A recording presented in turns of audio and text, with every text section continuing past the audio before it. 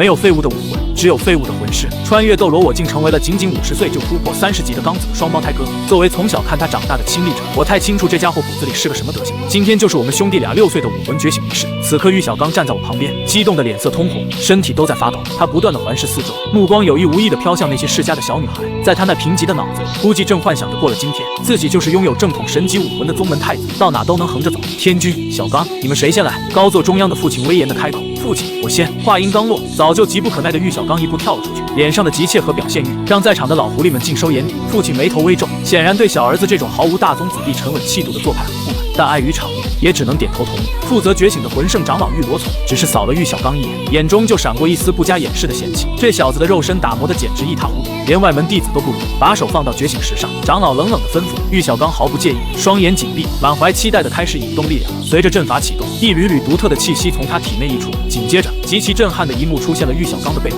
竟然缓缓升起了一个巨大的金黄色龙头虚影，全场猛地一阵骚动。昊天宗的代表眼睛一亮，立刻笑着拱手：“玉宗主，恭喜啊！看这一响，绝对是良性变异，难不成是传说中的黄金圣龙？”听到台下的惊呼，玉小刚猛地睁开眼睛，眼中金光大盛，他甚至极其嚣张地转头瞥了我一眼，嘴角勾起一抹得意的冷笑，那眼神仿佛在宣告：“大哥，听见了吗？黄金圣龙，我才是宗门未来的主人。”然而高位上的父亲却没有笑，身为在场唯一的封号斗罗，他敏锐地察觉到了不对劲。那个金黄色的虚影虽然看着唬人，但气息却透着一股随时会崩溃的虚弱感。事实证明，封号斗罗的直觉极其恐怖。玉小刚嘴角的笑容还没完全展开，异变突生，砰一声犹如玻璃碎裂的脆响传遍全场。玉小刚背后那条威武的黄金巨龙虚影，竟然毫无征兆的轰然炸碎，化作了漫天四散的金光。噗！玉小刚如遭雷击，气血逆流，当着全天下大佬的面，直接狂喷出一大口鲜血。那原本快要凝聚成型的黄金巨龙，在金光中急速塌陷萎缩，从霸气侧漏的龙鳞退化成了诡异的淡紫色毛发，从棱角分明的龙躯变成了一坨圆滚滚的肉球。几秒钟后，金光散去，一只酷似肥猪、长着2只清澈大眼睛、腰围粗壮的离谱的生物，吧唧一声掉在了玉小刚的脚边。这如果是在宠物市场，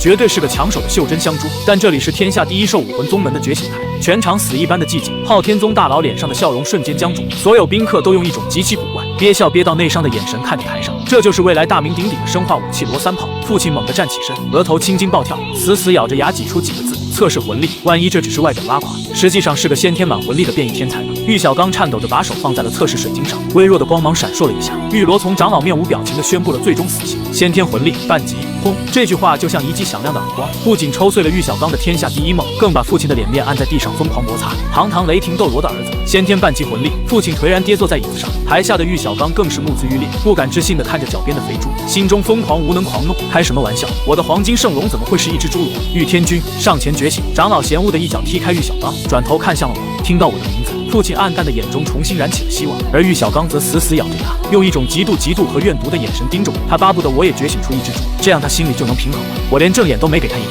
径直走到觉醒石前，闭上双眼，心神沉入。在我的精神世界深处，一条横贯天地，仿佛由纯金浇铸而成的恐怖巨龙，正用威严的黄金龙眸死死盯着我。那是龙神的子嗣，力量之祖黄金龙。任何花里胡哨的魂技在他面前，都不过是一捅就破的白纸。巨大的金龙化作流光冲入我体内。外界，我背后同样爆发出了金色的虚影。宾客们心里一紧，难道又要碎？哦，下一秒，一声震碎云霄的恐怖龙吟在蓝电霸王龙宗上空炸响，通天彻地的黄金巨龙虚影直冲云端，化作漫天金色光雨倾泻而下。沐浴在光雨中，我的肉身正在以极其变态的速度被疯狂强化。我睁开化为纯金色的眼眸，测试水晶爆发出刺瞎人眼的强光，先天满魂力，全场彻底沸腾。各大宗门的大佬蜂拥而上，对着父亲疯狂道贺。而角落里，玉小刚看着万众瞩目的我，脸色惨白，再次哇地吐出一口鲜血，摇摇欲坠。从这一刻起，这个世界上再也没有人在乎他这个小丑。然而，玉小刚的奇葩程度远超我的想象。当天深夜，我刚结束修炼，房门就被推开了。玉小刚红着眼睛站在门口，笑得比哭还难看。恭喜大哥！我知道他心里恨不得掐死我，但还是饶有兴致地看着他表演。大哥，我来找你是想给你规划一下修炼路线，我可是对武魂很有研究的。他心虚地搓了搓手，强装出一副高深莫测的大师派头。一个6岁的小孩，看了几本小人书就敢称有研究，怎么说？我强忍着笑意。玉小刚立刻兴奋了起来，两眼放光。根据我的研究，你的黄金龙生命力极其强大，所以你的第一魂环绝对不能去吸收普通的兽灵，而是应该去吸收生命力强大的植物系魂兽。你想想，龙类武魂加上植物系的增幅，那得强大到什么地步？我听完差点没在心里笑出腹肌。给天下第一的强攻系兽武魂去吸收植物系魂环，这就是所谓的理论鬼才。这种严重违背常识的弱智言论，但凡脑子正常点的人都说不出来。合着你真把我当成未来那个被你忽悠瘸了的唐三？我彻底失去了陪他演戏的耐心，冷冷地瞥了他一眼，早点回去睡觉吧。明天父亲还要亲自带我去星斗大森林猎取魂环。轻飘飘的一句话，直接把玉小刚定死在了原地。他僵硬着身体，脑子里疯狂脑补：你明天去猎环，意思是看不起我半级魂力，意思是嘲笑我是废物，你看不起我的理论，我以后一定会成为天下第一的武魂理论大师，我会培养出一个超越你的弟子。玉小刚在心里疯狂嘶吼，愤然拂袖离去。看着他无能狂怒的背影，我只觉得可笑。大师，你就在这慢慢做梦吧，我要开始降维打击了。第二天清晨，作为新晋封号斗罗的父亲玉元镇亲自带着我踏上了前往星斗大森林的猎环之旅。路上，父亲提起玉小刚，满脸的恨铁不成钢，说他就是身体太孱弱才导致武魂变异失败。我耸了耸肩，随口把昨晚玉小刚让我吸收植物系魂环的逆天暴论当个笑话讲了出来。吸收植物系魂兽的魂环，父亲听完眼睛瞪得像铜铃，当场暴怒。如果不是我们已经走在半路，他非得折回宗门，把玉小刚按在地上暴揍一顿不可。天君，以后你弟弟说什么你都不要听，他懂个屁的修炼。父亲余怒未消的再三叮嘱，生怕我这个宗门希望被那小子的弱智理论给忽悠去。进入星斗大森林外围后，我们并没有急着深入。就在这时，前方突然传来一阵异动，父亲一把提起我，身形如电，瞬间飞掠到一棵古树之上隐藏起来。只见下方一男一女2名魂圣正带着一个13、14岁的小女孩亡命狂奔，在他们身后赫然是一头暴怒的7万年级别狮鹫魔。父亲的目光却没有在那头凶悍的魂兽上停留，而是死死盯住了那名女性魂圣手中的武魂，一朵由粉白色花瓣组成的艳丽海棠花。9星海棠。父亲压低了声音，语气极其激动。这可是整个斗罗大陆被誉为辅助系奇迹的顶级武魂，一脉单传，无论多少个魂环，魂技永远只有一个极其变态的群体治疗。对于我们蓝电霸王龙这种纯粹的强攻系宗门来说，9星海棠绝对是梦寐以求的完美盟友。这种天降的人情怎么能不解？蓝电霸王龙宗玉元镇前来相助。父亲大喝一声，身形从天而降，9个魂环轰然爆发，尤其是那带着一丝红色的第9魂环，让在场的2名魂圣呼吸都停滞了。只是一记第3魂技雷霆之怒，无匹的雷电便将那只7万年的狮鹫魔直接轰飞。庞大的封号斗罗威压释放，瞬间将其射退。女魂圣名叫叶雨长，她身后那个初具美人胚子的小女孩，正是她的女儿，13岁的天才大魂师叶柔儿。见父亲带着我这么个几岁的小孩来猎魂，叶雨长有些迟疑，尴尬地提起了坊间的传闻。不过是一些坊间传闻，说蓝电霸王龙宗的公子觉醒了一只紫色的小猪。父亲的脸瞬间黑得像锅底，咬牙切齿地解释：真是好事不出门，坏事传千里。他们说的是我的小儿子玉小刚，这是我的大儿子玉天君，先天满魂力。叶家人恍然大悟，连连道歉。而叶柔儿看向我这个沉稳大气、天赋异禀的正太师，眼神也变得极其好奇和柔和。我心里冷笑：刚子啊刚子，以这只紫毛猪的名声，现在连天斗城的高层圈子都传遍了。在叶家人的惊叹中，父亲很快就为我锁定了一头600年修为的黄甲战龙，这是极其契合我的龙类魂兽。父亲毫不废话，一个鞭腿扫过去，直接把几千斤的黄甲战龙全身鳞甲踢碎，只留了最后一口气。我手起刀落，盘膝坐下，开始吸收。在我的精神世界里，那只原本还想挣扎的黄甲战龙，在看到我体内那通天彻地的黄金巨龙后，瞬间吓得夹紧了尾巴，乖乖化作精纯的能量。片刻后，我猛地睁开双眼，眼底金光爆射。第一魂技黄金龙体，攻击力、防御力、速度全方位暴涨80%，这是一个极其罕见且变态的100分比增幅神技，哪怕到了后期封号斗罗级别，依然能爆发出恐怖的收益。然而，就在我满载而归，开启无敌之路的时候，宗门里那个自命不凡的玉小刚却再次搞出了惊天的大洋相。我们刚回宗门，父亲就去玉小刚的院子查岗，结果大白天的，这小子居然在呼呼大睡，旁边还扔着什么揉骨兔的100种做法。天金牛蟒爱上泰坦巨猿这种地摊八卦书，父亲气得浑身发抖，一脚踹开房门：“你不思进去，给我滚出去！”那天，父亲的怒吼声响彻了整个蓝电霸王龙宗。玉小刚被揍得鼻青脸肿，直接被下了死命令，未突破10级之前不得踏出房间半步。时光飞逝，转眼3年过去了，被关了整整3年的玉小刚，耗费了宗门无数的顶级资源，终于堪堪突破了10级。他不仅没有反思，反而变得更加偏执。他推开门，志得意满地去找父亲，想要炫耀自己的苦修成果。可当他走到院门外时，却看到父亲正满脸温和，充满骄傲地在陪我进行实战对练。不错，这一击的力度已经直逼高阶魂尊了。父亲大声夸赞。门外的玉小刚脸色瞬间扭曲了。这3年，父亲连看都没看他一眼，却亲自给我当陪练，极度的嫉妒让他彻底失去了理智。他连门都没进，转身就走，在心里疯狂嘶吼：等我获得了魂环，你一定不是我的对手。9岁的他靠着宗主儿子的身份，忽悠了几个底层的弟子，连招呼都不打，直接跑去魂兽森林猎魂。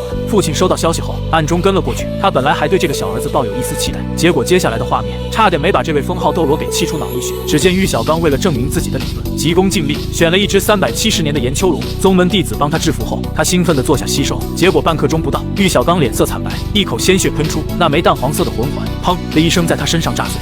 区一个300年的杂血魂环，他那孱弱到极点的身体竟然根本承受不住，吸收失败，惨遭反噬。躲在暗处的父亲只觉得一张老脸被人狠狠抽了几10个巴掌，简直抬不起头来。堂堂蓝电霸王龙家族的血脉，竟然连个300年的杂龙都吸不了。父亲拂袖而去，对这个儿子彻底死心。这件极其丢人的事很快传遍了宗门，玉小刚再次沦为所有人的笑柄。而此时的我9岁，身高已经接近1.5米，修为达到了恐怖的32级魂尊。每天陪我实战后用9星海棠给我疗伤的，已经是18岁出落得亭亭玉立的叶柔儿。这天，父亲突然把我叫到密室，交给我一个极其隐秘的任务。天君，你二叔玉罗冕年轻时在天斗城外惹的风流债，有个私生女，你带人悄悄把他们母女接回宗门安置，这是不方便张扬。我猛地一愣，玉罗冕的私生女，那不就是未来的杀戮之角蓝霸学院的院长柳二龙吗？原著里，柳二龙可是被玉小刚这个没担当的废物坑惨，两人相爱要结婚了，才发现是堂兄妹。结果玉小刚遇到世俗的阻力，没有选择面对，而是直接拿出了他的绝活当场跑路，留下二龙一个人在痛苦和自责中煎熬了大半生。现在我成了你大哥，这事儿还能让他发生？我冷笑一声，立刻带着叶柔儿杀向天斗城。推开那扇破旧的院门，我见到了生性凄苦的柳夫人，也看到了还在襁褓里奶凶一口咬住我手指头的小二龙。看着这个未来脾气火爆的女，我眼神微沉。刚子啊刚子，你这辈子最大的情债，大哥今天替你斩断了。这丫头以后由我亲自护着，谁敢再拿她去搞什么狗屁的武魂融合技，我直接送她去见阎王。我干脆利落地向柳夫人挑明了来意，承诺保他们母女周全。在宗门暗卫的护送下，我顺利将二龙母女接回了蓝电霸王龙宗的隐秘别院。这波截胡不仅让二叔玉罗冕从此收心苦修，更是把玉小刚未来唯一的感情寄托连根拔起。没有了柳二龙，我倒要看看你这个只会跑路的废物大师，以后还能拿什么来装深情。把柳二龙母女接回宗门后，日子一天天过去，在我的亲自照顾下，那个曾经只会咬我手指头的奶团子，逐渐长成了一个浴血可爱的小萝莉。她每天像个小尾巴一样跟在我屁股后面，一口一个天君哥哥，叫的别提多甜了。至于玉小刚，他现在还在为突破魂师苦苦挣扎，这辈子连见柳二龙一面的资格都没有，更别提去搞什么虐恋祸害人家了。然而，就在我稳稳改变别人命运的时候，我自己却遇到了一个极其恶心的麻烦。极致武魂遇到大瓶颈了。前期黄金龙那变态的属性让我同级无敌，越级吸收魂环如喝水。可到了中期，极致武魂修炼速度极其缓慢的弊端就开始疯狂显现。整整6年，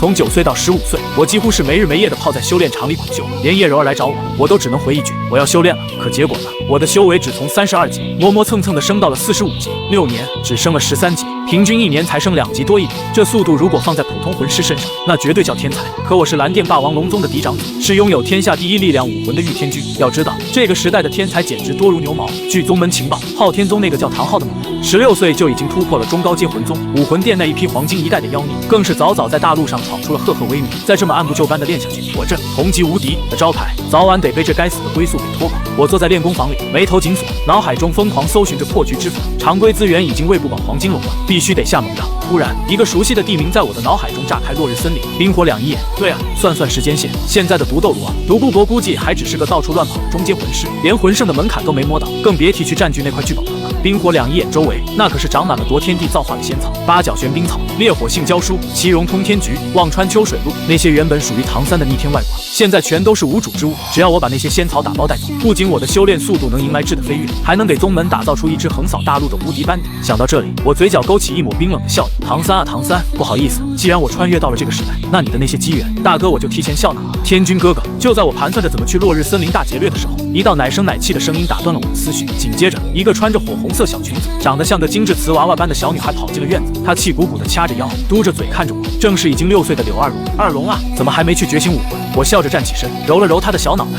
她不满地躲开我的手，咧起小嘴。天君哥哥，你还知道今天是我觉醒武魂的日子，你都不来，我专门跑来叫你。我哑然失笑。这6年里，这小丫头对我极其依赖，连武魂觉醒这么重要的事情都非要拉着我一起。因为二龙是二叔私生女的特殊身份，为了避嫌，她的觉醒仪式没有大张旗鼓，而是安排在宗门深处的一间隐秘密室里，没有邀请任何外人。在场的只有父亲玉元镇、二叔玉罗冕一家以及我。密室里的气氛有些凝重，二叔玉罗冕满脸紧张，双手紧紧攥着衣角。父亲抱起小二龙逗弄了一番后，神色严肃地看向二弟：“二弟，今天二龙觉醒武魂，丑话我得说在前面，如果他觉醒的不是蓝电霸王龙，甚至连龙类武魂都不是，你知道后果的吗？”玉罗冕沉重地点了点头。宗门规矩森严，如果觉醒出废武魂，二龙不仅无法获得蓝电霸王龙宗正统嫡系的身份和资源，未来的日子也会变得疾苦。开始吧！父亲沉声下令。二叔深吸了一口气，颤抖着手，亲自上前为女儿主持觉醒。当小二龙将那只白嫩的小手放在觉醒石上的那一刻，轰！一股极其浓烈、狂暴至极的火焰骤然从觉醒石中喷发而出，炽热的火光瞬间照亮了整间密室，连周围空气的温度都跟着急剧攀升，仿佛要把人烤化一般。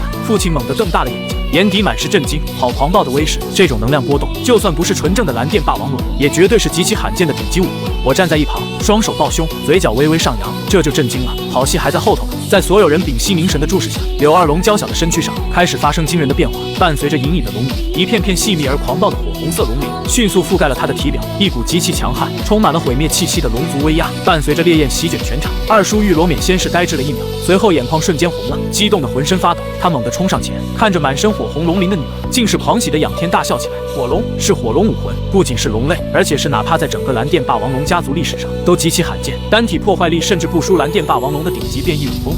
看着二叔一家喜极而泣，看着父亲满脸欣慰的笑容，我暗暗捏紧了拳头。柳二龙的命运彻底被我改写了，她不再是那个流落在外、被玉小刚欺骗感情的凄苦女子，而是蓝电霸王龙宗名正言顺的天之骄女。那么接下来就该解决我自己的问题。我转过头，目光深邃地看向落日森林的方向。冰火两仪眼的仙草，我来了。接下来我借口历练，向父亲请辞，孤身一人踏上了前往落日森林的旅途。当然，作为宗门的宝贝疙瘩，我知道父亲暗中派了魂帝级的心腹暗卫玉影跟着我，但这正合我意。而巧合的是，就在我离开宗门的那天，我那个苦修了9年，依然卡在19级，连个大魂师都不是的废物弟弟玉小刚，终于受不了宗门的冷落，留下一封信离家出走了。走之前，这小子还在心里疯狂诅咒我，最好在路上变成个废人。他在信里大言不惭地说要自己去闯荡，要去武魂殿的武魂城学习，证明自己是个理论天才。我听完只觉得好笑，那就去呗。希望武魂城的保安能对他温柔点。经过几天的长途跋涉，我终于抵达了落日森林外围的小旅馆。为了摸清周围的高手，我坐在大厅里观察，结果一眼就盯上了一个极其惹眼的人。那人裹着宽大的衣袍，戴着面纱，连男女都分不清，但身上那股稳健扎实的魂力波动，绝对是个顶级高手。我本着不惹事的心态去前台开房，好巧不巧，这旅馆只有2间上房，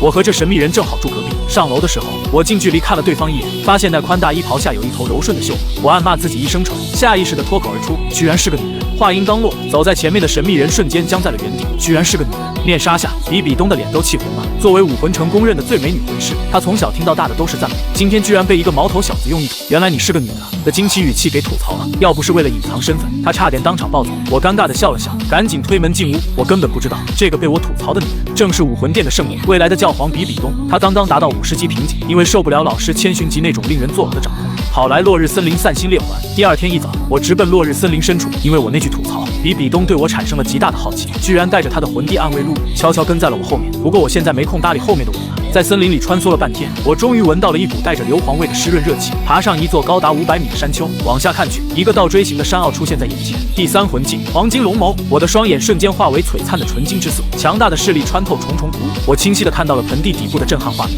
红白2色的泉水泾渭分明，周围长满了散发着宝光的仙品药草，没有任何人捷足先登，这里简直是一座未开发的超级宝库。但紧接着，我的目光一凝，在冰火两仪眼的旁边盘踞着一条庞然大物蛇发人身，浑身散发着恐怖的毒气，至少3万年级别的顶级魂兽美杜莎。我深吸一口气，3万年的美杜莎绝不是我现在45级能单挑的，这玩意儿可是必爆魂骨的极品。我立刻转身下山，准备去找暗卫玉影，看看能不能联手做掉他。结果我刚下山，就看到玉影正在和2个人对峙，正是旅馆里的那个蒙面女人和她的暗卫。在下蓝电霸王龙宗玉天君，2位一直跟着我，不是凑巧这么简单吧？我冷冷地看着他，直接报出了名号。比比东剑被拆穿，索性也不装了，但借口找得极其蹩脚。我只是来看看有没有什么好玩的。好玩？堂堂一个魂宗巅峰的高手，跑落日森林深处来旅游，眼看他一而再再而三地找借口不肯走，我怕仙草的秘密暴露，彻底失去了耐心。既然不肯走，那就做过一场吧。我冷哼一声，武魂瞬间附体，灿金色的龙鳞覆盖双臂，一黄三紫，4个超越极限配比的魂环轰然升起，极致的力量威压瞬间席卷全场。看到我的魂环，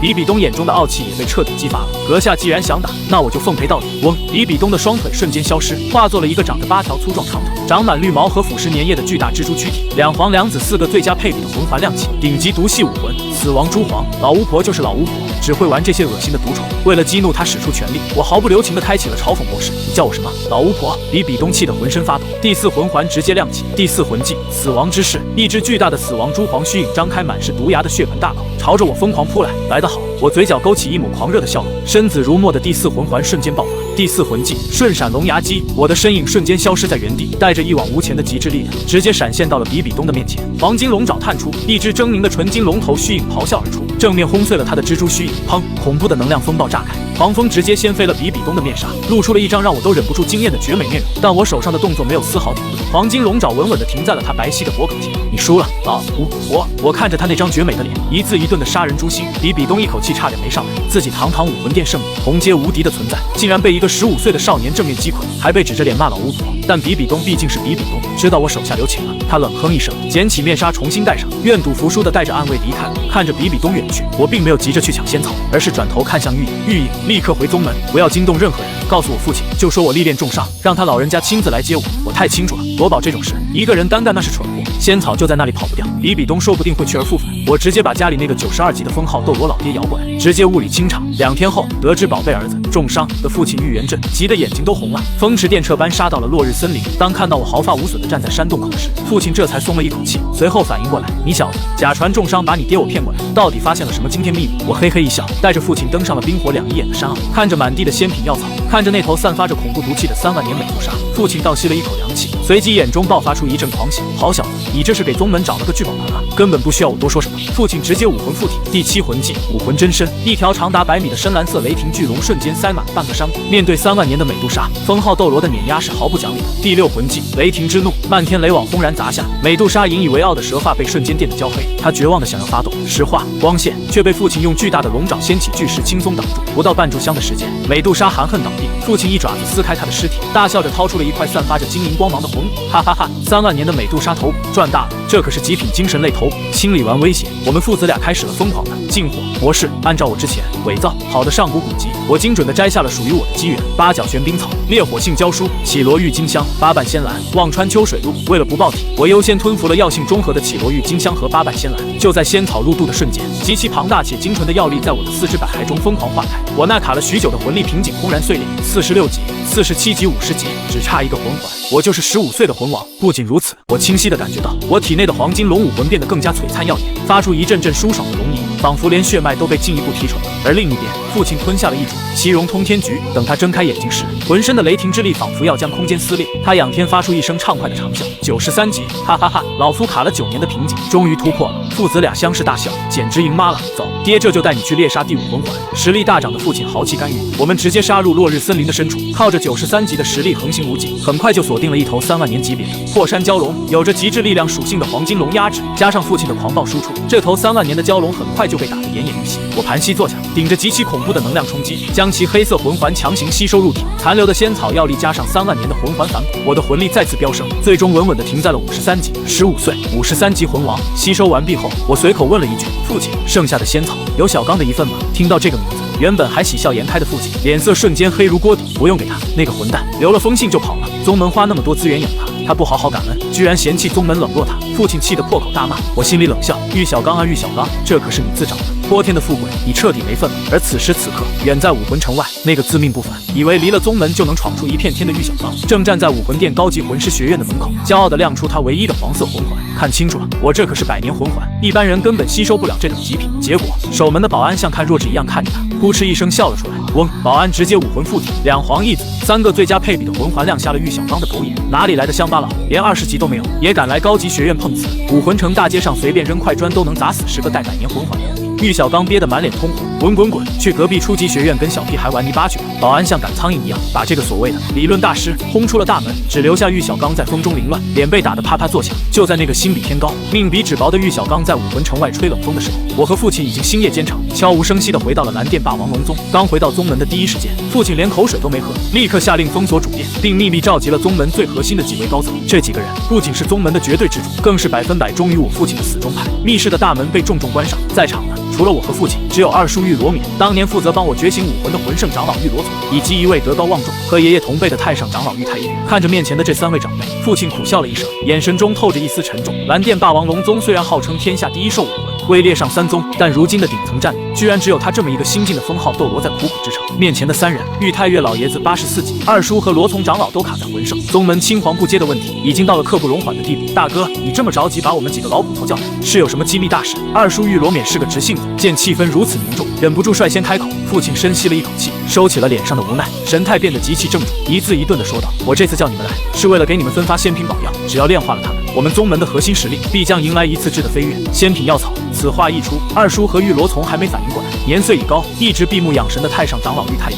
却是浑身猛地一震，他直接坐直了身躯，难以置信地盯着父亲。元震，此话当真？父亲郑重地点了点头，没有一句废话，直接从储物魂导器中取出了3个特制的玉盒。啪的一声，盖子掀开，3株散发着莹莹毫光、蕴含着极其恐怖能量波动的绝世宝药赫然出现在众人眼前。仅仅是吸入了一口那溢散出的香气，在场的3位老牌强者就感觉浑身气血翻涌，连多年未曾松动的瓶颈都隐隐有了突破的迹象。这3株宝药分别是鸡冠凤凰葵、水仙玉鸡骨以及9品紫芝。父亲指着盒子里的宝药，沉声介绍着他们的逆天功效。看着那3株传说中夺天地造化的宝物，二叔和玉罗从的呼吸瞬间变得极其粗重。然而，让我万万没想到的是，最先冷静下来的，竟然是对突破最渴望的太上长老玉太岳。老爷子死死盯着那株能为他固本培元、延寿数年，甚至助他冲击封号斗罗的九品紫芝，眼底闪过一丝极其强烈的挣扎，但仅仅片刻，那丝挣扎就化作了释然的平静。算了算了，玉太岳摆了摆手，苦笑着叹了口气，身子重新靠回了椅背上。元振啊，我都快100岁的人了，就算吃了这仙草，最多也就再多苟活个10几年。吃这种夺天地造化的宝物，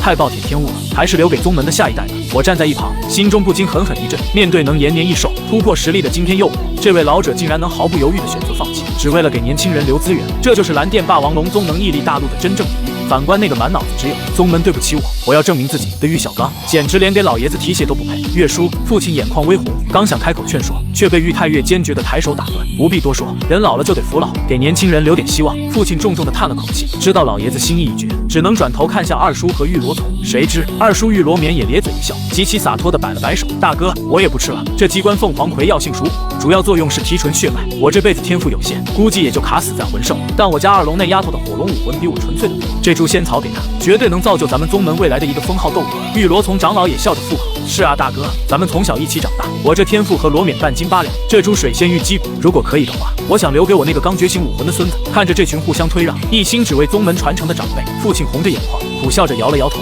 最终，机关凤凰葵给了柳二龙，水仙玉击骨赐给了玉罗从的孙子。至于那株九品紫芝，父亲为了避嫌，免得别人觉得他想私吞给玉小刚，直接用秘法将其封存进了宗门最深处的宝库。更何况，玉小刚那个白眼狼早就跑路了。分发完仙草，密室里原本沉重的气氛终于轻松了下来。就在这时，太上长老玉太岳突然转头看向我，他那双浑浊却锐利的老眼中闪过一丝金光。元振，我看天君这次历练回来，身上的气息极其内敛，却又深不可测，是不是修为又有大突破？听到这话，父亲脸上的阴郁瞬间一扫而空，忍不住露出了一抹极其骄傲，甚至有些压抑不住得意的笑容。不瞒岳叔，父亲深吸了一口气，声音洪亮的在大厅里炸响。天君这次在落日森林吸收了2株极品仙草，修为已经一举突破到了53级魂王。什么53级？二叔和玉罗从惊的直接从椅子上跳了起来，连一向稳重的玉太岳都猛地倒吸了一大口凉气。15岁的魂王，玉太岳激动的胡子都在发抖，连说了3个好字：好，好，好！天佑我蓝电霸王龙宗！既然天君实力大增，那半年后的天骄战，我们终于有希望扬眉吐气了。天骄战，我敏锐地捕捉到了这个词汇，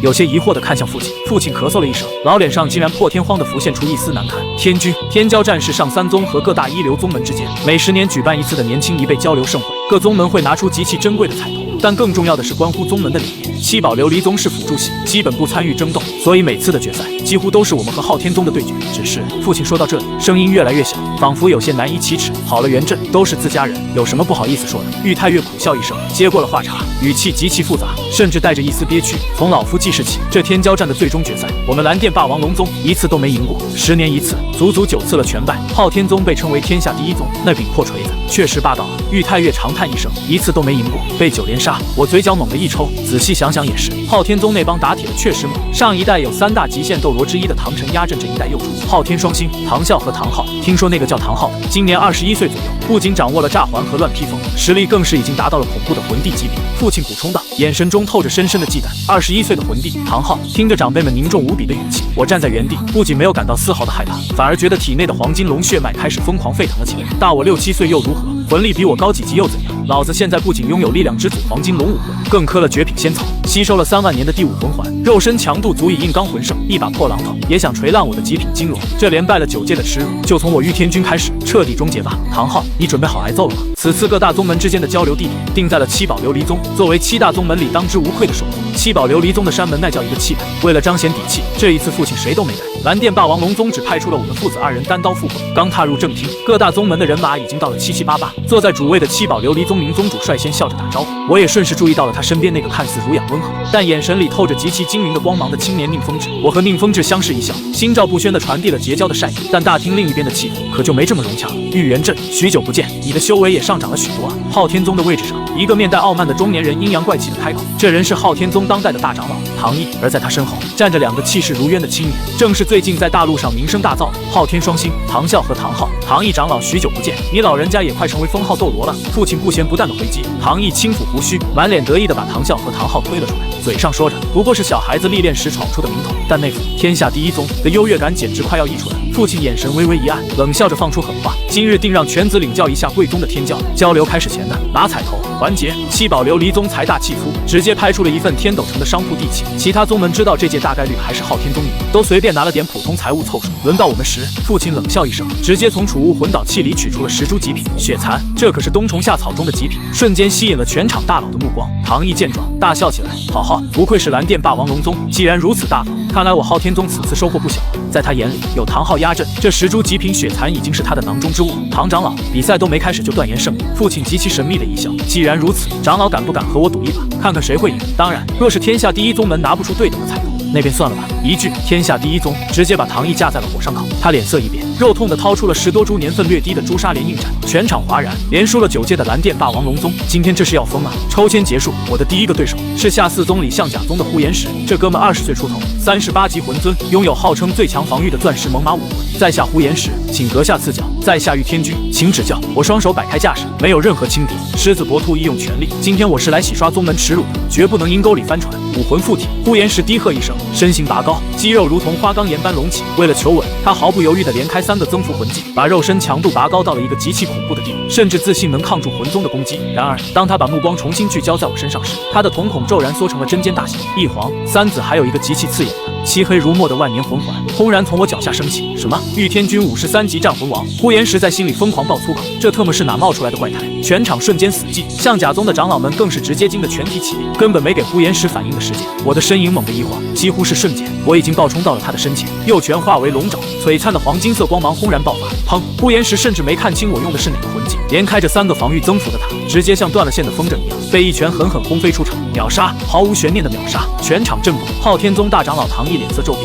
压低声音问身后的唐啸：“如果对上这玉天君，你有几分胜算？”唐啸犹豫了一下，如果他没尽全力侮辱开吧。一旁的唐昊却极其狂妄地扬起下巴：“我稳赢。”很快，接下来的对手未战先弃，决赛的擂台上只剩下我和那个被誉为当世第一天才的唐昊。我轻佻地冲他勾了勾手指：“来吧，再胜了你唐昊，我就该回去修炼了。我很忙。”一向心高气傲的唐昊被我彻底激怒，愤然登场，2黄2紫2黑，这也是一套堪称完美的魂帝配比。唐昊举起重达1000斤的昊天锤，杀气腾腾，可敢与我一战，有何不敢？我冷嗤一声，黄金龙鳞瞬间附体，裁判古荣一声令下，唐昊拔地而起，没有任何试探，上来就是杀招乱披风锤法。看着他一锤接一锤的叠加力量，地面的青石板被砸出一个个深坑。我眼神微眯，绝不能让他把81锤续满。第4魂技瞬闪龙牙击，带有空间瞬移特性的神技爆发，我直接无视了空间的距离，瞬间闪现到了唐昊的面门前。唐昊大惊失色，蓄势的乱披风被迫中断，仓促反击，砰！他被我一记黄金龙头逼得倒退数，踩碎了10几块地砖，冷汗瞬间湿透了后背。可惜你终究是魂王，而我是魂帝。唐昊调息一瞬，被逼急了的他直接点亮了万年的第6魂环，手中的昊天锤迎风暴涨，眨眼间变成了一棵大树般大小，带着毁天灭地的威势朝我砸来。面对这绝杀一击，我不仅不躲，反而仰天狂笑。3万年级别的黑色第5魂环骤然爆发，第5魂技龙王破神枪，极致的力量在我手中凝结，化作一杆长达丈余的黄金长枪。我右臂猛地甩出，长枪带着音爆声迎头撞向巨大的昊天锤。不仅如此，我心念一动，第2魂环同时亮起，黄金龙吼，一道足以震荡魂帝灵魂的恐怖龙吟发动。唐昊瞬间大脑一片空白，手上的力道直接弱了3分。可惜你的魂技不是脱手技。我冷笑一声，再次发动瞬闪龙牙击，直接栖身来到他腹部的视觉死角。砰！毫无还手之力的唐昊被我一记龙爪狠狠轰飞上天，人在半空就狂喷出一大口鲜血。就在我准备升空补刀，彻底废了这个未来隐患的时候，昊天宗大长老唐毅急的声音都劈叉：“住手！”我稳稳落地，冷冷地看着唐毅抱住重伤的唐昊。不可一世的唐昊败了，我还没有输，我还有底牌。唐昊挣扎着起身，不甘的嘶吼：“输了不认！昊天宗也不过如此！”我毫不留情的嘲讽。然而就在这时，36岁、修为高达71级魂圣的唐啸眼睛红了，他不顾长辈阻拦，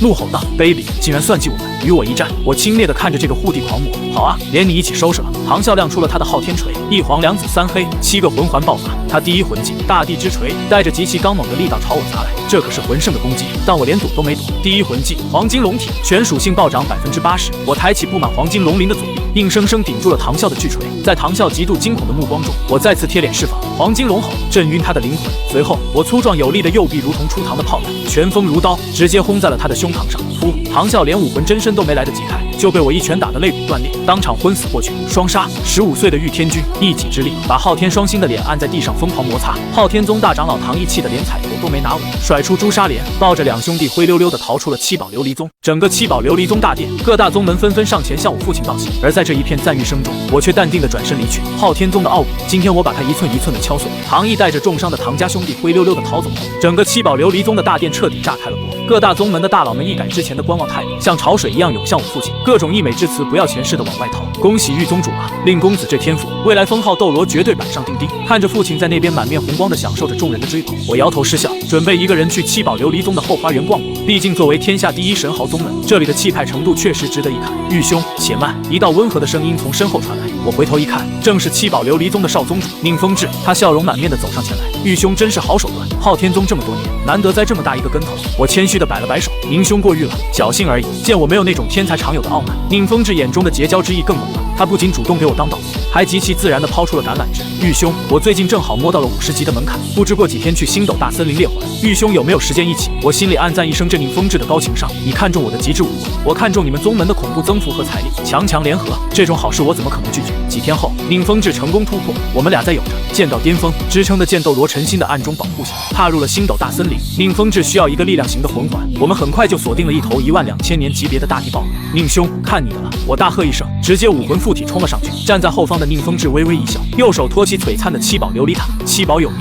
一约速，二约玉，四约属性增幅，3道绚丽的光芒瞬间打入我的体内。那一刻，我终于体会到了什么叫做大陆第一辅助的恐怖。它4环级别的增幅，直接让我的速度、防御和全属性暴涨了50%，而且这种增幅是连带内脏一起强化的。第一魂技黄金龙体，我毫不犹豫地叠加了自己的百分比神技，全属性再次狂飙80%。在双重变态增幅下，我一个15岁的5环魂王，此刻的肉身强度直接拔高到了堪比高阶魂圣的非人类地步。给我趴下！我狂笑一声，黄金龙爪带着撕裂空气的音爆，一拳轰在大地豹猿的胸口。这头万年魂兽甚至连惨叫都没发出来，就被我极其粗暴地砸飞了上百米，直接倒地吐血不起。躲在暗处的剑斗罗陈心看得连连点头，心中暗惊：这蓝电霸王龙宗的小子，战斗天赋简直惊为天人。就在宁风致上前补刀吸收魂环的时候，我敏锐地察觉到了远处的树丛里有一道鬼鬼祟祟的身影。谁？滚出来！我眼神一厉，右手的黄金龙头虚影瞬间蓄势待发。兄弟别动手，我只是路过。一个长着鹰钩鼻、戴着水晶眼镜的青年慌慌张张地举着双手走了出来，他背后生着一对羽翼，2黄1紫3个魂环在脚下律动。在下弗兰德，40级，来寻找合适的魂兽。弗兰德，我猛地一愣，这不就是未来史莱克学院的院长玉小刚那个所谓黄金铁三角里真正的大腿吗？我脑子里瞬间闪过一个极其大胆的想法，原著里弗兰德和柳二龙是靠着玉小刚的罗三炮进行武魂融合，既然我的黄金龙和罗三炮同源，那我岂不是也能截胡这个武魂融合技？想到这里，我脸上的杀气瞬间收敛，换上了一副如沐春风的笑容。原来是弗兰德兄弟，在下蓝电霸王龙宗玉天君，相逢即是缘。福兄天赋不错，日后若是在大陆上遇到了难处，随时来蓝电霸王龙宗找我。出身草根、生性谨慎的弗兰德受宠若惊，连连道谢后离去。我看着他的背影，嘴角疯狂上扬。刚子啊刚子，你未来的老婆柳二龙被我养在宗门，你未来的好兄弟弗兰德也被我提前招来，我倒要看看你以后拿什么去凑你那个黄金铁三角。猎环结束后，我和宁风致道别返回了宗门。刚一回去，二叔就交给我一个任务。原来父亲的暗卫终于在武魂城发现了离家出走的玉小刚的踪迹。父亲虽然嘴上骂得很，但心里还是放不下这个废柴儿子。他给了我一枚储物戒指和一株珍贵的灵芝，让我顺路去武魂城看看他。如果他认错了，就把灵芝给他补补身子。行吧，我就去看看咱们这位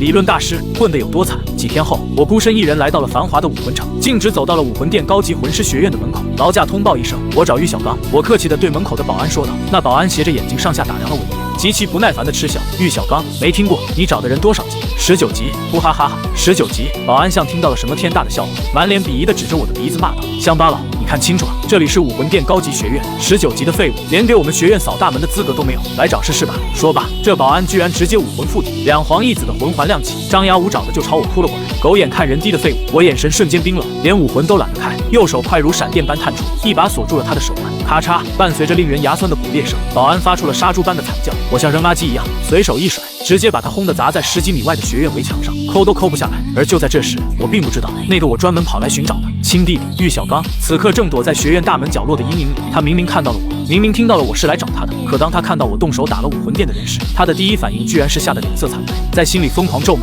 玉天君这个白痴，竟然在这里闹事！武魂殿的人也是能惹的吗？这不是要连累我吗？我还怎么在这里待下去？为了撇清关系，这个自私到了极点的懦夫，竟然一声不吭，转头就溜进了小巷子，逃得无影无踪。学院门口的动静瞬间引来了一大批老师和学生，一个中年教导主任火急火燎地冲了出来，怒吼道：“你是何人？竟敢在武魂殿学院撒野！”我负手而立，黄金龙的恐怖龙威轰然释放，压得周围的学生连连后退。蓝电霸王龙宗玉天君，我目光冰冷地盯着那个主任，你们的狗出言不逊乱咬人，我替你们教训他，有意见吗？听到蓝电霸王龙宗的名号，再感受到我这深不可测的实力，那主任满头的怒火瞬间被浇了一盆冰水，吓得额头直冒冷汗，连话都不敢大声说了。就在这剑拔弩张的时刻，教学楼的台阶上传来了一阵清脆的高跟鞋声，一道戴着面纱、身姿极其曼妙的倩影缓缓走了下来。他看着被众人围在中央、气场全开的我，语气中带着一丝复杂和玩味。没想到你这么快就来武魂城了。听到这个声音，刚才还不可一世的教导主任吓得浑身一哆嗦，猛地转过身，90度鞠躬，声音都在发抖。圣女大人，我看着缓缓走来的比比东，嘴角勾起一抹肆意的弧度。比比东，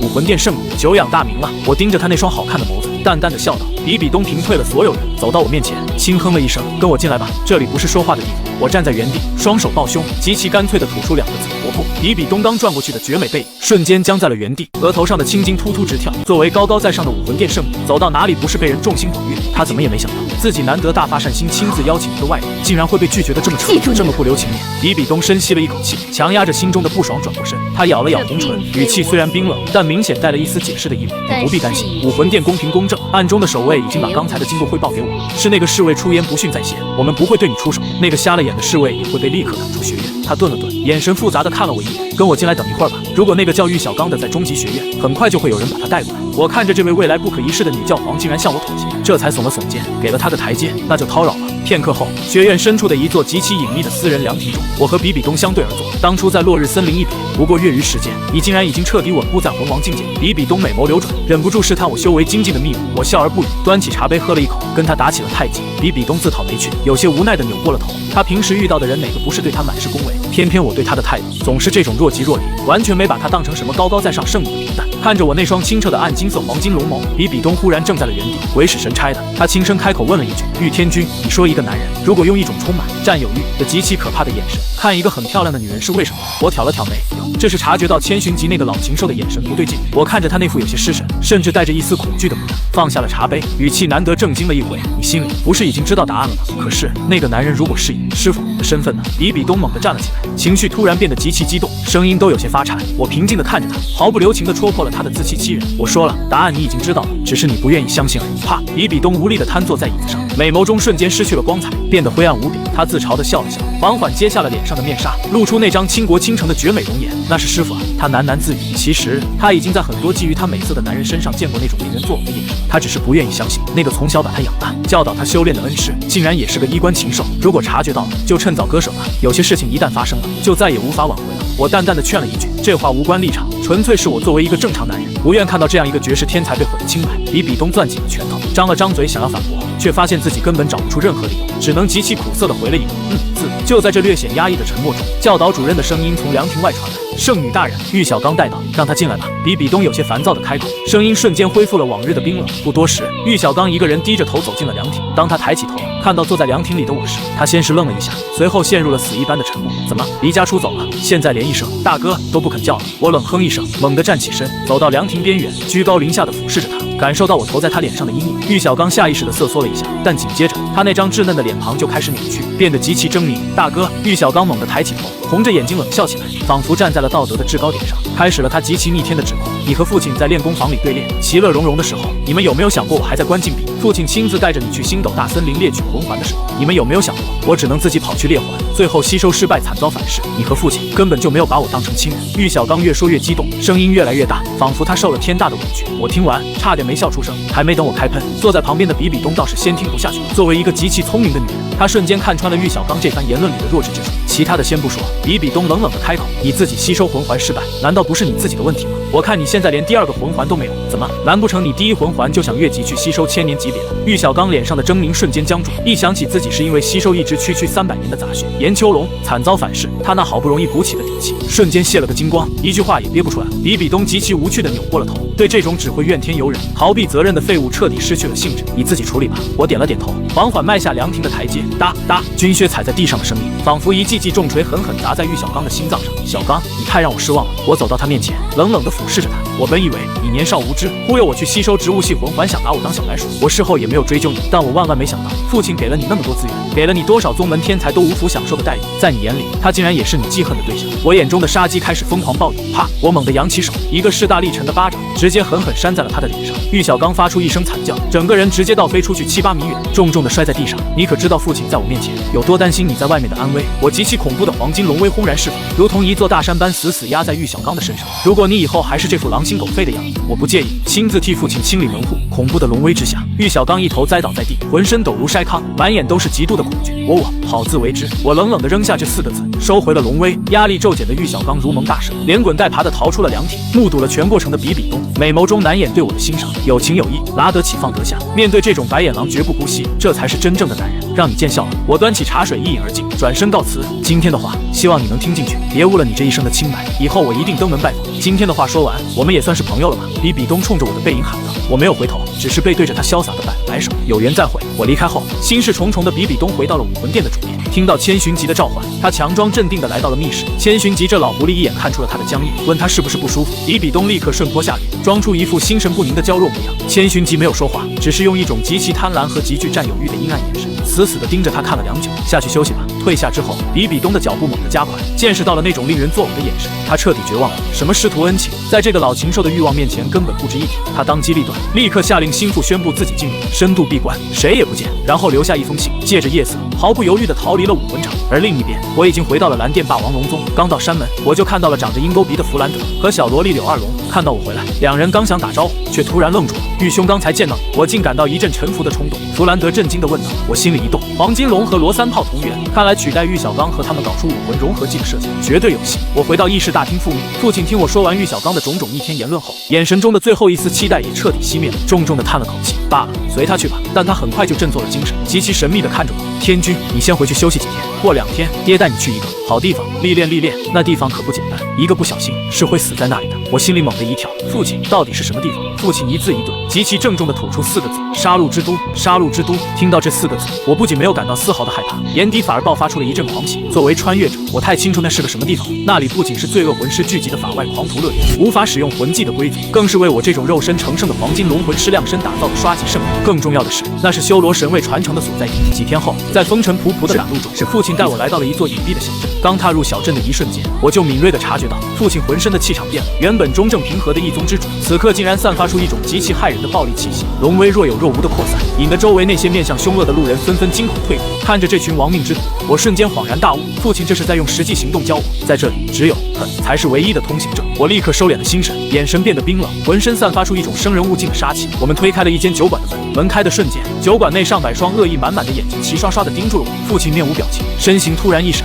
瞬间来到了一个满脸横肉的壮汉面前，右手猛地抬起，砰一声闷响，那壮汉的头颅就像烂西瓜一样被当场捏爆，血柱冲天而起。周围的亡命之徒见状，脸色大变，纷纷惊恐地挪开了视线。父亲冷漠地看向吧台服务员，服务员抖如筛糠地递上2个杯子，父亲直接接满了那具无头尸体喷出的鲜血，将其中一杯推到我面前。敢喝吗？我看着那杯腥臭的鲜血，嘴角勾起一抹残忍的冷笑。我直接端着杯子走到吧台前，有没有别的？服务员看了我一眼，到底是死人见多了，恢复了镇定，眼神中甚至浮现出一丝嘲弄。没有，只有血腥玛丽。要是连血腥玛丽都喝不，我喝尼玛的血腥玛丽！没等他把话说完，我突然暴起，右手瞬间化为灿金色的黄金龙爪，一把捏碎了服务员的头颅，紧接着反手一套，直接把他的心脏转了出来，用力捏爆，鲜血溅了一地。父亲在旁边看得连连点头。我学得很快，这里没有规矩，拳头大就是规矩。就在我转身，如砍瓜切菜般将酒馆里剩下那些不知死活的亡命徒全部杀光时，我发现父亲已经悄然离开了，他已经把我领进了门。接下来的路要靠我自己杀。我走到吧台前，一拳轰碎了地面，露出了一条漆黑的地下通道。没有任何犹豫，我纵身跃入，在通道里走出了上千米，眼前豁然开朗，一片空旷的地下广场上，整整101名穿着黑色铠甲的骑士已经在此等候多时。为首的黑甲战士长枪一指，冷冷开口：违背规则擅闯者，赢了我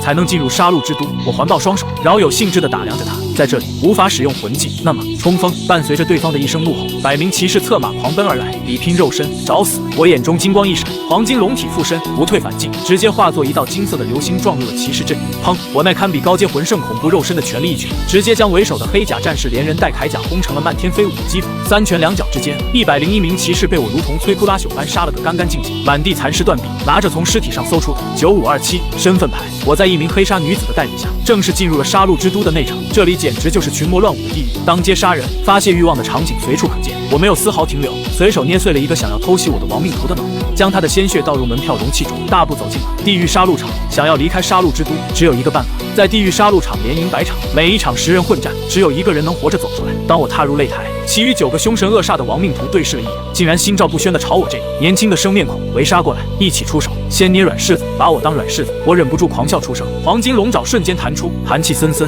扑哧扑哧，我猛地一个扭身，龙爪挥出，冲在最前面的3人直接被拦腰斩断，残破的内脏洒满了一地。一个手持铁棍武魂的家伙不知死活的跟我硬碰硬，杀来得好！我双爪紧握成拳，迎着他的铁棍狠狠砸下，砰！铁棍碎裂，武魂反噬。没等他吐出那口鲜血，我的第2拳已经轰然而至，直接将他的上半身轰成了一团血雾。不到2分钟，9具残破不全的尸体静静地躺在擂台上，沐浴在鲜血中。我不仅没有感到不适，反而感受到黄金龙血脉中那股嗜战的疯狂正在疯狂咆哮。在这里，掌管生杀大权才是我这条力量之祖真正该过的生活。因为我杀人从不留全尸，手段极其残暴。短短1天之内，我不仅拿下了首胜，还在街头反杀了10几个想捡漏的恶徒。很快，整个杀戮之都都知道了我的凶名。修罗，深夜，我睡在刚抢来，门外还挂着前主人脑袋的屋子里，突然被外面的喊杀声惊醒，抓了个路人一问，才知道是来了一个极其漂亮的女人，引发了暴乱。我嫌弃的把那人砸在墙上，准备回屋，余光却瞥见了一条极其熟悉、长满绿毛且带着腐蚀粘液的恐怖蜘蛛腿。我猛地回头，只见一个女人满身是血，8条蜘蛛腿上挂满了碎肉，手里提着一把砍得卷刃的破剑，从转角处走了过来。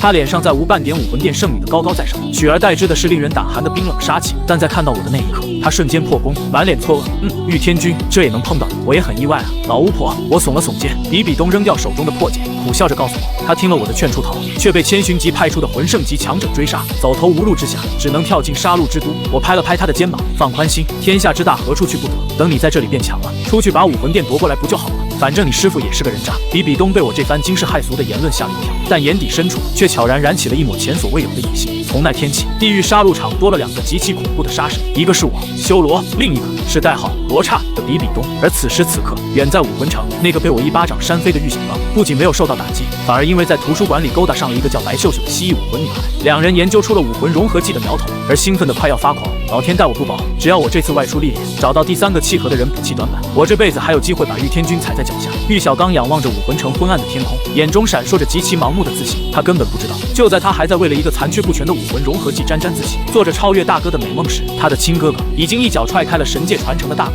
在这座人间炼狱里开启了一场灯神掌街的血腥屠杀。时光荏苒，转眼间，我在杀戮之都的地狱杀戮场已经厮杀了整整2年。从第1场到第99场，我其实早就该通关了，但我没有着急出去，因为单纯的杀人通关根本达不到极致的历练效果，只有去感悟每一次杀戮的过程，去享受，去掌控那种游走在生死边缘的极致情绪，才能真正将这里的价值榨干。而比比东也一直陪着我，他离开武魂殿后无处可去，索性就卡着时间和我在这个人间炼狱里一起死磕。自从1年半以前，我随手帮他捏死了几个半夜潜入他房间想图谋不轨的亡命徒后，我们俩就干脆搬到了同一个屋檐下，互相有个照应。毕竟，虽然现在的他已经是凶名赫赫、让人闻风丧胆的罗刹，但一个人在这种不眠不休的鬼地方，终究精力有限。准备走了，看着我把几件随身物品扔进包裹，比比东倚在门框上，眼神中闪过一丝连他自己都没察觉到的茫然和不舍。我点了点头，历练的差不多了，这鬼地方早点出去也好。你呢？比比东沉默了片刻，我不知道出去后该怎么办。千寻疾那个老东西，恐怕一直都派人守在杀戮之都的外面，总要面对的。我走了，你想在这个满是疯子的地方睡个好觉都难。我失笑着摇了摇头，比比东咬着红唇，如果你准备走，以你的实力打住！我毫不留情地打断了他，奇怪地看了他一眼。我背后还有宗门，还有亲人，我当然不会为了你去死磕武魂殿这样的庞然大物。你又不是我的女人，我凭什么帮你帮到底？被我这么直白的一怼，比比东的脸瞬间红到了耳根，咬牙切齿地瞪着我。你这家伙在这地方待久了，说话真是越来越胆大包天了。我没有理会他的娇嗔，转身推开了房门，嘎吱，门开的瞬间，门外的街道上，数十个凶神恶煞的亡命徒齐刷刷的单膝下跪。少主，我摆了摆手示意他们起来，这是我这2年用拳头收拢的犯人。而在更远的地方，杀戮之都内城几乎所有苟活的人都汇聚到了这里。因为他们都知道那个被称为修罗的怪物今天就要进行第100场杀戮，只要他赢了，这尊杀神就会离开这里。诸位，承蒙关照，不知今天谁来给我贡献最后一杯血腥玛丽？我嘴角勾起一抹残忍的张狂笑容，目光扫过全场，所有接触到我视线的恶徒，瞬间亡魂大冒，浑身发抖的低下了头，连大气都不敢喘。没有人敢跑，因为被我盯上的人绝对活不过1刻钟。你小子刚才居然敢左手握拳，是不是想暗杀我啊？我随手指了一个之前得罪过我的倒霉蛋，话音刚落，根本不需要我动手，那个倒霉蛋身边的几个亡命徒瞬间暴起，手起刀落，直接割了那家伙的脑袋，恭恭敬敬地接了一杯血腥玛丽，双手捧到了我的面前。这就是杀戮之都，为了讨好我，他们可以毫不犹豫地宰了上一秒还在搭话的同伴。我端起那杯冒着热气的血液，走向了地狱杀戮场。走吧，再去挑几个你看不顺眼的人，凑够名额。我对身后的比比东说道。在这2年里，我的凶名实在太盛，只要我和比比东一往杀戮场的方向跑，所有人都会被吓得跑没影，根本凑不够9个对手，所以我们只能靠点名来强行凑人数。30秒后，第100场了。我随意地甩掉黄金龙爪上的碎肉和鲜血，踏出了地狱杀戮场的大门。比比东紧随其后，他也用极其残忍的手拿下了属于他的第100胜。走出杀戮场，我看向一直跟在我身后的那几10个小徒，随手指出了其中修为最高的几个5名魂王、3名魂帝、2名魂圣。你们几个给我好好活着，等我出去后，说不定会回来接你们。这可是我未来的班底。等我拿到了修罗神的传承，这股力量足以在大陆上做很多脏活。那10个亡命徒不敢置信地抬起头，眸子里满是狂喜。是少主。就在我交代完后事准备离开时，一个黑纱女子如同幽灵般出现在了我们面前。她看着我那双在经历了2年杀戮后依然清明无比，丝毫没有被疯狂杀意浸染的眼睛，眼底深处闪过一丝极度的忌惮。她深吸了一口气，声音甚至有些发颤：修罗罗刹杀戮之王要见你们，他在哪？我冷冷地开口。黑纱女子的面色瞬间变得极其狂热，声音陡然拔高：他就在你们的身后。我和比比东猛地转身，只见半空中一道身穿黑色斗篷、双眼血红的高大身影，如同神明般降临。在他现身的一瞬间，全场所有被毒素控制的堕落者全部跪倒在地，疯狂地高呼着杀戮之王的名字。杀戮之王居高临下地俯视着我，声音低沉而冰冷：修罗罗刹，你们可愿意成为我座下的贵宾客卿？只要答应，你们不用闯地狱路，同样可以随意进出杀戮之都。看似是天大的恩赐，但我心里冷笑连连。这老蝙蝠唐晨被寄生是怕同时诞生2个杀神，威胁到他的统治。不必了，我还是想从地狱路走一遭。我毫不犹豫地拒绝。我也是。比比东同样坚定。杀戮之王隐藏在兜帽下的苍白脸颊瞬间变得极其可疑。你们这是在找死？既然如此，那你们就去地狱路里作伴吧。话音刚落，一股极度邪恶、令人骨髓都要冻僵的红色波纹瞬间从杀戮之王身上爆发，直接席卷了整个地狱杀戮场的看台。紧接着，极其恐怖，犹如人间炼狱般的一幕出现了。所有接触到红光的堕落者，仿佛瞬间陷入了癫狂。他们兴奋地惨叫着，拼命地撕扯自己的皮肤，挖出自己的内脏，用一种极度自虐的方式将鲜血献祭。甚至连我挑中的那几个未来的手下，也在这种恐怖的手段下惨叫着死去。我死死盯着杀戮之王，拳头捏得咔咔作响。这老狗是在向我示威。伴随着漫天的血光，一幅巨大的血色蝙蝠图腾在地面浮现，一阵剧烈的失重感传来。我和比比东的身影被直接吞噬进了深不见底的无底深渊。不知道过了多久，当我和比比东从剧烈的眩晕中清醒过来时，发现我们正趴在一个直径只有5米的圆形平台上，而平台的四周是一望无际的万丈深渊，下面翻滚着暗红色的血浆，散发着令人窒息的高温。帮我护法。醒来的第一件事，我没有去探路，而是直接盘膝坐下。在比比东错愕的目光中，我从储物戒指里掏出了一株仙草望穿秋水露。这2年的杀戮虽然没有让我发疯，但积攒的精神压力极大。现在正是用这株仙品洗涤精神、重塑神智的最佳时机。半个时辰后，我缓缓睁开眼睛，只觉得神清气爽，2年来积压的戾气一扫而空。我站起身，看着满眼担忧的比比东，抛出了一个极其疯狂的提议：等我们闯过了地狱路以后，找个机会跟我一起回来把那杀戮之王宰了怎么样？你疯了！比比东被我这句话吓了一跳，那可是至少95级的超级斗罗。我冷笑一声，不仅是我会把我父亲也拉上。等我们获得了杀神领域，在这里就不受规则限制，我有必须杀他的理由，因为我要拿修罗神的传承。看着我眼中不容置疑的野心，比比东咬了咬嘴唇，小声嘟囔了一句：你又不是我男人，我凭什么跟着你拼命？我没理会他的小心思，目光投向了平台前方唯一的一条半尺宽的狭窄石桥。我在前面开路，你跟紧我。比比东自告奋勇，武魂瞬间附体，7条长满绿毛的锋利猪腿稳稳地扎在窄桥上。他向后伸出一条猪腿，抓住我的腿。要是遇到危险，记得拉我一把。我伸手握住那温热的猪腿，背对着我的比比东，脸颊瞬间红到了脖子根。这还是他第一次和男人有这种变相肢体接触，我可没空想什么风花雪月。2人一前一后，在深渊上方的窄桥上快速推进。然而，就在我们走出几百米时，异变陡生，一只体型巨大、浑身血红色的巨型蜥蜴悄无声息地匍匐在窄桥的尽头，挡住了去路。洪荒异种血红蜥蜴王，杀！没有多余的废话。我脚尖在猪腿上猛地一点，整个人如同炮弹般弹射而出，在半空中，灿金色的黄金龙爪轰然探出，带着雷霆万钧之势直接砸向蜥蜴王的头部。血红蜥蜴王张开血盆大口，一股极其炽热的火焰喷涌而出。比比东在后方立刻操控猪腿，在半空中帮我强行改变轨迹，躲开火焰。扑哧，我的龙爪狠狠切入蜥蜴王的背部，撕开了数道深可见骨的伤口。蜥蜴王痛得发狂，粗壮的尾巴如同铁鞭般横扫而来。砰！我避无可避，只能双臂交叉硬抗，整个人被砸得倒飞而出，勉强落回窄桥上，震得桥面一阵疯狂摇晃。这畜生的力量堪比魂斗罗，不能硬拼！比比东大喊一声，双手倒扣着2把匕首，8条猪腿在窄桥的底面飞速爬行，竟然形成了一个倒挂的姿态，和我一上一下夹击蜥蜴王，有他的牵制，我抓住破绽，黄金龙爪如同狂风骤雨般轰在蜥蜴王的脖颈上，打得他鳞甲碎裂，骨骼崩鸣，眼看就要将他斩杀。这头血红蜥蜴王的瞳孔中却突然闪过一丝极其狠厉的人性化光芒，他竟然放弃了防守，双爪带着恐怖的惯性，猛地砸向了我们脚下的窄桥。砰咔嚓，伴随着一声巨响，本就脆弱的窄桥轰然断裂。不好，刚刚躲到桥面下方的比比东，瞬间被巨大的碎石砸中，身体直直的朝着下方的无底血渊坠入。御天君，在这千钧一发之际，我猛地扑倒在悬崖边，一把死死抓住了他的猪腿。但就在这时，通往出口方向的窄桥也开始了疯狂的坍塌。快走，路要断了！比比东倒挂在深渊上，看着不断断裂的桥面，绝望的大喊。我咬紧牙关，右臂青筋暴起，猛地发力，直接将比比东整个人抡飞了上来，随后抓起他的衣服，像一头发疯的暴龙般，朝着来时的圆形平台疯狂反向狂奔，足足狂奔了半分钟。在我们脚尖踏上圆形平台的最后一秒，整条窄桥在我们身后彻底崩塌，化作碎石坠入血海。呼呼，我们两人瘫倒在平台上，大口喘着粗气。我转头看向比比东，却猛地愣住了。刚才在极限的拉扯中，比比东黑色的外衣被我巨大的力量彻底撕碎。此刻，他那凝脂般白皙的肌肤和大片引人犯罪的春光，毫无遮掩地暴露在空气中。比比东脸色瞬间涨得通红，慌乱地用双手护住胸前，气急败坏地骂道：“笨蛋，让你先走你不走，以你的速度明明可以冲过去，你救我干嘛？”我耸了耸肩，看着周围断绝的出路，语气依然平静：“没有你，我一个人在桥上也耗不死那只蜥蜴王。”比比东看着我淡定的脸庞，眼眶突然红了，他停止了挣扎，脸上的骄傲和伪装彻底卸下，化作了一声极其复杂的叹息：“路断了，我们都不会飞，看来只能一辈子困死在这里。”他突然抬起头，那双美眸死死地盯着我，声音虽然发颤，但却透着一股决绝：“御天君，我喜欢你。”我一愣，下意识地吐槽：“告白当遗言。”比比东额头上瞬间蹦出一个金字，气得想咬人。这时候你居然说这个，我不好看吗？我的天赋配不上你吗？那你为什么不同意？我看着他那副急眼的样子，笑了笑：“我没说不同意啊，你同意了。”比比东呆住了。听到我肯定的答复，比比东虽然满心欢喜，但看着这绝境，还是嘟起了嘴，一点谈恋爱的感觉都没有。马上就要做同命鸳鸯了，他犹豫了片刻，还是将脑袋轻轻靠在了我的肩膀上，聆听着我沉稳有力的心跳。他脸上的绯红越来越深，声音也变得细若蚊蝇。其实我是想说，如果真的出不去了，我不太想留下遗憾。我的遗憾是在临死前还没有体会过做女人的滋味。我听完，差点没忍住笑出声。你不是蹲着尿的？我在心里疯狂吐槽，但表面上还是伸出大手，温柔地盖住了他的秀发。别瞎想了，我们不仅死不了，而且在这里做那种事，说不定会被杀戮之王那个老变态偷窥哦。我半开玩笑地安抚道。比比东被我这句话吓得一激灵，瞬间清醒了过来。那我们怎么出去？交给我。我站起身，深吸了一口气，将这2年积累的杀气彻底释放。在生死之间的顿悟下，比比东也受我牵引，两人气息共鸣。轰！2道极其恐怖的杀气交织在一起，我们的周身瞬间浮现出一层血白相间的领域光环。杀神领域觉醒，拥有了杀神领域，外界的压制对我彻底失效。我看着比比东，眼底闪过一抹极其霸道的金芒。看好了，什么叫真正的极致武魂？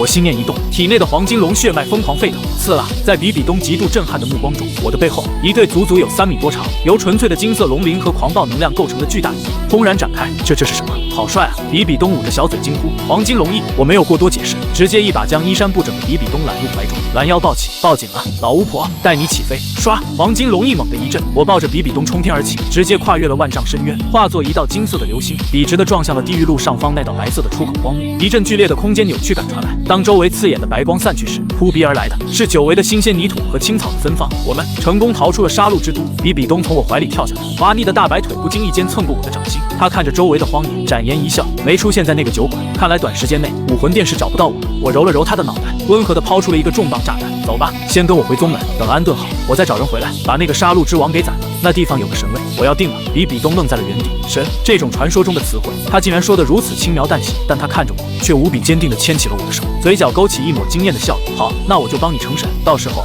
可别忘了带我去神住的地方看看。我失笑着刮了刮他的穷鼻，在那之前，你还是先跟我回去见家长吧。阿烈，堂堂武魂殿圣女，瞬间羞红了脸。然而，就在我和比比东在这边打情骂俏，准备回宗门的时候，我根本不知道，此时的蓝电霸王龙宗大殿内正在上演一场极其荒唐的跳梁小丑闹剧。失踪了快3年的玉小刚竟然回来了，而且他的身边还跟着未来的史莱克院长弗兰德，以及一个叫白秀秀的女孩。看着3年未见的亲生儿子，我父亲玉元镇激动地猛地站起身，可他万万没想到，迎接他的却是玉小刚嘴角那一抹极其怨毒的嘲讽。真把我当儿子？那为什么这3年你们都不来找我？大殿内死一般的寂静。紧接着，玉小刚昂起下巴，眼中闪烁着极其盲目且疯狂的自信，指着大殿的穹顶狂妄的大喊：“我这次回来是来挑战玉天君的。我已经掌握了3位一体武魂融合技，可以越阶战魂王。玉天君那个所谓的极致武魂，绝对不是我的对手。”玉小刚才是这一代家族真正的希望，最多20年，我绝对能把他踩在脚下。站在旁边的弗兰德此时已经吓得脸都绿了。大哥，你要挑战你那个怪物大哥，别拉上我啊！我特么刚在人家手底下讨生活。而就在玉小刚不可一世，准备继续大放厥词，我父亲脸色阴沉的快要杀人的那一刻，大殿外一道极其恐怖，甚至带着尸山血海般凝重杀气的脚步声，伴随着一句极其冰冷的话语，缓缓传了进来。小刚，看来2年前我扇你的那一巴掌，你是真的一点都没长记性。玉小刚脸上的狂妄瞬间僵住，在全场极其震惊的目光中，玉天君牵着武魂殿圣女比比东的手，宛如一尊真正的修罗杀神，缓缓踏入了大殿。小刚，看来2年前我扇你的那一巴掌，你是真的一点都没长记性。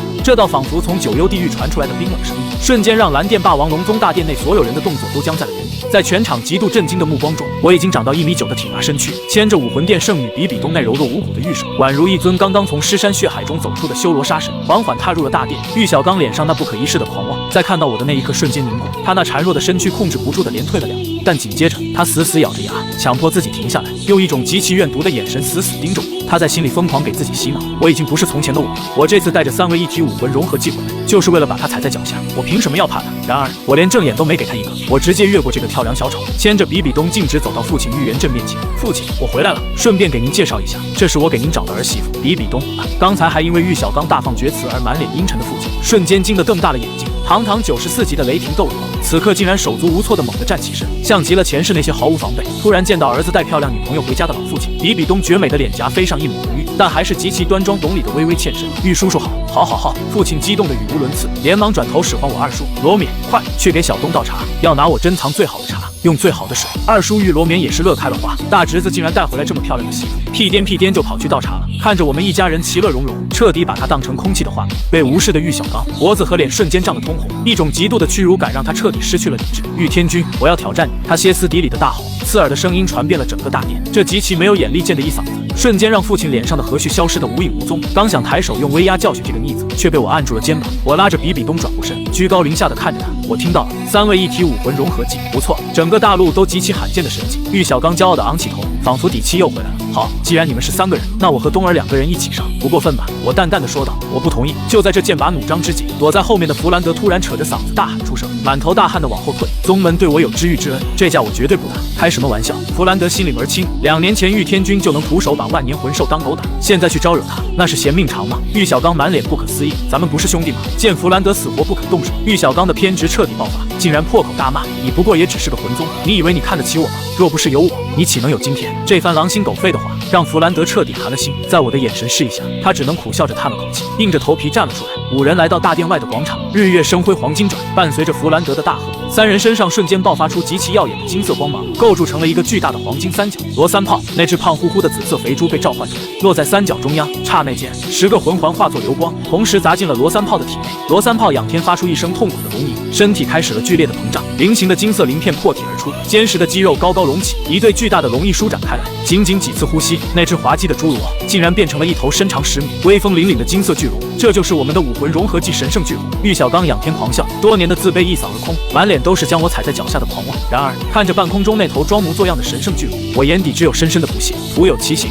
无有其神。东儿，你先来。比比东心领神会，武魂附体，死亡蛛皇，顶级武魂的恐怖气势轰然扩散，巨大的蛛皇虚影浮现，体型竟然丝毫不逊色于神圣巨龙。死亡之势，比比东根本不玩试探，巨大的蛛皇猛地扑了上去，一口死死咬在神圣巨龙的脖子上，锋利的毒牙瞬间破开龙鳞，撕裂皮肉。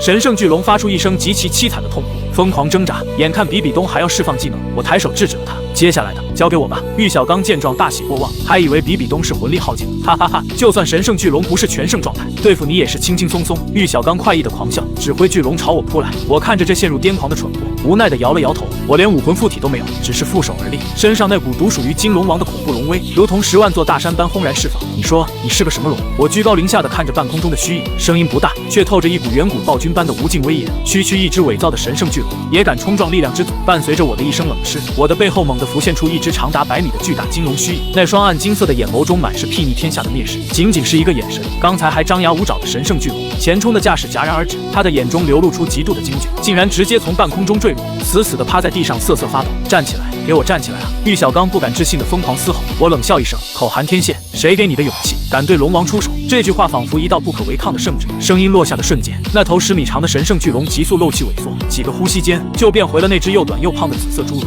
怎么可能？我的神圣巨龙呢？怎么可能？玉小刚颓然的双膝跪地，双眼无神。多年的心血，引以为傲的底牌，在我面前竟然连出手的资格都没有，像条狗一样屈服了。我再也没有看他一眼。而在他身边，彻底看清形势的弗兰德叹了口气，丢下一句：“我要去追求心中的理想了。”直接展翅飞走，连头都没回。解决完这个小插曲，我带着比比东回到大殿，平退了所有人。父亲，我深吸了一口气，将这2年的底牌彻底摊牌。我在离开杀戮之都前，吃下了仙品忘川秋水露。现在的我，修为已经突破了60级。等我获取了第6魂环，我眼底杀机疯狂暴涌，声音低沉却犹如惊雷。我希望父亲能去请剑斗罗陈心出手，陪我攻打杀戮之都，斩杀杀戮之王，斩杀杀戮之王。父亲惊得猛地站起，那里可是有2个封号斗罗，在那里无法使用魂技，我勉强能对付一个，另一个没人挡得住啊！天君，你为何非要杀他？我直视着父亲震惊的目光，一字一顿地吐出了那个足以让全大陆疯狂的秘密。因为只要杀了他，我就能拿到修罗神的传承。当神这个字眼从我口中吐出时，大殿内瞬间陷入了死一般的寂静。父亲玉元镇和比比东都震惊得目瞪口呆，连呼吸都彻底停滞了。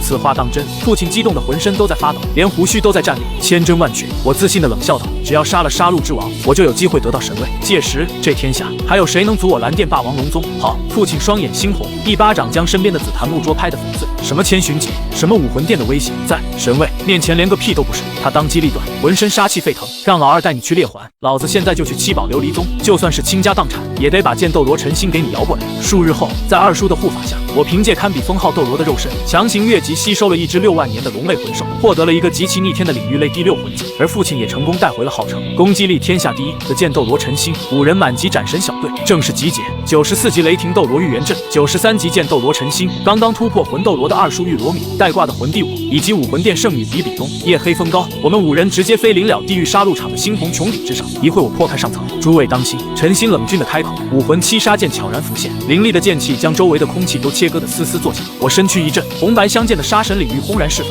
整个人宛如一尊真正的修罗杀神。轰！陈心一剑斩下，恐怖的剑芒直接将杀戮之都坚硬的穹顶轰得粉碎。我们5人踩着漫天的碎石，直接降临在地狱杀戮场的正中央。这是封号斗罗，他为什么在这里能使用魂技？正在进行生死决斗的堕落者们惊恐地尖叫起来，场面瞬间失控。陈心根本不废话，7杀剑一扫，恐怖的剑气瞬间将几十个亡命徒拦腰斩断，血流成河。修罗罗刹，你们已经离开了杀戮之都，为何还要带人来攻打我？伴随着一声暴怒的咆哮，披着宽大黑袍，浑身散发着极度邪恶气息的杀戮之王，带着另一名封号斗罗从暗处冲了出来。老狗，此人不需要知道为什么。我右手虚空一抓，嗡，一道璀璨的黄金光芒在掌心疯狂凝聚，伴随着一声震天动地的龙吟，超神器黄金龙枪赫然在手。父亲玉元镇狂笑一声，蓝电霸王龙9环齐开，带着狂暴的雷霆之力，直接将杀戮之王死死压制。而陈心和二叔也联手杀向了另一名封号斗罗。至于我，看着如潮水般涌来数以千计的执法队和堕落者，背后黄金龙翼猛地展开，提着黄金龙枪直接杀入敌阵。砰砰砰！在无法使用魂技的堕落者面前，我那极致的力量简直就是一台无情的绞肉机。黄金龙枪扫过，这些亡命徒竟然直接被打爆，化作漫天血雾。更恐怖的是，黄金龙枪霸道地吸收着他们的生命能量，源源不断地反哺到我的体内。我越战越勇，浑身灿金色的龙鳞都染上了一层妖冶的血火，如同地狱里爬出来的魔神，收割着一条又一条罪恶的生命。数千名堕落者在黄金龙枪的霸道吸血和我的怪力扫荡下，很快被屠戮一空。我站在尸山血海之中，看着上方的顶级战场，那3名能够使用魂技的魂斗罗级执法队长正试图从侧翼偷袭我。我嘴角勾起一抹狰狞的冷笑。第1魂技黄金龙体，全属性瞬间暴涨100%，瞬闪龙牙击。伴随着空间撕裂的音爆声，我瞬间瞬移到了3人身后，一枪横扫，2名魂圣当场身首异处，那名魂斗罗也狂喷鲜血，重伤倒地。但这还不够，我看着半空中还在和父亲死磕的杀戮之王，毫不犹豫地开启了我那6万年的第6魂技不灭黄金域。灿金色的领域光环瞬间笼罩全场，强行削弱敌人10%的属性，配合上杀神领域的双重叠加，那就是足足40%的恐怖落差。感受到这股恐怖的龙威和领域压制，杀戮之王的动作猛地一滞，原本强悍的攻击瞬间变得孱弱了许多。父亲当即抓住破绽，第6魂技雷霆之怒，狂暴的雷霆龙爪狠狠轰下，直接将95级的杀戮之王砸得吐血倒飞，重重地砸在地上。我身如剑。另一边，陈心大吼一声，整个人竟是化作一柄绝世巨剑，瞬间将面前的封号斗罗拦腰斩断。做完这些，陈心去世不减，长鸣一声，带着漫天的锋锐之气直扑倒地的杀戮之王。在我们的联手围剿下，95级超级斗罗掌控杀戮之都数百年的杀戮之王，终于发出一声绝望的惨叫，身首异处，杀戮之王陨落，满地尸山血海。陈心拿到报酬后潇洒离去，我和父亲比比东踏入了杀戮之王的宫殿深处。就在我凝视着大殿某处时，一道满含极致杀戮气息的红芒如闪电般射出，直接没入了我的眉心。我两眼一黑，直接倒在了比比东的怀里。此时，在遥远的神界，血红色的修罗神殿中，修罗神冷冷地看着身旁的绝美女子罗刹。这么多年了，你还要对我选的继承者动手？罗刹神嫣然一笑，修罗神大人，你神位被我邪念侵染的秘密，我可是能吃一辈子。修罗神深吸了一口气，这次不一样，这孩子的天赋你也看到了，那是拥有金龙王血脉的怪物。罗刹神眼珠一转，指向了下界抱着我的比比东。你看那丫头，天赋也不错，很适合传承我的神位。要不咱俩一人一个，条件是你的神考里必须加入对我传承者的帮助。修罗神一听，心里乐开了花，暗骂这傻妞终于被忽悠住了。那小子和那丫头本来就是一对，说到底还是我修罗神的传承者占大便宜。心情大好的修罗神定睛往下一看，突然瞪大了眼睛，惊恐地爆了句粗口：尼玛，黄金龙枪怎么在这小子手上？而在我的精神世界中，天空中悬浮着一柄散发着无尽威压的超神器修罗魔剑。传承者，恭喜你得到了我的认可。修罗神考第一考，练1年之内突破70级，要求第7魂环年限不得低于10万年，奖励所有魂环年限提升5000年。我硬顶着神王的威压，心中狂喜，全魂环提升5000年，这简直就是逆天的新手大礼包，我愿意。我在精神世界里发出一声怒吼，有了这堪称外挂般的奖励，别说10万年魂环，就算是神，我也杀给你看。而就在我躺在比比东怀里，舒舒服服地接受着神王传承的时候，杀戮之都外的小镇入口，一个披着破斗篷、满脸胡茬的男人，手里提着一柄巨大的黑色铁锤，正信心满满、傲气冲天地站在荒野上，正是苦修了多年、自觉天下无敌的昊天双星之一唐昊。他看着前方阴森的小镇，嘴角勾起一抹极其狂妄的冷笑，在心里暗暗发誓，只要我闯过了杀戮之都，获得了杀神领域，那玉天君定然就再也不是我的对手。杀戮之都，我唐昊来了。玉天君，你不够狠，若是你连杀戮之都都不敢来，以后就等着被我一辈子踩在脚下了。唐昊扛着锤子，极其嚣张的大步踏入了小镇。然而他根本不知道，这座被他视为终极试炼、准备用来逆袭的杀戮之都，在几个时辰之前，刚刚被他口中那个不够狠的玉天君连人带 BOSS 杀得连一条狗都没剩下。当这位曾经不可一世的昊天双星真正踏入杀戮之都外城的那一刻，他脸上的狂妄瞬间凝固了。空荡荡的街道上，死寂的令人发指，没有惨叫，没有厮杀，只有空气中残留的极其浓郁的血腥味。奇怪，怎么一个人都没有？带着满腔的疑惑和一丝隐隐的不安，唐昊快步冲进了内城。可当他来到地狱杀戮场的边缘时，眼前的恐怖景象让这位昊天宗的绝世天才瞬间头皮发麻，只觉得一股寒气从脚底板直冲天灵盖。死人，全是死人！整个地狱杀戮场竟然极其规整地堆满了数千具残缺不全的干尸，每一具尸体都被某种极其霸道的力量瞬间轰爆，所有的血液，甚至连灵魂中的生命能量，全都被抽得一干二净，尸山血海，宛如真正的人间炼狱。这是何人所为？唐昊惊骇欲绝地倒吸了一口凉气，他隐隐察觉到了空气中残留的极其恐怖的雷电气息和撕裂空间的剑意，但他怎么也不敢相信，这会是那个被他嘲笑不够狠的玉天君干的。该死，不管是谁，都别想抢走我的杀神领域！玉天君，我一定会把你踩在脚下！唐昊双眼猩红，咬着牙找到了地狱路的入口，毫不犹豫地纵身一跃。可当他重重地落在地狱路起点的圆形平台上时，他才发现真正的绝望才刚刚开始。因为我之前在杀戮场大开杀戒，吸干了血池里的能量，用来补齐金龙王血脉。此时下方深渊里的血池，庞大的杀戮能量早已枯竭，剩下的只有散发着极其恐怖高温的沸腾岩浆。更让唐昊目眦欲裂的是，前方通往出口的窄桥段早就被我和血红蜥蜴王打得全面崩塌，连一块落脚的石头都没剩下。路呢？路怎么断了？那我怎么出去？唐昊绝望地嘶吼。就在这时，黑暗中一双猩红的树瞳死死地盯上了他。那只之前被我打碎了头骨，却因为洪荒异种的生命力极其顽强还没死透的血红蜥蜴王，带着满腔的憋屈、愤怒和屈辱，把气全撒在了唐昊这个打雷弹身上。区区畜生也敢挡我，给我死！暴怒的唐昊挥舞着昊天锤，和血红蜥蜴王疯狂厮杀。但在没有路且无法飞行的悬崖绝境下，唐昊被逼得节节败退，险象环生。为了活命，他竟然被逼得不惜动用了昊天宗极其伤及本能的拼命神器大虚翼炸环。恐怖的魂环爆炸之后，终于将重伤的血红蜥蜴王彻底轰碎，但唐昊也因此耗尽了体内最后一丝魂力和体力。在失去平衡的极度惊恐中，唐昊发出一声凄厉的惨叫，直直地坠入了下方那沸腾的岩浆血池。啊！杀猪般惨绝人寰的叫声在深渊中绝望地回荡。那恐怖的岩浆高温瞬间烧光了唐昊的头发和眉毛，将他浑身的皮肤烫得皮开肉绽，散发出令人作呕的焦糊味。生死存亡之际，唐昊拼尽最后一口气，激发了体内那块阿银献祭的10万年蓝银黄右腿骨，靠着野火烧不尽，春风吹又生的极其变态的恢复力。他在岩浆里一边被烫熟，一边被修复，忍受着千刀万剐般的痛苦，强行保住了一条狗命。不知道在岩浆里凄惨地挣扎了多久，被烫得体无完肤的唐昊终于苟苟延残喘地顺着石壁爬出了出口。可当他重见天日，贪婪地呼吸着新鲜空气的那一刻，他彻底崩溃了。因为地狱路的杀戮能量早就被我吸干，他拼了半条命，甚至炸了魂环闯出来，竟然什么都没得到。没有杀神领域，声带被高温彻底毁坏，甚至变成了一个连一根头发都没有、浑身布满恐怖烧伤疤痕的丑陋秃子。御天君唐昊趴在荒野的泥地里，手指死死地抠进泥土，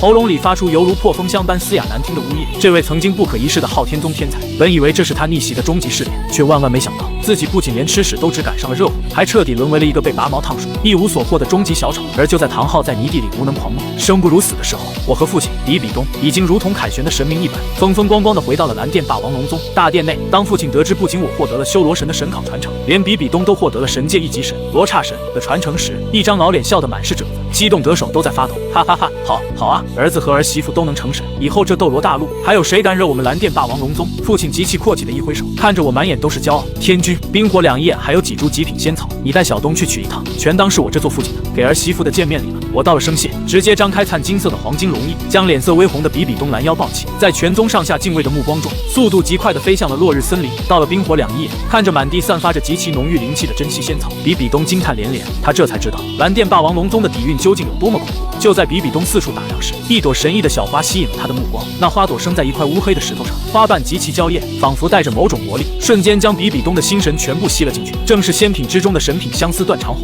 与我初见时的剑拔弩张、武魂成凉亭的交心，杀戮之都2年的生死相依，再到地狱路即将断裂的深渊上方，他红着脸说出的那句：“如果你能活着出去，万水千山，你愿意陪我去看吗？”往日种种如同走马灯般在比比东脑海中浮现。噗！毫无征兆的，比比东面色一白，心神激荡之下，喷出了一小口鲜血，鲜血准确无误地落在了花瓣之上。那株相思断肠红微微摇晃了一下，却最终没有从石头上脱落。是我还不够爱他吗？看着这朵传说中只有极致纯粹的爱才能摘下的神花，比比东的气色瞬间变得极其萎靡，眼底满是深深的失落、自责和不甘。他甚至开始怀疑自己是不是不配拥有这份感情。我闻声赶来，一把将摇摇欲坠的他搂入怀中，看着那株相思断肠红，瞬间了然。傻瓜，不是你的问题。我看着他眼角委屈的泪光，微微低下头，极其温柔地吻上了他光洁白皙的额头。作为仙品之上的神品，哪有那么容易摘下？我们才认识几年，未来的日子还长，感情我们可以慢慢来。这突如其来的温柔和初次亲吻，让比比东绝美的脸庞瞬间爆红，刚才的委屈一扫而空，像个熟透的苹果般娇嗔道：“你偷袭，我已经手下留情了，不然刚才亲的可就不是额头了。”我失笑着揉了揉他的脑袋，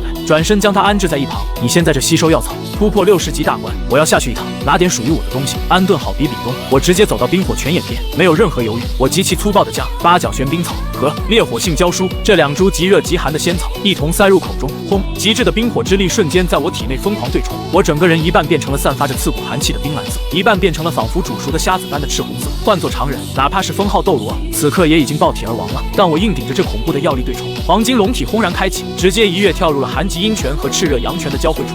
沉入水底的瞬间，我浑身金光大作，灿金色的金龙王残魂透体而出，发出一声震慑灵魂的无上龙吟，仿佛受到了上位血脉的绝对牵引和威压。泉眼深处，一红一蓝2条极其庞大、虚幻的巨龙残魂缓缓浮现，它们围绕着我的金龙王残魂肆意翻飞，仿佛见到了至高无上的君主，发出极其兴奋和臣服的长鸣。不知在泉底闭关了多久，当我在极致的冰火淬炼中苏醒时，那2条冰火龙王的残魂竟然各自叼着一块散发着极其恐怖神威的骨骼，极其恭敬地送到了我的手中。这是冰火2大龙王的神级魂骨。看着手里这一红一蓝2块晶莹剔透的碧骨，我大吃一惊。虽然这2块神骨为了维持这方冰火2仪眼的天地，能量流失严重，为了不撑爆我，还自我封印到了10万年的级别，但它的潜力上限可是实打实的神级啊！我狂喜之下，直接在泉底盘膝而坐，开始疯狂吸收。伴随着2块10万年龙王魂骨入体，我不仅练就了百毒不侵的冰火金身，体内的魂力更是如同被点燃的火山喷发一般，开始了极其恐怖的暴涨。61级、62级，屏障被一层层强行轰碎，直接飙升到了65级。轰隆！泉水炸裂，我破水而出，黄金龙翼猛地展开，悬浮在冰火2仪眼的上空，感受着体内那翻江倒海般恐怖的力量，舒服的仰天长啸。这一次吸收不仅让我的修为暴涨，更是获得了4个堪称变态的超标神技：冰龙王左臂骨，技能1冰龙吐息，释放龙王级绝对灵度，冰冻一切；技能2冰龙魂，召唤10万年冰龙王之魂辅助战斗；火龙王右臂骨，技能1火龙附体，加持10万年火龙王全部狂暴属性；技能2浴火重生，全属性瞬间恢复100%，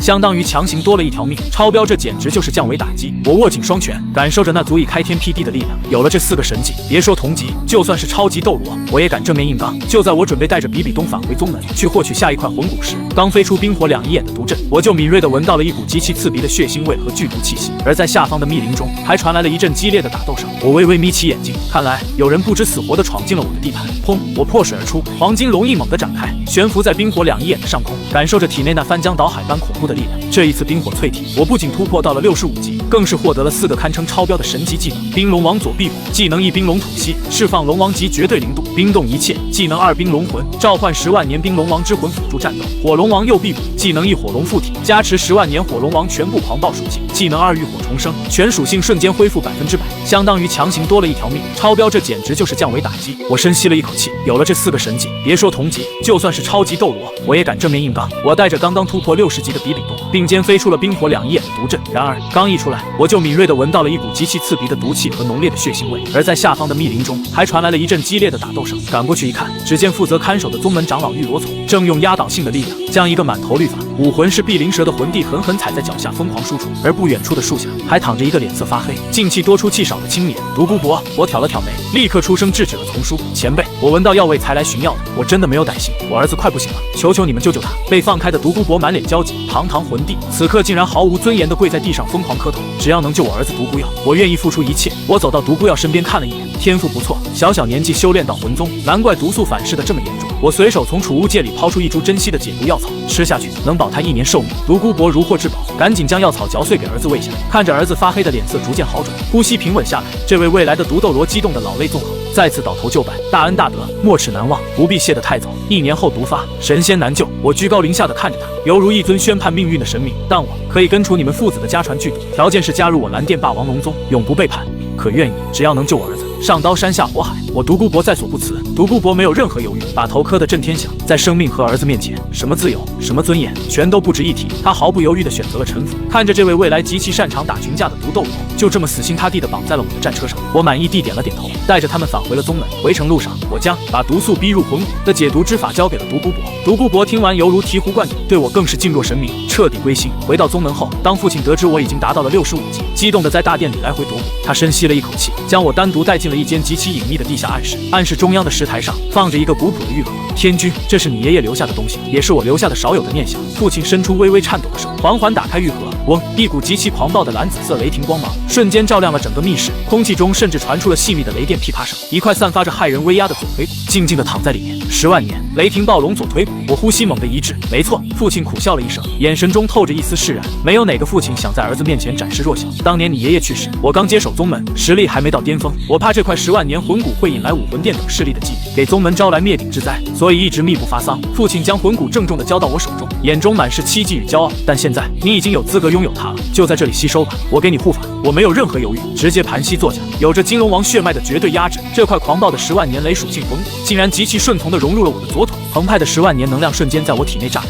66级、68级，轰！70级！我猛地睁开双眼，暗金色的龙眸中爆射出2道刺目的神光。18岁的70级准魂圣诞生了。这块魂骨还赋予了我雷霆护罩和雷暴龙尾2个极其变态的神技。为了测试我现在的极限战力，父亲大笑一声，走去雷霆峡谷，他要亲自下场陪我打一场巅峰父子局。雷霆峡谷内狂风呼啸，天君放手来吧，让我看看你现在的实力到底到了什么地步。父亲大喝一声，蓝电霸王龙武魂瞬间附体，94级封号斗罗的恐怖威压席卷整个峡谷，连天上的云层都被雷电撕裂。父亲得罪了，我嘴角勾起一抹狂热的笑容。70级魂力轰然爆发，第一魂技黄金龙体，全属性瞬间暴涨100%。我没有使用武魂真身，脚下猛地一踏，砰！坚硬的岩石地面瞬间崩碎成一个10几米深的巨坑，我整个人化作一道金色的闪电，带着纯粹的极致肉身怪力，直接一拳轰向父亲的胸膛。拳爪相交的瞬间，狂暴的能量风暴直接将周围数百米的参天古树全部连根拔起，绞成木屑。父亲竟然被我这恐怖的力量震得连退了数步，眼中满是不可思议的震惊。好小子，你这肉身力量简直堪比95级的超级斗罗了！但我并没有停下，眼底的战意彻底沸腾。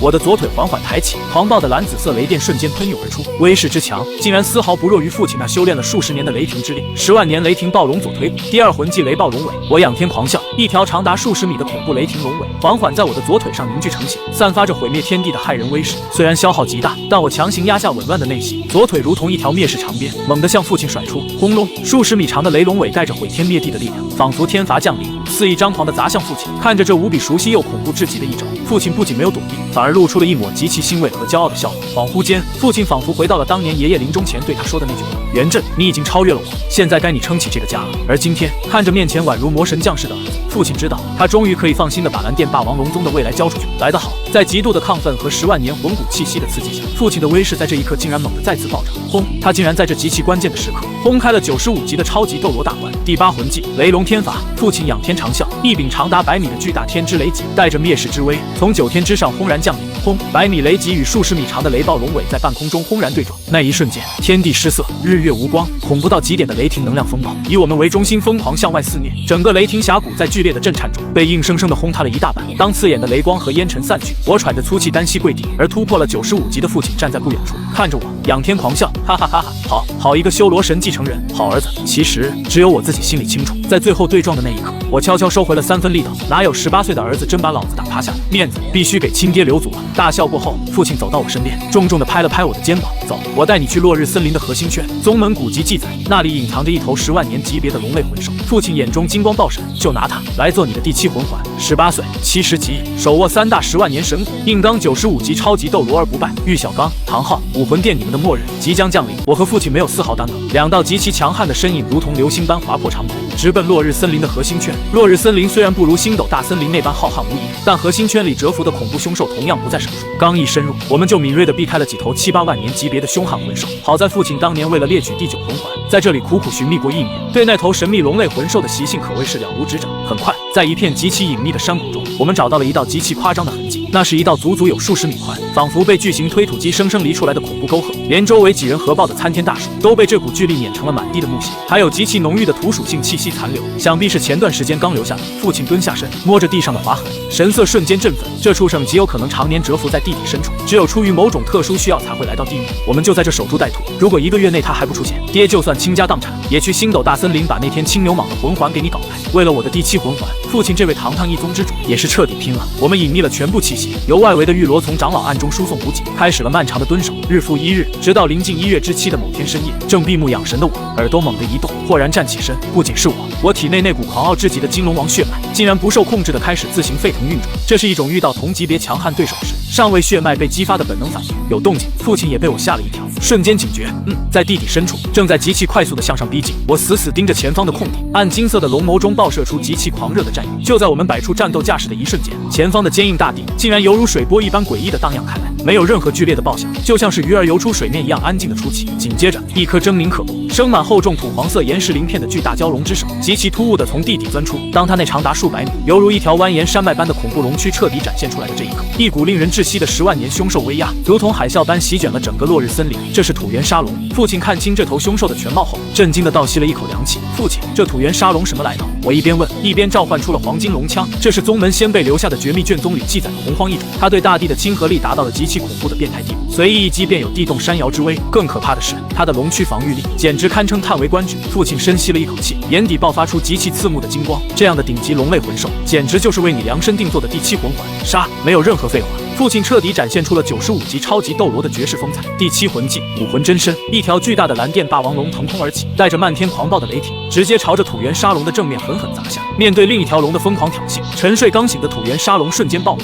他发出一声震天动地的龙吟，恐怖的土属性魂力爆发，瞬间掀起了一场遮天蔽日的超级沙暴，将周围数百棵大树连根拔起。就在父亲在正面死死牵制住土原沙龙注意力的那一刻，瞬闪龙牙击，我的身影瞬间消失在原地，凭借着极其变态的空间跳跃，直接出现在了这头数百米巨龙中段的视觉死角。吃我一枪！我双手紧握超神器黄金龙枪，体内那堪比超级斗罗的恐怖肉身怪力轰然爆发。龙王破神枪，璀璨的黄金长枪化作一道贯穿天地的金芒，连带着我极其霸道的怪力，狠狠地扎向了土原沙龙那号称坚不可摧的岩石龙鳞。扑哧！毫无悬念，在神器的锋芒面前，10万年的龙鳞也犹如纸糊一般。黄金龙枪直接贯穿了他的皮肉，在他那庞大的龙躯上生生捅出了一个血洞。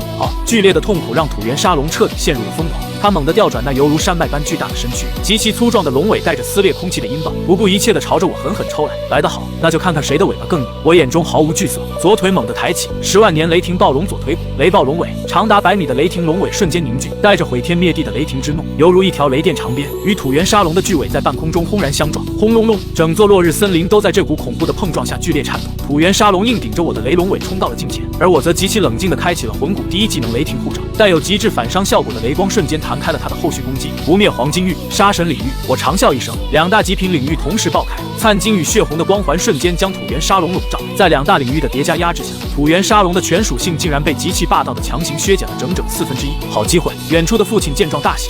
5、6、8，3个高阶魂环疯狂闪动，巨大的天之雷戟犹如神罚一般，狠狠地将土原沙龙钉死在了原地，撕碎了大片的岩石铠甲。我趁机双手死死握住插在他体内的黄金龙枪，霸道的生命汲取能力全开，源源不断的10万年生命力顺着枪身疯狂涌入我的体内。照这个速度吸下去，用不了1刻钟，这头凶兽就会被我彻底吸干。感受到体内生机在极其恐怖的流失，10万年的土原沙龙知道自己已经彻底失去了渡过天劫的希望，他那双巨大的瞳孔瞬间变得猩红如血，他竟然放弃了挣扎，不顾一切地燃烧起最后的生命本源，准备发动同归于尽的舍命一击。父亲，撤开控制，离远一点！感受到这股足以毁天灭地的自爆气息，我大吼一声，非但没有后退，反而迎着他那狰狞的龙首大步踏出。我左臂缓缓抬起，一股前所未有、足以冻结灵魂的极寒气息在我的掌心疯狂凝聚。冰龙王左臂骨第一魂技，我直接抽干了体内仅剩的1半魂力，暗金色的龙眸中闪过一抹死神的冷光。冰龙吐息啊！伴随着一声撕裂死寂的苍茫龙啸，一道虚幻的10万年冰龙王手从我左臂腾空而起，巨口豁然大张，喷吐出一股凝聚了绝对零度的恐怖冰蓝色光柱。那并非凡间的冰雪，而是来自深渊极寒的死亡宣告。光柱所及之处，空气发出令人牙酸的尖啸，水分瞬间凝华成亿万冰晶。仅仅是眨眼之间，前方数千米内的所有高耸巨树、岩石、泥土，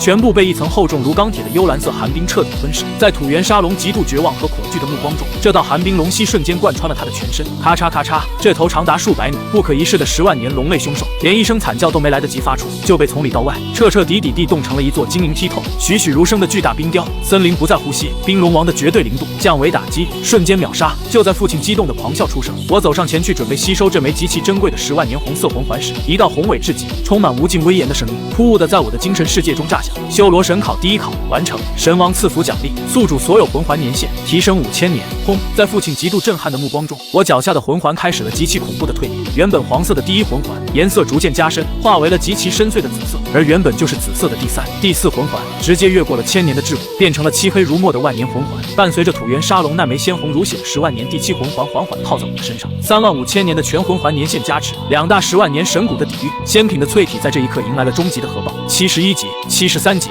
我的修为直接像坐火箭一般疯狂飙升到了75级魂圣。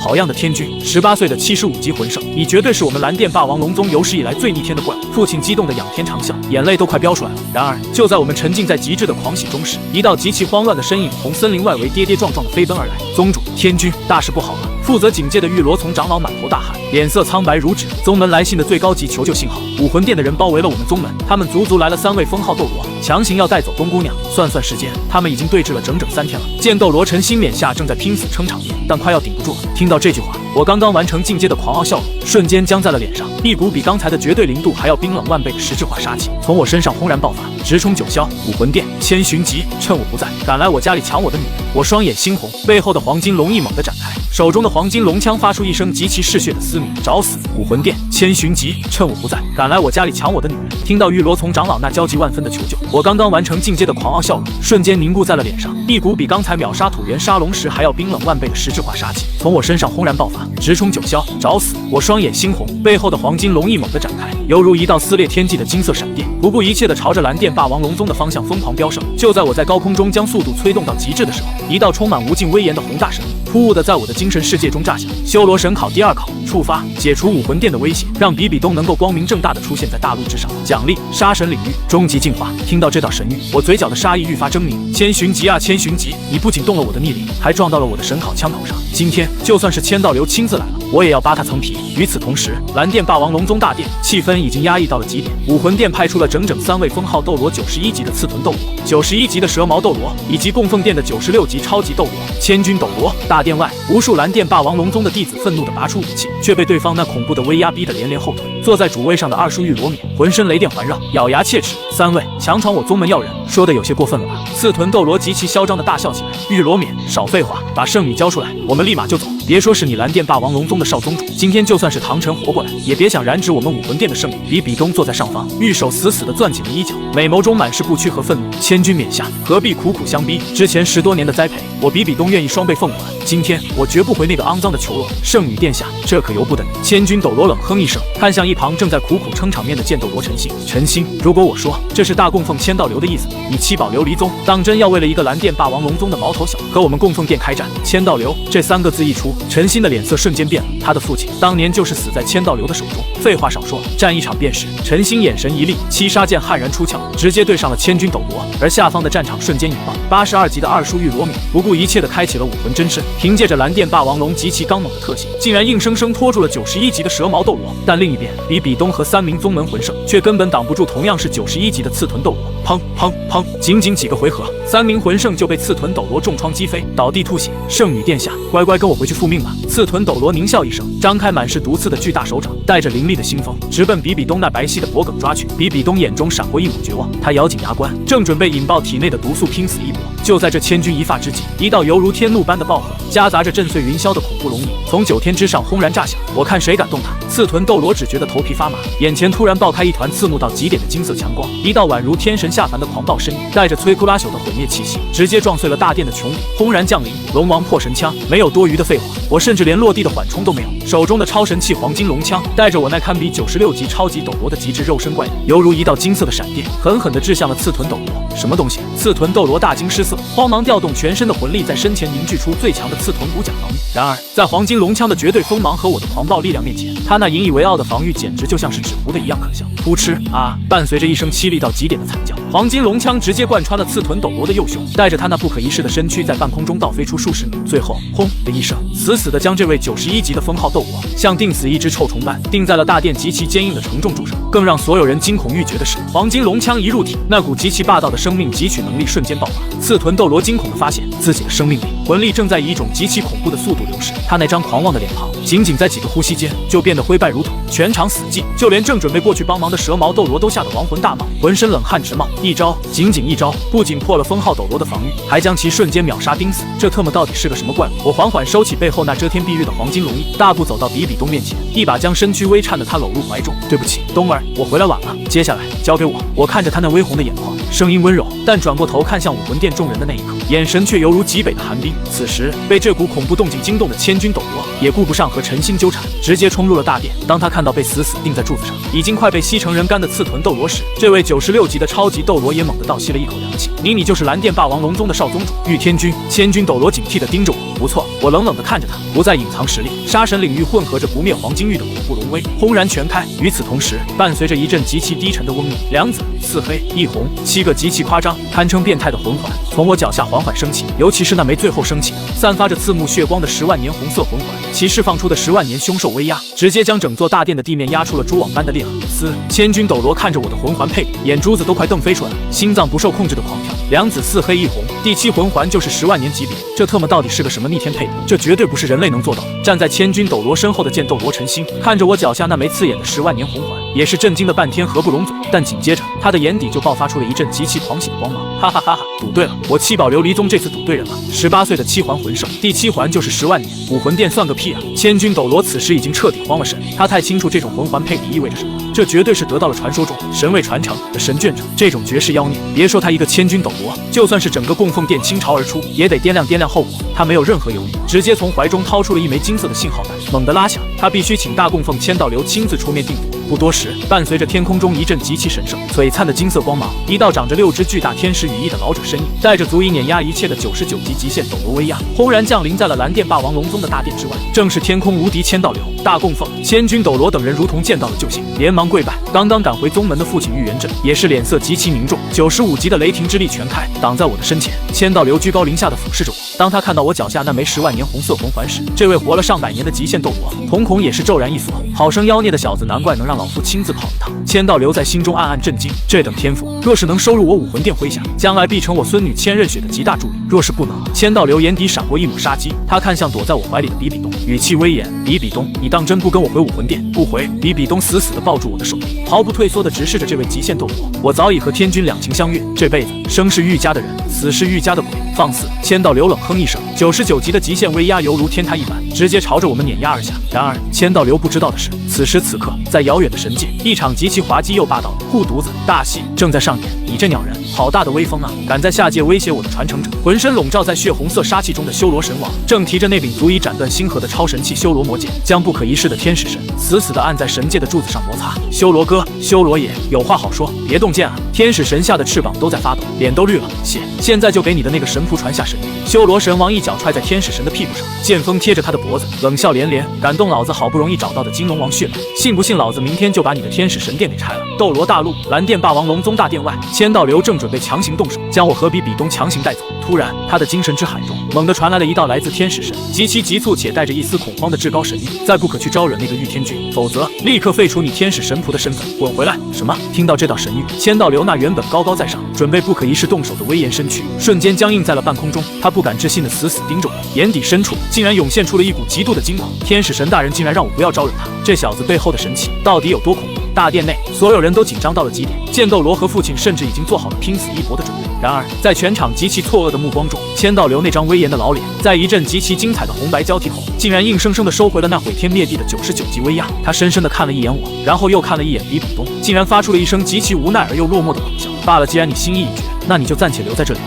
至于你师父千寻疾那边，你自己看着办吧。我们走。说完这句话，千道流连看都没看被钉在柱子上半死不活的刺臀斗罗，直接转身化作一道金光，带着千钧和蛇矛，犹如丧家之犬般，极其狼狈地逃离了蓝电霸王龙宗。全场死寂，不可一世的武魂殿大供奉，天下3大极限斗罗之一的千道流，竟然在御天君的面前低头退缩。大殿之内，所有蓝电霸王龙宗的弟子都疯狂地吞咽着口水，看向我的眼神已经从敬畏变成了看着真神降临般的狂热。而站在一旁的剑斗罗陈星，眼底更是爆发出了前所未有的极致狂喜。退了，千道流竟然被吓退了，哈哈哈哈！老夫押对宝了，我弃宝琉璃宗这次绝对是攀上了一尊未来的真神。就在所有人沉浸在极度震撼中时，一道宏伟至极的声音在我的脑海中轰然炸响：修罗神考第2考，解除武魂殿的威胁，让比比东能光明正大的出现在大陆之上。完成。神王赐福奖励：杀神领域终极进化。嗡！伴随着神谕的落下，我身上原本就极其恐怖的杀神领域瞬间暴走，原本猩红色的杀气竟然凝结成了犹如实质般的暗红色晶体。这股纯粹到极致的杀意，让94级的父亲玉元镇都感到一阵心悸，一身实力竟然被强行压制了足足20%，好可怕的领域压制！父亲心头狂震，旋即大喜过望。我缓缓收起进化后的杀神领域，眼中闪过一抹金光，紧接着修罗神的声音再次响起：修罗神考第3考出法，枪剑双绝，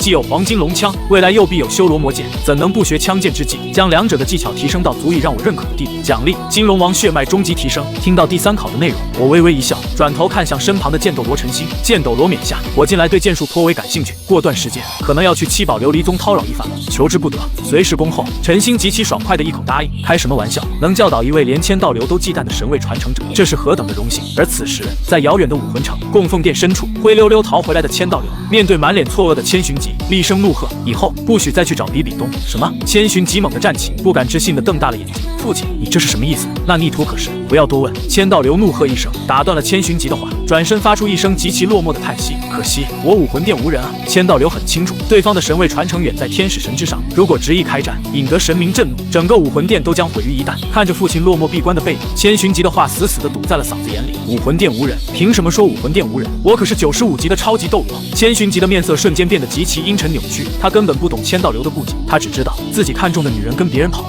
极度的嫉妒和心理病态的占有欲，让千寻疾彻底丧失了理智。小东，你千不该万不该背叛我！千寻疾眼中冒出极其疯狂的病态红芒，他竟然直接扔下了武魂殿的所有事物，犹如一条潜伏的毒蛇，孤身一人前行到了蓝电霸王龙宗的势力范围之外。御天君，只要杀了你，小东就只能乖乖回到武魂殿，一辈子留在我的身边。然而，让千寻疾崩溃的是，这一等就是整整1年的时间。这1年里，我带着比比东在宗门内深度闭关，我将之前获得的3大10万年神物、仙草药力以及一身极其变态的技能彻底融会贯通。不仅如此，我还吸收了一块10万年的外附魂骨。1年后，我破关而出，18岁的我修为已经达到了惊世骇俗的78级魂圣，而比比东在我的刺激下也飙升到了68级魂帝。东儿，走吧，我们去七宝琉璃宗赴约。我带着比比东大摇大摆地走出了蓝电霸王龙宗。然而，就在我们刚刚飞出雷霆峡谷的范围时，小心！我眼底寒芒一闪，极度敏锐的危险感知让我瞬间将比比东护在身后。有人跟着我们，实力极强，是封号斗罗，没有任何犹豫。我脚下猛地一踏，黄金龙翼轰然展开，龙王破神枪。我转身就是极其狂暴的一击，一条灿金色的百米巨龙猛地飞出，龙头之处，超神器黄金龙枪的锋芒撕裂空气，直奔后方的虚空狠狠扎去。砰！隐藏在暗处的千寻疾大惊失色，他怎么也没想到，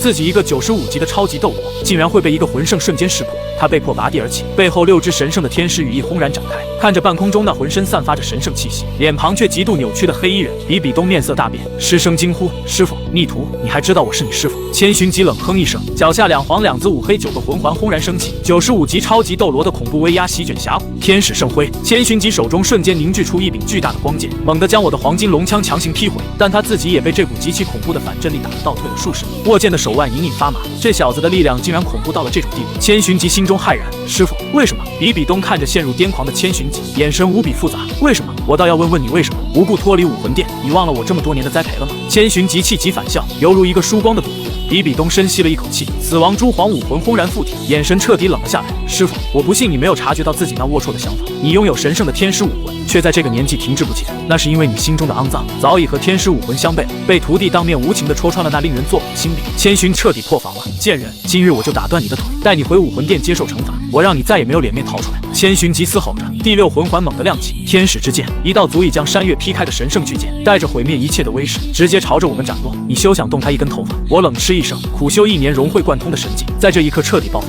雷霆暴龙左腿骨，雷暴龙尾，我左脚猛地一扫，一条长达100米的恐怖雷龙之尾凭空浮现，带着毁天灭地的雷霆风暴，与天使之剑在半空中轰然碰撞。轰！巨大的声响传遍方圆10里，强大的反冲力让千寻疾倒飞而出。但这仅仅只是个开始，我的动作没有丝毫停止，左手猛地抬起，一股足以冻结灵魂的绝对灵度轰然爆发。20万年冰龙往左臂舞，冰龙吐息，一条极其庞大的冰蓝色巨龙凭空浮现，一道宽达数十米，带着寂灭一切生机、恐怖极寒的冰蓝色龙息，瞬间将千寻疾彻底笼罩。什么？感受到这股远超10万年魂骨的恐怖威势，千寻疾面色大骇，避无可避之下，他竟然被逼得直接开启了第7魂技武魂真身。堂堂95级超级斗罗，面对一个魂圣，竟然被逼得率先开启了武魂真身，这简直就是奇耻大辱。千寻疾化作一尊巨大的6翼天使，寒怒一剑劈开了冰霜，然而迎接他的是一道比他还要庞大、还要狂暴的100米黄金巨龙。武魂真身，我怒吼一声，震天动地的龙啸响彻四方，黄金龙枪化作我身上最为锋利的第40根肋骨。此刻的我宛如真正的金龙王降世，今天就让你见识一下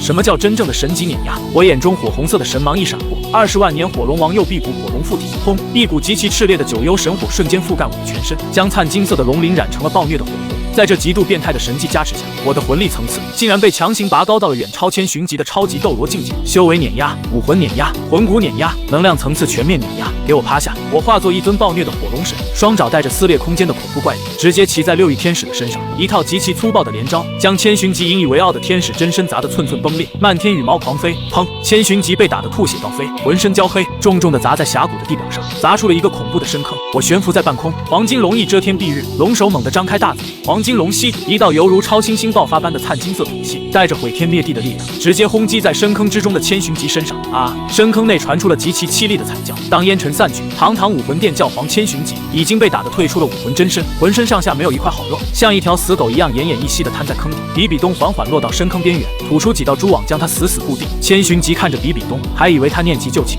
虚弱地吐出一句：“小东，你当真这么绝情吗？”比比东眼神冰冷到了极点，不是我绝情，是你那肮脏的想法害了你。今日我饶你一命，还了你10几年的教导之恩，从此我们恩断义绝，再无师徒名分。千寻疾面色惨白如纸，一口鲜血喷出，彻底绝望。而就在这时，我敏锐地察觉到远处的密林中正躲着2道瑟瑟发抖的身影，月关、鬼魅。我撤去武魂真身，淡淡的开口，听到我的声音。密林中那2个未来的超级斗罗菊斗罗月关和鬼斗罗鬼魅，吓得连滚带爬的跑了出来，极其卑微的单膝跪地，在下鬼魅月关，见过冕下。他们俩本来是去武魂殿求职的，结果路过这里，正好看到了我一个7环魂圣把95级的武魂殿教皇当狗一样按在地上锤，这极度颠覆认知的画面，差点没把他们的3观给震碎。怎么，你们不是要去武魂殿谋个差事吗？我指了指坑底半死不活的千寻疾，似笑非笑的说道：“那位就是武魂殿的教皇，你们可以直接去跟他聊聊入职的事吧。”鬼魅和月关看了一眼坑底那惨不忍睹的教皇头摇得像拨浪鼓一样。月关咽了口唾沫，极其坚定地说道：“教皇都被您打成这样，我们还去个屁啊！我们兄弟俩愿意追随冕下。”我满意的抛出一块蓝电令牌，去蓝电霸王龙宗报道吧。只要你们忠心，你们的第8、第9魂环宗门包了。两人如获至宝，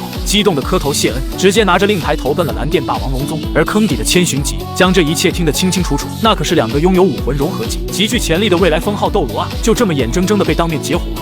身体和精神的双重极度打击，让这位曾经不可一世的教皇双眼一翻，气急攻心，直接在坑底气得晕死了过去。教皇都被您打成这样，我们还去个屁啊！我们兄弟俩愿意追随冕下。看着毫不犹豫拿着蓝电令牌跑路投奔的鬼魅和月关，我满意的收回了目光。而深坑底的武魂殿教皇千寻疾将这一切听得清清楚楚，直接一口老血喷出，彻底气晕了过去。走吧，东儿，去7宝琉璃宗。我没有再看千寻疾一眼，这种已经丧失了道心的废物，杀了他只会提前引来千道流的疯狂反扑，留着他以后慢慢玩死他。我牵着比比东的手，在黄金龙翼的煽动下，化作一道金芒直奔7宝琉璃宗而去。刚到7宝琉璃宗的大殿，宁老宗主便极其热情地迎了上来。贤侄今日怎么有空大驾光临？宁老宗主笑的眼睛都快眯成一条缝，看着我身边的比比东，心中暗暗惊叹这女子的不凡。实不相瞒，宁伯父在下这次前来是想和陈星前辈请教一些兵器上的技巧。我客气地拱手道。宁老宗主一听，眼前大亮，他正愁没机会摸摸我现在的底细呢。来人，快请陈星过来。不多时，一道极其凌厉的剑气从天而降，剑斗罗陈星大步踏入殿内。然而刚一进门，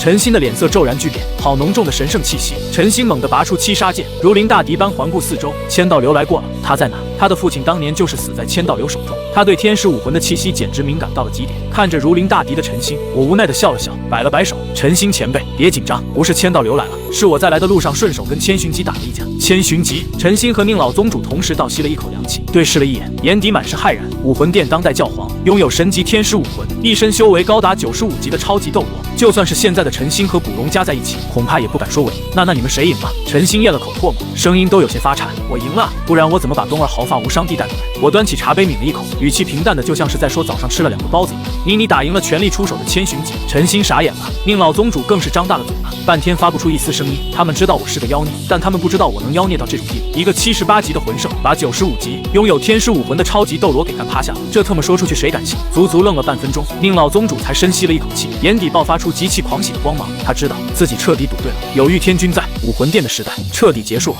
贤侄，你都打赢千寻疾了，老夫还能教你什么？陈星苦笑着收起7杀剑。再说了，你是用枪的，老夫是用剑的，这是我的神考要求，必须做到枪剑双绝。我没有隐瞒，直接亮出了底牌。听到神考2字，陈星神色瞬间变得极其肃穆。既然涉及神考，天君跟我来后山竹林。这1年，老夫倾囊相授。接下来的整整1年，我在7宝琉璃宗的后山竹林开始了极其枯燥却又无比凶险的剑道修行。凭借着黄金龙王极其变态的身体控制力和超绝的悟性，无论多么深奥的剑招，我都能在极短的时间内融会贯通。到了后期，甚至连陈星都麻木了。你这小怪物，除了剑道境界还差老夫一丝，真要打生死战，老夫和古荣绑一块都不够你一只手锤的。1年后，夕阳染红了竹林，我握着手中的木剑，闭目凝神，随手一剑刺出，没有狂暴的魂力，却带着一种大道至简、可破万法的极致韵味。嗡！精神世界中，超神器修罗魔剑发出一声极其愉悦的剑鸣，但我并没有立刻获取奖励，因为神考的提示音还差最后一步。我睁开双眼，随手扔掉木剑，眼中闪过极其狂热的战意。剑术已成，现在该去取我的第8魂环了。告别了陈星和比比东，我孤身一人，背身黄金龙翼，犹如一道金色闪电，直直地扎进了全大陆最恐怖的魂兽禁区星斗大森林核心圈。我的目标非常明确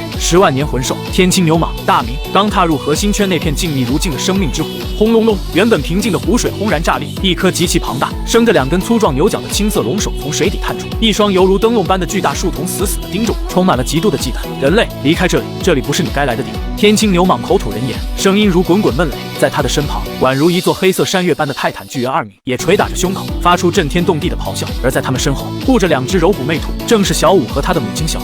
在下玉天君，借你的魂环一用。我淡淡一笑，没有任何废话，脚下猛地一踏，嗡嗡嗡，2紫4黑1红，足足7个极其夸张、堪称变态的魂环从我脚下轰然升起。尤其是那枚鲜红如血的10万年第7魂环，释放出的恐怖威压，让在场的4头10万年级别魂兽同时瞳孔骤缩。后，大言不惭的人类，我先拿你的命！脾气暴躁的泰坦巨猿2名怒吼一声，宛如山岳般粗壮的重拳带着撕裂空气的音爆，直接朝着我狠狠砸下。这可是连封号斗罗都不敢应接的恐怖怪力。来得好！我冷嗤一声，第1魂技黄金龙体瞬间开启，全属性暴涨100%。我甚至连武魂真身都没开，双手倒提超神器黄金龙枪，不退反进，迎着那座肉山就冲了上去。轰！黄金龙枪与泰坦巨猿的重拳在半空中轰然对撞。什么？2名巨大的瞳孔中闪过一丝不可置信，他那足以轰碎山峰的恐怖怪力，竟然被眼前这个如蝼蚁般大小的人类用极其精妙的枪法四两拨千斤，给强行卸掉了大半。紧接着，我体内那堪比96级超级斗罗的极致力量轰然爆发，一枪横扫，砰！重如泰山的2名竟然被我一枪硬生生的抽飞了出去，在地上离出了一道上百米长的深深沟壑。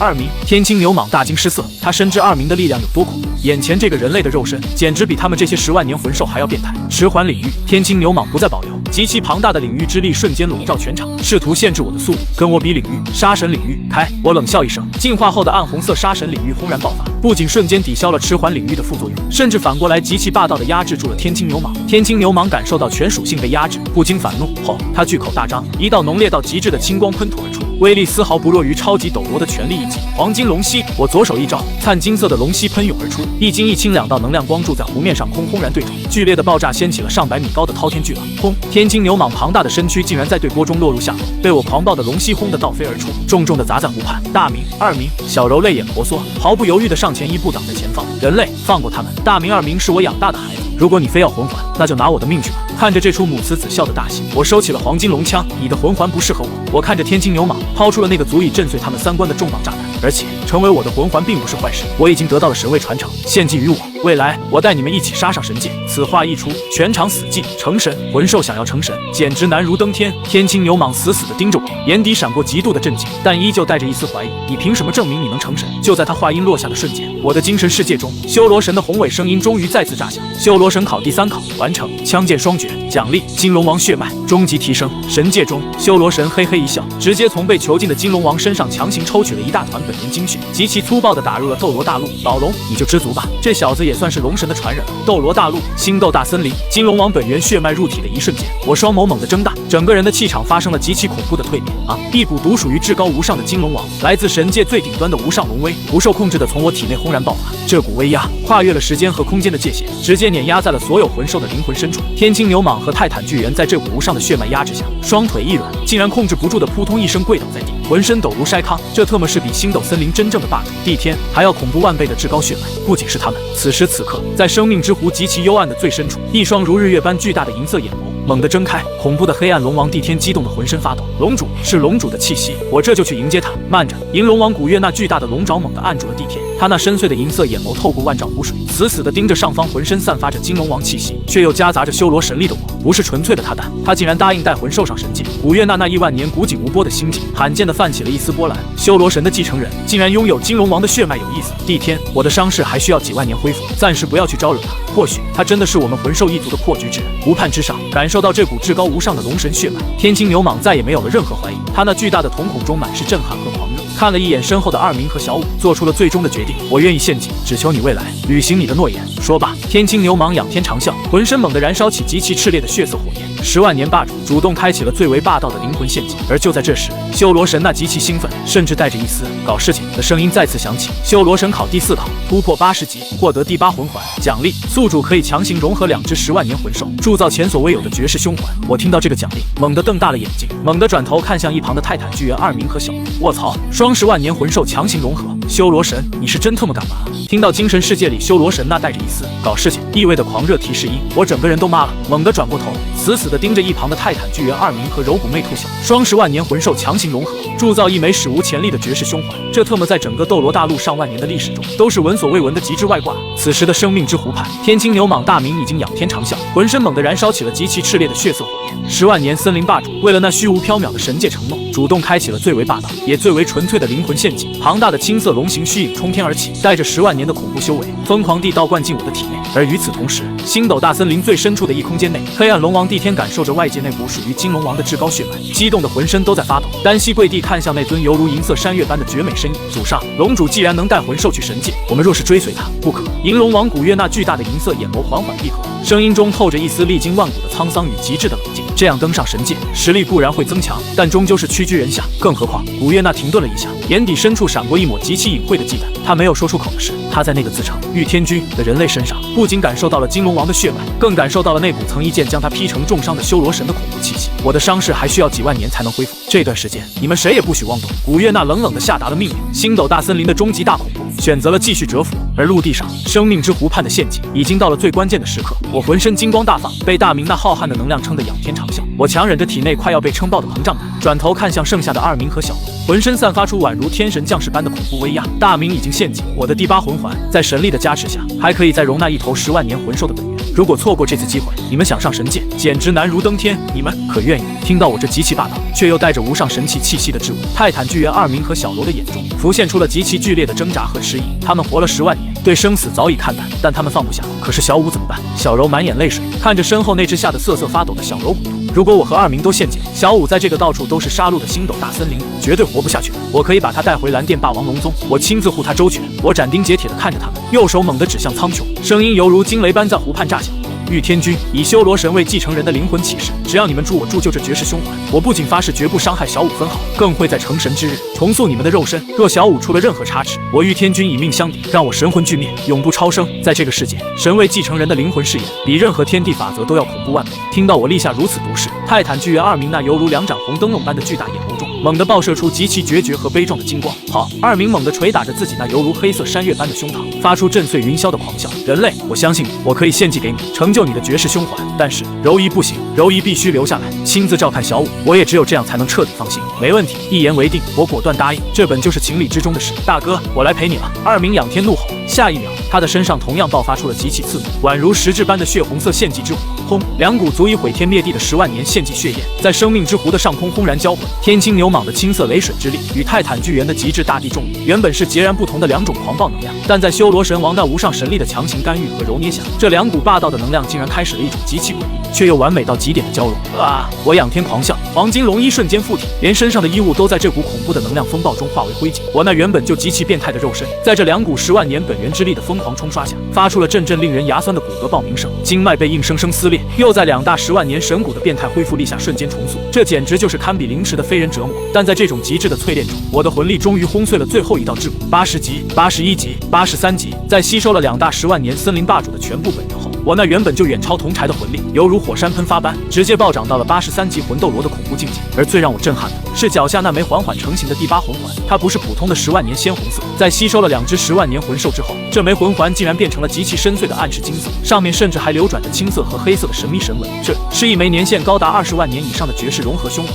就在我彻底融合完这枚绝世凶环的瞬间，精神世界中修罗神的声音再次传来：修罗神考第4考完成，奖励强行融合2只10万年魂兽，提升第8魂环年限至20万年级别。紧接着神音一转，变得极其肃杀，修罗神考第5考触发，试炼内容：击败修罗神留在杀戮之都的最终化身，奖励超神器修罗魔剑的绝对使用权。听到第5考的奖励，我猛地睁开双眼，暗金色的龙眸中爆射出极其狂热的金光。修罗魔剑又是一把超神器，如果我左手握着吸血无敌的黄金龙枪，右手提着审判诸神的修罗魔剑，这天下还有谁能挡我一击？我强行压下心头的极度狂喜，深深地吐出一口浊气，看着地上2块散发着恐怖威压的10万年魂骨天青牛蟒右臂骨、泰坦巨猿左臂骨，我毫不客气地将其收入囊中。我转过身，看向一旁还沉浸在悲痛中的小柔母女，走吧，大明和二明的灵魂在我的魂环里酝酿，等我成神之日，就是他们复活之时。现在跟我回宗门。几天后，蓝电霸王龙宗，当我带着小柔母女回到宗门，并展露出83级魂斗罗的修为和那枚暗赤金色的绝世凶环时，整个宗门上下彻底疯狂了。18岁，83级，双10万年魂兽献祭。父亲玉元镇激动地连说了3个好字，双手都在发抖。他直接下令将小柔母女安置在宗门最核心的境地，享受最高规格的庇护，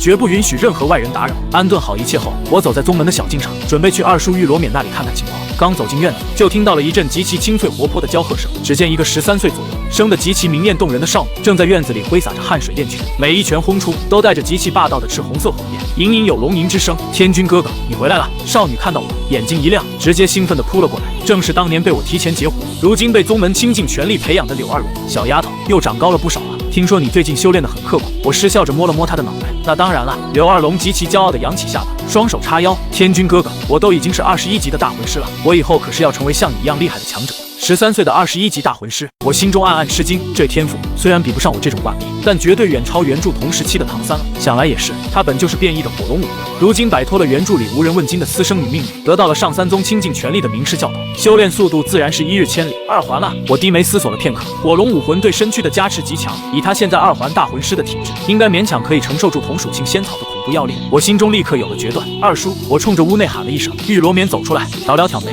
天君啊，你可是很久没来我这院子了。怎么找二叔有事？我看着二叔，又看了看满脸好奇的柳二龙，极其郑重地从储物戒指中取出了一个特制的玉龙。二叔，我看二龙已经是2环大魂师了，我想是时候该让他服用那株仙草了。啪！玉盒打开，一股极其浓郁、炽热到仿佛能焚尽8荒的奇异花香，瞬间充斥了整个院落。那是一株犹如一团正在熊熊燃烧的凤凰火焰般的绝世仙草机关凤凰葵。看着这株连周围空气都隐隐扭曲的神木，玉罗冕的手猛地一抖，服用仙草，现在吃是不是太早了点？他才2环啊！二叔有些担忧。无妨，我眼神中透着极其狂傲的自信，身上属于金龙王和魂斗罗的极致威压瞬间绽放，有我在旁边亲自护法，必要时刻我可以强行封印多余的药力。仙草越早吃，对武魂的本源重塑就越彻底。今天我就要让二龙的火龙武魂迎来一场脱胎换骨的终极进化。伴随着机关凤凰葵入土，一股炽热到极点，犹如火山爆发般的狂暴能量，瞬间在年仅13岁的柳二龙体内轰然炸开。柳二龙闷哼一声，稚嫩的脸庞瞬间被烧得通红，额头上渗出细密而滚烫的汗珠，但他死死咬着牙，竟然硬生生扛着这股仿佛要将经脉焚毁的巨头，没有发出一声惨叫。在他的背后，那原本就极其强悍的变态火龙武魂不受控制的透体而出。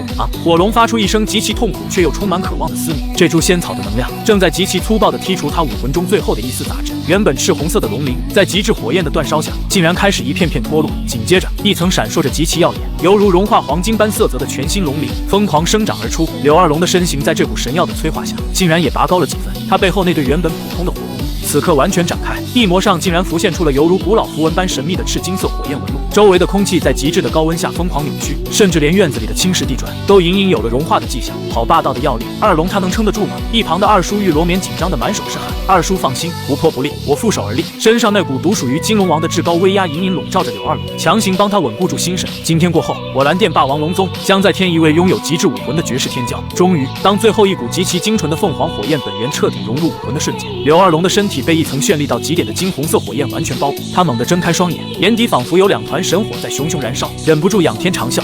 不再是普通的龙吼，而是一道夹杂着凤凰青啼的高亢龙啸，完美的金红火龙武魂浴火重生。从这一刻起，柳二龙彻底蜕变，他的武魂品质已经无限逼近了传说中的极致之火。未来封号斗罗对他而言仅仅只是个起点。看着激动的抱在一起痛哭流涕的二叔和柳二龙，我欣慰地笑了笑，留下几句稳固修为的嘱咐后，我转身回到了自己的地下密室。宗门的底蕴已经打下，现在该去取属于我自己的绝世造化。盘膝坐在密室中，我深吸了一口气，将精神力彻底沉入脑海。修罗神考第5考，击败修罗神留在杀戮之都的最终化身。奖励：修罗魔剑的绝对使用权。嗡！精神世界内光芒一闪，一尊浑身笼罩在无尽血光中，没有丝毫感情波动的修罗神化身赫然浮现，而他身上散发出的魂力波动竟然高达极其恐怖的98级。98级！我眼角猛地一抽，但根本没给我反应的时间。修罗神化身猛地睁开那双宛如黑洞般深邃的眼眸，纯粹的杀意瞬间锁定了我。一柄散发着灭世黑芒的长剑出现在他手中，直接化作一道黑色的闪电，朝着我劈头盖脸的斩落。来得好！我怒吼一声，黄金龙枪瞬间出现在手。然而仅仅交手了3招，我就被逼得险象环生。这修罗神化身的剑术简直达到了不可思议的化境，比七宝琉璃宗的剑斗罗陈心还要恐怖10倍以上。拼了！我咬紧牙关，3大领域杀神、不灭黄金、迟缓同时全开，强行将化身的速度压制了一半。紧接着，我果断弃枪换剑，将这1年在陈心那里学到的身剑合一催动到极致，强行与化身近身肉搏。第4魂技瞬闪龙牙击，我抓住一个极其刁钻的破绽，瞬移到化身背后，灿金色的龙头带着我83级的恐怖怪力，狠狠地轰在化身的背上。轰！修罗化身被打了一个踉跄，但让我绝望的是，他身上竟然浮现出了一层淡淡的神力护罩。我这足以重创超级斗罗的一击，竟然连他的防御都没破开。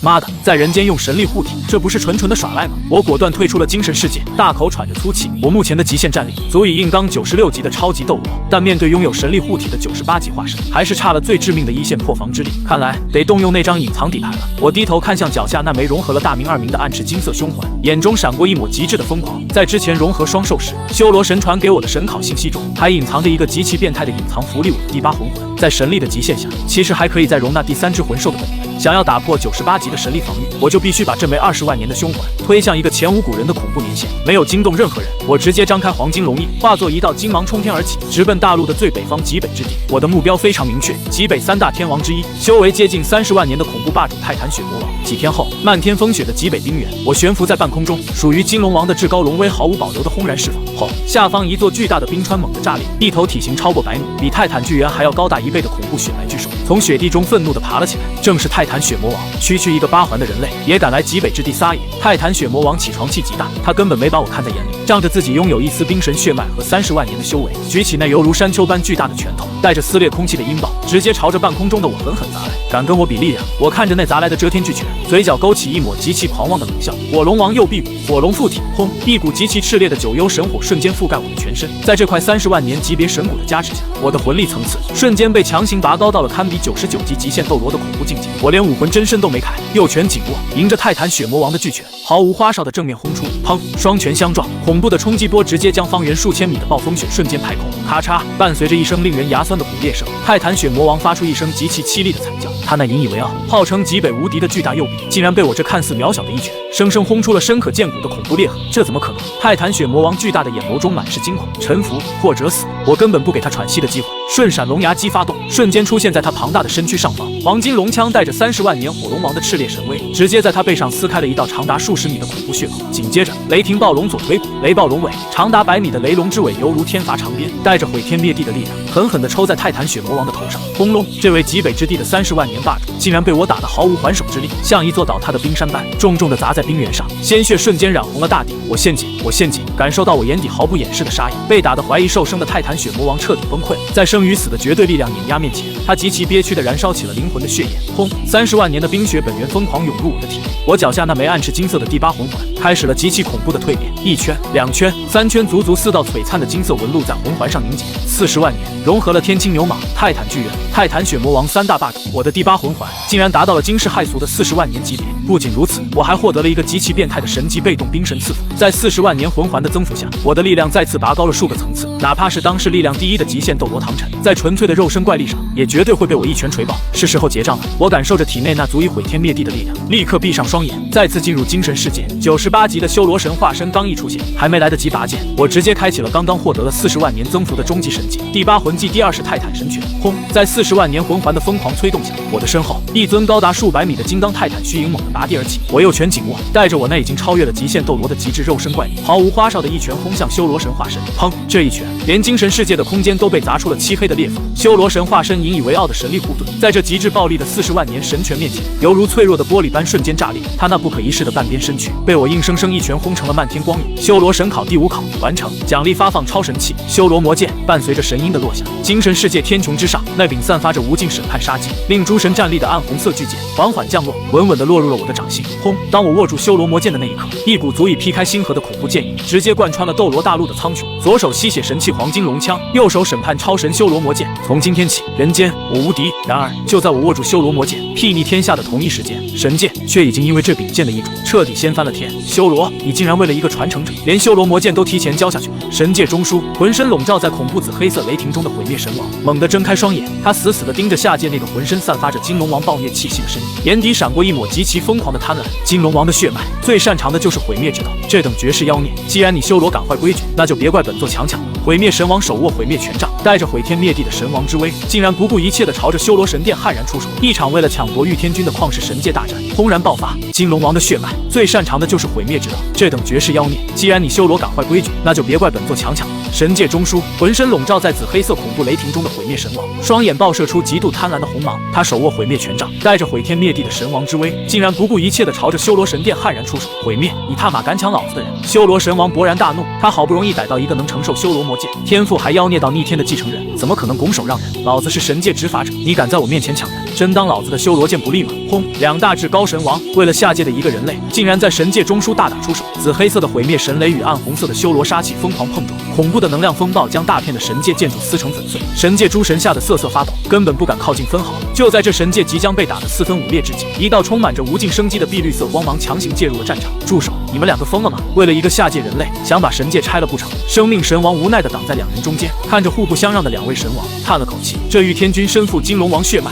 若是真让他成了气候，一个不慎便是第2次龙神之劫。既然你们都看中他，不如共同降下限制，只要他以灵魂起誓，绝不危害神界。这双神王的造化，给他又何妨？毁灭神王冷哼一声，收起权杖。只要这小子能承受得住本座的毁灭之力，我自会降下考核。修罗神王虽然极其不爽，但也知道这是最好的妥协，只能骂骂咧咧的同意了。而在斗罗大陆，刚刚在精神世界里一拳打爆修罗化身，拿到修罗魔剑的我，对神界这场旷世的抢人大战一无所知。我正抚摸着手中那柄散发着无尽杀伐之气的暗红色巨剑，脑海中修罗神那带着一丝赌气意味的声音再次响起。修罗神考第6考，问心，沉淀自己，游览名山大川，心境达到至高境界，奖励全魂环年限提升10000年，游历天下，沉淀心境。我收起修罗魔剑，嘴角勾起一抹笑意。穿越过来近20年，一直都在为了变强而疯狂厮杀。如今我18岁，魂力84级，手握2大超神器，全副极品魂骨，连唐晨我都敢碰一碰。这斗罗大陆确实也该好好转转。夜色渐深，明月高悬。就在我盘膝在床上稳固魂力时，门外突然传来了一阵极其轻微的脚步声，紧接着伴随着一股若有若无、极其甜腻的异香。我的房门被悄然推开，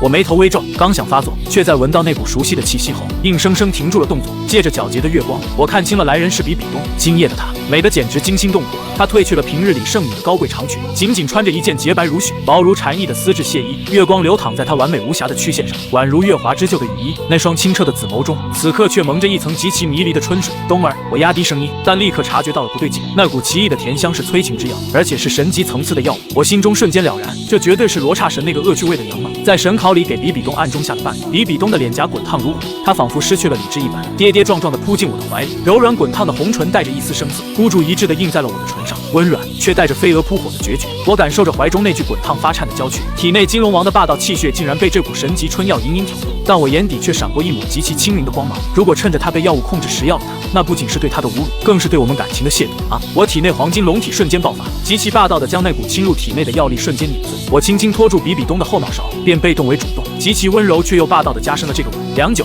唇分，我用极其浑厚的魂力强行帮他疏导体内作祟的罗刹神药力。看着他逐渐恢复清明的紫眸，我失笑着刮了刮他的鼻子。傻丫头，就算是神明作祟，我也不会在这种时候乘人之危。你在我心里是最完美的。比比东眼底的水雾瞬间决堤，他死死地抱住我，而在他的脑海中也终于响起了罗刹神第4考完成的提示音。一夜温存。次日清晨，当第一缕阳光洒下时，我留下了一封信，展开黄金龙翼，化作一道金色的流星，悄然离开了蓝电霸王龙宗。问心之旅正式开始。几天后，星斗大森林外围，我收起龙翼，准备徒步横穿这片原始森林。然而，刚路过一处隐秘的山谷，下方传来的剧烈魂力波动便引起了我的注意。我低头望去，只见山谷中一头体长超过15米、修为足足有6万年的恐怖魂兽血骨西王，正被一个赤手空拳的白发老者当狗一样暴打。老者没有开启武魂，也没有释放魂环，仅仅凭着一双肉掌，每一掌拍出都带着举重若轻、重若万钧的恐怖威势，将那头6万年凶兽打得连连惨叫，浑身骨骼碎裂。而在老者身后站着一个手持暗沉巨锤、神色极其恭敬的壮汉，正是当初在杀戮之都吃了大饼的唐昊。能不开武魂，仅凭肉身技巧暴打6万年魂兽的整个大陆，唯有一人。我嘴角勾起一抹狂热的战意，没有任何隐藏，整个人犹如一颗金色的陨石，带着极其恐怖的破空声，直接砸在了山谷的正中央。轰隆，大地震颤，泥土翻飞，那头倒霉的血骨西王直接被我落地的冲击波震得晕死过去。烟尘散去，我负手而立，昊天斗罗，唐晨前辈。我目光灼灼地看着眼前的白发老者，你是玉天君。一旁的唐昊看清我的面容后，仿佛活见鬼了一般，吓得连退了3步，下意识地握紧了昊天锤。唐晨抚了抚白须，上下打量着我，眼底猛地爆射出极其骇然的金光。蓝电霸王龙宗的小子，怪哉，老夫99级极限斗罗的修为，竟然看不透你一个20岁不到的毛头小子。晚辈斗胆，想请前辈切磋1、2。我微微一笑，直接发出了挑战，你找死！我爷爷可是99级。唐昊大怒，刚想上前，闭嘴，退到3里外去。这小子的实力，余波都能震死你。唐晨极其敏锐地察觉到了我身上那股让他都感到战栗的恐怖气血，一巴掌把唐昊扇飞了出去。山谷中只剩我和唐晨。轰！唐晨没有任何保留，一柄通体暗金、散发着远古洪荒气息的巨锤赫然在手，而我脚下2紫、4黑、2红8个极其刺眼变态的魂环轰然升起，尤其是那枚深邃到极点的暗赤金色第8环，直接让99级的唐晨都倒吸了一口凉气。8环40万年魂环，这怎么可能？远处观战的唐昊眼珠子都快瞪炸了，道心瞬间崩溃。来吧！我双手虚握，超神器黄金龙枪赫然在手，直接迎着唐晨的昊天锤悍然砸下。当金铁交击的轰鸣声瞬间震塌了半个山谷，哈哈哈哈！好恐怖的怪力，痛快！唐晨被震得双手发麻，却狂笑出声。乱披风锤法，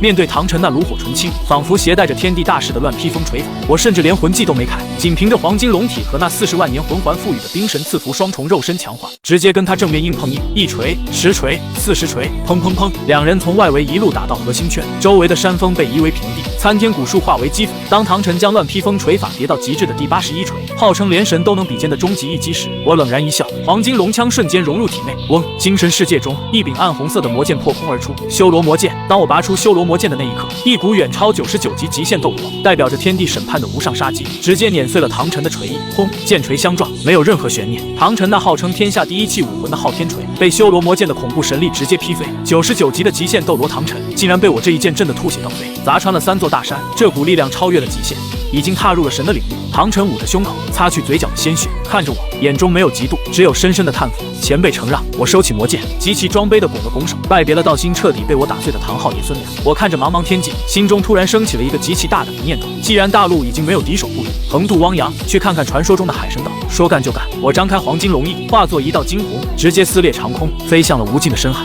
数日后，海风呼啸，远方的海平面上出现了一座郁郁葱葱、宛如仙境般的巨大岛屿，正是连武魂殿都极其忌惮的超然势力海神岛。就在我距离海岸还有1000米时，异变陡生，轰！下方海面猛地炸开，一头体长超过30米、浑身覆盖着钻石般鳞片的恐怖巨鲨，带着10万年的骇人凶威，掀起一道直径10丈的毁灭水柱，张开血盆大口直扑我而来。正是海神岛护岛神兽10万年魔魂大白鲨之王小白，一头鱼也敢对我龇牙？我冷哼一声，黄金龙眸中满是不屑。面对这头海中霸主，我甚至连武魂都没开，仅仅是抬起右手，犹如拍苍蝇一般，朝着下方猛地虚按一掌。轰隆！一股极其恐怖的天地之力轰然镇压而下，不可一世的10万年魔魂大白鲨，连一声惨叫都没来得及发出，直接被我这一巴掌拍得头骨开裂，翻着白眼，犹如一颗炮弹般狠狠地砸进了万丈海底。我缓缓降落在洁白的沙滩上，这一巴掌犹如捅了马蜂窝，仅仅片刻之间，刷刷刷，数十道身影从岛内飙射而出，将我团团包围。紧接着，7道散发着封号斗罗威压的强悍身影，簇拥着一名手持权杖、气质雍容绝美、修为高达99级极限斗罗的海蓝色长裙女子从天而降。海神岛大供奉波塞西，波塞西死死地盯着我，紫眸中充满了极度的惊疑和忌惮。阁下何人？为何擅闯我海神岛，还重创我护岛神兽？我负手而立，面对着海神岛的最强天团，嘴角勾起一抹极其狂妄的弧度。蓝电霸王龙宗玉天君，至于那条鱼是他先动的手，我只是教他规矩。此言一出，整个海神岛的海岸线陷入了死一般的寂静。紧接着是冲天的暴怒、狂妄、放肆。站在大供奉波塞西身后的一名魁梧壮汉勃然大怒，他浑身布满了奇异的蓝色龙鳞，95级超级斗罗的恐怖威压轰然爆发。正是海神岛7圣柱之首海龙斗罗，魔魂大白鲨乃是我海神岛护岛神兽，受海神大人庇护。你一个大陆来的狂徒，不仅将其打伤，竟然还敢在海神岛大放厥词，给我跪下！海龙斗罗怒吼一声，背后一条巨大的蓝色海龙虚影腾空而起，它携带着极其狂暴的大海之力，化作一道撕裂空气的蓝色水龙卷，直奔我面门轰杀而来。海龙不可大意！波塞西眉头微皱，刚想出声提醒，但已经晚了。看着气势汹汹杀来的海龙斗罗，我眼皮都没抬一下，一条杂血海龙也敢在我面前称龙？我甚至连武魂都没有释放，只是极其随意的向前迈出半步。嗡！体内那至高无上的金龙王血脉，伴随着我那经过仙草和40万年魂环淬炼，已经达到极限斗罗层次的恐怖肉身怪力轰然绽放。我抬起右手，对着那不可一世的蓝色水龙卷，凌空一巴掌扇了过去。啪！一声清脆到极点，犹如雷鸣般的耳光声响彻海岸。在其余6位圣柱守护者极度惊恐的目光中，95级的海龙斗罗竟然连我的衣角都没碰到，就被一股极其蛮横、根本无法抗拒的绝对力量扇中了脸颊。他那庞大的身躯犹如一颗出膛的炮弹，以比来时快10倍的速度倒飞而出，沿途撞碎了10几块巨大的礁石，最后死死地嵌进了一座山体之中，狂喷鲜血，当场昏死过去。大哥，这怎么可能？海马斗罗、海星斗罗等人吓得浑身发抖，眼珠子都快瞪出来了。堂堂7圣柱之首，在海神岛的主场大海之力的加持下，竟然被这个年轻人一个大逼都给秒杀了。这特么到底是个什么怪物？退下，你们不是他的对手。波塞西那张绝美雍容的脸庞，此刻终于浮现出了前所未有的凝重。他手持海神权杖，缓缓向前飘飞了几米，一双深邃的紫眸直视着我的双眼。难怪阁下敢如此猖狂，原来是拥有这等惊世骇俗的肉身。我在你身上感受到了一股极其熟悉的气息。唐晨，是你什么人？听到这个名字，我微微一笑，极其随意地拍了拍手上的灰尘。没什么特殊关系，只是前几天路过星斗大森林的时候，看他练锤子，就顺手和他切磋了一下。切磋？波塞西心头一跳，结果如何？不才，侥幸赢了半招。我看着波塞西，语气平淡的就像是在说今天天气不错一样。他那号称天下第一气武魂的昊天锤，连带着他引以为傲的乱披风第81锤，被我震得吐血倒飞，砸穿了3座大山。我想着大陆上已经没什么能打的了，所以来海神岛看看。什么？此话一出，不仅是剩下的6大圣柱守护者，就连活了上百年的波塞西，心境也瞬间掀起了极其恐怖的惊涛骇浪。唐晨败了，那个当年和他齐名，甚至在陆地上能力压千道流的99级极限斗罗，那个他等了半辈子的男人，竟然败给了眼前这个不到20岁的青年，狂妄至极。大供奉，此子满口胡言，绝不可信。海毛斗罗厉声怒喝，但波塞西却没有说话，他死死地盯着我，浑身都在轻微的颤抖，因为他知道，到了这种境界的强者，根本不屑于说谎。他身上那股若有若无的绝对压制感，甚至让他这位海神代言人都感到了心悸。阁下既然击败了唐晨，如今又强闯海神岛。波塞西深吸了一口气，海神权杖猛地顿在虚空，轰！99级极限斗罗的威压，混合着整片大海的无尽威力，轰然升腾，是想将我波塞西也一并踩在脚下吗？轰隆隆，伴随着波塞西的怒火，原本平静的大海瞬间陷入了极其狂暴的暴动，高达数百米的滔天海啸拔地而起，遮天蔽日，整个海神岛的天空瞬间暗了下来。无穷无尽的大海之力化作一道极其恐怖的神圣光柱，将波塞西笼罩其中。在海神岛的范围内，他波塞西就是半个神明。大供奉息怒，海神大人息怒。海神岛数以万计的居民感受到了这股灭世之威，纷纷惊恐地跪倒在地。然而，面对这足以毁天灭地的极限斗罗之怒，我不仅没有丝毫退缩，眼底反而爆射出极其狂热的兴奋。踩你不，我只是想看看所谓的海神之力到底能接我几招。轰！我不再隐藏，体内金龙王血脉彻底沸腾，两紫四黑两红8个极其夸张，堪称逆天的魂环从我脚下缓缓升起，尤其是那最后2枚红色的10万年魂环，最后1枚更是闪烁着极其深邃的暗赤金色4道经文，那是高达40万年的绝世凶魂8环40万年魂环。波塞西看着我的魂环配比，引以为傲的极限斗罗心境瞬间出现了一丝裂痕。他苦修100年才集齐的魂环，在这个18岁的少年面前，简直就像个笑话。但这还没完，我右手虚空一抓，精神世界中一柄散发着无尽血色杀机，令诸神站立的暗红色巨剑赫然出现在我手中。超神器修罗魔剑。当修罗魔剑现世的那一刻，一股代表着宇宙至高审判、极致杀戮的恐怖神威，犹如一柄开天辟地的巨人，直接将波塞西头顶那遮天蔽日的海啸硬生生一分为2，漫天海水倒灌。这是真正的神奇之气。波塞西感受着那股连海神之力都在瑟瑟发抖的恐怖杀机，绝美的脸庞瞬间惨白如纸。我单手提着修罗魔剑，暗金色的龙眸俯视着海神岛的最强战力，声音犹如神明下达的终极判决，在整片大海上空轰然回荡。海神大供奉，波塞西，接我一剑不死！我立刻退出海神岛。当修罗魔剑那股足以审判诸神、撕裂星河的极致杀戮气息爆发的那一刻，整个海神岛的天空都被染成了触目惊心的暗红色。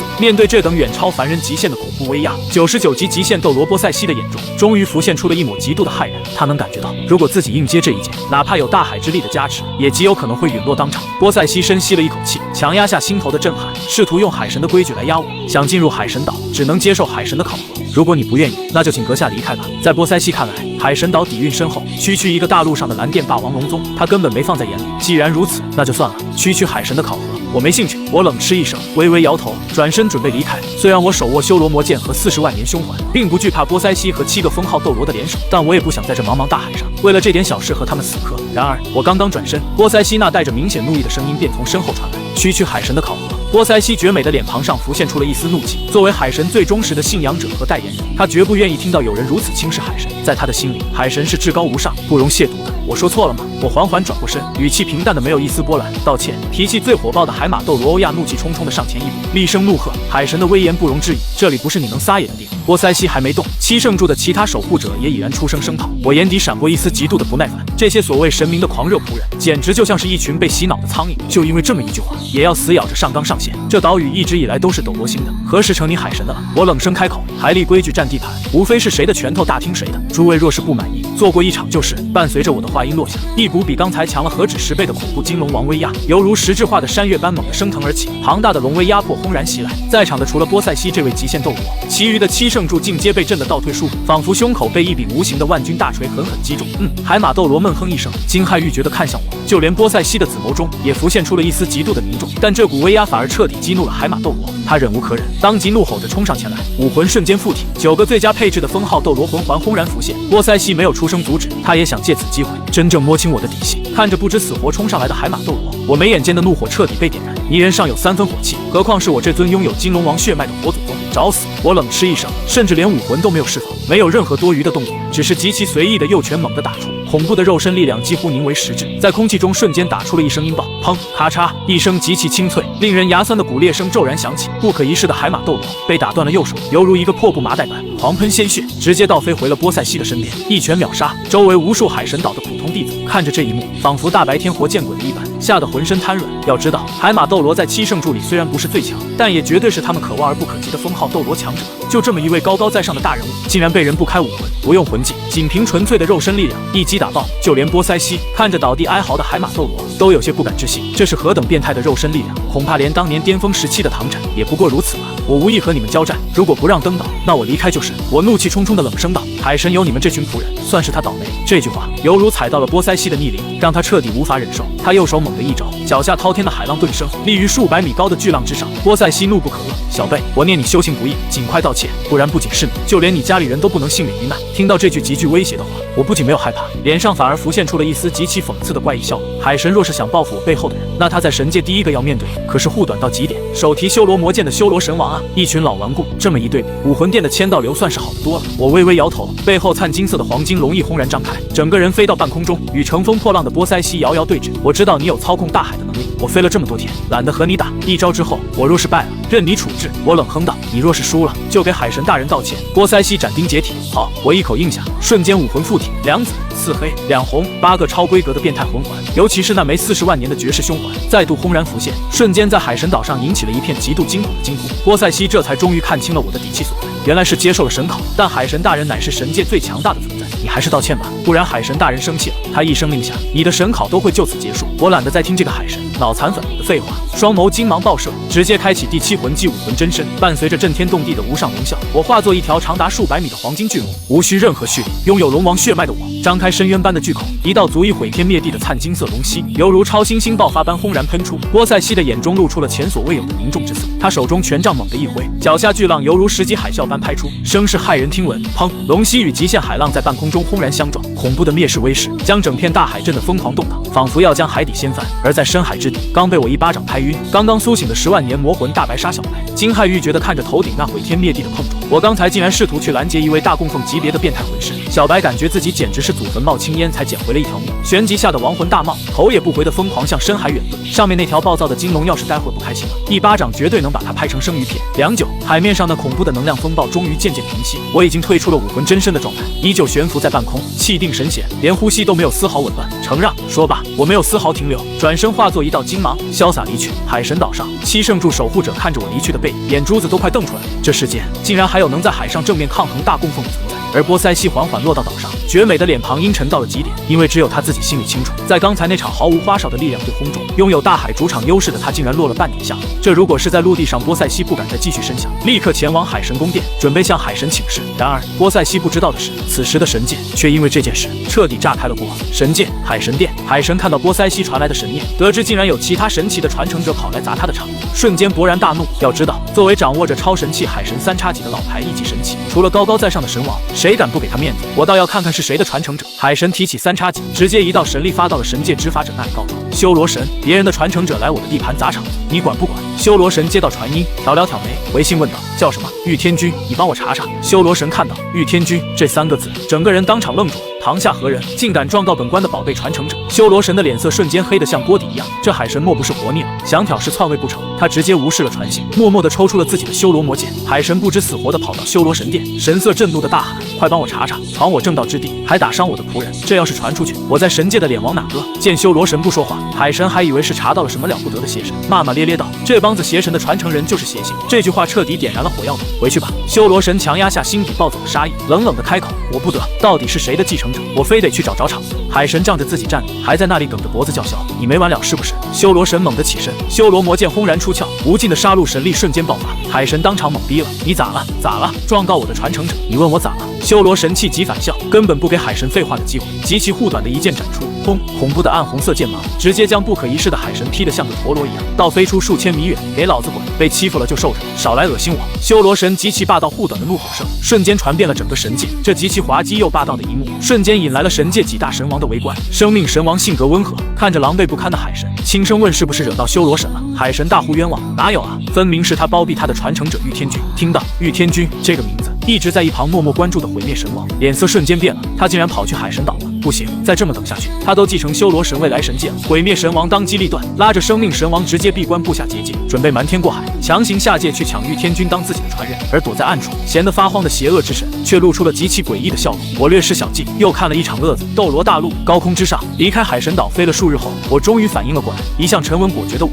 怎么会在海神岛那种别人的地盘上说出区区海神这种极其狂妄且不理智的话？难道是修罗神亦正亦邪的性格影响到我？我心中疑惑，却根本不知道，这其实是邪恶之神为了找乐子，对我暗中施展的一点小法术。抛开这些杂念，看着脚下茫茫的大海，我一路急速飞行。不知过了多久，视线的尽头终于出现了一片极其庞大、风貌截然不同的全新大陆。日月大陆，这里应该就是我降落在日月大陆上，看着周围极其新奇的建筑和人们的服饰，尤其是那些初具规模在斗罗大陆早已失传的魂导器技术，我的眼中爆射出极其灼热的金光。如果能把这些技术带回蓝电霸王龙宗，宗门的底蕴必将发生翻天覆地的质变。就在我漫步在日月大陆的某座大城郊外时，嗡，一阵微弱的魂力波动引起了我的注意。我隐匿气息，如幽灵般掠了过去，想借此看看日月大陆魂师的战斗素养。前方的密林中，10几几个身穿深色衣服的魂师正在围攻两男一女。李阳，你伤我们大当家的性命，今天我就要了你的命！围攻方一个名叫王二的壮汉怒吼道。被围攻的魂宗李阳却极其嚣张的大笑，就凭你们这些大魂师也敢来寻仇？你们五龙寨今天就该成为历史了！说罢，李阳一掌将王二拍飞。我躲在暗处摇了摇头，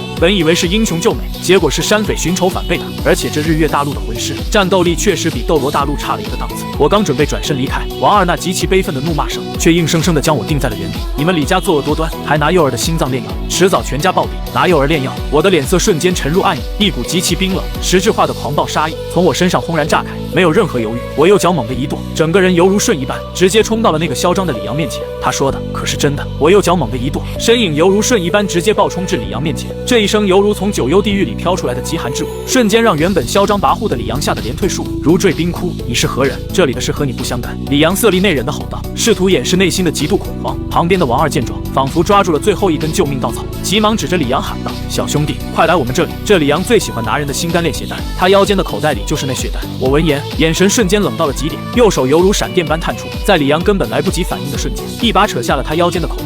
撕拉，衣袍撕裂，口袋被我极其粗暴的捏碎，几枚散发着刺鼻恶臭的血色丹药滚落而出，空气中瞬间弥漫开一股令人作呕的极致血腥味。好一个邪魂师！我怒极反笑，胸中的杀意如同压抑的火山般疯狂沸腾。在斗罗大陆，邪魂师都被我杀绝了。我本以为这天下已经清静，没想到刚来日月大陆就碰到了这种拿无辜活童炼药的畜生。然而死到临头，李阳身边的那个魂尊女子竟然还看不清局势，她极其嚣张地搬出后台威胁我：“你快松开他！我们之前已经发了信号，等我们家主到了，你只有死路一条。”她梗着脖子，仿佛吃定了我不敢动手。我是李家的嫡系，你敢杀我，你定然横死当场。只要你放下我，我可以大发慈悲饶你一条活路。看着这个死到临头还在摆谱的小仙女，我简直被气笑了，真是看不清局势的蠢货。这时候还敢威胁我，我甚至懒得动手去杀这种脏了手的杂鱼，只是眼神一凛，一丝极其微弱却带着至高神奇威压的龙威从我身上轰然绽放。嗡，没有惊天动地的爆炸，只有灵魂深处的绝对碾压。李阳三人甚至连惨叫都没发出一声，双眼瞬间翻白，直接被这股龙威当场震晕，犹如死狗般瘫软在地。解决完杂鱼，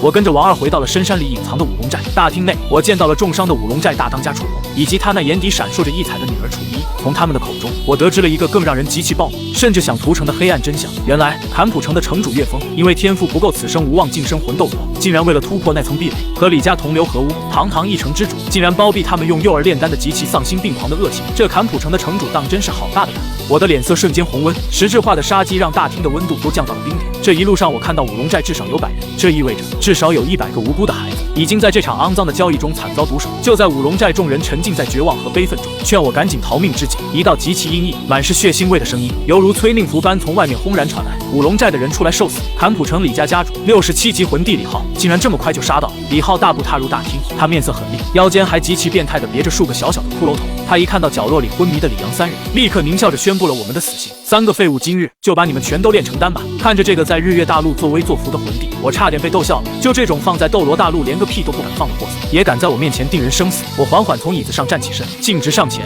将五龙寨众人死死地护至身后。“你现在离开，我可以饶你一条性命。”李浩眯起眼睛，他虽然狂妄，但也察觉到了我的一丝不忿，试图先将我支开，再去联合城主一起绞杀我。做了这么多恶心的事情，这么让你死了太便宜你了。我根本没有理会他的威胁，犹如一尊审判的死神，缓缓向他逼近。“小贝，你别给脸不要脸！”李浩勃然大怒，彻底撕破脸皮。他直接唤出了自己的武魂血点，6个极其刺眼的魂环轰然浮现。血炼之击，李浩没有任何留手，万年第5魂环猛地爆闪，一道极其恐怖的血色劈裂，带着腥臭的劲风，直接撕裂空气，轰在了我的身上。砰！巨大的爆炸声响彻大厅，烟尘四起。楚龙等人目眦欲裂，还以为我被这万年魂技秒杀了，压住伤势就准备冲上去拼命。然而，一只白皙的手臂忽然从烟尘中极其随意的探出，拦住了楚龙。烟尘散去，我不仅毫发无伤，甚至连衣角都只是微脏。我的肉身强度早就超越了超级斗罗，达到了极限斗罗的恐怖层次。区一个魂帝的攻击，对于现在的我来说，连挠痒痒都不配。这怎么可能？李浩吓得针尖般大小的瞳孔猛地一缩，双腿不自觉地连连后退。他这辈子都没见过有人能用肉身硬扛万年魂技，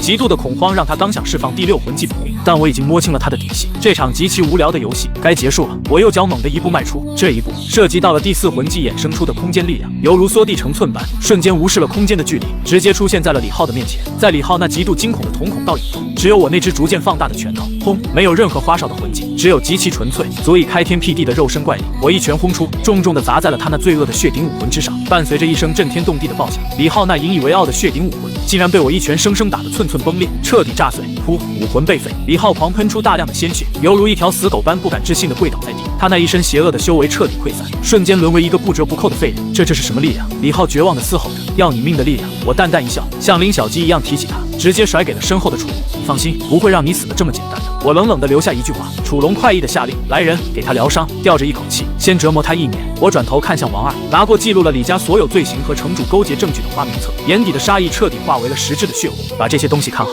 我杀一个划一个，一个都不能放走。坎普城的城主勾结李浩，城里还有李家的人，当然要赶尽杀绝。话音落下，我再也压抑不住体内的狂暴，灿金色的黄金龙翼在背后轰然张开，我直接带着王二冲天而起，犹如一尊降临世间的修罗杀神，直奔坎普城。此时此刻，坎普城李家府邸，城主岳峰正满心烦躁地等着李浩送丹药来助他突破魂斗罗。突然，作为魂圣的他，感觉头皮一阵发凉，猛地抬头看向上空，只见天际的尽头，一道仿佛能撕裂苍穹的黄金色光芒，带着极其恐怖的速度和毁灭气息，犹如一颗燃烧的流星，直奔李家府邸轰然砸来。那是个什么东西？李家众人惊恐地指着天空，不，那是个人。一个目力极好的李家人发出了极度绝望的尖叫，伴随着一声震天动地的巨响，我带着王二，犹如天神降临般轰然砸落在李家府邸的正中央。狂暴的冲击波瞬间将周围的假山和青石板掀飞，要不是我在急速飞行中释放了魂力，死死护住王二，单是那突破阴障的恐怖风压，就足以让他一个凡胎肉体当场解体。刚一落地，我就闻到了周围空气中弥漫的若有若无的血腥气息，那是无数无辜孩童的怨气。我的眼神瞬间冰寒到了极点。王二拿着花名册，我冷冷地吩咐道。我那宛如实质般的目光穿透烟尘，一眼就锁定了站在人群中，身上散发着魂圣气息的坎普城城主岳峰。没有任何废话，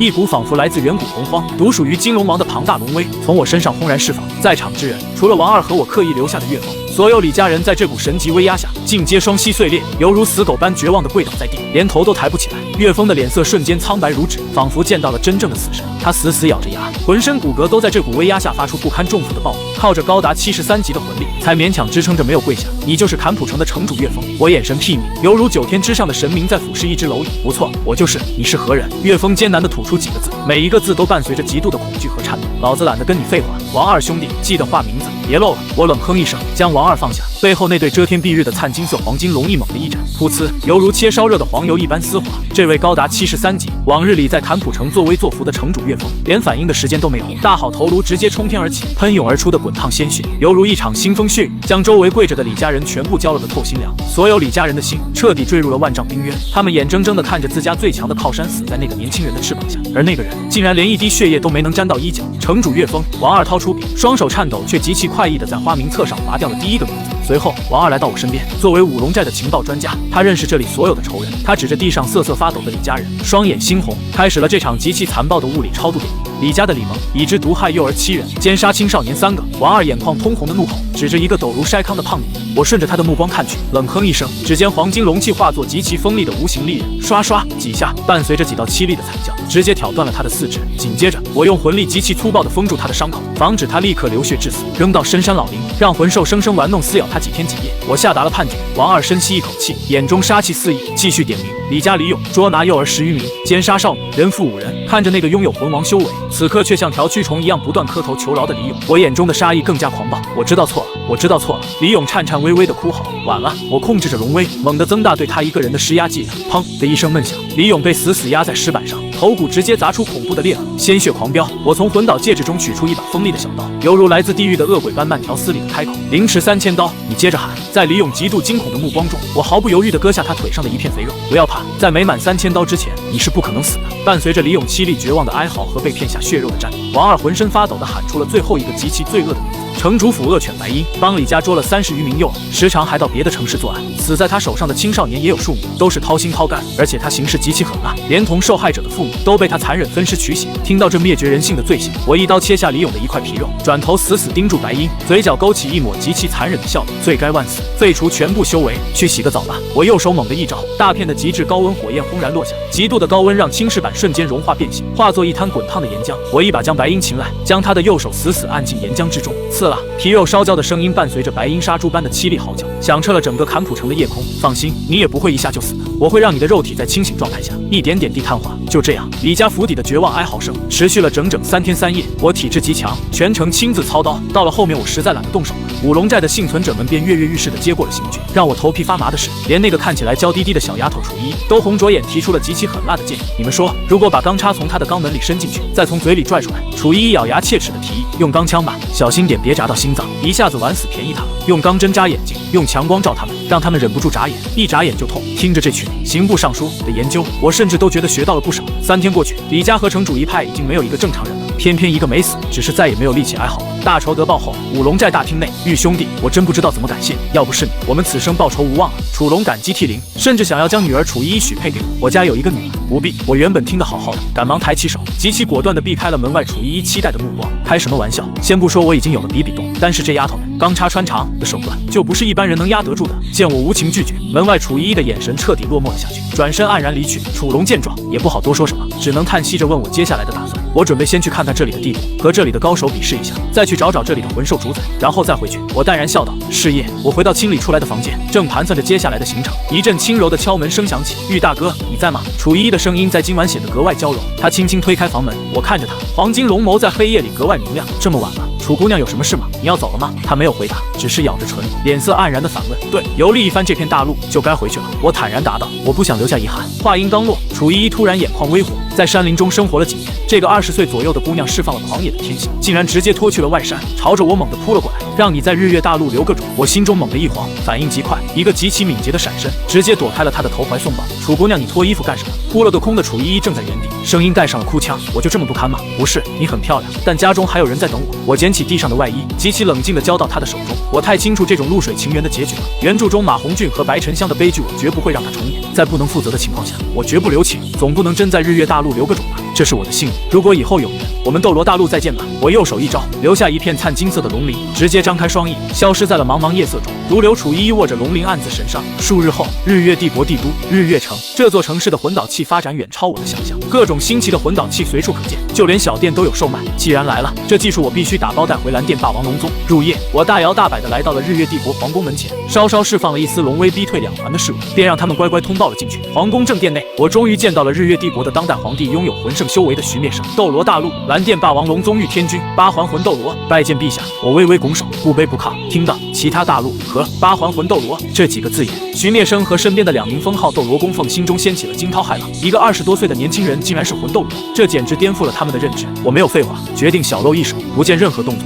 我犹如瞬移般直接来到了大殿的另一边，这恐怖的速度让2名封号斗罗供奉瞬间满头大汗的挡在皇帝身前，心中骇然，这速度连闵宫系封号斗罗都做不到。震慑完毕，我直接开门见山，我用魂师的各个魂环吸收年限理论、炼体之法、以太修炼之法和战斗技巧，交换贵国的魂导器制作技术，这恐怕不行。徐灭生眉头紧锁，身旁的供奉更是直接出声拒绝，显然害怕这技术交出去会引发灭国之灾。至于我的这些东西能不能够交换贵国现有的技术，试试就知道了。我淡淡一笑，目光直接越过皇帝，看向了2名供奉。徐灭生刚想派出1名供奉下场试探，我的意思是，我嘴角勾起一抹极其狂妄的弧度，让你们5位一起上。好小子，不愧是隔壁大陆的天骄。一道极其苍老却带着无尽威严的声音骤然响起：日月帝国最强者95级超级斗罗徐一秋武魂紫皇灭天龙悍然现身。紧接着，另外2名供奉也疾驰而至。一时间，日月帝国最强的5大封号斗罗95级徐一秋、93级黄石、92级陈峰、91级李胜、91级萧峰齐聚大殿，45个最佳配置的魂环光芒闪耀，那恐怖的威压将魂圣修为的皇帝徐灭生都逼得退至一旁。请指教！我冷喝一声，右手虚握，超神器黄金龙枪轰然在手。嗡！下一秒，2紫4黑2红8个完全超越常理认知的变态魂环轰然升起，尤其是那2枚刺眼到极点的10万年红色地气第8魂环，那股属于10万年凶兽的极其恐怖的威压，瞬间照亮了整个皇宫大殿，将日月帝国最强天团的6张脸映照得充满了极度的迷茫与震撼。伴随着我极其狂傲的宣战，超神器黄金龙枪在手，8个超越常理认知的变态魂环将整个大殿映照得如同白昼。日月帝国最强的5大封号斗罗对视了一眼，眼底都闪过一抹极其凝重的忌惮，但在自家皇帝面前，他们退无可退。动手！91级的李胜和萧峰率先发难，2大封号斗罗同时爆发出最强杀招，一左一右，带着足以撕裂宫殿的恐怖威势，直奔我家击而来。这等声势，吓得退到一旁的皇帝徐灭生都忍不住连连倒退。这么强大的力量，即使是在妖孽的天才，没有彻底成长起来，也绝对挡不住吧。徐灭生在心中暗自祈祷，然而他脑海中的念头还没转完，我就已经动了。我甚至连魂技都懒得开，黄金龙枪只是极其随意的向前横扫而出。嗡！伴随着一阵极其刺耳的音爆声，黄金龙枪的速度快到了极致，在半空中划出一道灿金色的残月，李胜和萧峰根本连闪躲的念头都还没升起，就感觉一股宛如太古神山般的恐怖怪力轰然砸在了他们的胸口。砰！一声震耳欲聋的巨响，两名堂堂91级的封号斗罗连惨叫都没发出一声，犹如两发被强行打回去的炮弹，狂喷着鲜血倒飞而出，直接撞碎了大殿的承重柱，死死地嵌在了墙壁里，当场昏死过去。一招仅极其随意的一枪横扫，两名封号斗罗瞬间报废。什么？正准备从后方偷袭的超级斗罗徐一秋惊骇欲绝，这特么是八还魂斗罗能拥有的力量，但他来不及多想，紫皇灭天龙武魂全面爆发，带着身后的两名92、93级封号斗罗，想要趁着我就立刚去，心力未生的空档强行发难，太慢了。我冷笑一声，嘴角勾起一抹死神般的嘲弄。第四魂技瞬闪龙牙击，我的身影瞬间在原地消失，再次出现时，已经犹如鬼魅般站在了徐一秋的身后。不好！徐一秋吓得亡魂大冒，但我根本没理他，黄金龙枪随意的拍出2下，又是砰砰2声闷响，跟在徐一秋身后的那两名封号斗罗也犹如破布麻袋般横飞了出去，骨断筋折，瞬间重伤。场上只剩下了孤零零的95级超级斗罗徐一秋。徐一秋脸色惨白，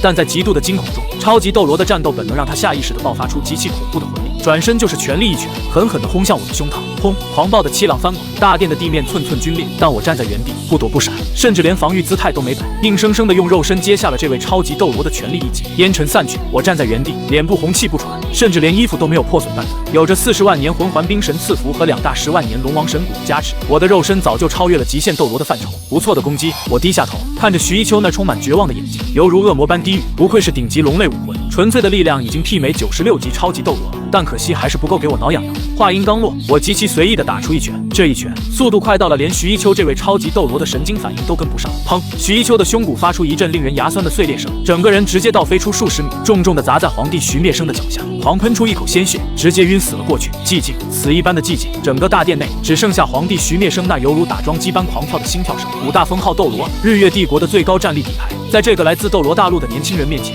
甚至连1分钟都没撑过去，就被犹如砍瓜切菜般彻底团灭。我缓缓将黄金龙枪收回体内，看着吓得双腿发软的徐灭生，有些尴尬地摸了摸鼻子，抱歉了陛下，一时间打了兴起，没收住手，下手有些重了，他们应该没事吧？徐灭生面部肌肉疯狂抽搐，扯出一个比哭还难看的僵硬笑容，没事，能有什么事？他敢有意见吗？连帝国最强老祖在人家手里都走不过半招，他要是敢说个不字，今晚日月帝国皇室绝对会被这尊杀神屠得干干净净。被彻底打服的日月帝国再也没有了任何傲气。接下来的半个月，我极其顺利地拿到了日月帝国最核心的魂导器制作图纸，并留下了几套斗罗大陆的魂环吸收理论作为交换。拿到了想要的东西，我并没有立刻返回，而是朝着日月大陆的一处绝地飞去邪魔森林。我的目标是这片大陆的终极主宰，修为接近80万年的恐怖魂兽邪眼暴君主宰邪帝。我想去印证一个关于这个世界魂师体系的终极猜想：魂核。如果邪眼暴君主宰在这个时间线已经凝聚出了魂核，那我绝对二话不说转头就走，因为那绝对不是现在的我能碰死的。当我毫不掩饰自己金龙王的气息，大摇大摆地踏入邪魔森林核心圈时，那些性格极其暴躁的邪眼暴君一族，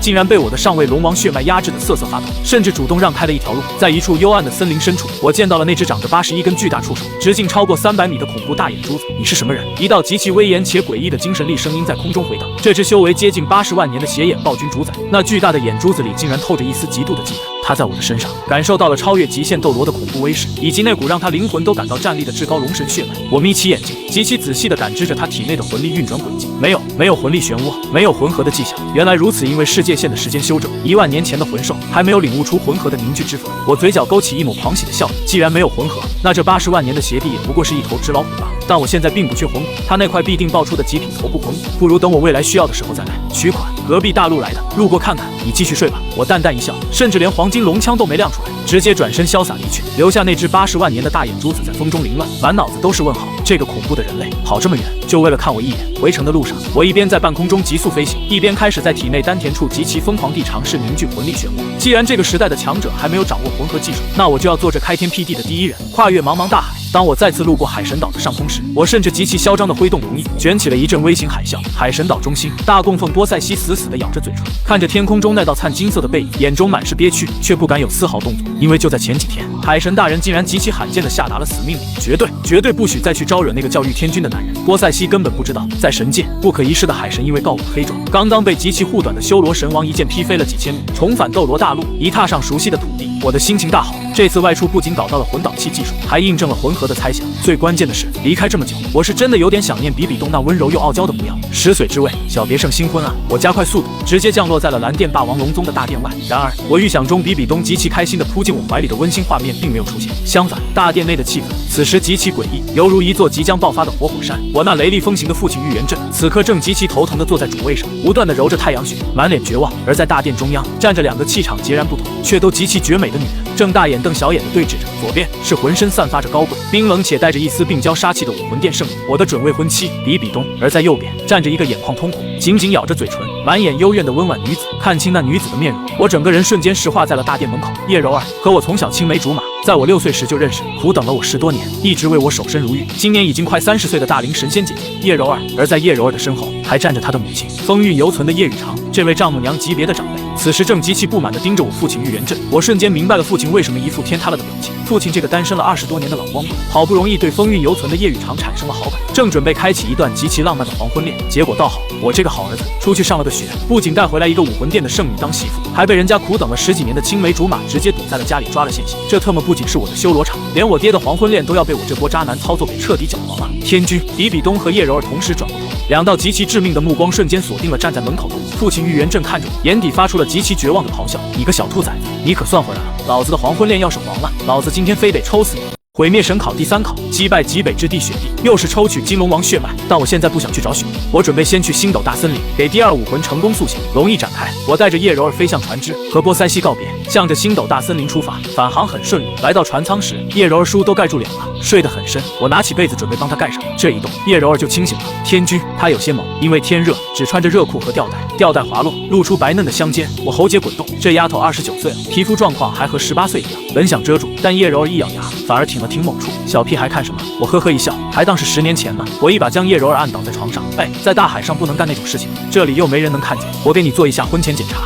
10岁之位，我和叶柔儿就天天在船舱里研究生。时间一晃而过，到达大陆岸边，我将船寄存在当地，带着叶柔儿来到星斗大森林。黄金色的龙翼山洞，核心圈的地天立马感应到气息，金龙王的气息。地天瞬间瞪大眼睛，怎么可能？金龙王大人不是早已陨落了吗？地天化作人形，来到上空，看向远处，灿金色的光芒急速划过，但体型分明是个人类。在地天身边，各大凶兽出现，是金龙王大人。子姬轻声开口：“不是，但和金龙王渊源颇深，应该有黄金龙武魂，可能还有些血脉。”我就看到了核心圈的几道人影，叶柔儿已被我放到外围旅馆，接下来会有一场大战，不知道80万年的地天和神级的银龙王能不能对我造成威胁。我有些期待，自从在人间无敌之后，我就太无聊了。来到核心圈边缘，我对着地天拱手一礼：“是你。”地天挑了挑眉，认出了我。不错，但这还是我第一次见到你知道我等的存在。地天心中惊讶，他们的存在就算极限斗罗都不知道。当然知道，我还知道你们在这里是为了守护银龙王。一语惊起千层浪，地天眼中浮现出杀意，银龙王的存在竟然暴露了。现在魂兽唯一的希望就是银龙王，一旦消息传出，那样的大战也一定会受到神界的关注。到时候银龙王暴露在神界眼下，定然会被抓走，此子断不可留。地天低呼一声，身边的众多凶兽做好出手准备。我勾起嘴角，我既然敢一个人来，就有10足的把握。武魂真身，我长啸一声，声音转化为龙吟，长达数百米的黄金龙王真身浮现，暗金色的龙眸带着玩味。你看我和金龙王有几分相像？地天掩饰不住惊骇，猛地化作金眼黑龙王真身。你和金龙王是什么关系？打赢我就告诉你。我挥舞龙爪，一层血金色的龙铠附着在身上。修罗神装，修罗神装出现，我的气息暴涨，就连80万年的地天都落了下风。雄军面色惊异，地天一直是他心中的目标，这样的人物竟然落入了下风。紫鸡翅王，你们修为低，保护好主上。地击万妖王，我们上。雄军没有犹豫，毁天灭地的气势升起。我以一己之身面对4大顶级凶手，我右手一招，黄金龙枪出现，更加浓郁的金龙王气息散发。我的眼神却没在他身上，而是看向核心圈的湖泊。既然已经醒了，为什么不出来见面？难道是怕了？地天一惊，回头看去，主上醒了。也是，毕竟是被修罗神劈了一剑就逃窜的龙王，有什么脸面见金龙王？我面露嘲讽。当初神界之战，金龙王为魂兽死战不退，最终被擒，银龙王却惧怕修罗神，被一剑重伤后就逃窜下来蛰伏。听到这话，湖泊中的银色眸子浮现脑幕，一只巨大的银色龙首浮出水面，银光一闪，一个银发飘舞、面貌似天仙的女人出现，其容貌足以与比比东媲美。古月娜面色淡淡，但眼眸中带着愠色。人类，你身上怎么会有金龙王的血脉？当然是修罗神给的，毕竟在你蛰伏万年养伤的时候，金龙王被囚禁在神界，不断遭罪。我耸了耸肩，最强的龙主在神界遭罪数万年，他们却无能为力。古月娜的脸色阴沉下去，我来这里是为了杀你，把你当成我的第2武魂。如果你愿意献祭，我可以让几体之魂兽成神。成神，此话一出，顿时引起一片惊呼，尤其是万妖王这个野心极大的阴谋家。神界不会允许我们成神的。帝天闷声开口，人类想要变强，就必须要吸收魂环，获取魂环就必然要击杀魂兽，怎么可能一起到神界共事，解决矛盾不就好了？我耸了耸肩，替代魂兽作为魂环的技术，10000年内定然会出现。人类的话不可信。雄军瓮声瓮气开口，我只是和你们说一下，如果不愿意相信，我们也可以打上一场。我左手伸出，修罗魔剑浮现在背后，一柄权杖击碎空间，毁灭权杖、修罗魔剑、黄金龙枪，3大神器在手，我的气势再度暴涨。还不等银龙王和帝天反应，又是3道波纹扩散，杀神领域、不灭黄金域、迟缓领域，3大领域。帝天嘴角一抽，如果你们愿意，成神的条件依然有效。我继承的正是修罗神和毁灭之神2大神王的神位，完全有能力带几个魂兽成神。看着脚下踩着9个魂环，一身修罗神装，3柄神器，3道领域的我，银龙王等人觉得这事还有商量余地。古月娜依旧沉默，但不管他怎么想，帝天不会把唯一的成神希望赌在我身上，所以这是没得谈。想要商量，就做过一场吧。古月娜抬起头，看的却不是我，而是神界的方向。他知道这次露面肯定会被神界发觉，但他没办法，我的战斗力在人间太超模了。古月娜画出真身，通体银白的银龙王现世。我张开巨大的黄金龙翼，龙手上多了些凝重，毕竟是神级强者。黄金龙枪化作体内的第49根肋骨，黄金龙王真身成为金龙王。虽然还不完全，但在龙威的压制上，已和神级的古月娜不相上下。一红一蓝2道魂影现世，正是火龙王和冰龙王。一时间，在场竟然出现了6条真龙，2位龙主。帝天眼神震动，没想到连冰龙王和火龙王都认可了我。冰龙魂，我低喝一声，80万年的冰龙王之魂现身，直奔着帝天而去。震天的龙吟声响起，战斗开始。雄军率先出手，司天爪。万妖王虽然心中计较成神之事，但当下也只能顺势出手。万千枝条挥舞，碧姬张开双手，在最前方形成护盾。3大凶兽联手，化作黄金龙王的我却没有丝毫动作，唯有雄军的司天豹值得我看一眼。毁灭权杖，我深吸一口气，第一次动用这件神器，毁灭之力。我龙手大张，一道黑紫色的光波喷吐而出，恐怖的威力将空间打碎。古月娜瞳孔一缩，身影一闪，来到赤王和紫姬身后，神级攻击，砰！一声轰天巨响，司天爪的锋芒悍然破碎，黑紫色的光波却去势不减。你比我想象中的要弱，我可惜的开口。雄军的毛发都染上了几分猩红，红温了。我目光转移，看向冰龙王之魂和帝天的战场。帝天不愧被称为兽神，我一眼就看出对方的体内已凝聚出了魂核，虽然只有一个，但走对了路。趁着众多凶兽被震慑的时间，我仔细观察着。我本就天赋惊人，又有黄金龙眸，趁着帝天全力出手之时，将魂核的运作模式看得一清二楚。原来是这样，我轻声呢喃一声，体内忽然产生巨变，一枚魂核以急速形成，速度之快，让众多凶兽都没反应过来。只是2-3秒钟的时间过去，我的实力就再度提升了一大截，还能临阵突破。雄军怒骂一句，保护好主上。碧姬反应迅速，立马来到银龙王面前，主上，你要不要先行撤退？银龙王轻轻摇头，这片大陆就这么大，还能躲到哪里去呢？这一战避免不了。银龙王周身浮现出数种元素的影子，虽然身受重伤，但银龙王古月娜也不认为自己会输。你们去帮帝天。古月娜命令道，随后张开宽大的龙翼，飞上半空。我此时刚刚凝聚魂核，战力正是鼎盛之时，就连魂力修为都突破到了92级。我到现在还没有一个封号，等你成为我的第2武魂，我就有金银2大龙王。你说什么封号比较好？砰！一声轰天巨响，司天爪的锋芒悍然破碎。你比我想象中的要弱。雄军的毛发都染上了几分猩红。我目光转移，看向冰龙王之魂和帝天的战场。我一眼就看出对方的体内已凝聚出了魂核。趁着众多凶兽被震慑的时间，我仔细观察着。趁着帝天全力出手之时，将魂核的运作模式看得一清二楚。原来是这样，体内忽然产生巨变，一枚魂核以急速形成，只是2-3秒钟的时间过去，我的实力就再度提升了一大截，还能临阵突破。雄军怒骂一句，保护好主上。碧姬反应迅速，立马来到银龙王面前。银龙王轻轻摇头，这片大陆就这么大，还能躲到哪里去呢？这一战避免不了，你们去帮帝天。古月娜命令道，随后张开宽大的龙翼，飞上半空。我此时刚刚凝聚魂核，战力正是鼎盛之时，魂力修为都突破到了92级。我到现在还没有一个封号，等你成为我的第2武魂，我就有金银2大龙王。你说什么封号比较好？我忽然笑着开口，带给古月娜心理压力。古月娜竟然真的认真思考了起来。我和他是龙神所化，叫龙神斗罗，不行，太俗套。你继承修罗神的神位，还有毁灭权杖，一人双神王神位，实力之强，连神官和一些神明都不及你。以凡人之躯比肩神明，不如就叫鱼神斗罗吧，寓意超过神明。鱼神斗罗御天君，不错的名字。我勾起嘴角，古月娜的眸中亮起7色光芒，闪电风暴火焰冰川落石，数种异象顿生。我退出武魂真身状态，右手修罗魔剑，左手毁灭权杖，泰坦神拳，泰坦血魔王，2名，助我一臂之力。我低喝一声，背后猛地浮现出2道虚影，我右手一剑斩出，蕴含着两大魂兽的全力一击轰出，雷电风暴与血红色的斩击轰然相撞，核心圈的参天树木猛地倾倒，能量爆炸产生的巨大冲击波让周围的魂兽尽皆被掀飞。古月娜没有丝毫迟疑，双爪横推，无数的元素攻击仿佛流星雨一般落下。但古月娜的眼眸愈发暗淡，毕竟是受了重伤，她坚持不了太长时间。但偏偏我还是以耐力见长，肉身强横无敌，应接无数元素攻击都没受伤。看着我身上的修罗神装，古月娜气得银牙紧咬，这种东西出现在这里简直就是作弊。好在另一边有熊军等人的帮助，帝天暂时摆脱了冰龙王之魂，飞速向着这边赶来。帝天怒声咆哮，万龙焰，一道道恐怖的紫黑色龙炎直奔我喷吐而来。这一击可以轻易抹掉一座城市。我眯起眼睛，左手毁灭权杖虚空一划，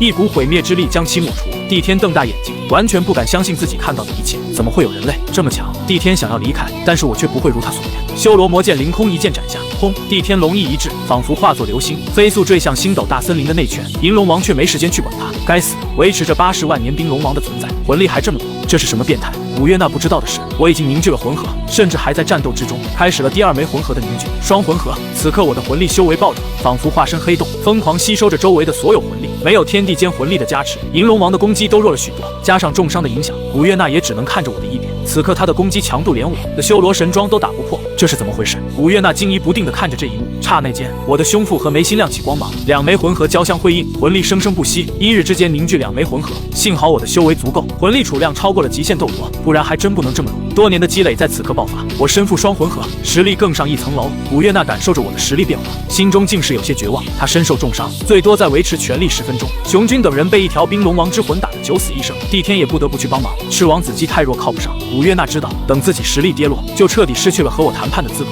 我也知道这一点，勾起嘴角，乖乖进入我的身体吧，成为我的第2武魂，进入我的精神世界。未来再度登上神界有什么不好？我带着些蛊惑意味说道。古月娜深吸一口气，开始思考这件事的可行性。事到如今，事情已成定局，无论她同不同意，都会成为我的第2武魂。这是实力的差距。古月娜的眸子中多了几分黯然。我右手一招，唤回冰龙王之魂，落到地面之上。你们可以好好商量一下，若是你们同意，皆大欢喜，都给我的第2武魂献祭，一起登上神界；若是你们不同意，那我只好一个一个杀了。说到最后，我的话中杀意毕现。登上神界之后，我不会完全约束你们的行为，只要不引起和龙神那样的大战，随便你们干什么。登上神界，才有和众神谈判的机会，才有为魂兽开辟一条道路的可能，不是吗？我的话让古月娜陷入沉思，帝天也犹豫了。他虽然叫古月娜主上，但也清楚最强的龙神都陨落了，作为其重伤的分身，就算痊愈了，真的能带着魂兽成神吗？没等他们反应，我又抛出一个诱人的条件，我可以立下誓言，在不影响神界和人间的前提下，帮助你们魂兽。实在不行，甚至可以帮助你们再度开辟一个魂兽神界，如何？古月娜和帝天对视一眼，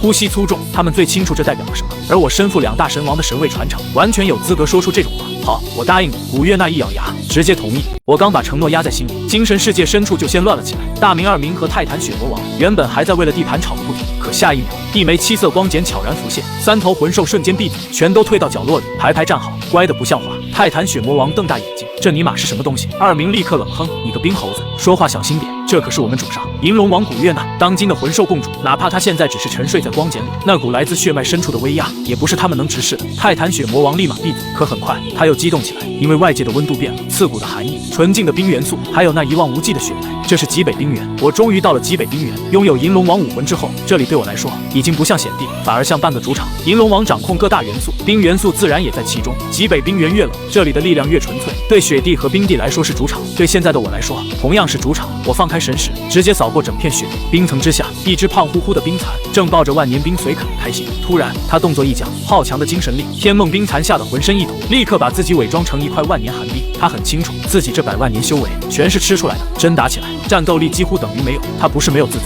而是太懂自己的斤两，精神力再强也挡不住别人一巴掌拍下来。所以对他来说，活着才是第一要紧事。可他刚想继续躲着，又猛地想起一个人，冰儿怎么办？天梦冰蚕立刻从冰窟里爬出来，藏着气息往冰帝的领地赶去。另一边，冰宫深处，雪帝睁开了眼，她是极北3大天王之首，接近70万年的冰天雪女，整个极北冰原都像是她身体的一部分。陌生强者如此肆无忌惮的探查，雪帝第一反应就是冰帝可能出事，他没有犹豫，直接化作一道淡蓝流光赶往冰帝领地。而他察觉到我的同时，我的神识也锁定了他。70万年的雪帝，天地之灵，正好适合我的第2武魂。我没有急着出手，只是收敛威压，站在雪原上静静等着。不多时，一道碧绿色流光先落了下来，那是冰帝，冰帝帝皇蟹，接近40万年修为。他一见我，眼神就变得凌厉。紧接着，雪帝也飘然落下，他站在冰帝身旁，清冷的像万年玄冰。人类，雪帝只说了2个字。冰帝看见雪帝来了，底气明显足了许多。这里可是极北冰原，是他们的主场，他不信有人能在这里战胜雪帝和他联手。古月娜的冷是俯瞰众生的威严，雪帝的冷则像是天生就属于冰雪，一个站在那里就能让整片风雪安静下来。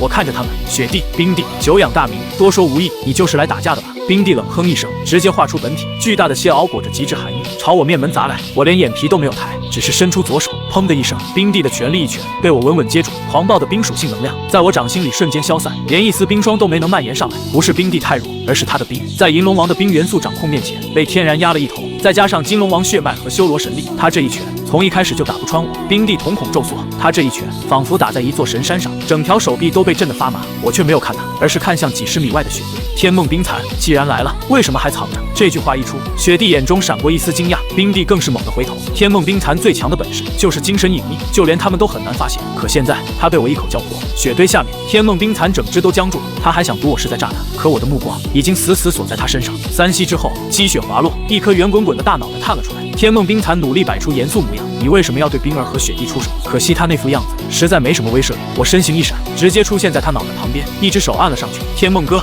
你也听说过哥的传说？天梦冰蚕下意识接了一句，说完才反应过来，整张胖脸都僵了。这个人类居然真的知道他叫天梦，当今天下少有的100万年魂兽，我怎么会不知道？我拍了拍他的脑袋，手感倒是不错。100万年，天梦冰蚕眨了眨眼，除了我，这个世界还有其他100万年魂兽，当然有深海魔晶王，无尽深海的霸主，银龙王古月娜，龙神分身，魂兽共主，这2个名字，任何一个拿出来都足以压得魂兽抬不起头。前者接近100万年，后者本就是神级生命。天梦冰蚕越听越愣，可我下一句话让他彻底冻住。可惜他们现在都已经成了我的魂环。天梦冰蚕浑身一抖，仿佛已经看见自己变成魂环的未来。雪帝和冰帝的脸色也沉了下来。我右手一握，黄金龙枪凝聚成型，枪身上缠着冰蓝色能量，那是银龙王武魂对冰元素的绝对掌控。几位出手吧，不然我先动手，你们恐怕就没机会了。雪帝不再犹豫，身后浮现巨大的冰天雪女虚影，整片冰原的寒气疯狂汇聚，化作无数冰晶长剑，每一柄剑都带着极致寒意和切割之力。划过半空时，连空间都像被冻出白色痕迹。地剑冰极无双，冰帝同时拍向冰面，涌动之域，极致低温瞬间铺开，无数冰刺从地底爆射而起，封死我所有退路。这不是普通的冰刺，而是比金刚石还要坚硬的玄冰，只要碰到一瞬，魂力和血液都会被一起冻结。天梦冰蚕也咬牙出手，庞大的精神力层层叠叠涌出，化作无形屏障，试图干扰我的判断。他不擅长杀法，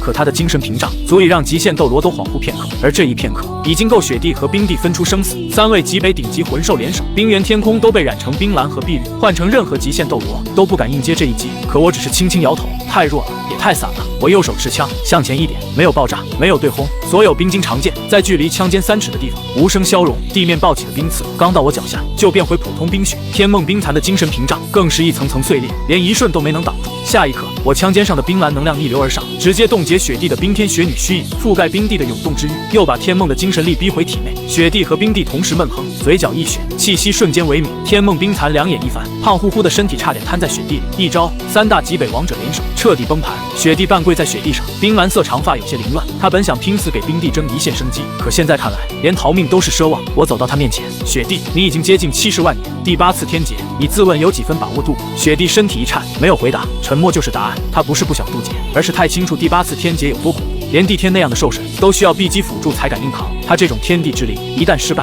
连转还余地都没有。魂兽修炼本来就是一条近乎走不通的路，深海魔晶王卡在100万年门槛前无数年，银龙王是神级，却只能重伤沉睡。你们的尽头其实已经看得见了。冰帝挣扎着挡在雪帝面前，你到底想说什么？跟我走，献祭于我。我抬起手，掌心里浮现修罗神力和毁灭气息，不是作为魂环魂骨被彻底消耗，而是以另一种形式和我共存，共赴神界。等我成就双神位，你们也能以属神的身份获得新生与永恒。这是交易，你们献出力量和部分自由，换取度过天劫，摆脱魂兽桎梏的机会。否则今日之后，极北再无3大天王，只剩3枚顶级魂环和魂骨。雪帝闭上眼，他能听出我话里的可能，也能听出这背后的必然。我确实能杀了他们，而现在我给了他们另一条路，这条路不自由，甚至有些屈辱，但至少能活，也至少能看见神界。对被天劫逼到尽头的魂兽来说，这已经是无法拒绝的筹码。良久之后，雪帝重新睁眼，冰蓝色眸子里只剩平静。极北冰天雪女，愿献祭于您，追随您的神路。冰帝看向雪帝，咬了咬牙，我也愿追随雪帝，献祭于您。天梦冰蚕一听，也赶紧表态。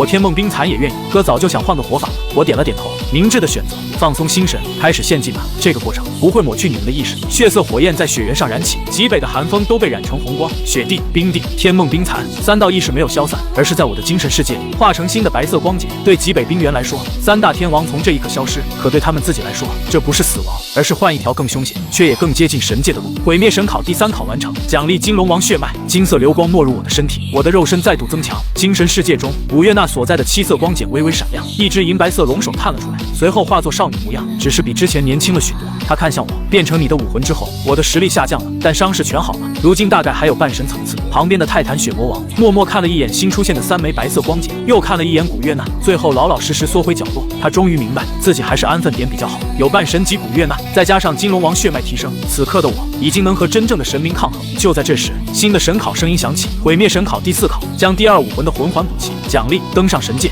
那声小心刚落，一道黑影已经扑向玉小刚咽喉，那是一只千年暗影魔豹，速度快得像一道黑线。玉小刚脸色惨白，身边的罗三炮已经气喘吁吁，2个黄色魂环暗淡的几乎看不见。他想躲，可魂力已经快要枯竭。身后的白秀秀还在拼命释放魂力干扰魔豹，可他同样只有2个黄色魂环，那点蓝色魂力根本拦不住这只发狂的千年魂兽。玉小刚眼中闪过绝望，下一瞬，无形威压轻轻荡开，暗影魔豹像撞上一堵看不见的墙，以更快的速度倒飞出去。轰的一声，他撞断一棵大树，瘫在地上，口鼻溢血，气息奄奄，却偏偏没死，只是失去了所有行动能力。玉小刚和白秀秀都愣住了，他们这才看见不远处站着一个青山青女。我只是路过，甚至没有多看那魔豹一眼，目光扫过他们，微微点头，便准备离开。可玉小刚认出了我，哪怕我的气质已经和从前完全不同，他也不可能认错这个从小到大压得他喘不过气的人，这个蓝电霸王龙宗真正的天才哥哥玉天君。为什么偏偏是他？为什么在自己最狼狈、最无能、最需要别人救命的时候，出现的人偏偏是玉天君？更让玉小刚难受的是，我救他的时候太轻松了，轻松到像随手拂开一片灰尘，他拼命都拦不住的魂兽，在我面前连一丝浪花都翻不起来。感激没有出现，羞愤先冲上了脑子，尤其白秀秀还在旁边看着，她只觉得自己像被当众撕开，露出最不堪的那一面。多管闲事！玉小刚咬牙低骂，声音小的只有自己能听见。随后他猛地拉住白秀秀的手，秀秀，我们走，魂环不要了。白秀秀看了看地上重伤的魔豹，又看了看我离开的方向，一时间有些迟疑。小刚哥哥，可是那只魂兽，我说走就走。玉小刚语气罕见的强硬，甚至带着迁怒，他不由分说拉着白秀秀朝和我相反的方向快步离开，背影狼狈又仓皇。白秀秀被他拽得踉跄，回头看了一眼青山身影消失的地方，心里第一次对玉小刚生出陌生感。当天夜里，2人在森林外围找了一处山洞，篝火烧得很安静，玉小刚却一直沉着脸，白秀秀默默准备食物，气氛压得人喘不过气。许久之后，玉小刚忽然开口：“秀秀，我很少跟你提我的家里事吧？”白秀秀抬头看他，除了上次去蓝电霸王龙宗，他确实不了解玉小刚的过去。玉小刚望着火光，声音里全是自己都没察觉的怨气。他从小就是天之骄子，什么都比我强，所有人都围着他转。今天他出现，根本不是想帮我们，只是刚好路过，随手展示一下自己的强大，好衬托我的无能。他就是喜欢看我这副样子。白秀秀静静听着，没有立刻接话。这一路走来，他早就隐约感觉到玉小刚没有表面那么温和，他敏感、自卑，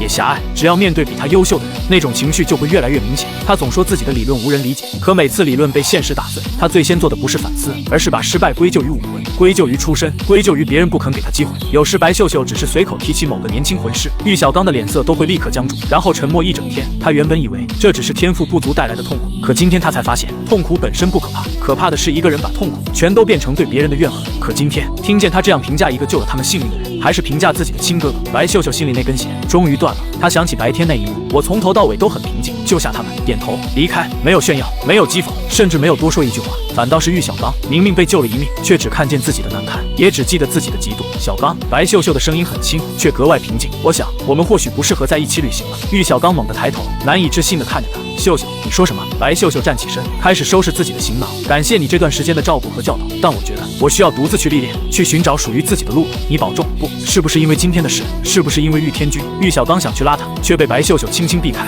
他没有再解释，只是把一枚联络魂导器放在旁边的石头上，然后转身走进洞外夜色，身影很快被黑暗吞没。秀秀，秀秀！玉小刚追到洞口，看见的只有漆黑森林和远处隐约的兽吼。他颓然坐倒在地，脸上写满茫然、痛苦，还有一种被全世界抛弃的绝望。为什么？为什么连秀秀也要离开他？就因为玉天君出现了一下吗？巨大的失落感把他整个人淹没。他忽然觉得，什么蓝电霸王龙宗的荣耀，什么证明自己的理论，什么成为受人尊敬的学者，都算了。他甚至没有勇气回头看那只暗影魔豹，那原本是他给自己准备的魂环，也是他这趟历练少有的一次证明机会。可现在魂兽还躺在那里，机会也还在那里，他却连走回去补上一击的力气都没有，因为那只魔豹身上的重伤，每一道都在提醒他，自己拼尽全力都做不到的事，玉天君只是路过时顺手完成了。也许这个世界根本不需要他玉小刚。天色将亮时，他没有去追白秀秀，也没有回森林深处，而是选了一条偏僻岔路，朝地图上那个即将没落的小城走去，背影孤独的像被晨光吞没。这一切我自然不知道，白天出手对我来说只是随手为之。如今的玉小刚早就不在我的视野里，古月娜却出现在我身边，我在她身上感觉到很深的怨气，似乎是对你。万妖王也小心翼翼冒了出来。不错，怨气这种东西我最清楚，要是有机会，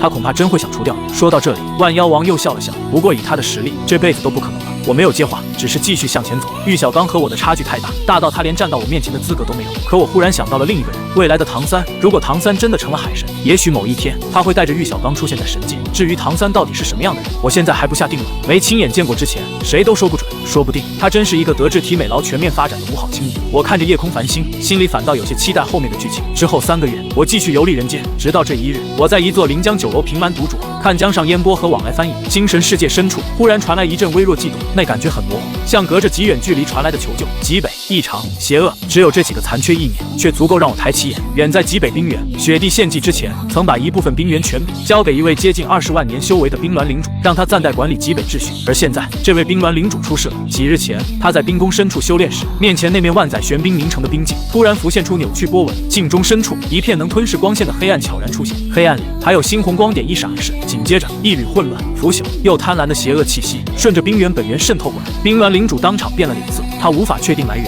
只能借雪帝留下的印记，勉强把警示传给我。数日后，我再次踏上极北冰原，和上次不同，这里的风雪依旧纯白，可在祖龙武魂的感知里，冰原深处多了一丝不协调的杂音，像干净冰层里被人滴进一滴黑血。我没有惊动任何魂兽，收敛气息，朝冰原核心前行。一路上，我看见不少冰系魂兽尸体，他们不是死于捕猎，也不是死于争斗，而是像被瞬间抽干生命精华，只剩干瘪躯壳和冰晶。在偏僻冰谷和裂缝中，我还找到被掩盖的营地灰烬，刻着扭曲符文的黑色冰晶碎片，以及冻结的暗红液体。我眼神微冷，邪魂师，而且不止一对。这些人很谨慎，营地痕迹被处理过，魂力波动也被特殊阵纹遮掩。若不是祖龙武魂对元素极其敏锐，普通封号斗罗来到这里，恐怕只会以为是魂兽内应。可他们留下的黑色冰晶和尸体上的生命抽离痕迹，都指向同一个结论：他们不是误入极北，而是在找某个被封印的东西。我以前杀过杀戮之都和武魂殿里的邪魂师，可没想到这个时期外面的邪魂师已经形成了组织。越靠近雪帝曾经的冰宫，那股暗能量就越浓。等我抵达冰原核心，眼前的景象让我眉头微微皱起。那座原本由永恒之冰雕成的冰宫，表面覆盖着灰黑色纹路，像一根根蔓延的血管。宫殿入口处倒着数头极北魂兽尸体，伤口被腐蚀的发黑，还残留着紫黑色冰晶。宫殿深处传来激烈碰撞声和魂兽愤怒的嘶吼。我身形一闪，悄无声息出现在断裂冰柱的阴影后。大厅里，冰鸾领主正带着7、8头强大魂兽死战。他本体是一只翼展超过10米的冰蓝鸾鸟，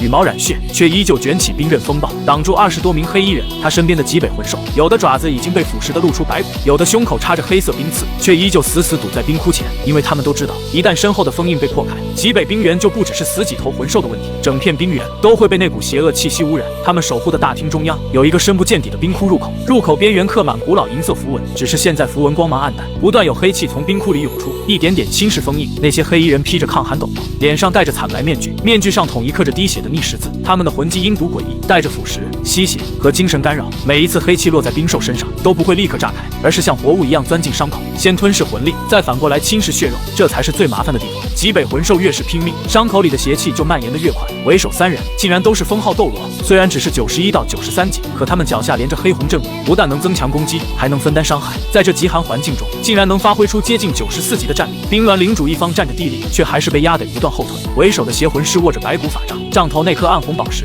像活物一样缓缓蠕动。他发出刺耳笑声：“冰鸾，放弃吧，这双季之门的封印今日必破，待我圣教迎接圣灵，极北之地也将沐浴在永恒血色荣光之中。”冰鸾领主厉声长鸣，双翼猛地合拢，无数冰晶长矛在半空凝聚，像暴雨一样射向那名邪魂师头领。休想！极北冰原，岂容尔等污秽之徒染指？而断裂冰柱的阴影里，我已经抬起了眼。血色触手已经缠上冰鸾领主的羽翼，他身边几头极北魂兽也被阵法抽的魂力枯竭。就在邪魂师头领狞笑着要把双季之门彻底破开时，一道平静的声音忽然在冰宫大厅里炸响：“极北之地，什么时候轮到一群藏头露尾的鼠辈撒野？”声音不大，却像直接砸进所有人的灵魂。下一秒，一股浩瀚威压轰然降临。20多名邪魂师同时喷血，脚下的血石大阵剧烈闪烁，咔嚓一声，当场碎成无数黑红光点。那些缠住魂兽的血色触手也在威压里化成飞灰。更让冰鸾领主不敢置信的是，一股温暖而崇高的力量同时拂过他们的伤口，被邪气腐蚀到露出白骨的爪子，竟然开始重新凝结血肉。胸口插着黑色冰刺的魂兽也终于能重新喘气。冰鸾领主猛地抬头，只见大厅入口处不知何时多了一道青山身影，他负手而立，眼神平静。可那双暗金色眼眸扫过来的瞬间，3名封号斗罗级别的邪魂师竟然连呼吸都停了一排。来人正是玉天君，他没有释放魂环，也没有亮出武魂，只是站在那里，就让这群刚才还嚣张到不可一世的邪魂师像被按在冰面上的蝼蚁。邪魂师头领强撑着恐惧，嘶声问道：“你到底是谁？”玉天君没有回答，他的目光落在冰窟入口，那里银色符文已经暗淡，黑气正一点点从深处渗出来，周围倒着的魂兽尸体，伤口上还残留着紫黑色冰晶。玉天君的声音冷了下来，以生灵血魂为祭，破坏上古封印，接引域外污秽，你们都该死！最后一个死字落下，整个冰宫像被抽走了所有温度，那不是极北原本的恶，而是连灵魂都能冻结的绝对冰冷。邪魂师头领当场魂飞魄散，转身就想燃烧精血逃命。另外2名封号斗罗和剩下的邪魂师也各自化作血光四散逃窜。玉天君只抬起一根手指，走得掉吗？空间瞬间凝固，所有逃跑的人都像被封进透明冰层里的虫子，僵在半空。紧接着，一点混沌色光芒从他指尖亮起，化作无数细如发丝的剑气，无声掠过整座大厅。没有爆炸，没有惨叫，那20多名邪魂师连同3名封号斗罗，身体同时风化成灰，连一丝残魂都没能留下。冰鸾领主和幸存的魂兽全都看傻了，刚才差点把他们逼到绝境的邪魂师精锐，在玉天君面前竟然只像一层灰尘，被他随手抹掉。玉天君走到冰窟入口，低声重复着那几个字：双祭之门。封印的是什么？冰鸾终于回过神，连忙来到他身后，恭敬低头。冰鸾拜见主上，谢主上救命之恩。他从雪帝残留的意念里知道，眼前这位就是雪帝和冰帝共同追随的存在，也是如今魂兽一族真正的领袖。玉天君抬手虚服，先说这里的情况。冰鸾不敢隐瞒，立刻将事情说出。这处冰窟在极北传承里被称为双祭深渊，入口封印，据说是上古冰神和几位强大存在联手留下，用来镇压某种来自世界之外的极寒邪物。只是年代太久，连雪帝也只知道它不能被打开。半个月前，封印忽然开始波动，黑气从深处渗出。冰鸾想加固，却发现效果很差。随后这些邪魂师陆续出现，他们像早就知道这里有东西，一路在冰原各处搜寻，最后直接强攻冰宫。玉天君听完，将手掌按在银色符文上，祖龙之力和神识缓缓探入冰窟深处。下一瞬，他感知到了一片无法形容的寒冷与黑暗，那不是单纯的低温，而是一种剥夺热量、剥夺运动，甚至剥夺生命本身的寂灭。更深处，似乎有某个庞大到难以想象的意识正在沉睡，它贪婪、混乱，又充满毁灭欲。而这层上古封印，就像一片已经出现裂纹的冰膜，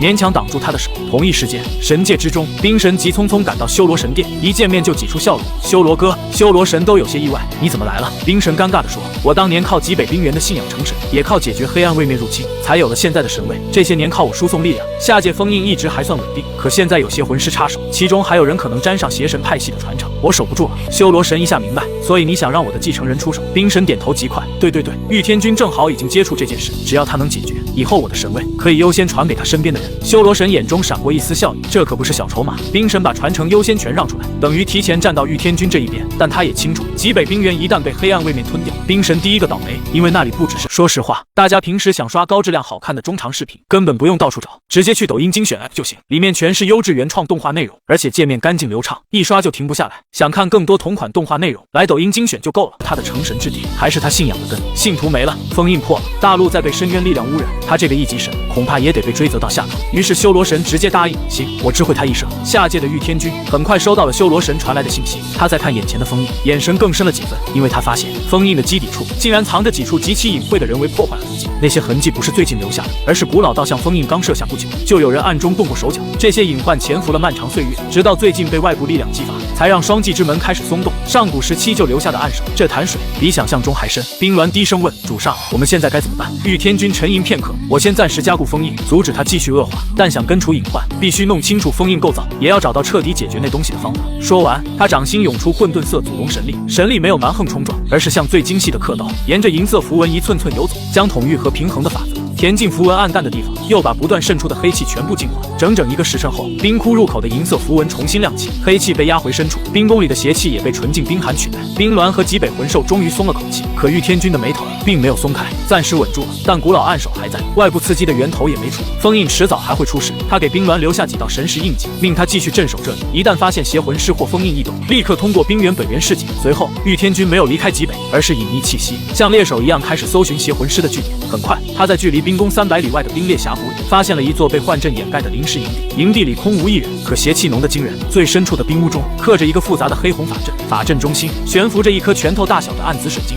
水晶一跳一跳，像活着的心脏。玉天君神识探入，立刻听见混乱呓语和痛苦嘶嚎。这是一件用于远程通讯和定位的邪器，靠抽取生灵灵魂碎片作为燃料和信标。而水晶里的黑暗气息和双祭之门后面的存在同源，像是坐标，也像隐性。玉天君将它封印收起，又翻开营地里的笔记和卷轴，那些文字全是加密暗语，但挡不住他的神识破解。很快，一个不祥的名字浮现在他脑海里：猩红圣教。这个组织并不是近几十年才出现，它的源头甚至能追溯到数千年前，一直藏在历史阴影里。他们认为斗罗大陆被伪神污染，只有迎接来自深渊的圣灵，用鲜血和痛苦完成净化，才能重塑血色国度。他们所谓的深渊，不是单一位面，而是无数恐怖意志和扭曲法则的集合。他想吞噬、同化、污染一切有序世界。所谓打开界门，也不是让怪物一口气冲出来那么简单，而是先让深渊气息渗透进来，一点点腐化斗罗大陆的本源法则。等世界壁垒被削弱，真正的圣灵才会降下。而双祭之门封印的正是深渊侧翼力量之一，霜寒之主阿加雷斯的一部分本质。它代表的不是冰雪，而是生命冻结，万物终亡。难怪极北本源会被污染，这东西对极北冰原来说就是剧毒。笔记里还反复提到圣血洗礼，接受洗礼的人能获得深渊赐福，实力暴涨，却会慢慢失去自我，变成疯狂嗜血的半深渊怪物。之前那3名封号斗罗很可能就是这样催出来的。玉天君合上卷轴，嘴角露出一丝冷意，原来是打妖打上来的。邪魂师本身不足为惧，可阿加雷斯不同，能成为冰神成神前的最后考验，这东西绝不简单。玉天君没有头铁硬闯，而是直接决定摇人。你有邪魂师眷属，我有亲朋好友，谁怕谁？这件事关系整个大陆，当然不能只让他一个人处理。而且现在大陆上有名有姓的势力，基本都知道他即将成神，哪怕武魂殿、昊天宗这些曾经和他有过摩擦的势力，也会给他这个面子。他把泰坦血魔王、天青牛蟒、泰坦巨猿留在极北镇守，自己转身返回大陆。接下来，整个斗罗大陆的强者都将被他一封信请到极北冰原。玉天君这一封信发出去，大陆上真正有分量的势力几乎全都动了。武魂殿的千道流、金鳄斗罗、青鸾斗罗、光灵斗罗、雄狮斗罗、降魔斗罗、千军斗罗、昊天宗的唐晨和5位长老，蓝电霸王龙宗的玉元镇，还有比比东、叶雨长、鬼魅、月关、玉罗冕、七宝琉璃宗的陈星、宁老宗主，以及各大势力近20位魂斗罗强者，都赶到了极北冰原外围。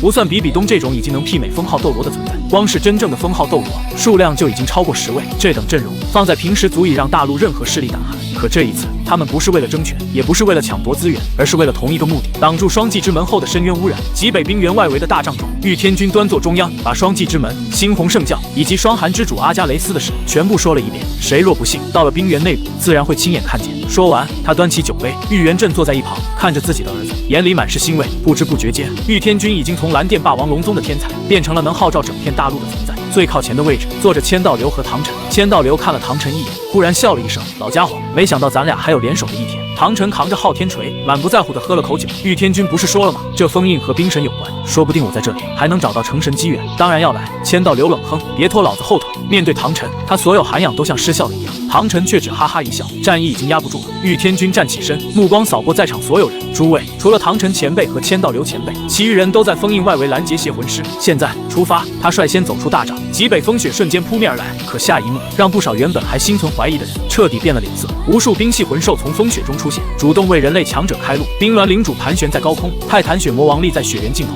天青牛蟒和泰坦巨猿的气息也在冰原深处若隐若现。人类和魂兽这2个长久争斗的族群，此刻竟然并肩而行，只因为这一次的敌人来自世界之外。众人一路来到冰原核心的宫殿，刚靠近，玉天君就皱起眉。双祭之门的封印又开始冒出黑气了。冰鸾飞快迎上来，主上，那些邪魂师来了。这一次他们没有丝毫隐藏，恐怕是要强行破阵。玉天君转身看向众人，诸位注意安全。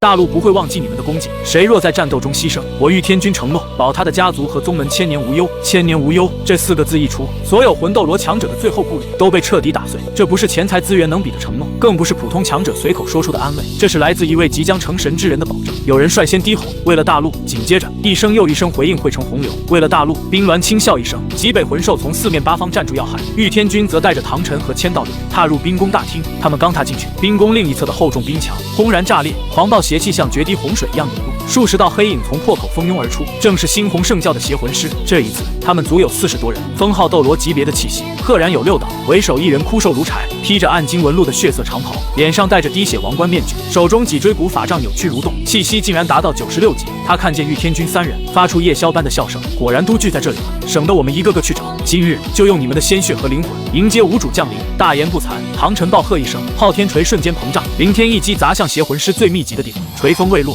坚冰地面已经裂开蛛网。千道流背后六翼舒展，神圣光辉冲天而起，天使领域铺开。那些修为稍弱的邪魂师当场发出痛苦惨叫。天使圣剑一指，无数光雨如利剑落下。几乎同一时间，冰宫外围也爆发出震天喊杀。冰鸾带着极北魂兽和各大势力的魂斗罗强者，已经跟其他方向涌来的邪魂师援军撞在一起，整个冰宫瞬间进入白热化。可御天军没有看门口的混战，他的目光始终锁定封印入口，因为他能感觉到霜寒之主阿加雷斯正在里面疯狂冲击封印。两位前辈，挡住他们，我进去解决根源。说完，御天军化作惊鸿流光，直冲黑气喷涌的冰窟入口。想进去？做梦！枯瘦邪魂师头领厉喝，脊椎法杖一挥，一条由无数哀嚎灵魂组成的紫黑锁链闪电般射向御天军。锁链所过之处，连空间都像被腐蚀出痕迹。你的对手是我！唐晨怒吼，昊天锤诡异变向，狠狠砸在灵魂锁链上，轰隆一声，锁链寸寸断裂。唐晨也被震退半步，可他眼里的战意反而烧得更旺。千道流同时展出天使光刃，逼退另外2名试图拦截御天军的封号斗罗。趁这个空隙，御天军已经没入冰窟，消失在翻腾黑气之中。一进入双寂深渊，环境骤然变了，外界是极北严寒，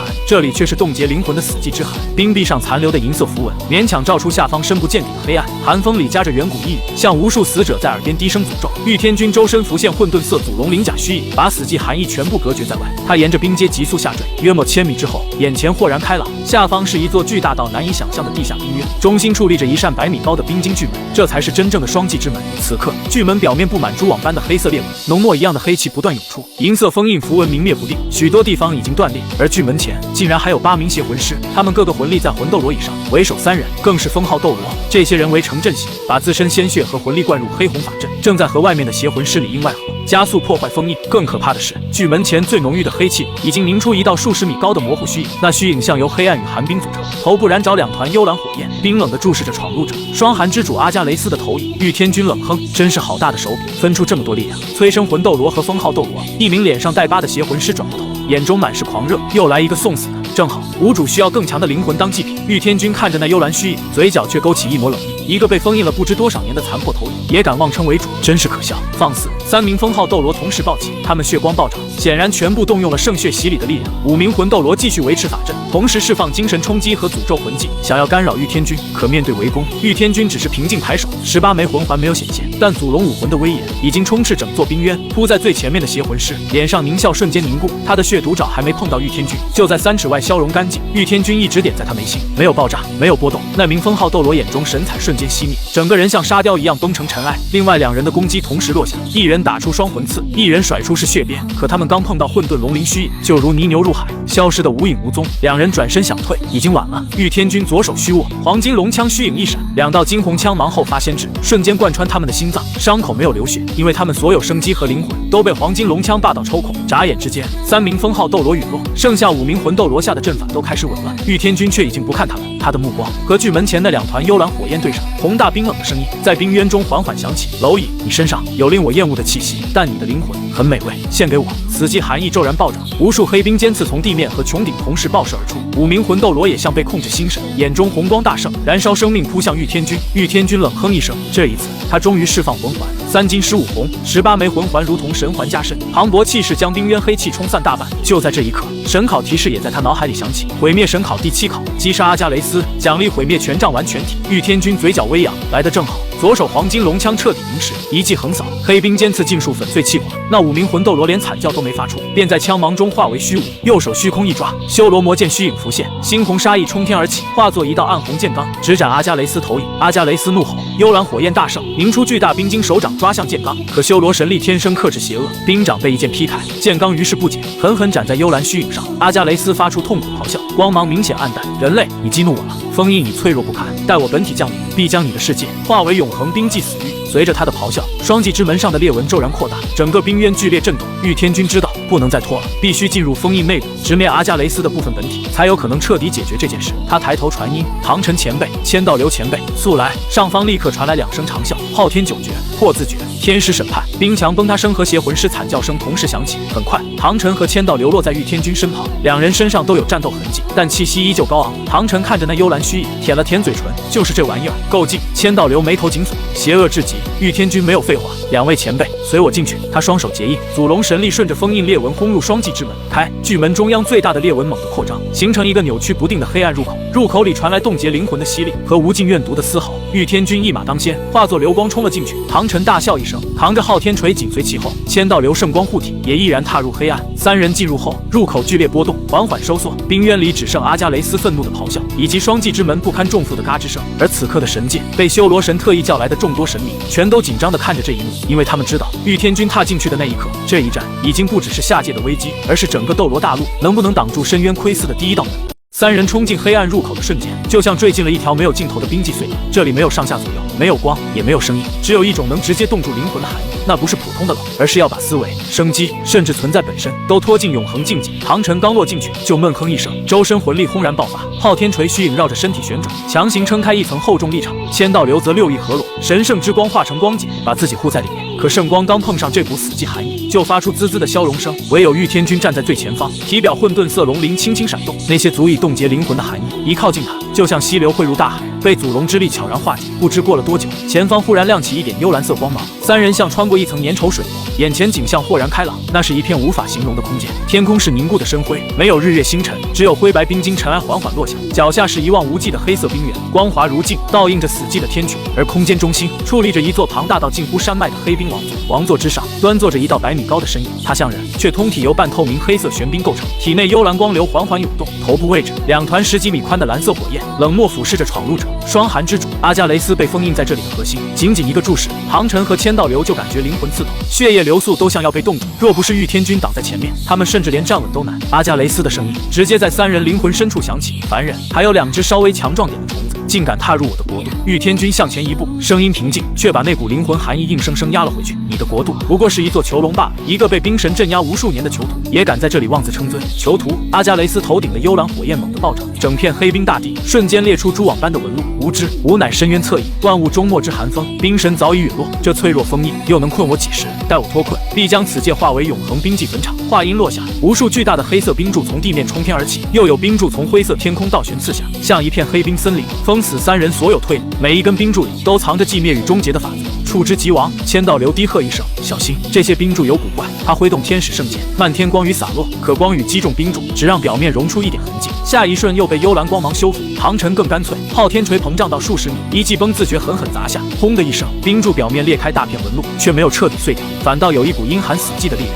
顺着昊天锤反噬回来。唐晨手臂瞬间附上一层黑霜，动作都慢了一拍。他怒哼一声，体内魂力如火山爆发，硬生生震碎黑霜，可脸色也凝重下来。这鬼东西比想象中更难缠。玉天君一眼看出，在这片由阿加雷斯本体主宰的空间里，他的力量近乎无穷无尽。这里的法则偏向寂灭和终结，对一切生灵力量都有天然压制。唐晨和千道流硬拼下去，只会越来越吃亏。两位前辈，帮我争取时间，牵制即可，不要硬拼。唐晨和千道流立刻明白，一个挥动昊天锤，用密不透风的锤影砸偏冰柱；一个展开天使领域，用圣光撑开一片相对安全的区域。他们不求击碎阿加雷斯，只要给玉天君创造蓄力的机会。唐晨每一锤都砸在冰柱力量最薄弱的位置，他看似粗犷，可真正打起来，对战机的判断比谁都狠。千道流则不断调整天使领域的位置，哪里死寂寒意最浓，圣光就先一步压过去。两人一个霸道强攻，一个圣光牵制，竟硬是在阿加雷斯的国度里替玉天君撑出一片短暂空隙。只是他们心里都清楚，这不是他们占了上风，而是阿加雷斯真正的注意力还没有完全落到他们身上。一旦那尊王座上的怪物全力碾压过来，他们最多再撑10几个呼吸。阿加雷斯却被这两人的纠缠激怒，王座上的巨大身影微微前倾，一只黑色玄冰巨手缓缓抬起，对着唐晨和千道流虚空一握，咔嚓声密密麻麻响起，两人周围的空间竟像被瞬间冻结压缩，无数黑色冰晶凭空生成，如刀片般从四面八方切割而来。更可怕的是，一股寂灭场域骤然降临，疯狂抽取他们体内的生机和魂力，连思维都开始变得迟缓。千道流立合，天使庇护，6翼天使虚影猛然收缩，化成光照护住两人。可光照在冰晶切割下剧烈闪烁，迅速暗淡。唐晨把昊天锤重重顿在地上，第9魂环骤然亮起，昊天九诀，凌天一击。这一锤凝聚了他全部力量，带着破碎空间的霸道威势，狠狠砸向寂灭场域核心。轰！仿佛玻璃破碎，寂灭场域被强行砸开一道缺口。但唐晨也脸色一白，嘴角溢出鲜血。千道流的光照也只剩最后一层薄薄圣光。就在阿加雷斯准备再次握下巨手时，玉天君终于完成了蓄力，18枚魂环在他身后依次亮起，3金15红，如同神环加身。尤其那3枚灿金色魂环，像3轮太阳悬在死寂空间里。左手黄金龙枪彻底凝实，枪尖吞吐金红锋芒；右手并指如剑，修罗魔剑虚影缠绕其上，猩红杀意凝练到极致。眉心处一点混沌色光芒缓缓亮起，那是祖龙本源被真正引动，一股开天辟地般的威严，竟短暂压住了这片空间的寂灭法则。阿加雷斯，御天军的声音如9天惊雷炸响，此界不是你能肆虐的地方，今日就让你这残破本质彻底归于寂静。话音未落，他动了，没有花哨招式，只是左手黄金龙枪向前刺出，右手修罗剑指向前点下。第9魂技，永恒的黄金之香。黄金龙枪与修罗魔剑的力量在这一刻仿佛合二为一。金红枪芒化成咆哮祖龙虚影，带着破灭万法、统御诸天的意志，直刺阿加雷斯的本体核心。所过之处，黑冰柱像遇到烈阳的积雪，纷纷气化消散。紧随其后的猩红剑罡，没有惊天生势，却蕴含裁决邪恶的绝对法则，死死锁定阿加雷斯的灵魂本质。阿加雷斯头顶的幽蓝火焰第一次剧烈波动起来，这是什么？修罗？这不可能！他终于察觉到不对，眼前这个人类身上不只有龙族本源的统御气息，还有修罗神的裁决杀意，更有毁灭权柄正在暗处震动。这3种力量，任何一种都足以伤到他，如今却被御天军压在同一机里，强行凝成一把能破开深渊法则的刀。阿加雷斯第一次生出退意，可这里本就是他的囚笼，他退无可退，他再也无法端坐王座。庞大的玄冰身躯轰然站起，双手在胸前合拢，无尽幽蓝光芒爆发，凝成一面刻满深渊符文的黑色冰盾。深渊壁垒，永继，祖龙虚影狠狠撞上冰盾，无法形容的巨响爆开，整个空间都像要塌陷。唐晨和千道流全力防御，才勉强没有被掀飞。黑色冰盾剧烈震颤，裂痕疯狂蔓延。就在冰盾还想自我修复时，修罗剑刚到了，他没有硬撞，而是像最锋利的针，精准刺入冰盾上一道细小裂缝。嗤的一声，时间仿佛停住了一瞬。下一刻，黑色冰盾连同阿加雷斯合拢的双臂轰然炸裂，无数黑色玄冰碎片四散飞溅。阿加雷斯发出痛苦到极致的咆哮，庞大身体向后踉跄，重重撞在王座上，连那巍峨王座都被撞出大片裂纹。他胸口位置出现一个前后透亮的大洞，边缘金红灼痕和猩红杀意不断侵蚀，幽蓝火焰暗淡大半。而御天军手中的金光已经死死落在他身上。永恒的黄金之香，真正效果是永恒禁锢一个敌人。封印与御天军的生命相连，只要御天军不死，阿加雷斯就永远不可能脱困。继承修罗神力之后，这道封印还会一边镇压，一边用修罗之力折磨他的本质。不！阿加雷斯尖叫起来，那团庞大的黑暗存在猛地僵住，所有翻滚、膨胀、嘶吼都像被按下暂停。紧接着，他从核心开始坍缩、凝固、结晶，最终化作一尊100米高的黄金雕像。雕像保持着挣扎姿态，矗立在破碎王座之前，内部还有银色符文缓缓流转，所有深渊共鸣和死寂气息在这一刻彻底消失。刚才还像活物一样蠕动的黑冰大地也一点点安静下来，灰色天空不再坠落冰晶尘埃，那些藏在寒风里的怨毒意语像被人从源头掐断，彻底没了声息。唐晨和千道流这才发现自己的后背早已被冷汗打湿，他们不是没有见过强敌，可阿加雷斯这种来自世界之外的存在，根本不是普通封号斗罗能理解的敌人。如果没有御天军正面压住核心，他们两个就算联手，也只会被这片空间一点点磨死。唐晨拄着昊天锤喘气，眼中满是后怕。结束了。御天军脸色苍白，却只是点头又摇头。这里的危机解除了，但猩红圣教还在，而且封印要重新稳固，极北冰原的污染也必须彻底修复。他走到黄金雕像前，把手按在冰冷表面，祖龙之力缓缓渗入，开始梳理这片空间的法则，重新连接外界的双极之门。这个过程漫长又消耗巨大，但无论如何，极北冰原最大的隐患终于被拔掉了。等御天军带着唐晨和千道流从重新稳定的封印出口返回冰宫时，外面的战斗也已经接近尾声。冰鸾率领极北魂兽和人类联军付出不小代价，却成功全歼来犯邪魂师。看到3人安然返回，所有人先是松了一口气，随后爆发出震天欢呼。也就在这一刻，毁灭神王的声音在御天军脑海里响起：毁灭神考第7考，击杀阿加雷斯完成，奖励毁灭权杖全部权利。御天军眼中闪过一丝喜色，距离成就神位只差最后2考。可他还没来得及休息，就看向了冰宫外那些战死者留下的血迹。他曾说过，谁为大陆牺牲，他保其家族宗门千年无忧。这句话现在该兑现了。极北之战结束后，御天军没有立刻闭关，他先送走各大势力强者，又亲自前往大陆各地拜访那些在大战中陨落的魂斗罗家族和宗门。对许多小家族来说，一名魂斗罗就是整个家族的顶梁柱。如今顶梁柱倒下，如果没有人扶一把，很快就会被仇敌和旁支吞掉。御天军既然承诺庇护1000年，就不可能只留一句空话。他给这些家族送去资源，挑出有天赋的后辈亲自指点，还顺手替他们铲除暗处威胁。等这些事全部做完，时间已经过去3、4个月，御天军也届时闭关，顺利突破到96级。可他刚稳住境界，毁灭神王的虚影就在精神世界中缓缓浮现。毁灭神考第8考，毁灭不代表万物寂灭，而是毁掉一切有威胁的存在。邪魂师已经严重影响大陆，猩红圣教也仍有残余势力。第8考，解决猩红圣教95%以上人员，重建邪魂师关押之地，留下守护者。我会在神界给你指引。第8考完成奖励，地天魂环提升至100万年。话音落下，一道只有御天军能看见的毁灭神光在他眼前展开，神光分出上百个箭头，指向世界各地，其中有些箭头甚至跨过大海，指向日月大陆。御天军看着那些密密麻麻的方向，忍不住揉了揉眉心，这些邪魂师还真是能跑。不过在去日月大陆之前，斗罗大陆本土的残余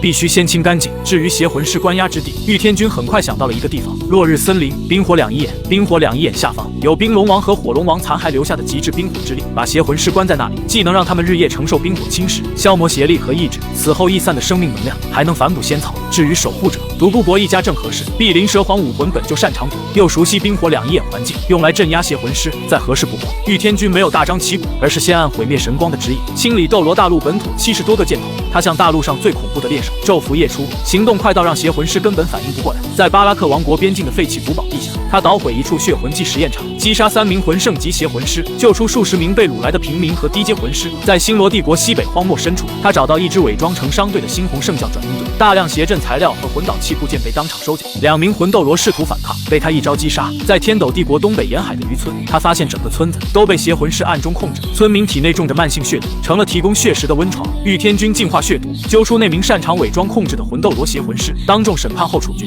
他还顺藤摸瓜，拔掉了几个和猩红圣教勾结的堕落贵族与魂师家族，把罪证交给2大帝国处理。他的行动简单直接，摧毁据点，击杀头目，收缴证据，带走俘虏，不留后患。很快，龙皇、裁决者这些称号就在邪魂师地下世界里传开。活下来的邪魂师，只要听见玉天君3个字，就像听见死亡敲门。2个月后，斗罗大陆本土70多个箭头全部暗淡消失，猩红圣教在大陆上的主力和据点几乎被清除干净，剩下那些不成气候的散兵游勇也被玉天君全部收押，准备送进新的邪魂师囚牢。随后，他再次来到落日森林，冰火两仪眼，独孤博感知到他的气息，立刻现身迎接。这位向来孤傲的独斗罗，如今已经成了魂圣，可面对玉天君，态度比过去更加恭敬。极北之战的消息早已传遍大陆，玉天君展现出的实力和号召力，让独孤博彻底心服。独孤博，有件事需要你和你的家族帮忙。玉天君开门见山，独孤博单膝跪地，于神冕下请讲。独孤博万死不辞。玉天君把计划说了一遍，他要在冰火两仪眼下方建一座永久性的邪魂师囚牢，被关押的邪魂师会在极致冰火侵蚀中日夜受刑，邪力会被一点点消磨，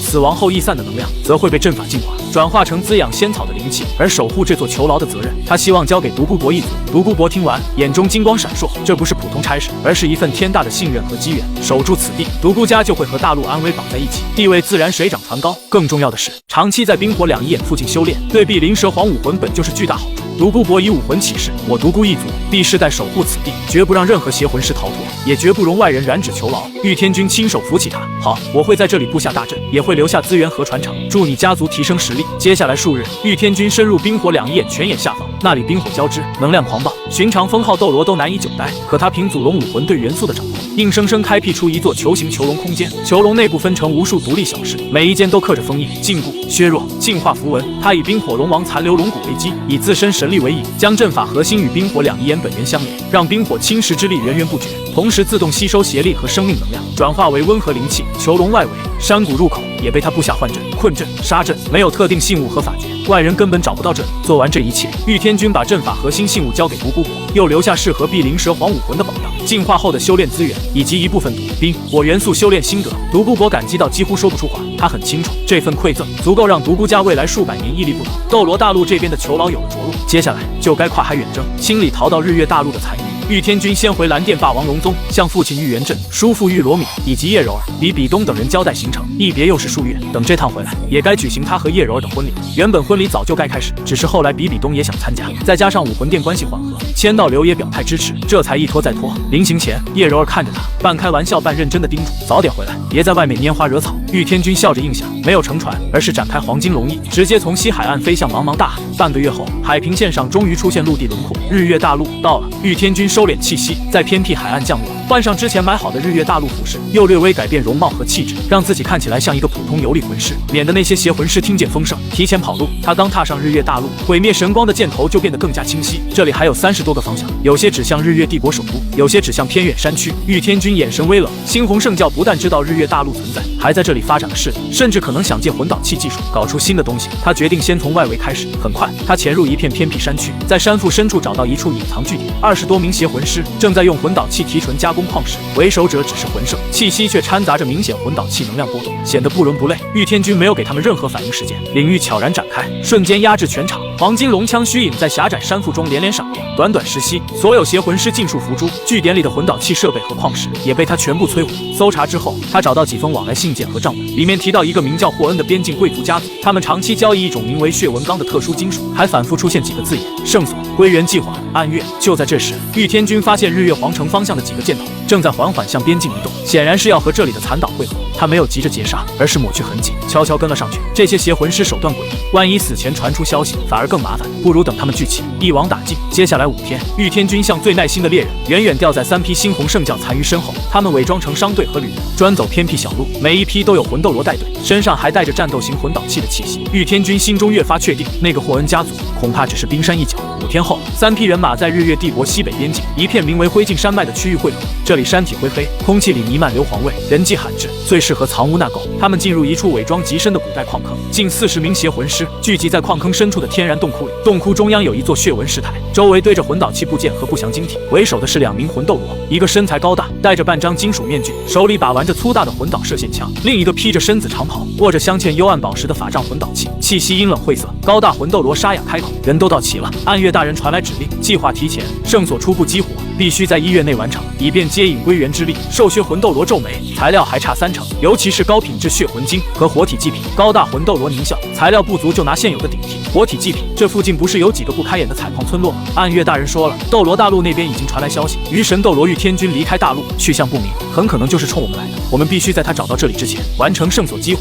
获得深渊庇护。御天军这3个字一出，洞窟里的邪魂师明显慌了一瞬。高大魂斗罗却厉声呵斥：“怕什么？这里是日月大陆，不是他的地盘。只要圣所激活，接引深渊气息，在这片区域，我们就是主宰。就算他真的成神，也要让他有来无回。”邪魂师们的眼神重新被狂热填满。兽血魂斗罗沉默片刻，终于点头。霍恩家族答应的最后一批血纹钢和魂导能源核心，3日后会运到指定地点。今晚先抓捕祭品，同时布置圣所核心法阵。听到这里，隐藏在暗处的御天军眼神彻底冷了下来。这些残余不是单纯逃命，他们想在日月大陆打开一座稳定门户，建立永久性的深渊据点，还想用无辜村民当祭品。原本他打算等所有人进入矿坑深处再动手，现在却必须先拦住抓人的小队。御天军悄无声息退出矿坑，神势如水银泻地般铺开，很快锁定最近的采矿村落。那里距离矿坑只有30里。黄昏时分，村民刚结束一天劳作，炊烟正从低矮屋顶升起。他们还不知道，5道带着血腥气息的身影已经从不同方向悄然靠近。这5人全是魂王，动作熟练，配合默契，显然干惯了这种勾当。御天军站在村外阴影里，眼神平静的可怕。就拿你们，先开刀！御天军站在村外阴影里，眼神平静的可怕。就拿你们，先开刀！下一瞬，他已经出现在1名邪魂师身后。那人正要翻过篱笆，后颈却忽然一凉，连回头的机会都没有，意识就陷入黑暗。御天军指尖一点，混沌色光芒没入对方体内，生机瞬间湮灭，尸体软软倒下，没有发出半点声响。另外4个外围眼线也在几个呼吸间被他无声解决。而村子里面负责抓人的5名邪魂师已经放出麻痹毒物，正扑向几户人丁最多的人家。住手！平静的声音不大，却像惊雷一样炸进5名邪魂师耳中。他们猛地回头，只见一个面容平凡的年轻人，不知何时站在村中空地，冷冷看着他们。为首魂王又惊又怒，手中魂导短刃亮起血光，直刺御天军咽喉。另外4人同时出手，魂导射线、毒物、束缚光线从不同方向封死退路。御天军连脚步都没动，只是抬起右手，五指微张，无形力场瞬间扩散，迟缓领域，所有攻击刚靠近他，就像陷进泥沼，速度骤降，光芒暗淡，最后停在半空，无声消散。毒物也被压缩净化，化成几缕青烟。5名邪魂师这才发现自己的魂力像被铁锁缠住，身体沉重如山，连手指都动不了。你到底是谁？为首魂王声音发颤。御天军没有回答，指尖轻弹，5道金红光芒没入他们眉心，闷哼声同时响起，5人眼神涣散，当场倒地。他们的灵魂已经被黄金龙枪的湮灭之力击碎。御天军挥手落下几团火焰，把尸体烧成灰烬，又释放温和精神波动，安抚被惊动的村民，让他们沉入更深的睡梦，也模糊了刚才的记忆。做完这一切，他身形再次消失，朝矿坑返回。此时矿坑深处，那座血纹石台已经被点亮，魂导器部件和邪异晶体互相共鸣，空气里弥漫着越来越不稳定的深渊气息。高大魂斗罗皱起眉，抓捕小队怎么还没回来？兽血魂斗罗忽然脸色一变，不对，外围警戒没有反应，可联系断了，所有派出去的人灵魂印记全都消失了。洞窟内瞬间安静，下一刻，一道身影向凭空出现，站在矿坑入口，正是那个普通游历魂师模样的年轻人。所有邪魂师的目光都集中到他身上。兽血魂斗罗握紧法杖魂导器，声音干涩：“你是谁？”御天军扫过血色石台，又看向2名魂斗罗，清理垃圾的人，猩红圣教的余孽，你们的游戏结束了。高大魂斗罗怒极反笑，启动防御魂导器，杀了他。洞窟四周瞬间亮起数十个光点，能量射线、麻痹电网、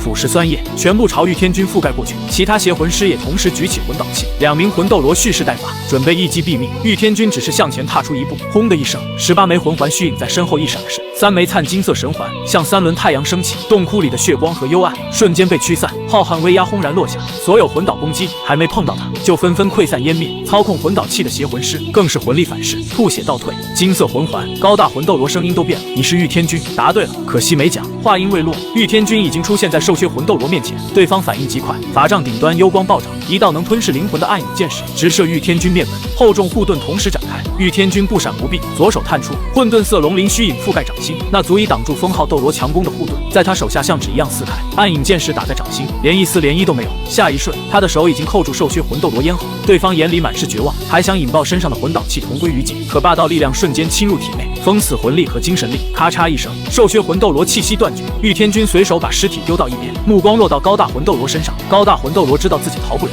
眼中闪过疯狂，竟把魂导射线枪对准自己胸口，扣动扳机，深渊陷阱，血爆，狂暴邪力在他体内爆开，身体像充气一样膨胀，皮肤下血管全部亮起红光。他嘶吼着扑向玉天君，想用自爆污染整座矿坑。玉天君眉头微皱，黄金龙枪瞬间凝实，死！金红枪芒后发先至，化成撕裂空间的光柱，直接贯穿高大魂斗罗，也贯穿他体内的深渊能量。爆炸被枪芒牢牢束缚，压缩成一团金红火焰。几个呼吸后，高大魂斗罗连灰都没剩下，剩下的邪魂师彻底崩溃，有人瘫在地上，有人拼命往矿坑深处逃。玉天君没有留情，黄金龙枪虚影在洞窟中纵横穿梭，每一次闪烁都带走一条沾满血债的命。不到1分钟，洞窟里再没有一个活着的邪魂师。玉天君走到血色石台前，这座所谓圣所核心已经初步激活，正在吸收地脉能量和负面情绪，试图沟通远处某个恐怖所在。果然是再见永久连接。玉天君冷哼一声，双手按上石台，祖龙之力和修罗神力同时涌入，给我碎！石台连同纹路、魂导器、邪异晶体瞬间崩解湮灭，那股刚凝聚起来的深渊气息发出一声无声尖啸，随即彻底消散。玉天君稳住洞窟结构，又用神识扫过整座矿坑，最终在暗格里找到一个金属盒，盒子里有加密卷轴、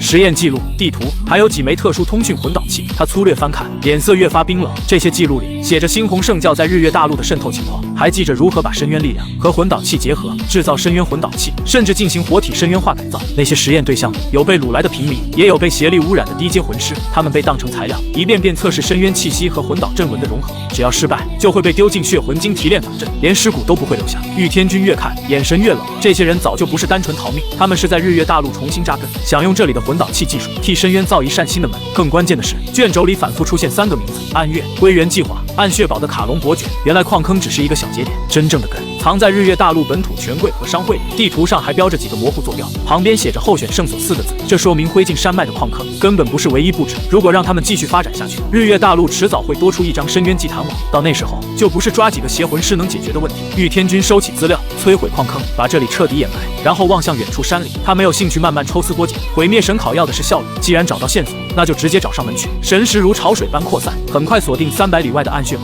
同时，毁灭神光在日月大陆上的30多个箭头也在他感知里微微亮起，那些箭头彼此之间竟有细微能量联系，像一张藏在暗处的网。而暗血堡就是其中一个重要节点，擒贼先擒王，毁掉节点，剩下的自然好清理。玉天君化作金红流光，直奔暗血堡。300里距离，对如今的他不过片刻。暗血堡建在2座山峰隘口，通体暗红石材，在阳光下泛着血色。城堡外罩着一层魂力和邪气混合的防护魂导阵，而城堡密室里，卡隆伯爵正对着一面水晶镜和几道模糊人影低声交谈。斗罗大陆那边失败了，双祭之门也被拔除，镜中有人声音沙哑。卡隆冷笑，早说过重心该放在日月大陆，只要深渊共鸣器调试成功，就能绕过界门限制，直接引动深渊气息降临。另一个尖细声音催促，你那边的血魂晶纯度还要提高，皇城实验已经到关键阶段。卡隆刚要回答，脸色却猛地变了，一股恐怖威压像天穹塌下，骤然压住整个暗血堡。水晶镜里的几道影子也同时安静下来，他们隔着通讯魂导器都能感到那股压迫，像有一只无形巨手直接按住了所有人的喉咙。敌袭警报只响了半声就被压碎，城堡防护魂导阵连1秒都没撑住，便像泡沫一样破开。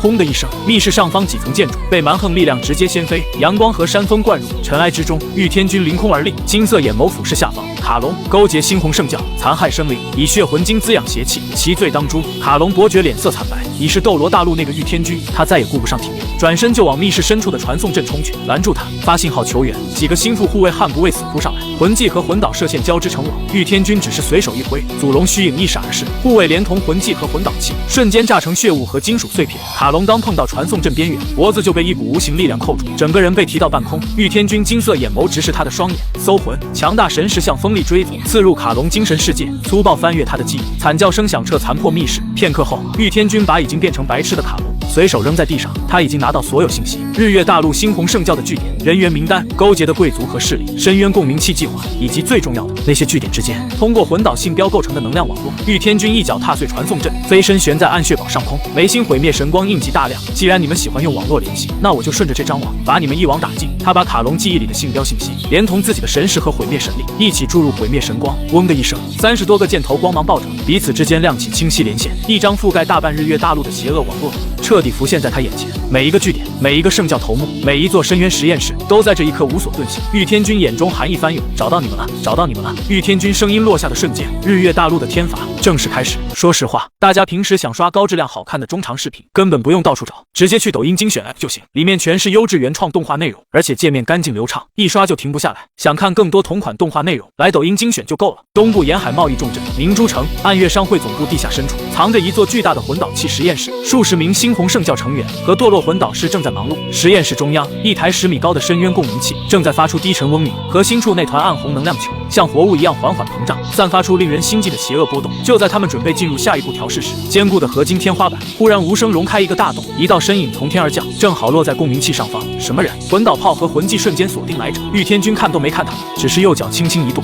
咔嚓声连成一片，祖龙之力和毁灭神力化作环形冲击波扩散，深渊共鸣器寸寸碎裂。实验室内所有邪魂师和堕落魂导师连惨叫都没来得及发出，身体便在冲击中崩解。整座地下实验室连同上方暗月商会大楼一起向下塌陷数米，化成冒着青烟的废墟。而御天军已经消失在原地。北部古代冰原遗迹，一群邪魂师正在祭坛上举行仪式，想唤醒沉睡在遗迹深处的冰属性深渊生物。祭坛血光闪烁，寒风中全是诡异低语。可下一刻，天空突然暗了下来，不是乌云，而是一只由惊红能量凝成的巨型龙爪，覆盖方圆千米，如神罚般轰然拍落。为首的封号斗罗邪魂师只来得及发出一声绝望嘶吼，整座祭坛连同周围遗迹被一爪拍成100米深的掌印坑，所有邪魂师灰飞烟灭。日月皇城某亲王府邸地下密室，几名衣着华贵的贵族正在和2名猩红圣教封号斗罗长老密谈，桌上摆着深渊共鸣器的最终设计图。密室外层层防御魂导阵突然毫无征兆的崩溃，墙壁像融化的蜡一样裂开。御天军一步踏入，目光扫过众人，你们可以死了。黄金龙枪虚影一闪，室内所有人眉心同时出现一点血痕，无论贵族、魂导师还是封号斗罗长老，全都眼神黯淡，生机断绝。御天军收起设计图和所有资料，再次消失。接下来1天1夜，成了日月大陆猩红圣教残余的噩梦。他顺着那张魂导信标网络，精准出现在一个又一个据点：隐秘地下基地、贵族庄园、黑市仓库、魂导实验室、古代遗迹。只要被毁灭神光标记，所有核心成员无一幸免。他的攻击简单粗暴高效，往往是人还没真正落下，恐怖威压已经先一步降临。防御魂导阵当场爆裂，邪魂师还没来得及传讯，据点就被雷霆一击打成废墟。与深渊共鸣器有关的研究资料、仪式物品、魂导器成品全部被他摧毁。对那些被胁迫的外围人员，他废掉邪功，抹去关键记忆，任其自生自灭。对真正参与献祭和实验的人，没有审判，没有第二句话，只有死亡。每毁掉一个节点，毁灭神光上的连线就会按下一段。那些原本互相支撑的魂导信标，像被人一根根拔掉骨头，从完整网络变成一片散乱残影。有些邪魂师察觉不对，想用通讯魂导器求援，可讯息刚发出，就被御天军顺着波动反向锁定。下一刻，金红光芒已经落到他们头顶。日月帝国官方和各大势力根本来不及反应，他们只感觉各地不断爆发短暂而恐怖的能量波动。等派人赶到时，留下的只有废墟和彻底消失的邪祟气息。可御天军没有因此立刻离开，因为他很清楚，猩红圣教在日月大陆藏得太深，他们披着商会、贵族、魂导师组织，甚至地下黑市的合法外衣，化整为零，渗进各行各业。第一轮天罚只是摧毁核心网络，后面的清残才是真正麻烦的事。接下来的几个月，御天军顺着毁灭神光剩下的箭头继续侦查、追踪、甄别。他没有把所有可疑者都一杀了之，有些人只是贪图利益，不知道背后站着深渊；有些人则早已主动献祭无辜，把自己变成猩红圣教的一部分。御天军一一分清，该废的废，该杀的杀，该交给日月帝国处理的，就连证据一起留下。他拔掉偏远山谷里的血矿工坊，摧毁黑市深处的深渊魂导器交易点，清理那些还想重建圣所的小队，也把部分重要情报匿名送到日月帝国皇室手里，提醒他们警惕深渊渗透和魂导器技术被邪恶势力滥用。直到最后一个箭头彻底黯淡，日月大陆上那张邪恶网络终于完全崩散。毁灭神考第8考中，肃清猩红圣教95%以上人员这一项真正完成。御天军站在荒芜海岸的悬崖上，海风吹动衣袍，身后是被一招扫尽的邪魂师阴霾，前方是茫茫大海。他望向斗罗大陆的方向，低声道：“该回去了。”惊红流光冲天而起，横渡重洋，回程比去时更顺利。连番激战让他对双神考力量的掌控更进一步。只用了不到20天，斗罗大陆熟悉的海岸线便出现在视野里。玉天君没有直接回宗门，而是先去了七宝琉璃宗。陈星感应到他的气息，亲自出营。如今的剑斗罗气息更加沉迷，显然极北之战后也有所感悟。一路辛苦，陈星拱手，语气里带着敬意。玉天君还礼，把一个储物魂导器递过去，这里面是日月大陆的一些特产，还有部分魂导器图纸和核心法阵解析，或许能帮贵宗提升自保之力。陈星郑重接过，也把大陆近况告诉他。猩红圣教已经销声匿迹，邪魂师活动大幅减少，冰火两仪眼内敛。独孤博传来过几次消息，囚笼运转正常，已经关押了17名各地擒获的邪魂师要犯。玉天君点了点头，邪魂师不可能一夜绝迹，大陆人口太多，几乎每天都可能有平民武魂堕落变异。接下来要做的不是只靠杀，还要和武魂殿联手，把那些刚觉醒邪武魂的孩子尽早管教和引导。辞别陈星后，玉天君又去了落日森林。冰火两仪眼，山谷外的幻阵依旧精妙，进入其中，灵气比之前更加浓郁。几株主要仙草长势喜人，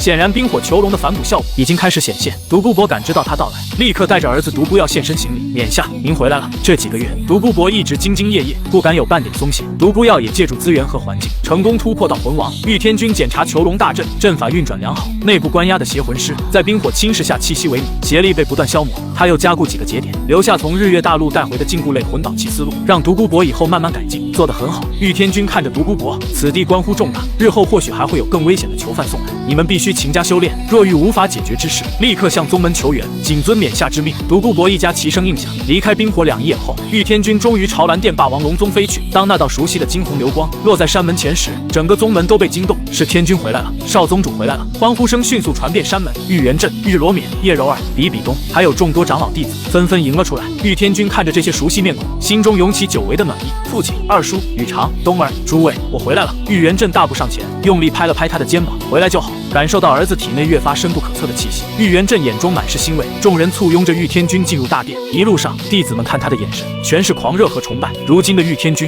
早已是大陆公认的传奇，也是蓝电霸王龙宗真正的擎天之主。大殿内，玉天君简要讲了日月大陆之行，略去其中凶险，重点说了猩红圣教残余的覆灭、冰火囚笼的运转以及带回来的魂导器知识。一名长老忍不住感慨：如此一来，大陆可享千年太平。玉天君却摇了摇头：不可掉以轻心，深渊之患根源未除，猩红圣教只是遭到重创，并不代表深渊不存在。日月大陆魂导器技术发展迅猛，若被邪恶势力利用，后果不堪设想。我带回来的资料必须取其精华，去其糟粕，尽快增强宗门，也增强大陆的底蕴。玉元镇点头，此事由罗冕牵头，成立研究堂，尽快消化这些知识。议事结束后，众人识趣退下，把空间留给玉天君和至亲之人。叶柔儿再也忍不住，扑进他怀里：你这个混蛋，一去就是这么久。玉天君轻轻抱住他，让你担心了。比比东站在一旁，嘴角带着淡淡笑意，眼底却也有柔光闪过。玉元镇和玉罗冕相视一笑，悄悄退出大殿。当夜，宗门大摆宴席，庆祝玉天君平安归来，也庆祝极北之战胜利，和大陆邪祟初步肃清。宴席散后，玉天君独自登上最高观星台，夜风清凉，繁星满天。他内是精神世界，毁灭神考第8考完成度已经极高，只剩最后一些收尾，比如正式通到大陆主要势力，确保邪魂师关押体系长期运转。而修罗神考也随着这场肃清推进到了关键位置。第9考，玉天君望着夜空，目光仿佛穿过无尽距离，看见了神界，应该不远了。他摊开手掌，掌心中混沌色祖龙之力、暗红色修罗神力，还有更深处的毁灭神力，正在彼此交融，又保持着微妙平衡。他知道，当神考真正完成，神位降临的那一刻，这种平衡会被打破，也会迎来最终融合。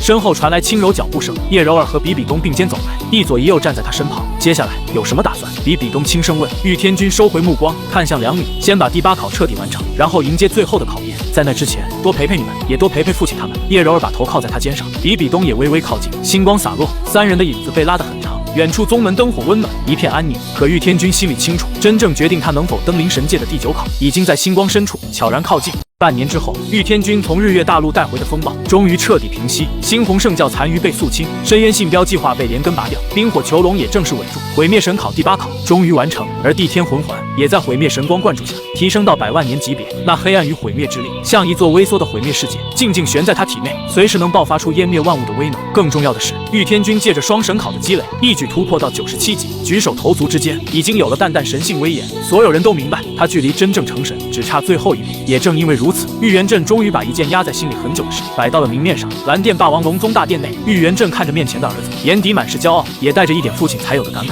曾经那个需要他庇护的孩子，如今已经成长到连他都要仰望。天君，玉元镇声音很温和。如今大陆暂稳，你也功成名就，是时候考虑你的终身大事了。宇长那孩子对你情深意重，比比东姑娘也是真心待你，他们等你已经等了太久。玉天君听完，心里涌起一阵暖意。叶柔儿的陪伴，七宝琉璃宗的相助，比比东的守护，还有一次次并肩作战，这些早就不是一句感谢能还清的。他该给他们一个名分，也该给他们一场让天下都记住的婚礼。父亲说的对，孩儿也正有此意。玉元镇听到这句话，终于笑了。他告诉玉天君，武魂殿那边，千道流已经亲自传讯，表示往事已矣。比比东虽然离开武魂殿，却永远是他的弟子。武魂殿乐见其成，也愿意奉上厚礼。玉元镇越说，眼神越亮。这场婚礼不但要办，还要办得轰轰烈烈，让整个斗罗大陆都记住蓝电霸王龙宗少宗主未来神奇的大婚究竟是什么排场。消息很快传了出去，玉天君将同时迎娶九星海棠传人叶柔儿以及武魂殿前圣女比比东。这道消息像惊雷一样，瞬间炸遍整个大陆。最先被惊动的不是那些顶级势力，而是蓝电霸王龙宗自己的弟子。许多年轻弟子听到消息时，直接愣在原地。他们只知道少宗主会成神，却没想到自己竟能亲眼见证少宗主大婚。宗门上下，从长老到外门弟子，全都忙了起来。有人修整山道，有人布置礼台，有人清点库房里的灵材和珍宝，就连平日里最严肃的执法长老，脸上都多了几分笑意。叶柔儿听到婚期定下时，反倒安静了很久。她不是不高兴，而是这一刻等得太久，久到真正落下来时，她竟有些不敢相信。比比东站在窗前，看着外面弟子挂起红绸，唇角轻轻扬起。他曾经是武魂殿圣女，见过无数权力和荣耀，可这一刻，他想要的不是万人敬仰，只是能名正言顺站在玉天君身边。玉天君也没有闲着，他亲自定下龙凤礼台的大阵，又把从日月大陆带回的部分魂导技术融进广场防护和迎宾布置。这场婚礼既要盛大，也要绝对安全，因为到场的人太多，任何一点意外都会被天下人看在眼里。所有势力都被惊动，因为如今的玉天君早已不是单纯的少宗主，他是鱼神斗罗，是双神传承者，是极北之战的领袖，是粉碎深渊入侵的人，更是所有人心里默认的未来神奇。他的大婚已经不只是个人喜事，而是新纪元开启前整个大陆向他表达敬意的盛典。上三宗、下四宗两大帝国、各大公国王国、隐士家族、魂师团体全都开始准备贺礼。谁都清楚，能在这场婚礼上露面，就等于在未来神奇面前留下了名字。婚礼定在3个月后，地点就在蓝电霸王龙宗新建的天龙广场。鎏金喜帖以七宝琉璃宗特制灵玉为底，烙印蓝电霸王龙宗龙纹，由闵之一族弟子亲自送往大陆各处。每一封喜帖送到时，都像一块重石落进湖心。有的宗主当场起身，亲自打开族库挑选贺礼；有的帝国重臣连夜进宫，向皇室禀报规格；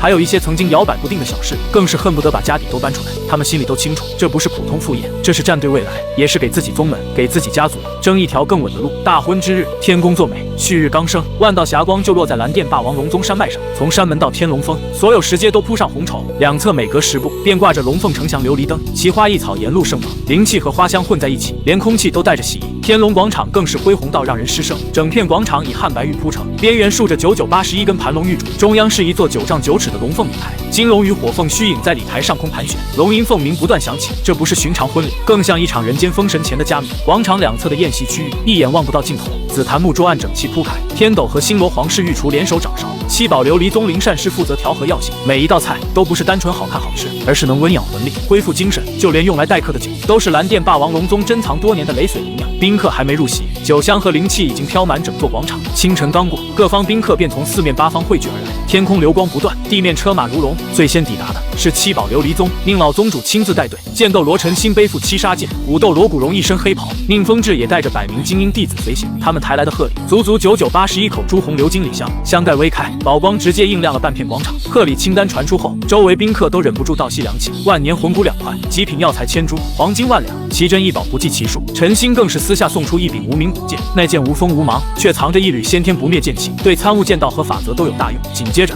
武魂殿来了，这一次他们的阵容奢华到几乎镇住全场。千道流亲至，金鳄、青鸾、光灵、雄狮、降魔，千军6大供奉同行，7位封号斗罗联袂而来，这份诚意足以让任何势力动容。千道流当着所有人的面送上一枚天使神像碎片，那碎片里蕴含精纯神圣之力，可驱邪破网，也能辅助光属性修炼。随后他亲口表态，武魂殿愿与蓝电霸王龙宗永结盟好，共护大陆安宁。这一句话落下，所有人都明白武魂殿和蓝电霸王龙宗之间的旧约到此彻底翻篇。这一幕的分量比任何贺礼都重，因为千道流不是单纯来祝贺，他是当着天下人的面承认比比东的选择，也承认玉天君未来的地位。曾经让无数势力忌惮的武魂殿，在这一日主动把锋芒收了起来，选择与蓝电霸王龙宗并肩。不少老一辈强者看着这一幕，心里都明白，斗罗大陆的格局从今天开始真的要变了。昊天宗也到了，唐晨亲自带着5位长老前来，他依旧豪迈不羁，肩上扛着缩小版昊天锤，一见玉天君便用力拍了拍他的肩膀，小子，新婚快乐。昊天宗的贺礼也简单直接，3块品质极高的魂骨，每一块都是能让封号斗罗动心的秘藏。星罗帝国和天斗帝国的使团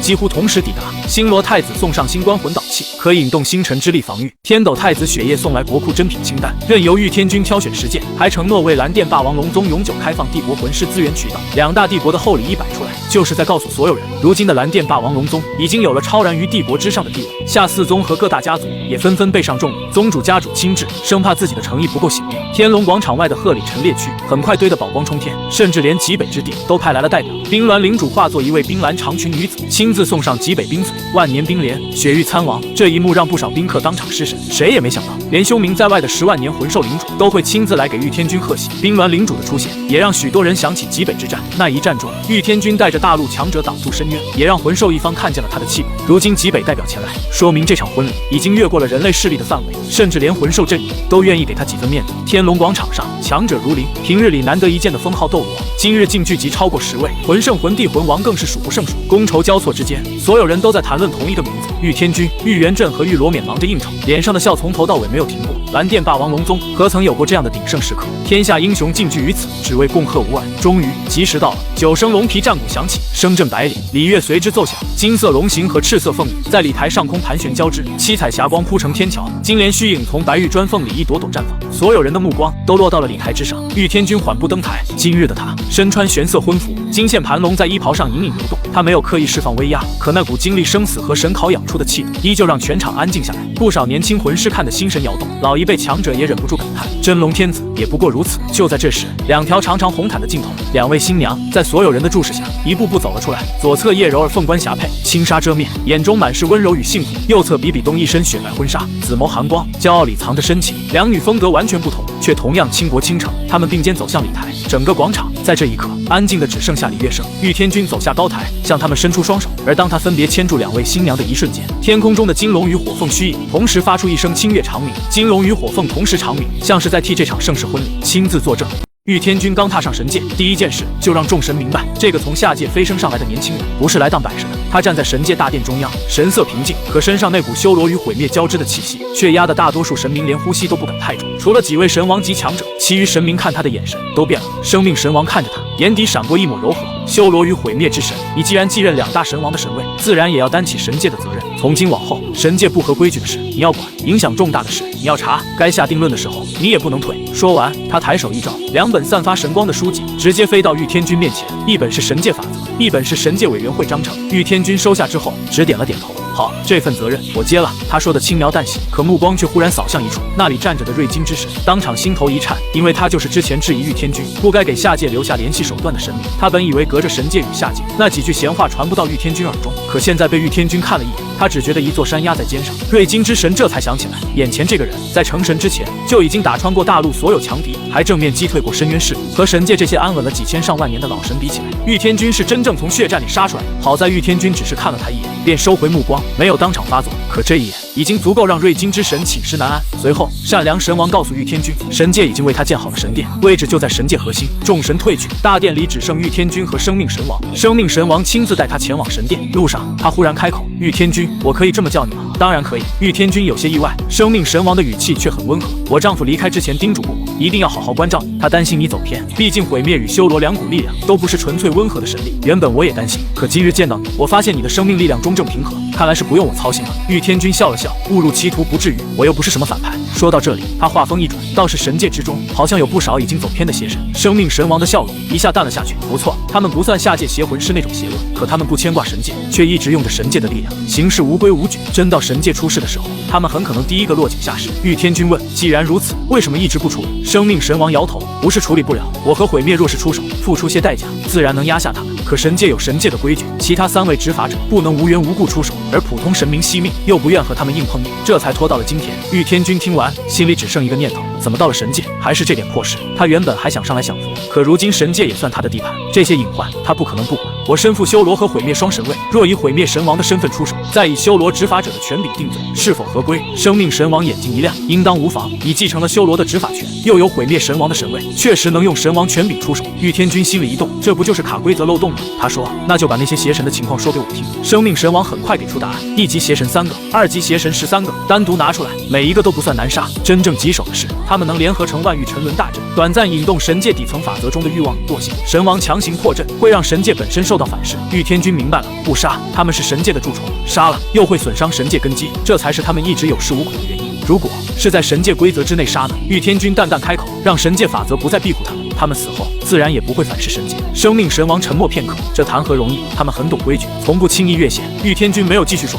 只是让生命神王先带他去看神殿。很快，两人来到神界核心最高处，那里矗立着一座巍峨神殿，基座暗红如血，带着修罗的裁决气息，主体身子如雷，凝着毁灭法则。穹顶又布满混沌龙鳞纹，像是祖龙之威，把杀伐与毁灭全部统合在一起。神殿正门上方没有牌匾，只有3道神纹：猩红剑痕、紫色雷霆、混沌龙影，这就是修罗与毁灭之神的象征。玉天君心念一动，神殿大门无声开启，里面空间比外面看起来大了100倍不止。主殿中，修罗神与毁灭之神的神像分立两侧，最深处还有一道模糊的祖龙虚影。藏书殿里摆满了2大神王的心得、神迹、神界历史、各界秘闻。修炼境室下方更是直接连着神界核心能量池，这份家底比玉天君想的还要厚。生命神王也在这时将一片翠绿叶片交给他，里面记着16位邪神的资料。3位1级邪神中，贪婪之神马门擅长交易、掠夺、蛊惑，最喜欢用看似公平的交易攫取下界信仰资源。怠惰之神贝利尔掌管静止与迟缓，几乎不参与神界事务，却会无形中侵蚀周围神奇的意志。嫉妒之神利维塔阴毒善妒，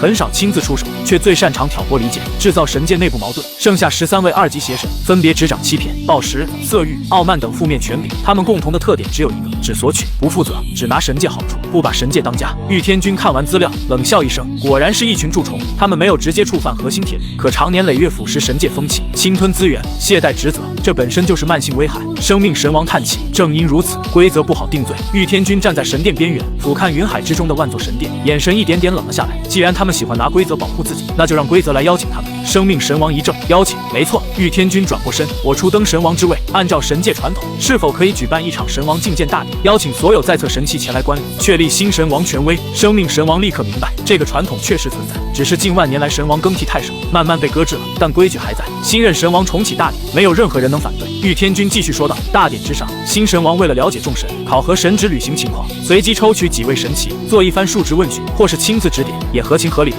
生命神王呼吸一滞，可他们若找借口不来呢？玉天君笑了，神王首次大典无正当理由缺席，就是蔑视神王权威，蔑视神界团结。按律，神鞭加身，削减100年神力供给。至于什么理由算正当，委员会和我说了算。那他们来了之后拒绝指点呢？神王好意指点，乃是殊荣，再三推诿，就是心中有鬼。若我稍微释放神威，他们忍不住先动手，那就是公然袭击神王，扰乱神界大典，显露危害神界的恶意，数罪并罚，当场格杀，也在规则允许之内。生命神王眼神彻底亮起，玉天君却还没说完。当然，他们若是足够能忍，也无妨。修罗审判能直视灵魂本质，毁灭归虚，能追溯力量根源。在万神面前，我亲自问，亲自看，他们藏在规则下面的东西，总会露出马脚。只要抓住一条证据，就足以剥夺权柄，打入神域，流放边荒。没了领头的邪神，剩下的人不过一盘散沙。生命神王看着他，眼底满是欣慰。此法可行，虽有算计，却完全在规则之内。委员会那边，我和善良、邪恶2位神王都会支持你，只是他们也不傻，一定会有所防备。防备又如何？玉天君负手而立，在绝对实力和正当名义面前，他们的防备只是徒劳挣扎。大典定在3个月后，接下来玉天君没有急着动手，他先在神殿深处彻底熟悉双神王权柄，毁灭神格追溯因果，修罗神格映照罪业，祖龙本源居中调和，2股至高力量竟在他体内逐渐融合。10日之后，玉天君出关，他收敛气息，独自走访神界各处，拜访那些刚正、睿智或早就看邪神不顺眼的正神。喜怒哀乐4位原罪神告诉他，有下界信仰区曾被邪神暗中侵蚀，最后情绪失控，酿成大祸。巡界史中的老牌战神也提到，某些下界位面，信仰之力异常流失，世界壁垒出现不明腐蚀，他们怀疑和邪神窃取本源有关，却苦于没有铁证，一条条线索被玉天君安静记下。很快，神界委员会的正式通道传遍所有在籍神祇，毁灭与修罗神王首次大典3个月后于万神广场举行，所有神祇无正当理由不得缺席，缺席者视为蔑视神王权威，按律受神鞭之刑，削减100年神力供给。大典期间，玉天天君还会亲自接见诸神，予以赐福或指点，此乃神王恩典。通告一出，整个神界都震动了。多数正神觉得条款虽严，却合乎法理。可在某些阴冷神殿里，气氛瞬间变得压抑。一只镶满宝石的金杯被狠狠砸在地上，嫉妒之神面容扭曲。好一个正当理由，好一个神王恩典，这分明是针对我们的阳谋。贪婪之神眼神发沉，不去就是违律，去了他的修罗审判和毁灭归墟。万一看出什么，怠惰之神瘫在神座上，能不能装病？嫉妒之神冷声道：装病也得委员会人。他说你不正当，你就是不正当，除非现在制造一场下界危机去镇守，可痕迹太重，只会更容易被抓住。贪婪之神沉默许久，终于咬牙开口：去，必须去，而且要表现得恭敬顺从。只要我们不露破绽，不给他借口，我倒要看看他敢不敢在万神面前无故对正神动手。嫉妒之神眼中闪过狠色，通知其他人，大典之上全都把尾巴夹紧，一切小心。还有，把该藏的东西藏得更深一点，所有暗桩立刻静默。他们以为只要藏得够深，就能熬过这场大典，可他们不知道，玉天君的问题早已经一条条写好了，就等他们亲自走上寿礼台。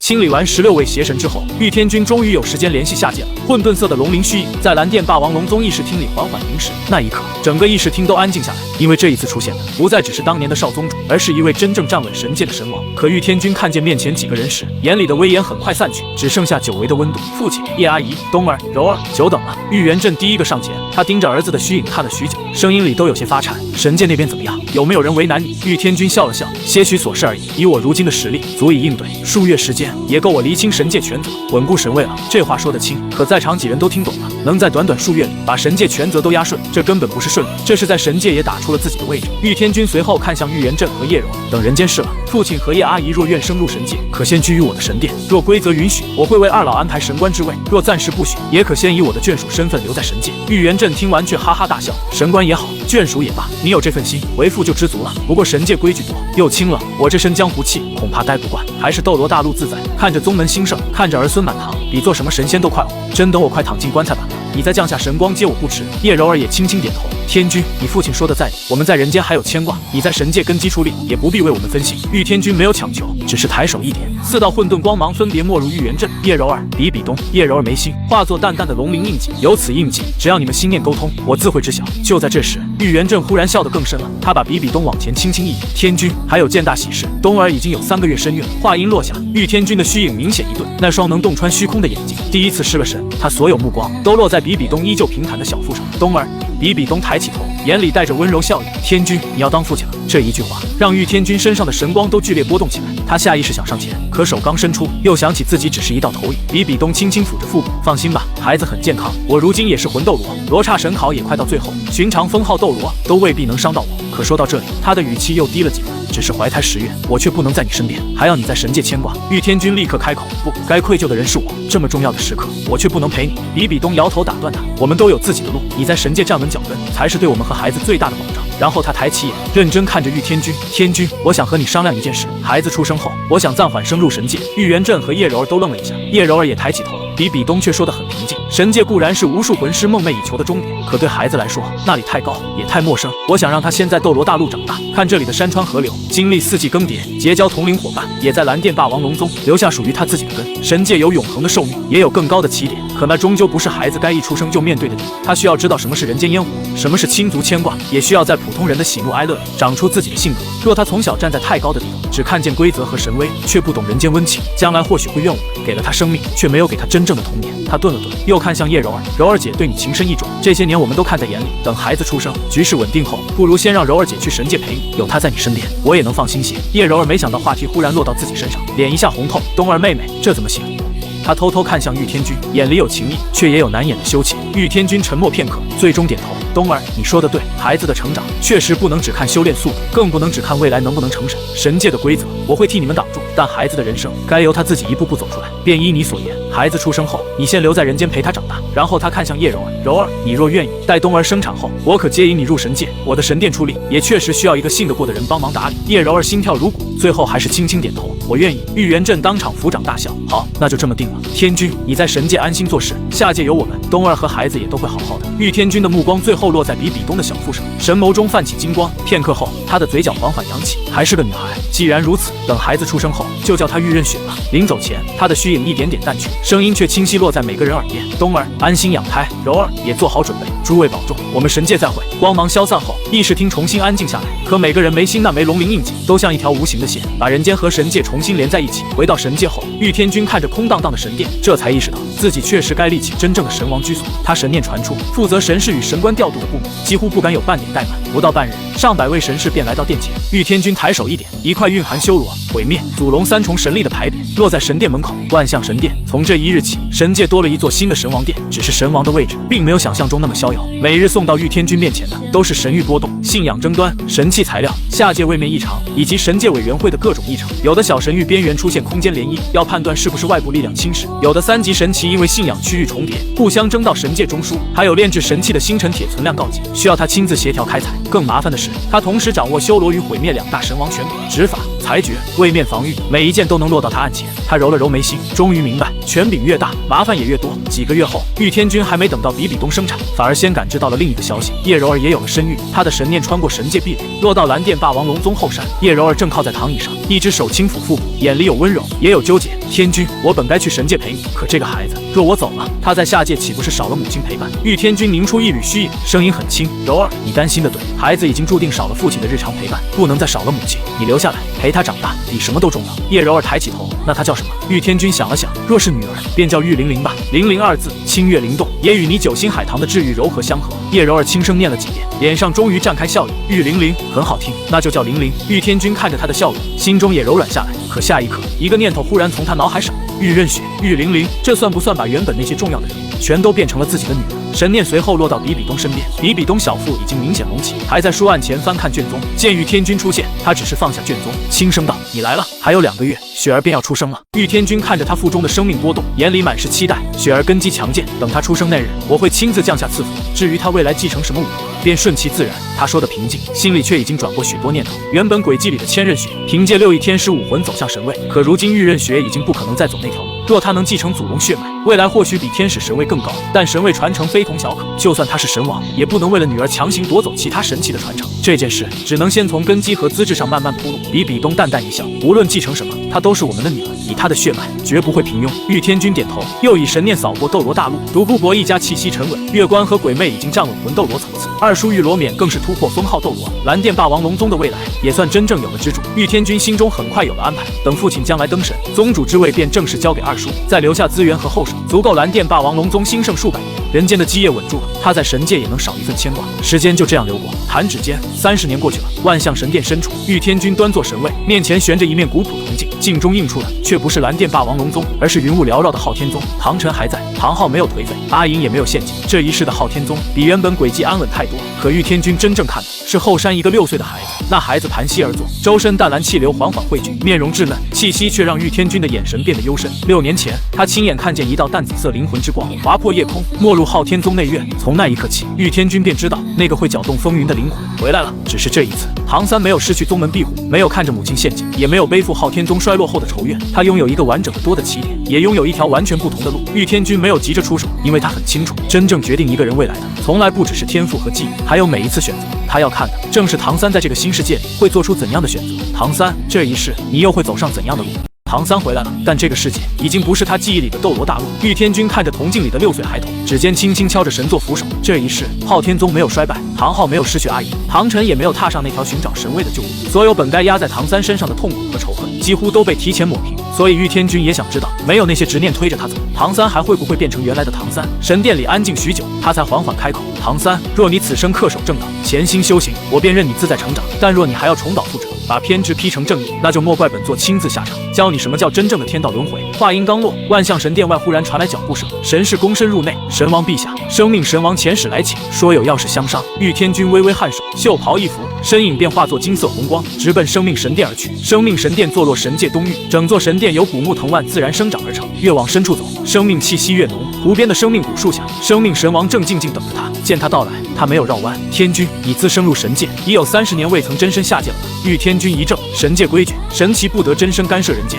除非有正当理由，且需至少1位神王作保。生命神王接过他的话，微微一笑：我今日便是来给你这个理由的。他指尖点在湖面，涟漪荡开，人间景象随之浮现。一处梨花盛开的院落中，两位少女正在树下练剑，一人金发高束，剑势凌厉；一人身法灵动，气息清越。她们眉眼之间都隐约带着玉天君当年的影子。生命神王轻声道：“你的2个女儿玉刃雪与玉玲玲，如今都已长成亭亭少女。刃雪23岁，已是魂圣；玲玲稍逊一些，却也到了魂帝。她们天赋很好，性情也很好，只是夜深人静时，我偶尔能感知到她们的情绪。她们想见你。”生命神王顿了顿，又看了玉天君一眼。不只是他们想见你，你也该见见他们了。神界岁月漫长，可亲情一旦错过，就不是几句赐福能补回来的。毁灭神王离去追寻至今，我比谁都明白，高位神明也会有无法弥补的离别。玉天君沉默了。30年神界岁月对神而言不算漫长，可对人间的孩子来说，那已经是从出生到长大的整段人生。他给了他们血脉，给了他们赐福，也给了他们守护，唯独没有真正站在他们面前，以父亲的身份抱过他们一次。湖面中的画面仍在流转，玉刃雪一剑刺出，金色魂力在梨花间炸开。玉玲玲抬手一引，清润魂力便将散落花瓣托起。两姐妹配合默契，可练剑间隙，玉刃雪忽然望向天空，玉玲玲也跟着停下动作。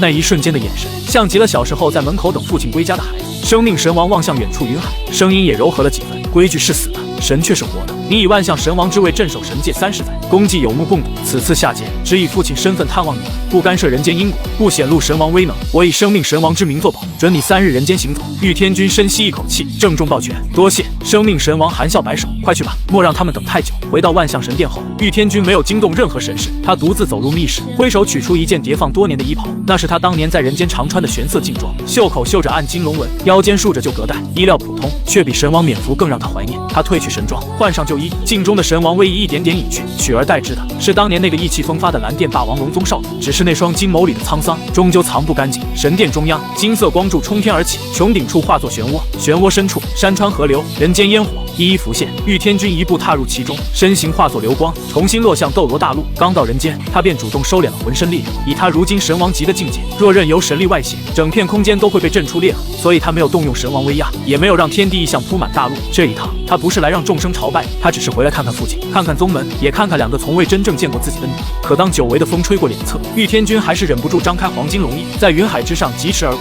先去宗门看看，10年前父亲把宗主之位传给二叔，也不知道他治理的如何。还有7宝琉璃宗，宁风致已经接任宗主，以他的经商头脑，这些年多半也把宗门经营的风生水起。斗罗大陆已经不是当年那个处处靠拳头说话的大陆。魂导器、宗门联盟、新一代天才都在悄悄改变原本轨迹。一念落下，黄金龙翼猛然一震，他整个人便消失在天边。等再次出现时，蓝电霸王龙宗的山门已经立在眼前。30年未见，宗门变化极大，山门处多了魂导灯，也多了魂导报警装置，明处暗处甚至布置着不少魂导暗器，有半自动的，也有全自动的。配合宗门魂师使用的魂导射线，已经足以威胁低阶魂师。玉天君看得有些欣慰，看来这些年斗罗大陆的魂导器也开始真正往前走了。这些东西还远远比不上日月大陆的顶尖魂导器，可胜在路子正，没有深渊位面的污染，也没有用邪法强行催化，只要给足时间，斗罗大陆迟早会走出自己的魂导体系。他刚靠近山门，2名执勤弟子便迅速迎了上来。来者何人？2人不过20出头，却都有3环修为，放在如今的大陆上已经算是不错。他们看向玉天君的目光带着警惕，却并没有无礼。显然宗门这些年的规矩已经比当年更加成熟。玉天君心中暗暗点头，一个宗门是否强盛，不只看顶层有没有封号斗罗，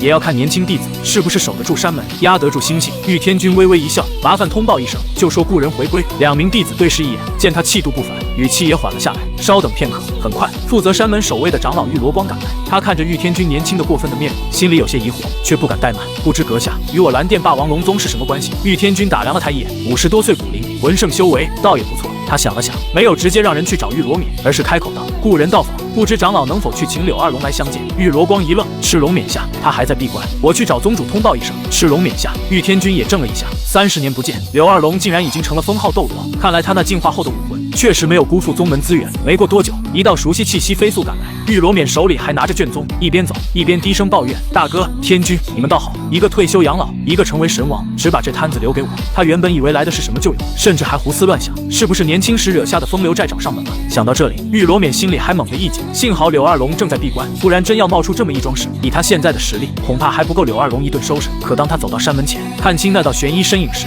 整个人忽然僵在原地。下一瞬，他罕见地爆了句粗口：“我去！”玉罗光和2名弟子都被吓了一跳。宗主怎么了？玉罗冕却根本顾不上他们，他大步上前，一巴掌拍在玉天君肩上，感受到那真实的肉身，眼眶都差点红了。天君，真的是你这回怎么不是虚影了？玉天君笑着拱手，二叔，我这回难得真身下界，咱们进去说。玉罗冕顿时大喜，好好好，二叔今天必须给你摆一桌，把你爸、小东他们全都喊上。说着，他揽住玉天君的肩膀，就往宗门内部走去。原地的玉罗光和2个弟子却彻底懵了。一名弟子忍不住问：“长老，这人到底是谁啊？宗主怎么这么热情？上回七宝琉璃宗宗主来了，也没这待遇吧？”玉罗光喃喃念着那个名字：“天君，玉天君。”下一刻，他的眼睛猛地睁大，难道是他？2名弟子更迷惑：“谁啊？”玉罗光像是想起了很多年前的事，声音都低了下去：“我像你们这么大的时候，见过一个天才。”弟子不服，还能比赤龙冕下更天才吗？他可是当今天下最年轻的封号斗罗。玉罗光狠狠瞪了他一眼，若真是那位，赤龙冕下也比不上，因为他像你们这么大的时候，就已经是封号斗罗了。2名弟子当场呆住，而另一边，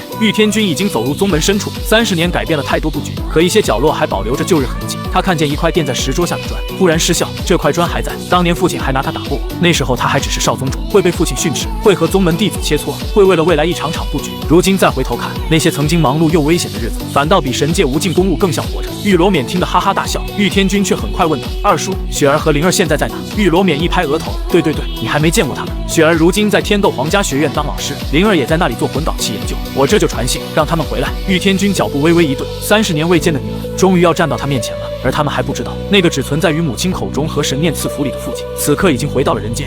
玉罗冕的传信刚飞出宗门，整个蓝电霸王龙宗就像被点醒了一样。玉元镇最先赶到，比比东和叶柔儿也来了。就连正在闭关的柳二龙，听到玉天君真身下界的消息，都立刻破关而出。他站在门口看了许久，眼眶一下就红了。天君哥哥，玉天君看着他，轻轻应了一声：“是我。”柳二龙却像不敢相信一样，盯着他的脸喃喃开口：“和以前的虚影真的不一样。”这一句话落下，屋里的笑声都淡了几分，因为所有人都知道，虚影在下终究不是一个活生生的人。这些年，玉天君能传下神念，能降下赐福，也能隔着2界说话，可他不能坐在家人面前，不能伸手抱一抱妻女，更不能陪2个女儿长大。比比东看出气氛不对，很快笑着岔开话题：“信已经送去天斗皇家学院了，雪儿和灵儿若是收到，明天应该就能回来。”他嘴上说的平静，眼底却藏着压了20多年的期待。父亲、母亲、孩子，一家人真正坐在一起，这是他盼了太久的画面。可叶柔儿迟疑片刻，还是低声提醒：“只是雪儿和灵儿这2个孩子，对你恐怕有些意见。”屋里再次安静下来。玉天君挑了挑眉，看样子这不是一点点意见，他也没有辩解。毕竟2个女儿出生到现在，从来没有真正见过父亲，他们只知道父亲身在遥远之地，只能靠魂导投影出现，只知道每次生日、每次突破、每次受伤，那个男人都不在身边。玉任雪6岁武魂觉醒那年，比比东亲手替他梳好头发，告诉他：“你父亲若在，一定会为你骄傲。”可他等了一整天，等到的也只是一道迟来的投影。投影里的父亲笑得温柔，却碰不到他的头，也接不住他扑过去的身体。玉玲玲第一次用9星海棠救人时，高兴的一夜没睡。他也想把这件事告诉父亲，可最后只能对着一枚龙鳞印记小声开口：“爹爹，我今天没有哭。”这些话，玉天君后来都听过，也都记在心里。可他无法补回那些日子，他能给他们最好的资源，能在暗中护住他们的命，能让所有灾祸远离宗门，却给不了最简单的一件事：一个父亲该有的陪伴。哪怕这个父亲是神王，在女儿的童年里缺席，也一样要被记上一笔。而这笔账，今天终于摆到了他面前，躲不开，也不能躲。他必须亲手接住，也必须亲口解释，没有退路，也没借口，只能面对。这种怨气，换成谁都该有。傍晚时分，一家人刚坐下吃饭，玉天君忽然抬头看向远处夜空，2道陌生又熟悉的气息正以极快速度靠近宗门。他的心跳竟在这一刻快了半拍。比比东也感应到了，立刻站起身，是雪儿和灵儿。下一瞬，院外传来一道清亮又带刺的声音：“母亲，二娘，那个不负责任的狗男人在哪？”玉天君手里的酒杯顿了一下，随即失笑，看来自己在女儿心里形象确实不太好。2道流光落下，金发女子先一步踏进院中，她一身暗银劲装，腰间悬着长剑，灿金色长发被玄铁发冠束起，手始终按在剑柄上，眼神锋利的像出鞘的剑。她就是玉任雪。另一个墨发女子跟在她身边，白衣广袖，发间簪着玉簪花，眉眼温软，却同样带着玉天君的轮廓。她是玉玲玲。2个女儿站在那里，一个锋芒毕露，一个清润内敛，却都生得倾国倾城。玉天君看着他们，眼里的神王威严一点点散去，只剩下一个父亲的温柔。可玉任雪扫视一拳，很快锁定了他的身影。他先是疑惑，随后皱起眉，因为眼前这个男人太年轻了，看上去几乎和小时候见过的虚影一样。若不是那双眼睛里有岁月沉淀的痕迹，他甚至不敢认你就是玉天君。比比东脸色一沉，雪儿。玉天君却抬手拦住他，他起身看向女儿，雪儿，你对我有怨气。他身形接近1.9米，久居神王之位，哪怕已经收敛到极致，也仍有一股无形压迫落下。可玉任雪没有退，暗金色龙鳞从他颈侧浮现，他冷冷抬头，你不配做我的父亲。玉玲玲轻轻拽了拽姐姐的衣角，姐。可玉任雪已经按住剑柄，二妹，不要拦我今天就劈了这个狗男人。话音刚落，长剑出鞘，寒光在桌前一闪，他猛地一剑斩向玉天君肩头，这一剑快到极致，也狠到极致。玉刃雪师承剑斗罗陈星，又继承了玉天君的黄金龙血脉。这一击，寻常魂斗罗若不防御，也要当场重伤。可剑锋落下的瞬间，玉刃雪却看见了母亲的眼神，有无奈，有愧疚，唯独没有担心。当的一声，长剑砍在玉天君肩上，竟像砍在一座神铁山岳上。他站在那里，连一脚都没有动。玉刃雪瞳孔猛缩，玉天君却笑了笑，看来还是舍不得父亲，没有真的下死手。玉刃雪倒退2步，脸上写满不可置信，就算封号斗罗，也不敢站着让我砍。他脚下魂环升起，3紫4黑7个超越常理的魂环，在夜色中亮得刺眼。玉天君看着那魂环配置，心中既欣慰，又有几分酸涩。他这些年确实长得很好，可这些成长，他全都错过了。他转头看向玉玲玲，声音放得很轻：“灵儿，你继承的是9星海棠武魂吧？”玉玲玲被他忽然点名，下意识点了点头，是。可话刚出口，他就想起路上答应姐姐的话，绝不能给这个父亲好脸色。于是他又赶紧抿住唇。玉天君却像没看见他的小别扭，只是笑着说：“不错，9星海棠也有成神之姿。”玉刃雪听到这里，眉头皱得更紧。他没想到这个从不在身边的父亲，竟然连他们的武魂都知道。他冷哼一声：“你说自己身不由己，说回来会影响世界，吹什么呢？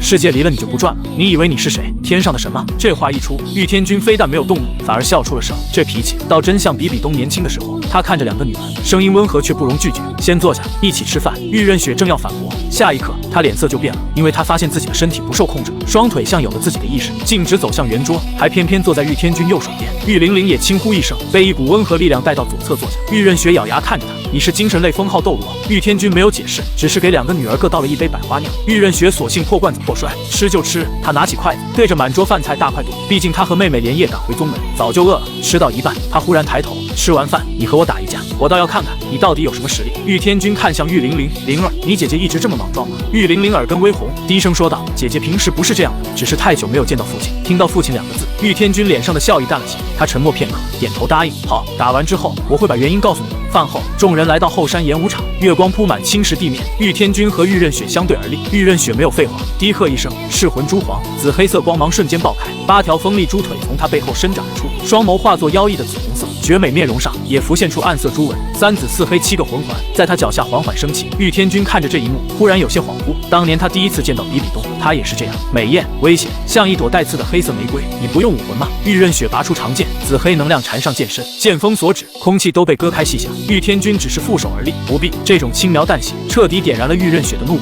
第一魂技，蛛网束缚，数十道紫黑蛛丝从他掌心射出，在半空交织成网，向玉天君当头照下。这些蛛丝坚韧又带麻痹毒素，寻常魂斗罗被缠住也难以挣脱。可就在蛛网碰到玉天君的前一刻，金色光芒凭空亮起，蛛丝像冰雪撞上烈阳，连灰烬都没有留下，直接消散。玉刃雪瞳孔一缩，第二魂技噬魂斩，半月形紫黑剑气撕裂空气，连地上的青石板都被腐蚀出深深沟痕。玉天君终于动了，他只抬起一根手指，轻轻一点，叮，足以重创魂斗罗的剑气在他指尖寸寸崩碎。雪儿，用全力，让我看看你这些年到底成长了多少。玉刃雪深吸一口气，第5魂技蛛皇附体，黑色魂环光芒暴涨，他身后的猪腿变得更粗壮，额心浮现紫金蛛皇印记，气息竟短暂冲到魂斗罗层次。紧接着第6魂技死亡蛛网，惨白色蛛丝如暴雨射出，每一根都锁定玉天君要害，而玉刃雪本人也借着猪腿发力，化作紫黑残影，长剑直刺他的心口。蛛网封路，剑锋索命，这才是蛛皇真正的狩猎方式。可玉天君只向前踏出一步，仅仅一步，整座演武场的空间都像被按住了，漫天蛛丝停在半空，玉刃雪的身形也骤然减速，仿佛背上压了一座山。观战的玉元镇低声开口：“这是天君当年的迟缓领域。”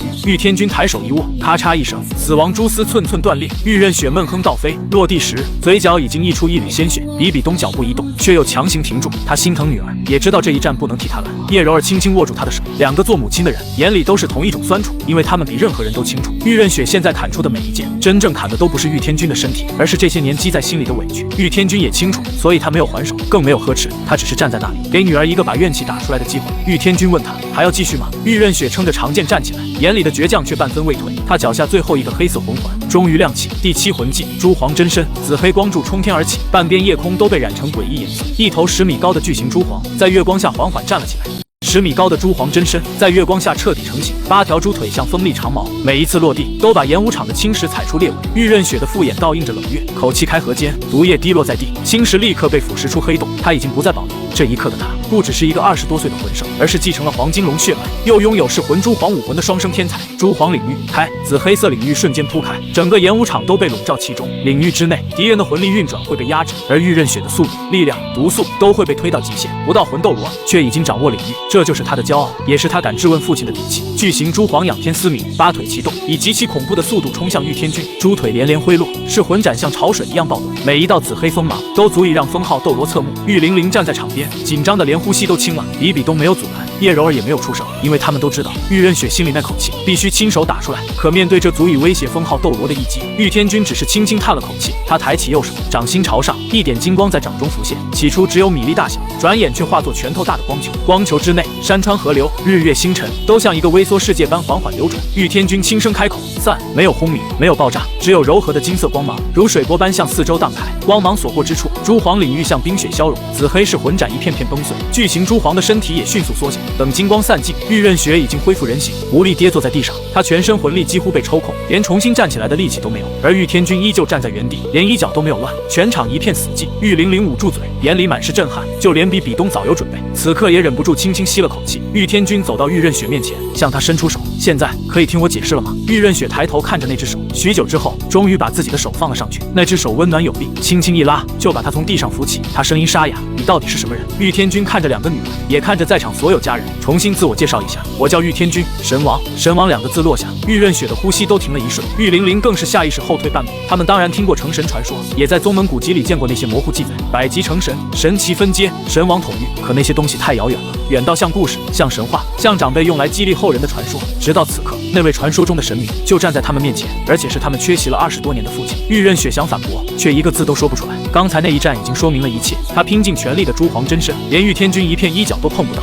除了神明下凡，他找不到第二种解释。夜风吹过演武场，梨花从远处飘来，落在两姐妹肩头。玉天君坐到石桌旁，示意他们也坐下。30年前，我百级成神，天地法则不容我久留人间，所以我被迫飞升神界。神界与人间的壁垒远比你们想象的坚固，成神者若无特殊理由，不得真身下界，这是神界铁律。而我作为神界执法者，更不能亲手破坏规矩。他说得很平静，可玉刃雪的手指已经攥紧衣角。他当然听得懂，也能明白父亲不是故意抛下他们，可明白是一回事，心里的委屈又是另一回事。20多年，他从蹒跚学步到亭亭玉立，从第一次握剑到名震大陆，每一次生日，每一次受伤，每一次修炼突破，父亲都不在身边。这些缺失怎么可能因为一句身不由己就全部消失？他抬起头，眼眶微红，你归为神明，当真一次都回不来吗？玉天君看着他，心中像被什么刺了一下。他伸手想摸摸女儿的头，可手抬到半空，终究还是停住了。刃雪，你可知道神界与人间的距离？不成神者见神明，就像仰望9天明月，看得见却触不到。即便将来你成就神位，普通神奇在神王面前，也如蜉蝣仰望耀阳。他站起身，望向夜空，我的职责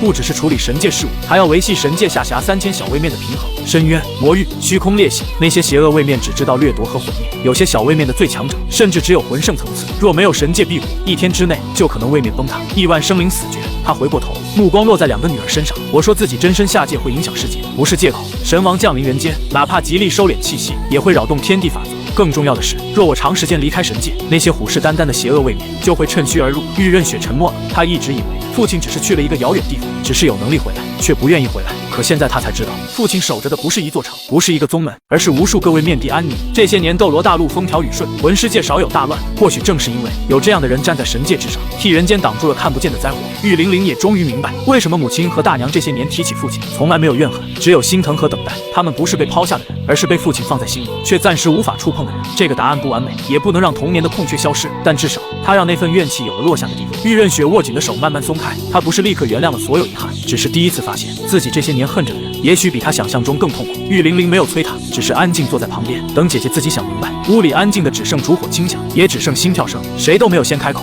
良久之后，玉刃雪忽然问：如果我成神，是不是就能去神界？玉天君终于笑了，当然不只是你，你的母亲也已经完成罗刹神考前8考，只是为了照顾你，才迟迟没有进行最终传承。他看向窗边，比比东正静静站在那里，眼神温柔。如今的他已经是99级极限斗罗，半只脚踏入神级。叶柔儿也在这些年的赐福下，修炼到96级超级斗罗。他们都已经有了去神界的资格，只是为了2个女儿，把自己的人生向后推了又推。玉天君低声道：后天这个时候，我就必须返回神界。这一次能下凡3日，是生命神王亲自作保，也是因为我镇守神界30年，有足够功绩换来的机会。话音刚落，比比东和叶柔儿已经从屋内走出。叶柔儿眼眶微红，轻轻拉住他的衣袖。我以为你这次回来至少能多留几日。玉天君摸了摸他的发顶，3天已经是格外开恩。这次回去，神界还不知道积了多少事务等我处理。他半是玩笑，半是认真的说道：“你们早点上来陪我，我也能轻松一些。”神界执法者麾下正缺能信任的人手。夜色渐深，这场谈话终于告一段落。玉任雪和玉玲玲回到自己的院落，一路上谁都没有说话。回房之后，玉任雪坐在梳妆台前，看着镜中那张和父亲有5、6分相似的脸，久久没有动。玲玲，你说我们真的要原谅他吗？玉玲玲走到他身边，握住姐姐的手。姐，你只是想差了，他是我们的父亲，这件事改不了。以前我们怨他，是以为他能回来却不回来，是以为他故意不要我们。可现在误会已经解开了，我们知道他也在想我们，也知道他有必须承担的责任，为什么还要继续赌气呢？他声音低了几分。更何况，父亲这次只能再待2天，若我们把这2天都用来闹别扭，等他走了，你真的不会后悔吗？玉任雪没有立刻回答，她想起饭桌上那杯百花酿，想起父亲给她夹菜时，明明动作很自然，眼神却带着小心。一个连神界都能镇住的人，在女儿面前竟然会怕自己被拒绝。她忽然觉得鼻尖发酸，这句话像一根细针，轻轻刺破了玉任雪最后的倔强。20多年才换来3日相聚，何其珍贵！若真把时间全浪费在赌气上，下次再见又不知道是什么时候。玉任雪猛地站起来，不行，我现在就去找父亲，我要跟他说清楚。玉玲玲连忙跟上，姐，我陪你。姐妹俩踏着月色穿过庭院，来到玉天君住处外。屋内灯火还没有熄，窗纸上映出模糊人影。玉任雪刚要抬手敲门，忽然听见屋里传来一阵很轻的动静，像是压低的低语，又像是久别重逢后的亲密声响。玉玲玲的脸一下红了。姐，父亲和大娘他们不会是在？2个未经人事的姑娘站在门外，瞬间都僵住了。夜风一吹，屋里的床榻轻响更明显了些。玉任雪耳根通红，一句话都不说，拉起妹妹转身就走，直到回到自己院里，关上门，姐妹俩才同时松了口气。明天再去吧。玉任雪轻咳一声，玉玲玲连连点头，明天一早。这一夜，姐妹俩都没有睡好，一个想着该怎么向父亲道歉，一个想着传说中的神界。而隔壁院落里，云雨出现，玉天君拥着比比东和叶柔儿，静静享受着迟来30年的温存。叶柔儿靠在他怀里，轻声问：“你真的只能再待2天了吗？”玉天君吻了吻他的额头，神界规矩不可破，不过你们放心，我会在上面安排好一切，等你们上来。比比东抬起头，眼里满是不舍，我们会尽快完成审考，上去陪你。玉天君却摇头，不用急，神界没有你们想的那么美好，那里也有纷争，也有算计，你们要稳扎稳打，有足够实力才能真正站稳。他说着，目光望向窗外月色，心中已经开始盘算，这次回神界后，他必须好好梳理那些愿意传承神位的神器，为妻女铺路，也为未来能用的人才铺路。人间这场团聚只剩最后2天，可神界的棋已经该提前落子了。玉天君这盘神界的棋，第一枚落子没有落在神界，而是重新落回了人间，因为他很清楚，妻女团聚只是这次下界的一部分，还有几件事他必须亲眼去看。接下来这1日，他像一个真正的丈夫和父亲，把缺失30年的时光一点点补给家人。清晨，他陪比比东在庭院练剑；午后，他替叶柔儿解开修炼瓶颈；傍晚，他坐在梨花树下，听2个女儿讲这些年的事。玉任雪虽然还有些别扭，但已经能自然喊出父亲。他偶尔还是会故意板着脸，可玉天君给他夹菜时，他已经不会再推开。玉玲玲就活泼多了，缠着他问神界到底是什么模样，问神王是不是每天都坐在云上，问人间的梨花在神界还能不能看见。一家人围坐吃饭时，笑声几乎没有停过。可越是这样，分别就越近。第2天清晨，玉天君在妻女不舍的目光里离开了蓝电霸王龙宗，他第一站去了冰火两仪眼。30年过去，这里依旧冷热交汇，仙草摇曳，雾气蒸腾，只是泉眼周围多了一圈暗金色符文，符文之下藏着一座冰火囚笼。玉天君刚刚落下，3道身影就从雾气里走了出来。恭迎冕下，为首的老人须发皆白，面色却依旧红润，正是独斗罗独孤博。他身后跟着儿子独孤耀，以及一个10岁左右的绿发少女独孤雁。如今独孤博已经是93级封号斗罗，可站在玉天君面前，仍旧恭敬的像30年前一样。玉天君扫过3人，微微点头，看来这些年你们把这里打理得不错。独孤博眼里满是感激，若非冕下当年赐下机缘，独孤家恐怕早就断了传承。这话没有半点夸张。碧鳞蛇皇武魂强归强，剧毒反噬也是真的要命。30年前若不是玉天君出手，独孤博活不到今天，更不可能突破封号斗罗。玉天君走向冰火囚笼，透过符文缝隙，他看见里面分割出无数囚室，有的人癫狂嘶吼，有的人蜷缩颤抖，还有的人气息已经快要断绝。粗略一扫，竟然有上千邪魂师被关在其中。30年进击了这么多，玉天君皱了皱眉。独孤博立刻解释，这些年魂导器发展极快，粮食产量也提升了，大陆人口越来越多，每年觉醒武魂的人数也越来越多。觉醒邪武魂的人虽然少，可放在整个大陆上，每年依旧不是小数目。其中有些孩子只是武魂邪性强，还没有作恶，已经按照玉天君当年的吩咐送去武魂殿教化，而关在这里的全都是手上沾过人命的邪魂师。大陆太大，武魂殿和各大宗门再强，也不可能照顾到每一个偏远角落。偏偏那些没人管的地方，最容易让邪武魂彻底失控。有的人一开始只是控制不住欲望，等回过神来，手上已经多了人命。所以玉天君当年才留下这座囚笼，不杀无罪之人，也不放过真正堕落的人。玉天君伸手按在符文上，神念像潮水一样涌入囚笼。下一刻，所有囚室都被他看得清清楚楚。冰火两仪眼的极寒与炽热被符文大阵转化，日夜不停地炼化邪魂力。那些罪孽深重的邪魂师，体内邪力被一点点抽走，最后化作最纯净的能量，反哺这片天地。玉天君收回手，语气平静：囚笼还算稳固，再用1000年也无妨。不过那些已经榨不出能量了，直接杀了做肥料。独孤博躬身应下，属下会控制数量，绝不让囚笼超负荷。玉天君却笑了：超负荷，你多虑了。他抬手在空中一划，一道道暗金神纹凭空浮现，像游龙一样钻进囚笼符文里。刹那间，整座冰火囚笼光芒大盛，内部空间开始扭曲扩张，原本密密麻麻的囚室忽然变得宽阔起来。不是囚室少了，而是空间变大了。玉天君淡淡开口：我重新加固并扩建了囚笼，里面融入了空间法则。现在这里装1万人也绰绰有余。至于封印强度，除非神级强者全力攻打，否则绝不可能破开。独孤博一家3口当场愣在原地，随手一挥就能改天换地，这就是神王的手段。独孤博激动的声音发颤：多谢冕下。可玉天君只是摆了摆手：你们守了这里30年，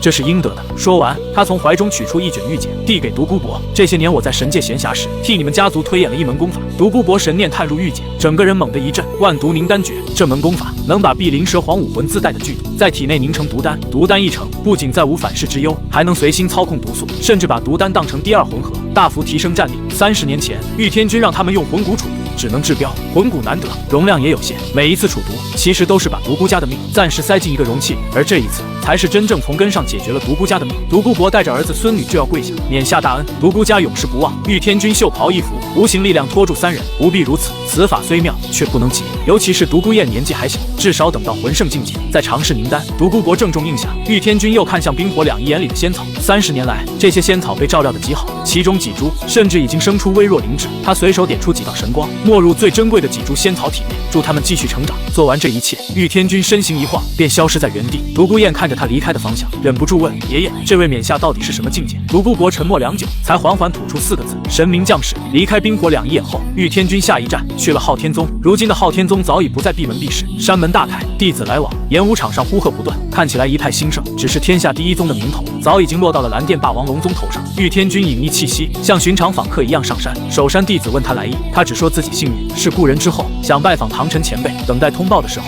玉天君神念一扫，很快就在宗门深处发现了唐晨。那位老人盘坐在洞府中，周身笼罩着淡金神性，虽然还很微弱，却真是不虚。玉天君心中微动，3级神考竟已经到最后阶段了，最多5年。唐晨就能登上神界，难怪昊天宗这些年这么低调。老祖宗快成神了，自然不愿再惹风波。正想着，唐昊从山道尽头走来。30年过去，他早已不是当年那个毛头小子，身材高大，眼神沉稳，行走间自有一股霸道气势。阁下是故人之后，幸运。玉天君微微一笑，听闻唐晨前辈在此闭关，特来拜访。唐昊眉头一皱，刚想再问，耳边忽然传来唐晨的声音。片刻之后，他的眼神变得复杂起来。宗主请玉先生入后山一叙。山谷青潭旁，白发老者已经坐在竹屋前等他。等唐昊退下，唐晨才缓缓开口：30年不见，玉小友。不，现在该称玉神王了。玉天君并不意外，唐晨已经接近神级，能看破他的身份很正常。他在唐晨对面坐下，笑着说道：此番下界，我只想以故人身份走走看看，还望前辈替我保密。唐晨点了点头，眼里却有感慨：30多年前，你我还曾切磋论道，没想到转眼之间，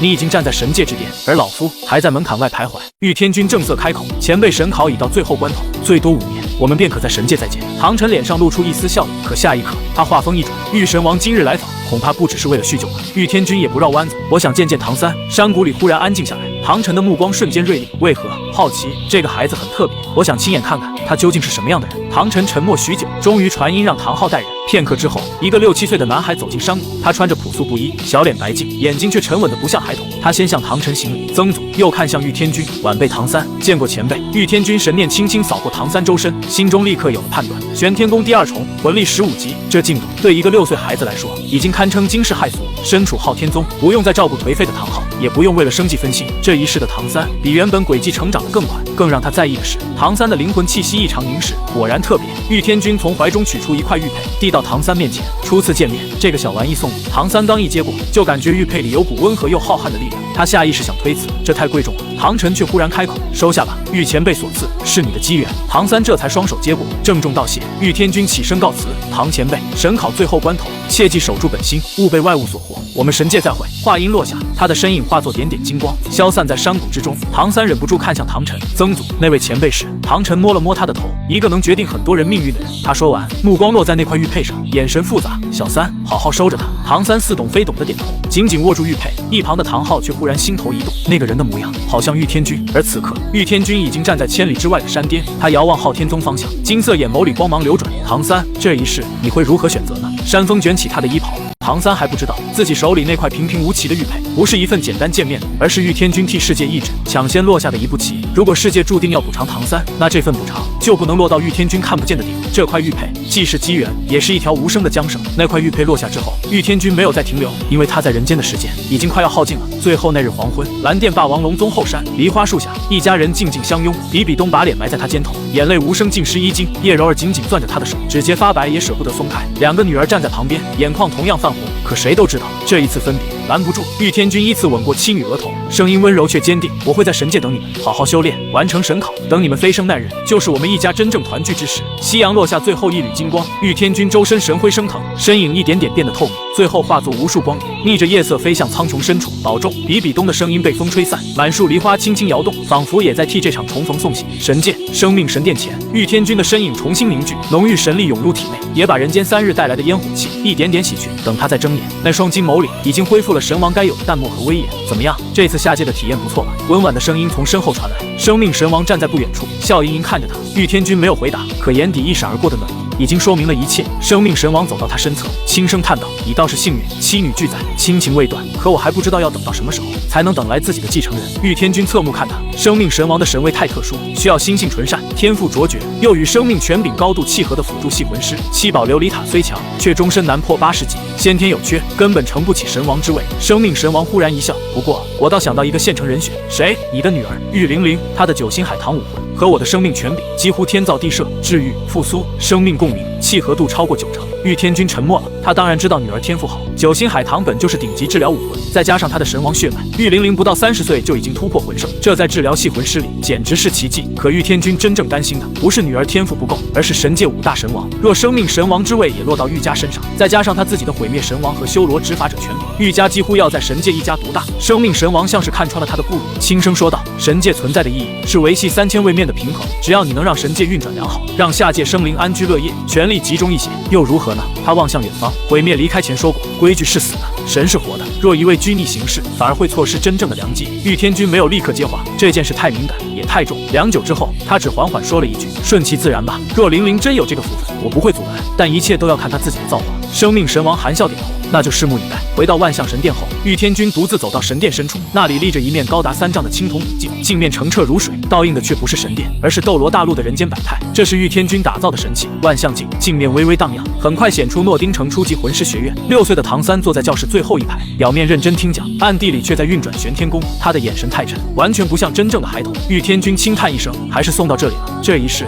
唐昊没有颓废，阿银也没有陷阱，可为了磨练儿子，唐三依旧被送进了诺丁城。更巧的是，玉小刚也隐居在这里。玉天君看着镜中画面，低声开口：世界的修正力吗？他当然可以强行干预，可那等于和整个世界意志对抗，就算他是神王，也不想这么做。先前送出的那块玉佩，正是因为他早就猜到世界意志会给唐三新的补偿，与其等未知变数出现，不如他先把这份机缘攥在自己手里。镜面一转，又显出蓝电霸王龙宗后山竹林，一个5、6岁的小女孩正在追蝴蝶，头顶一对长长兔耳，跑起来一蹦一跳，正是化形后的小舞。这一世，她没有独自前往人类世界，而是被蓝电霸王龙宗收养，和母亲小柔作伴。玉天君看着镜面，低声呢喃：还有6年，按照原本轨迹，6年后唐三就会进入史莱克学院，真正开始自己的成长。而这一世，很多事已经改变，可大的轨迹依旧在向前推着所有人走。这时，身后传来恭敬声音：神王。玉天君没有回头，镜中已经倒映出古月娜和帝天等人的身影。30年前，古月娜和5大凶兽献祭本源，助他成就神王。作为回报，玉天君把他们的本源带入神界温养重塑。如今30年过去，他们不但恢复如初，还借助神界神力踏入了神级层次。玉天君转过身，目光扫过众人，看来神界滋养对你们效果不错。帝天躬身行礼，全赖神王恩赐。可玉天君话锋一转，你们虽入神级，却没有神位，也没有神界根基，在真正神奇面前，终究差了一筹。古月娜和帝天等人神色一凛，他们自然明白，神级和神奇看似只差一个字，实则隔着天地。玉天君走到神殿边缘，望向无尽星空。所以我有个提议。他转过身，金色眼眸亮起，我们现在就去宇宙中寻找一个合适星球，借助那里的天道，为魂兽一族创造属于你们自己的神界。整座神殿瞬间死寂。古月娜银眸骤然亮起，帝天等人更是浑身一震，几乎不敢相信自己听见了什么。神王，此言当真？自然。30年前你们助我成神，30年后我助你们历劫，这是我一直以来的承诺。玉天君看向镜中一座座魂兽森林，魂兽一族苦人类久矣，猎杀、圈养、刀骨、取还，这些仇恨不是一句调解就能化开。最好的办法就是给魂兽一个真正的家园，一个不受人类侵扰的净土。碧姬却有些担忧，魂兽繁衍需要庞大生态，新生神界恐怕难以支撑。玉天君早有准备，所以需要时间。我会先帮你们稳固神界根基，再从斗罗大陆迁移一批魂兽过去。初期数量不必多，但种类必须齐全。等生态循环慢慢建立，再扩大规模。他看向古月娜，你是银龙王，对魂兽有天然统御力，到时候星斗大森林的核心魂兽可以成为新世界最初的血脉。古月娜重重点头，我明白。帝天忽然问，若魂兽离开斗罗大陆，人类没了外部威胁，会不会自相残杀得更厉害？玉天君听到这里忽然笑了，那笑容有些冷。帝天，你以为有魂兽在，人类就不自相残杀了吗？他望向云海下方无数想卫冕，那些世界没有魂兽，没有外敌，可人类照样战争不断，血流成河，贪婪、嫉妒、野心，这些才是人类争斗的根源。与魂兽何干？我们要做的不是当人类的保姆，而是给魂兽一个公平生存的机会。至于人类自己的路，让他们自己去走。古月娜深深一礼，神王恩德，魂兽一族永世不忘。玉天君扶起他，这只是开始。兽神界建立，魂兽迁徙，两界屏障，每一件都是浩大工程，需要从长计议。6年，说长不长，说短不短，足够他布局很多事。不久之后，玉天君带着古月娜和帝天等人穿行在茫茫星海中，寻找适合建立兽神界的星球。他们要评估星球本源、天道规则、生态潜力，还要避开宇宙中其他强大文明。玉天君也不能一直离开神界，每隔数日他就要返回神殿，批阅奏报，裁决纷争，巡视下界。时间在星海中悄然流逝，不知不觉，斗罗大陆又过去了6年。巴拉克王国索托城郊外，一个身穿蓝色劲装的少女沿着官道慢慢前行，她身材匀称，面容清秀，一双眼睛格外明亮，正是12岁的唐三。老师说的史莱克学院到底在哪里？唐三拿着皱巴巴的地图，眉头越皱越紧。6年前，他从诺丁城毕业，以3皇魂尊的实力，本可以进入天斗皇家学院、星罗帝国学院，甚至武魂殿直属学院。可于小刚偏偏让他来巴拉克王国，找这座名不见经传的史莱克学院。唐三信任老师，可真到地方，他心里还是忍不住犯嘀咕：武魂殿是什么地方？封号斗罗云集，魂斗罗无数，就算学院导师没有封号斗罗，魂圣总该有吧？这穷乡僻壤里的史莱克，难道还能比武魂殿更强？带着满腹疑惑，唐三来到一座小村庄外，村口人群熙攘，一张破旧木桌后坐着一个须发花白的老者，老者胸前别着绿色徽章，身后那扇木头拱门上挂着一块歪斜牌匾，上面刻着5个字：史莱克学院。牌匾前还画着一个绿油油的头像，圆头圆脑，滑稽的像个怪物。唐三嘴角一抽，他差点怀疑自己找错地方了。这就是老师口中教育资源超过武魂殿的学院，这怎么看都像骗钱的野鸡学院。可来都来了，总要试试。报名流程很简单，交10个金魂币。老者摸骨测年龄，不合格，钱不退。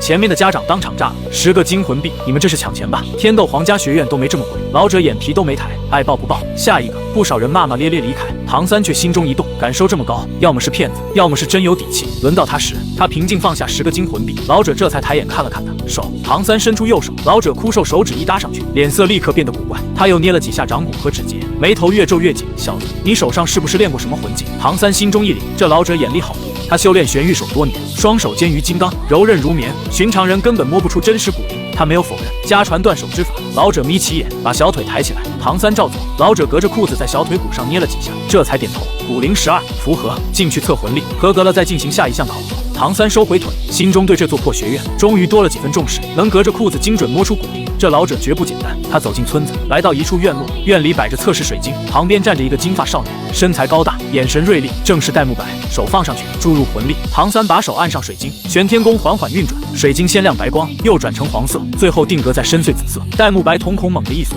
，31级。他看向唐三的眼神，终于从随意变成审视。唐三也在这一刻意识到，这座看起来破败寒酸的学院，恐怕真没表面那么简单。戴沐白盯着那块发紫的水晶，眼神终于变了。12岁，31级魂尊，这天赋就算放进大宗门，也足够让人多看一眼。更可怕的是，唐三的魂力并不虚浮，根基稳得不像靠药物堆出来的。戴沐白收起惊讶，冷声说：“合格了，魂力超过25级，可以直接去第4关，跟我来。”唐三刚要点头，院门口又走进来2个少女，一个穿着浅粉长裙，气质温婉又贵气，正是七宝琉璃宗的小公主宁荣荣；另一个一身黑色劲装，面容冷艳，眼神像结了冰，正是星罗朱家的2小姐朱竹清。两人一出现，院子里不少人都看直了眼。戴沐白看到朱竹清时，眼神明显一动，可他很快又压了下去。宁荣荣测出26级，朱竹清测出27级，同样合格。戴沐白指了指3人，你们一起去第4关。他说完转身带路，可目光却总忍不住往朱竹清身上飘。唐三把这一切看在眼里，心里立刻明白，这金发少年和黑衣少女之间恐怕不简单。三人穿过村子，来到村后一片空地，空地上摆着木桩石锁，像是平时训练用的地方。而此刻那里已经站着一个青年，他背对众人活动手腕，只一个背影就给人一种沉稳如山的压迫感。戴沐白上前说道：“玉大哥，人带来了。”那青年转过身，唐三第一眼就警惕起来。此人约莫18、19岁，身材挺拔，面容刚毅，看似随意站着，周身气息却浑然一体，毫无破绽。更让唐三在意的是，对方眼里偶尔闪过的锐光，那不是普通学生能有的眼神，那是身经百战的人。唐三低声问戴沐白：“这位大哥看着没比我们大多少，已经能当考核老师了。”戴沐白看了他一眼，声音压得很低：“我2年前入学时，玉大哥就快毕业了，现在他早就是魂宗，他来当考核官，你们自求多福。”蓝电霸王龙武魂，顶级兽武魂，攻防一体，雷电霸道。戴沐白当年被玉天恒电脑怀疑人生，直到现在还有阴影。唐三心里一沉，少年魂宗级别的考核官，这是来客学院，果然不是外面看起来那么寒酸。玉天恒的目光扫过3人，在宁荣荣脸上停了一瞬，眼底闪过一点无奈。不过他很快恢复平静。规则很简单，你们3人联手，在我手下撑过1炷香，就算通过。说完，他手指轻轻一弹，一根细香从袖中飞出，嗤的一声，扎进3丈外的硬土里，香头无火自燃，青烟立刻升了起来。唐三瞳孔一缩，他是暗器行家，自然看得出这一手有多难。那香细如竹签，却被精准插入硬土3寸，力道不多不少，香身没有歪，香头也没有损，甚至点燃他的火都是魂力瞬间摩擦出来的。唐三心中暗惊，好精妙的魂力控制，这玉天恒的真实战力恐怕远超普通魂宗。他立刻转向宁荣荣和朱竹清，先互相说清能力。我叫唐三，12岁，31级控制系战魂尊，武魂蓝银草。宁荣荣一听蓝银草，脸上露出惊讶，可她毕竟出身7宝琉璃宗，很快就收住表情。宁荣荣12岁，26级辅助系气魂师，武魂7宝琉璃塔。这次轮到唐三吃惊，天下第一辅助武魂，他当然听过。朱竹清则只说了一句：“朱竹清12岁，27级敏攻系战魂师，武魂幽冥灵猫。”唐三迅速安排战术，宁荣荣居中辅助，朱竹清游走骚扰，我来控场。我们不需要赢，只要拖时间。他们看不见的是，玉天恒冷静的脸下其实满是无奈。宁荣荣这个小祖宗怎么也来了？蓝电霸王龙宗和7宝琉璃宗关系极好，他小时候没少被宁荣荣折腾。这丫头表面温婉，骨子里古灵精怪。弗兰德要是知道学院来了这么位祖宗，估计头疼的睡不着。不过考核还是要继续。玉天恒看向3人，准备好了吗？唐三释放蓝银草，2黄1紫3个魂环升起。宁荣荣掌心托起7宝琉璃塔，朱竹清则像一团影子，悄无声息绕到侧翼。青烟袅袅，香已经燃去一小截。玉天恒淡淡开口，开始。话音落下，唐三先动，第一魂技缠绕，数十根蓝银草破土而出，像金色锁链一样缠向玉天恒双腿。同一瞬间，宁荣荣清脆的声音响起：7宝转出有琉璃，一约力，2约速，2道7彩流光落入唐三和朱竹清体内。唐三力量暴涨，朱竹清的身影直接模糊一瞬，他借着辅助冲到玉天恒侧内，猫爪撕裂空气，带起尖锐风声。3人第一次配合，攻势就快得惊人。玉天恒眼里闪过赞许，可他依旧没有后退。蓝银草刚缠上双腿，他周身骤然炸开蓝紫色电光，哧啦一声，坚韧的蓝银草瞬间焦黑断裂，连里面的麻痹毒素都被狂暴雷电彻底净化。朱竹清的猫爪已经到了肋前3寸，玉天恒只是微微侧身，右手如闪电般扣向他的手腕。这一抓看似简单，却封死了他所有变招路线。朱竹清瞳孔一缩，腰身猛地一扭，整个人凌空翻转，险之又险，退到2丈外，额角已经渗出冷汗。好快，好准！玉天恒淡淡评价，反应不错，但光靠躲撑不过1炷香。他脚下第一魂环亮起，第一魂技雷霆龙爪，蓝紫色电光在掌心凝成龙爪。玉天恒没有追人，而是随手把龙爪砸向空地中央，轰的一声，雷电网铺开大半个空地，细密电弧在地面跳跃，噼啪作响。唐三脸色微变，限制场地。玉天恒平静说道：“在我的雷域里战斗，是你们要学的第一课。这雷电不致命，可一旦碰上就会麻痹。”唐三3人的活动空间立刻被压到空地边缘。唐三知道不能被动防守，宁荣荣继续辅助，朱竹清牵制，别让他专心施法。宁荣荣塔光再亮，3约魂，第3道流光没入唐三体内。唐三魂力运转速度暴涨，第2魂环随即亮起，第2魂技寄生，先前被电碎的蓝银草碎片竟在雷网边缘重新发芽，化作无数细小藤蔓，悄悄缠向玉天恒脚踝。玉天恒轻咦一声，显然没想到蓝银草还能这样用，他脚下电弧一炸，新生藤蔓再次粉碎。可这一瞬间的分神已经给了朱竹清机会。第2魂技幽冥百爪，朱竹清身影一分为3，从3个角度同时扑来，爪影密密麻麻，虚实难辨。玉天恒终于动了，他脚下轻踏，整个人向后滑出3丈，精准避开所有爪影。同时第2魂环亮起，第2魂技雷霆万钧，电光包裹全身，速度力量瞬间暴涨。下一刻，他化作一道蓝色电光，直扑唐三。3人之中，控制系威胁最大。唐三瞳孔骤缩，紫极魔瞳全力运转，也只勉强捕捉到残影。他立刻发动第3魂技蛛网束缚，一张5丈巨网从地面升起，挡住玉天恒前冲路线。玉天恒却不闪不避，右手龙爪再现，一掌撕下，刺耳声响中，蛛网被硬生生撕开。玉天恒穿网而过，龙爪直取唐三面门。唐三脚踏鬼影泥踪向后飘退，左手却在腰间一抹，3枚透骨针无声射出，直取玉天恒双眼和咽喉。玉天恒眼中金光一闪，龙爪变便拍，拍飞2枚透骨针，第3枚擦着咽喉掠过，带起一丝血痕。玉天恒停下脚步，摸了摸颈侧的血，暗器手法，下手挺狠，有点意思。他看向那根已经燃了1/3的香，又看向微微喘息的唐三，你们比我想象的强，配合清晰，魂技用的也不错，尤其是你，蓝银草能用到这种程度，难得。唐三没有放松，因为玉天恒的气势还在继续上涨，但还不够。玉天恒话锋一转，如果这就是你们的全部实力，剩下半炷香你们撑不过去。他脚下第3魂环缓缓亮起，第3魂技雷霆之怒，蓝紫色电光如液体一样流过他全身，双眼化成纯粹雷瞳，空气都发出低沉嗡鸣。唐三低喝退，3人同时后撤，可玉天恒更快，他一步踏出，地面炸开裂痕，整个人瞬间来到唐三面前。这一拳没有花招，却压得唐三几乎喘不过气。唐三连射10几枚暗器封路，可那些暗器刚碰到电光就被弹飞融化，太慢了。玉天恒的声音出现在耳边，唐三骇然转头，那一拳已经到了肋下，躲不开了。千钧一发之际，一道黑影撞开唐三，是朱竹清，他以身为盾，替唐三挡了这一拳。朱竹清喷出鲜血，整个人倒飞出去，重重砸在地上。宁荣荣惊呼一声，7宝琉璃塔光芒大放，可朱竹清浑身麻痹，短时间已经失去战力。玉天恒转向唐三和宁荣荣，先解决一个，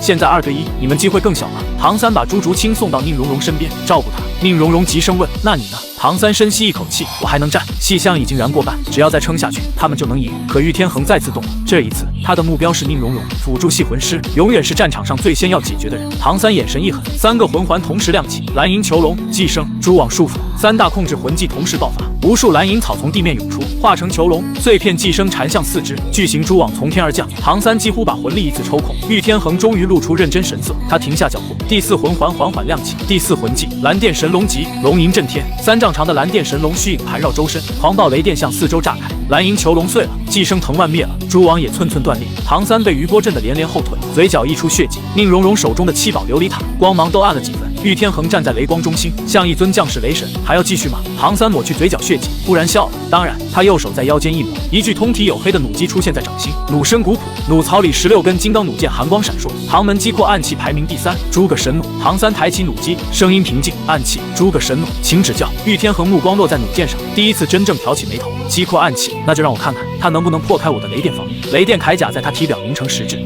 唐三扣下扳机，咔的一声，16根金刚弩箭同时出膛，没有魂力波动，没有光芒闪耀，只有纯粹到极致的杀机。弩箭破空而去，封死玉天恒所有退路。这一刻，玉天恒的脸色终于变了。16根弩箭破空而来，快到玉天恒都来不及逐一击落。上3路锁双眼、咽喉和心口，中3路锁肩胸腹，下3路锁双腿关节。每一根弩箭都像提前算好了他的退路。玉天恒低喝一声，雷铠，体表雷电铠甲光芒暴涨，厚度瞬间增加1倍。同时他脚下连踏，想在弩箭合围前脱身，可诸葛神弩的覆盖范围太大，突突几声闷响，7根弩箭撞上雷电铠甲，3根被弹飞，2根卡在铠甲表层，最后2根硬生生穿了进去，一根擦过玉天恒左肩，撕开一道血口，另一根射中他的右臂，即便被雷电削弱了大半力道，仍旧入肉3分。玉天恒闷哼一声，右臂鲜血直流。更麻烦的是，弩箭上还带着麻痹药物，伤口周围很快失去知觉。其余9根弩箭虽然被他避开，却也逼得他狼狈不堪，衣袍破开数道，发丝都被削断几缕。而唐三扣下这一弩后，整个人也瘫坐在地，魂力几乎彻底耗尽。诸葛神弩不消耗魂力，可刚才那一轮爆发已经是他最后的底牌。细香燃到最后一点，青烟终于散尽。玉天恒看着肩臂伤口，又看向熄灭的香头，忽然笑了。考核结束，你们通过了。唐三长长松了一口气，直接倒在地上。宁荣荣连忙跑过来，7宝琉璃塔光芒笼罩唐三和朱竹清，替他们治疗伤势。玉天恒走到唐三面前，伸出右手解药。唐三取出小瓶递给他，玉天恒服下后，肩头黑印缓缓散去。他认真看着唐三，你很厉害，12岁的魂尊能把蓝银草用到这种程度，还有这种暗器手法，史莱克欢迎你。随后他又看向宁荣荣和朱竹清，7宝琉璃塔辅助很到位，幽冥灵猫的突袭时机也很好。朱竹清勉强站起，只是轻轻点头。宁荣荣却吐了吐舌头，玉大哥，你刚才吓死我了。玉天恒无奈摇头，你这丫头，回头再跟你算账。弗兰德老师要是知道你来了，怕是要头疼3个月。戴沐白这时从远处走来，看到倒地的唐三，受伤的朱竹清，又看到玉天恒肩头残留的血痕，眼中满是震惊。玉大哥，你受伤了，一点小毒，已经解了。玉天恒摆摆手，带他们去宿舍吧。从现在起，他们就是史莱克的学员。夕阳落在破败村子上，也照在那块歪斜的牌匾上。史莱克学院终于迎来了新一批怪物，而远在神界的玉天君正通过万象神镜看着这一幕，嘴角缓缓勾起。唐三、玉天恒，这一世你们会撞出怎样的火花呢？镜面波纹荡漾，画面忽然转向宇宙深处，一颗蔚蓝星球浮现在神境之中。古月娜的声音从身后后传来，神王找到合适的星球了。玉天君转身，眼中金芒流转。那么，兽神界的建立可以开始了。下一刻，玉天君已经站在那颗蔚蓝星球之上，神色比平时凝重许多。这颗星球没有智慧生命活动，但天道规则和斗罗大陆完全不同。斗罗大陆修炼魂力，而这里流转的却是另一种灵气。如果不先改造规则，魂兽迁移过来后，只会不断消耗自身力量，没有补充，迟早被榨干。玉天君叹了一声，又是一个大工程。他叫住碧姬，你先回斗罗大陆，帮我看着点。剧情已经开始，大陆上不能没人盯着。碧姬点头，化作一道碧绿色光芒离去。玉天君之所以让他回去，不是因为他最强，而是因为他性情温和，对神界威胁最小。若换成帝天或者古月那下界，神界那些神奇恐怕立刻就会坐不住。想到这里，玉天君眼神微微暗下，或许有一天，神界真的该变成他的一言堂，至少这样做事不会处处受人掣肘。不过眼下不是想这些的时候，他招来古月娜和帝天等人，开始联手改造这方位面的天道。兽神界的根基从这一刻真正落下。大陆之上，史莱克学院也完成了招生，如今学院里正好7个人：玉天恒45级战魂宗，戴沐白33级战魂尊，奥斯卡29级大魂师，唐三31级魂尊，马红俊26级大魂师，宁荣荣26级大魂师，朱竹清27级大魂师。只是和其他人相比，玉天恒年龄更大，实力也高出太多。第二天清晨，依旧是他带着众人训练。唐三一边跑一边问戴沐白：“学院老师呢？为什么一直是玉大哥带我？”戴沐白压低声音：“现在学院里只剩一位老师守家，其他老师都跟院长出去猎魂了。”唐三心中一动，有人突破了。既然留守的都是魂帝强者，那跟出去的老师肯定也不弱。他试探着问：“难道学院要多一位魂圣？”戴沐白却吃了一声：“魂圣算什么？这次猎魂是咱们院长突破。”唐三一愣：“院长难道要突破魂斗罗？”戴沐白眼里露出羡慕：“我刚入学时，院长就已经是魂斗罗了。”唐三脚步一顿，封号斗罗，他怎么也没想到，这么一个偏僻小村子，竟然藏着一位即将踏入封号斗罗的院长。圣魂村出了一个魂圣，就敢叫圣魂村？那这地方叫什么？斗罗村吗？唐三终于明白，玉小刚为什么非要他来史莱克。这里学生少，老师却全是魂帝魂圣往上，这哪里是普通学院，简直是1对1培养怪物。他又忍不住问：“可是封号斗罗要猎杀的魂兽，至少也得8万年以上吧？学院那些魂帝老师能帮上忙吗？”戴沐白摇头，他们只是打下手，真正出手的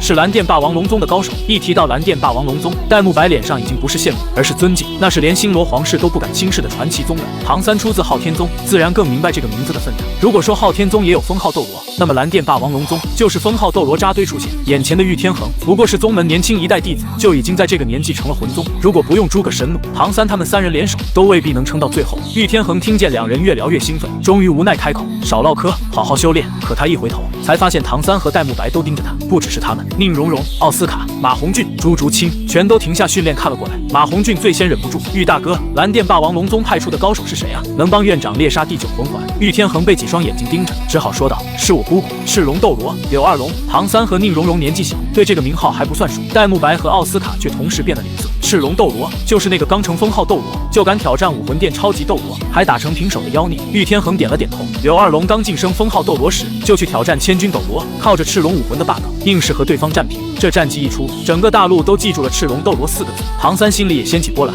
他父亲唐昊不过93级，靠昊天锤和宗门秘法，也只能说有机会和超级斗罗抗衡。而柳二龙刚晋升就能打平蓝电霸王龙宗的底蕴，比他想象的还要恐怖。戴沐白感慨，有赤龙斗罗帮忙，院长这次肯定能顺利突破。玉天恒却下意识说道：“我姑姑也就那样，真要说妖孽，还得是那一位。”众人全都被勾起兴趣，朱竹清都忍不住开口：“谁还能比赤龙斗罗更妖孽？”玉天恒看着远处，眼神像回到了父亲讲述宗门往事的那一夜。大概30-40年前，蓝电霸王龙宗上一代少宗主才情无双，打遍天下无敌手。蓝电霸王龙宗能超过昊天宗，成为天下第1宗，就是他崛起那几年的事。众人呼吸都慢了半拍，一个人带着宗门登顶天下第1，这得是什么级别的怪物？奥斯卡叼着香肠追问：“然后呢？”玉天恒沉声说道：“我查到的事迹不多，但其中一件就是20岁成为封号斗罗。20岁，封号斗罗。”这句话像雷霆一样砸进众人耳中。奥斯卡嘴里的香肠掉到地上，唐三手里的暗器都差点没拿稳。宁荣荣和朱竹清更是震惊到说不出话。他们之中年龄最大的玉天恒接近20岁，也只是45级魂宗；唐三不到13岁，31级魂尊，已经堪称天才。可从魂尊到封号斗罗只剩7年，这根本不是努力能解释的距离。玉天恒苦笑一声，知道那位成就后，我被打击了很久，后来才重新振作。可也正因为你们都是天才，才更能明白这种绝望。和他同处一个时代的天骄，恐怕连追赶的勇气都会被磨碎。唐三心头一震，他忽然想到自己的父亲唐昊，唐昊也是那个时代的人，不知道父亲是否和那位少宗主交过手？如果交过，结果又会如何？这个世界的天才和强者远比他想象的更多。唐三心里不但没有退缩，反而升起一股炽热战意。若能与这些人争锋，才不枉重活一世。玉天恒不再多说，继续修炼吧，院长他们应该快回来了。与此同时，斗罗大陆最上空，碧姬静静盘坐，神识扫过大半片大陆。他这次回来，不只是监视局势，还要为兽神界挑选第一批迁移的魂兽。第一批魂兽必须实力足够，适应力也要强。只有强大的魂兽先站住新世界核心，后续弱小魂兽才不会因为争地盘被屠戮。碧姬温和叹息：人类会争斗，魂兽之间同样会厮杀，想真正保住族群，顺序绝不能错。他的神识扫过星斗大森林，这些年顶级凶兽离开后，核心圈倒也出现了几只新的10万年魂兽，这本该是件好事。可就在下一刻，碧姬的眼神猛然锁定森林深处，那里一道暗色身影正在核心圈横行无忌，所过之处，连强大魂兽都本能退避。碧姬脸色终于变了，暗魔邪神虎怎么把这家伙忘了？星斗大森林上空的云层被搅成巨大的漩涡，漩涡之中电闪雷鸣，可那不是正常的蓝白色闪电，而是诡异的紫黑色电光，每一次闪烁都带着让人心悸的邪恶波动。99700年，99800年，99900年，赤王眼中最后一点神光彻底熄灭。20万年凶兽就这样在无声绝望中成了暗魔邪神虎突破的祭品。当最后一丝本源被吞噬殆尽，暗魔邪神虎猛地仰天长啸，这一声虎啸仿佛来自深渊，方圆50里内的魂兽无论修为高低，全都匍匐在地瑟瑟发抖。一些弱小魂兽甚至当场七窍流血，黑色光柱骤然收缩，全部没入暗魔邪神虎体内。他原本10丈长的身躯再度膨胀，背后骨翼完全展开，翼膜上的血管纹路亮起暗红微光，尾部蟹沟变得更加狰狞，毒液落在地上，直接腐蚀出一个个深坑。最惊人的变化在他的额头，皮肉缓缓裂开，一只由黑色火焰凝聚的眼睛睁开了。那只眼睛没有瞳孔，只有不断跳动的黑焰。当他睁开的瞬间，一股更加古老、更加纯粹的邪恶气息弥漫整片森林。那不是暗魔邪神虎自己的气息，而是来自更高维度的注视。邪神之眼开，暗魔邪神虎终于突破临界点。10万年，天地变色，黑色雾气以他为中心疯狂扩散，所过之处草木凋零，生灵绝迹。短短数十息，方圆百里都变成一片死亡之地。暗魔邪神虎低头看着自己的身躯，7只眼睛里同时闪过满意之色。他抬爪轻轻一握，前方空间竟像玻璃一样碎裂，露出漆黑的虚空裂缝。他成功了，不仅突破10万年，还吞噬了赤王的本源，战力已经远超普通10万年魂兽。再加上刚刚睁开的邪神之眼，恐怕已经不逊于30-40万年的凶兽。但这并不满足，他还需要更多养料来稳固境界，也来滋养邪神之眼。就在这时，他感应到3道强大气息正从北方急速接近，一道温润磅礴，带着浓郁生命神力；一道凌厉锋锐，剑气冲霄；一道狂暴威严，雷霆隐现。暗魔邪神虎低低咆哮，送上门的猎物质量还这么高，正好。另一边，碧绿神光已经降临七宝琉璃宗，宁风致带着几位长老等在广场，看见碧姬、玉元镇，还有刚被请出的剑斗罗陈星，他立刻意识到出大事了。玉宗主，剑书，这位是宁宗主，事态紧急，容我稍后解释。碧姬语速极快，暗魔邪神虎已经突破10万年，此刻正在星斗大森林深处稳固境界，我们必须立刻出发，趁他还没完全消化赤王本源，将其诛杀。10万年，七宝琉璃宗几位长老脸色奇变，陈星却一步踏出，白衣无风自动，周身剑气隐而不发。宗主，我必须即刻前往，此疗不除，大陆难安。宁风致没有多问，他只看向碧姬，前辈与天君有关，七宝琉璃宗自当全力相助，不知前辈有何计划？碧姬迅速说道：暗魔邪神虎擅长时间和空间，尤其是生死竞技场，能把人拉入特殊空间，强行回溯到幼年状态决斗。我们3人必须保持阵型，我主治疗辅助，陈星前辈主攻，玉宗主用雷霆之力策应，绝不能让任何一人落单。陈星眼中剑光一闪，明白，那就让他没机会发动。碧姬又看向宁风致，宁宗主可否借几件增幅类魂导器？此战必须速战速决，拖得越久，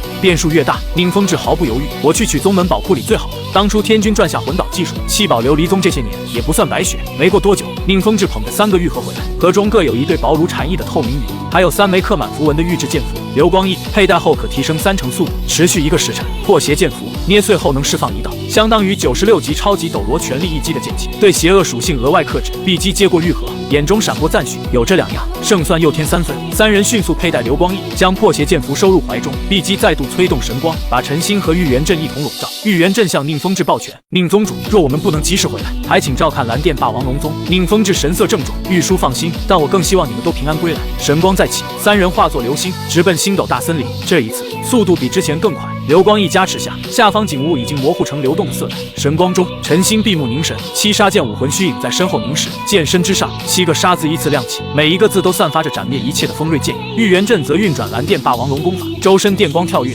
他没有急着释放武魂，而是将魂力不断压缩，在体内凝成一枚枚雷霆漩涡。这是玉天君传下的蓄雷之法，能把魂力转成更精纯的雷霆之力，等到交手时瞬间爆发。碧姬一边维持飞行，一边分心运转神力，翡翠天鹅虚影在他身后浮现，洒下点点碧绿光雨，光雨落在陈星和玉元镇身上，悄无声息地渗入体内。这是神级治疗术的预旨，只要他们受伤，这些生命神力就会立刻生效。还有300里，碧姬忽然开口，声音凝重：我已经感觉到他了，比预想中还强。陈星睁开眼，有多强？仅凭气息，已经堪比20万年凶兽，实际战力只会更高，而且他已经发现我们了。他在等我们。玉元镇冷哼一声，自寻死路。三人不再说话，全力调整状态。星斗大森林深处，死亡沼泽里，暗魔邪神虎早已伏在原地，他身后的邪神虚影更加凝实，甚至能隐约看见一柄扭曲权杖。北方天际，一点碧绿光芒出现，来了！暗魔邪神虎缓缓站起，12丈长的身躯舒展开来，背后古翼遮天蔽日，他仰天长啸，黑色雾气疯狂翻涌，以他为中心形成直径1000丈的黑暗领域。领域之内，光线扭曲，空间不稳，连时间流速都像被搅乱。这是他突破10万年后得到的领域。邪神降临，在这个领域里，他的能力会被大幅增强，敌人的实力则会被压制。更重要的是，他发动生死竞技场的成功率会再提升3成。碧绿神光停在领域边缘，3道身影凌空而立。碧姬、陈星、玉元镇与暗魔邪神虎遥遥相对。碧姬脸色凝重，好强的领域，在里面战斗，我们的实力至少被压2成。陈星踏前一步，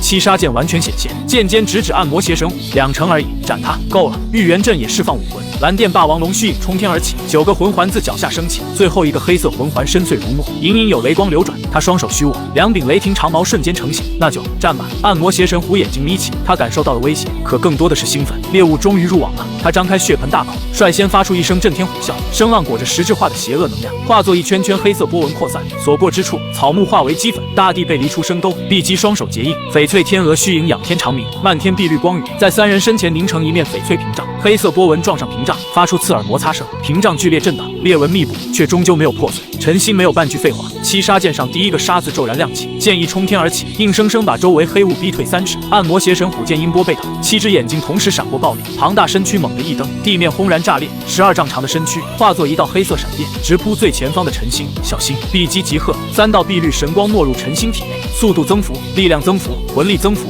瞬间加深。陈星不退反进，七杀剑斜撩而上，第一魂技长剑出锋，剑光如血，撕裂黑暗。当的一声巨响，剑掌相击，气浪炸开100丈，陈星连退7步，虎口崩裂，鲜血顺着剑柄流下。可暗魔邪神虎也被震退3丈，右前爪上多出一道深可见骨的剑痕。好剑！陈星甩了甩发麻的手臂，剑尖再度抬起，再来！暗魔邪神虎彻底暴怒，黑色雾气在体表凝成狰狞骨甲，骨甲上无数残魂扭曲哀嚎。几乎同时，玉元震动了，第7魂技武魂真身，蓝电霸王龙虚影与他本体融合，他化作5丈高的雷霆巨龙，9个魂环疯狂旋转，雷龙9魄，9条电龙从他体内冲出，张牙舞爪扑向暗魔邪神虎。电龙所过之处，黑雾如冰雪消融。暗魔邪神虎眼中终于闪过忌惮，雷霆对邪祟确实有克制。他背后古翼一震，身形横移100丈，可玉元镇早就料到他会躲，双手猛地一合，9条电龙在半空转折，化作巨大雷网当头照下。暗魔邪神虎额头的邪神之眼骤然睁开，黑色火焰喷涌而出，与雷网撞在一起，雷网被烧出大洞，残余电光却依旧落在他身上。暗魔邪神虎动作一致，就是现在！陈星脚踏虚空，身形如剑，瞬间出现在他头顶。第5魂技威震四方，剑光如瀑倾泻而下，千万道剑光组成剑之洪流，每一道都带着斩灭一切的锋锐。暗魔邪神虎7只眼睛同时收缩，他感受到了死亡威胁，黑色火焰在头顶凝成盾牌，剑瀑与火盾狠狠撞上，轰！方圆1000丈被夷为平地，连碧姬都被气浪逼退数十丈，烟尘弥漫中，暗魔邪神虎痛苦嘶吼，他头顶火焰盾牌已经破碎，邪神之眼都暗淡了几分，身上布满纵横剑痕，黑色血液如泉涌出。可他还没死，10万年魂兽的生命力恐怖的让人心寒。烟尘深处，一道嘶哑难听的声音响起，像无数冤魂在同一刻哀嚎：“人类，你们激怒我了！”碧姬手心一冷，因为暗魔邪神虎额头那只黑焰之眼正在重新睁开，而他身后的邪神虚影也缓缓握住了那柄扭曲权杖。暗魔邪神虎额头那只黑焰之眼重新睁开了，他身后的邪神虚影也缓缓握住了那柄扭曲权杖。碧姬心里猛地一沉，不好，他在燃烧本质。陈星和玉元镇同时抬头，只见暗魔邪神虎身上的剑痕竟然以肉眼可见的速度愈合，那些黑色雾气全都钻进他体内，骨甲上的残魂疯狂尖叫，像是在被他一起点燃。方圆1000丈的死亡气息都被他强行吸回身体，他不是在疗伤，而是在用未来的成神根基换这一战的胜利。他的气息不降反升，像是要把整片死亡沼泽都吞下去。快阻止他！碧姬刚喊出口，陈星已经动了，万剑归宗，七杀剑后方，万千剑影同时浮现，每一道剑影都带着斩断邪祟的锋芒。陈星很清楚，这一剑之后，他的七杀剑很可能会裂，可他没有半分迟疑，因为暗魔邪神虎一旦杀出去，死的就不是他们3个人，而是整片大陆。玉元镇也没有半点犹豫，雷神降临，他整个人和蓝电霸王龙真身融合，化作一尊10丈高的雷霆虚影，手中雷霆长矛刺出的瞬间，天色都被蓝光照亮，玉元镇体内的雷霆漩涡全部炸开，每一道雷光都带着蓝电霸王龙宗的霸道气息。他甚至已经做好了最坏打算，哪怕自己回不去，也要把这头邪兽留在这里。这已经是2位封号强者的最强一击，没有试探，没有保留，就是要在暗魔邪神虎彻底起势之前把他定死在这里。可暗魔邪神虎竟然不懂，他张开血盆大口，发出一声震天虎啸，背后的邪神虚影骤然凝实，化作一尊100丈魔神。魔神抬起右手，一掌拍下，掌影撞上万剑，也撞上雷霆长矛。天地在这一刻像是突然失去了声音，下一瞬，恐怖爆炸撕碎了黑暗领域。黑色雾海被炸成无数碎片。死亡沼泽中央的大地整片塌陷，碎石还没飞上半空，就被剑气和雷霆碾成粉末，连远处匍匐的魂兽都被这股余波震得七窍流血。地基部下的翡翠屏障当场粉碎，他本人倒飞出去，嘴角溢出鲜血。陈星和玉元镇更惨，两人像断线一样砸进地面，硬生生撞出2个深坑。陈星浑身浴血，七杀剑上布满裂纹，玉元镇的武魂真身直接破碎，恢复人形时，胸口已经塌陷下去。可暗魔邪神虎也没讨到好，他身后的邪神虚影消散，7只眼睛瞎了4只，全身都是深可见骨的伤口，黑血像瀑布一样往下流，但他还站着，甚至比刚才更加可怕。他嘶哑的开口：“燃烧3成本源，虽然成神更难了，但值得。现在该结束了。”3只残存的眼睛同时锁定碧姬，碧姬瞬间明白了他的选择，奶妈必须先死。暗魔邪神虎动了，速度比之前快了整整1倍，几乎一闪就出现在碧姬面前，利爪撕开空间，直取她的咽喉。碧姬身边残存的生命神光刚刚亮起，就被邪气压得寸寸熄灭。她第一次如此清楚地意识到自己距离死亡只差这一招。碧姬脸色惨白，她是神级不假，可翡翠天鹅不善正面搏杀，这一掌太快，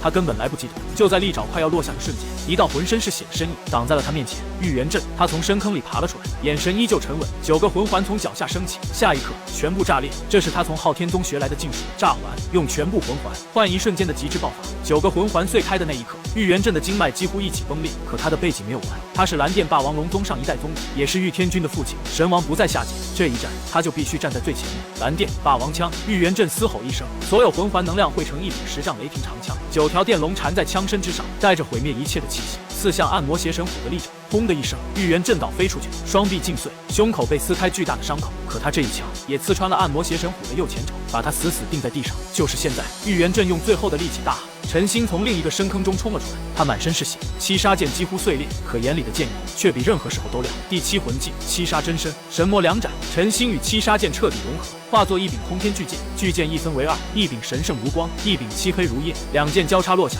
直斩暗魔邪神虎的心脏。暗魔邪神虎疯狂挣扎，可右前爪被雷霆长枪钉死，他只能催动邪神之眼，在胸前凝出黑焰护盾。这一次护盾挡不住了，神圣之剑斩碎黑焰，邪恶之剑紧随其后，狠狠斩入他的胸口，黑血喷涌而出。暗魔邪神虎发出凄厉惨叫，胸口裂开一道巨大的10字伤口，伤口深处一颗拳头大小的黑色珠子若隐若现。邪神珠，那是暗魔邪神虎所有邪力的核心，也是背后邪神投下注释的锚点。只要珠子还在，他就算被斩碎肉身，也有可能借邪气重生。陈星嘶声大喊：“碧姬前辈！”碧姬咬紧牙关，强行撑起快要枯竭的神力。翡翠天鹅虚影仰天长鸣，所有生命神力汇成一体，化作一道碧绿色光束，射向那颗邪神珠。翡翠审判，这是他唯一真正意义上的攻击神技，以生命神力反向净化邪恶本源，代价也极重。这一击打出去，他短时间内几乎再无神级战力，光束精准命中，咔嚓一声，邪神珠表面浮现出密密麻麻的裂纹。暗魔邪神虎终于慌了，不，他的嘶吼还没落下，邪神珠轰然炸裂，7只眼睛同时失去神采，庞大的身躯重重倒下，烟尘冲天而起。这头刚刚突破10万年的邪兽终于死了。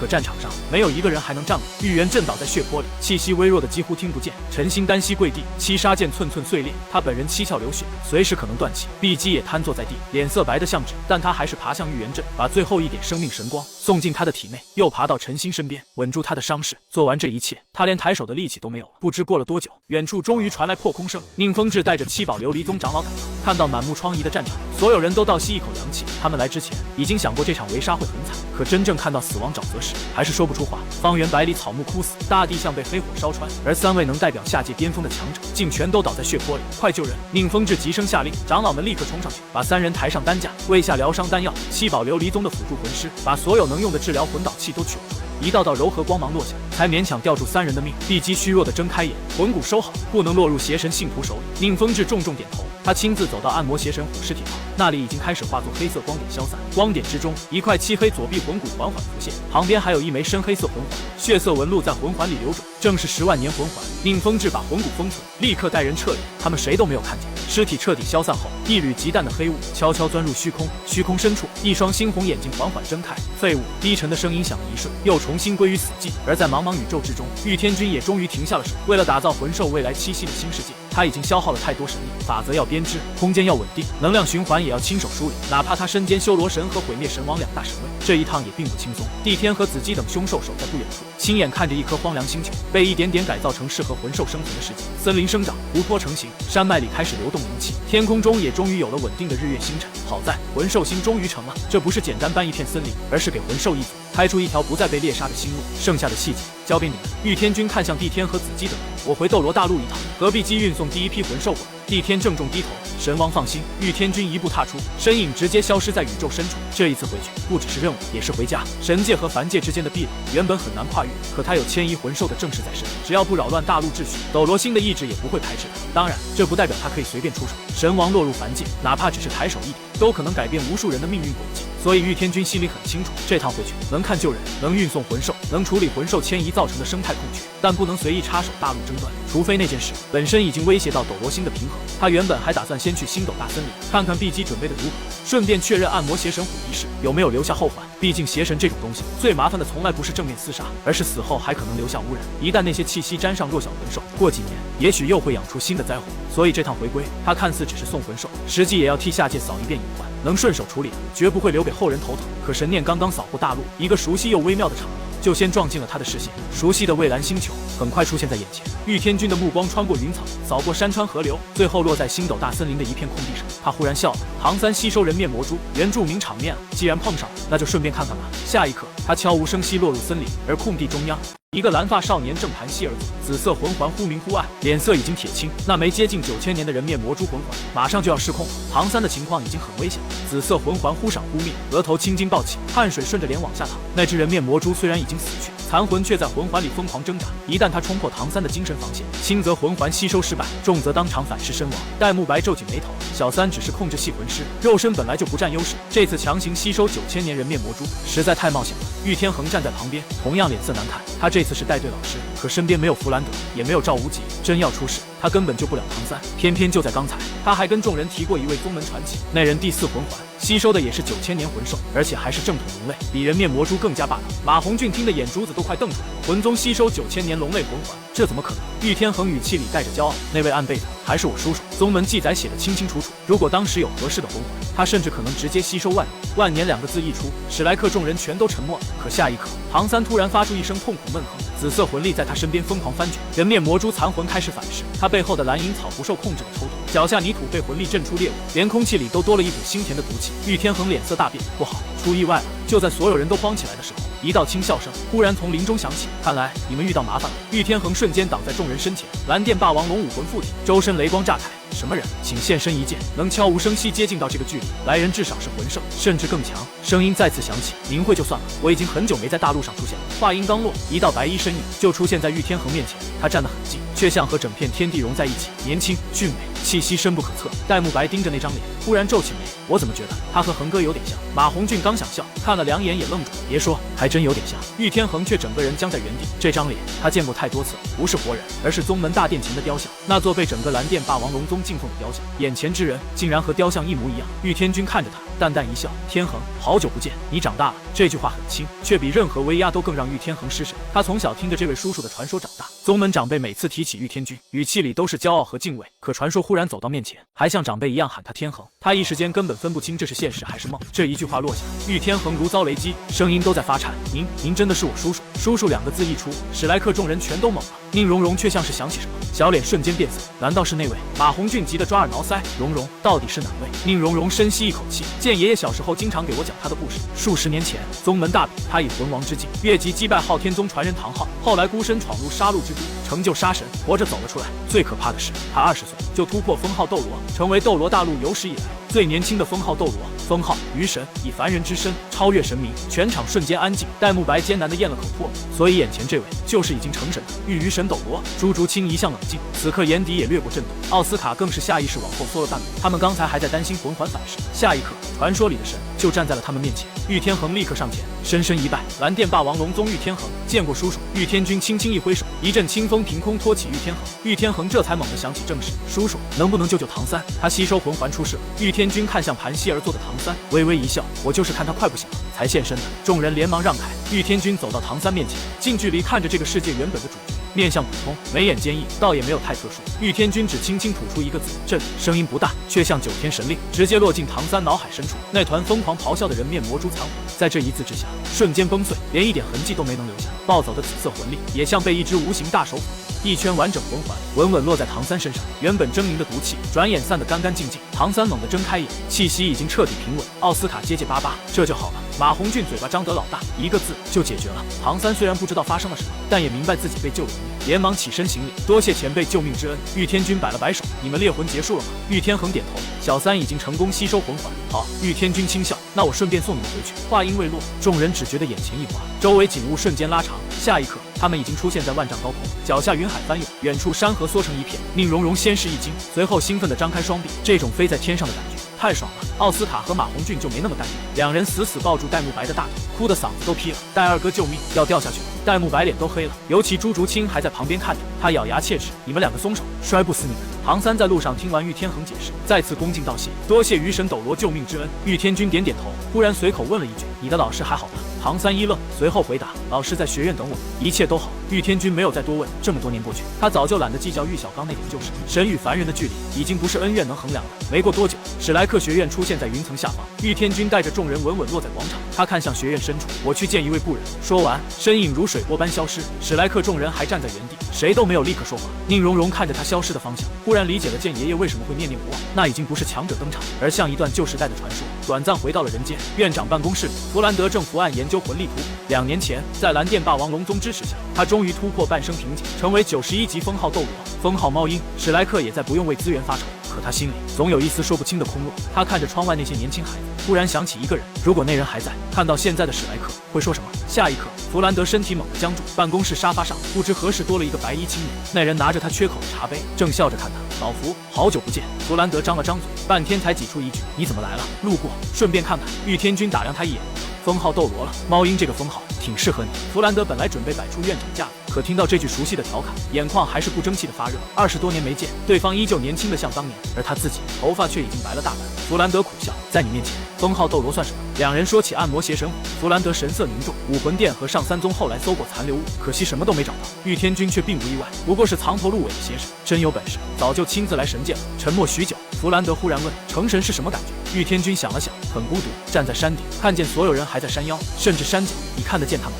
他们却看不见你。想拉他们一把，却发现有些距离，不是伸手就能跨过去。弗兰德沉默了，那一刻，他忽然懂了自己心里的空落。他成了封号斗罗，可那个人早已在云端之上。玉天君却笑着看他。不过老弗，看到你现在这样，我很高兴。弗兰德别过头，推了推眼镜，少来这套。既然来了，陪我喝一杯，去索托城最好的酒喝。玉天君大笑，好啊，你请客。废话，你一个神，身上有凡人的钱吗？这一晚，弗兰德喝得很醉，醉到最后，他已经分不清面前的是神王，还是当年那个让他又惊又怕的少女。玉天君没有用神力替他解酒，只是把人送回学院，替他关好办公室的门。等他把烂醉的弗兰德送回学院，才重新赶往星斗大森林深处。碧姬已经在那里等他。第一批魂兽全部集结完毕，从弱小族群到核心魂兽，几乎覆盖星斗大森林所有物种。神王，碧姬恭敬行礼，这些就是我挑好的族群，你看是否还要调整？玉天君神念一扫，很合理，足够繁衍生息。先送这一批。他衣袖一扫，所有魂兽全部进入一片稳定空间，又被神力强制陷入沉睡。魂兽新环境已经改造完成，可以无缝接入。你先带他们去，让帝天安排。玉天君把那片空间压成一个圆球交给碧姬，这空间离开我之后也能稳定1年，足够你送到魂兽星。碧姬接过圆球，眼底终于露出激动。这么多年只属于魂兽的新世界，终于迈出了第一步。从今以后，至少有一部分魂兽不用再把每一次成长都压在魂师的刀口下，这对魂兽一族来说已经不是迁移，而是改命。等碧姬离开，玉天君揉了揉眉心，星斗大森林只是开始，极北之地、落日森林还有更多魂兽族群都还不能马上送走，因为魂灵体系还没彻底完成。如果魂兽全走了，魂师以后又该怎么获取魂环？玉天君想到另一个世界的技能拓印，如果能把魂兽技能拓印下来，让魂师自由选择，既保住魂兽，也能让魂师得到更好的成长方式，这才是真正的两全。他没有立刻去找周维清，而是先回蓝电霸王龙宗见父亲、见叔叔，也去见宁风致等救人。他还顺手试探了一下斗罗星意志，能不能让自己多待一段时间，最好待个1万年。结果一道弱弱的闪电直接劈在他脚边，玉天君脸色一黑，好，1万年不行，9999年总可以吧？又是一道闪电落下，他无奈叹气，行，能待几年算几年。这一圈走下来，人间时间悄然流过，直到某天，玉天君躺在宗门大殿里，听后辈们议论，全大陆高级魂师学院精英大赛要开始。玉天君缓缓挑眉，魂师大赛啊，倒是值得去看看，也正好见一些还没来得及见的熟人。真是一群癞蛤蟆，就这样也来参加魂师大赛。戴沐白眼中寒光一闪，刚要发作，唐三却一把按住他的肩膀：“二哥，冷静，按原计划，保存实力。”戴沐白深吸一口气，退回休息区。这一场，史莱克真正上场的主力只有唐三、奥斯卡、朱竹清以及4名上三宗培养出来的替补。观众席嘘声更大，对面的天斗皇家学院也笑得更亲密。可他们还不知道，这一场比赛开始后，第一个被打碎的不是史莱克的尊严，而是他们所有人的脸。那句癞蛤蟆刚落下，戴沐白已经想冲上去动手，可唐三按住他的肩膀，声音很稳：“二哥，别暴露太多实力，这一届大赛还有高手，现在不是我们全力出手的时候。”戴沐白压住怒火，冷冷退到休息区。马红俊和宁荣荣也跟着退下，玉天恒更是从头到尾没有上场。对面那名娇小队长看见这一幕，笑得更嚣张。才7个人，还敢保存实力？你们是真不知道自己有几斤几两？裁判走到擂台中央，先让双方行礼。天斗皇家学院2队16人动作整齐，一看就是贵族学院教出来的排场。史莱克这边只有唐三、奥斯卡、朱竹清以及4名替补上前，观众席立刻又响起嘘声。才来7个人，连队伍都凑不齐吗？这种学院也配参赛？裁判皱了皱眉，却没有多说，只是宣布规则：不得故意致人伤残，不得使用武魂以外的武器，一方全员失去战斗力或认输。比赛结束，双方可有异议？唐三平静开口：没有。天斗皇家学院队长阴柔一笑：我们当然没有异议。裁判大人，快点开始吧，我已经等不及教训这些乡巴佬了。裁判眼底闪过一丝不悦，但还是举起右手，双方队员就位，比赛开始。话音刚落，天斗皇家学院2队中7名正式队员同时踏前一步，魂环一个接一个亮起，2黄1紫，清一色7名魂尊，而且都是最佳魂环配置，这实力放在2队里已经算相当不错。观众席刚要欢呼，史莱克这边也动了。唐三抬起右手，蓝银草从掌心蔓延出来，对面有人刚想嘲笑，下一秒他的魂环亮了，黄4环魂宗。天斗皇家学院2队的笑声瞬间卡在喉咙里，那娇小队长脸色一白，这怎么可能？他才多大？可这还不是结束。奥斯卡脚下同样升起4个魂环，黄紫4环食物系魂宗。紧接着朱竹清身边魂力涌动，4个魂环也缓缓浮现，黄紫4环敏攻系魂宗。全场瞬间炸开，3个4环，史莱克竟然有3个4环。那个队长尖叫出声：不可能，你们一定用了什么手段伪装魂环。唐三连眼神都没给他，只是淡淡开口：奥斯卡飞行蘑菇肠。朱竹清左翼迂回，4位师弟结阵护住奥斯卡，6人齐声应响。奥斯卡第3魂环亮起，嘴里立刻念出那句熟悉又尴尬的魂咒：老子有根蘑菇肠。6根蘑菇肠出现在他手里，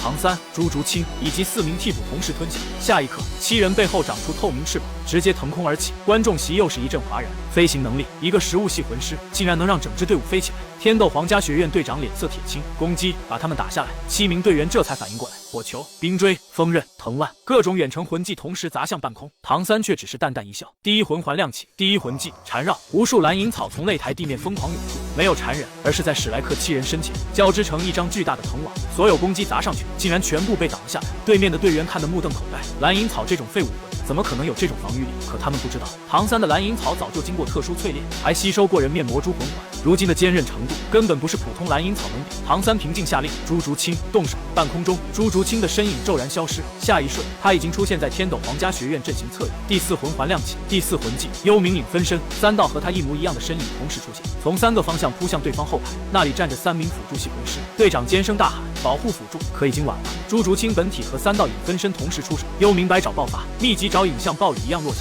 那3名辅助系魂尊仓促释放防御魂技，可在44级魂力面前，他们的防御脆得像纸。3声闷响过后，3名辅助魂师同时倒飞出去，重重摔在擂台边缘，一个照面，3人出局。天斗皇家学院队长气得脸色发白。第2魂环亮起，第2魂技金羽箭，他背后浮现金色鸟雀虚影，无数金色羽毛如箭矢般射向朱竹清，这一招足以击穿铁甲。朱竹清却只是冷冷一笑。第3魂环亮起，第3魂技幽冥斩，他双手合十，一道黑色月牙光刃瞬间斩出，金羽箭被当场劈碎，黑色光刃于是不减，直接擦着队长脸颊飞过，在擂台上留下一道深深沟壑。队长吓得魂飞魄散，你到底是什么怪物？朱竹清没有回答，身影再次消失。下一秒，另一名控制系魂尊后颈一痛，连哼都没哼完整就软倒在地。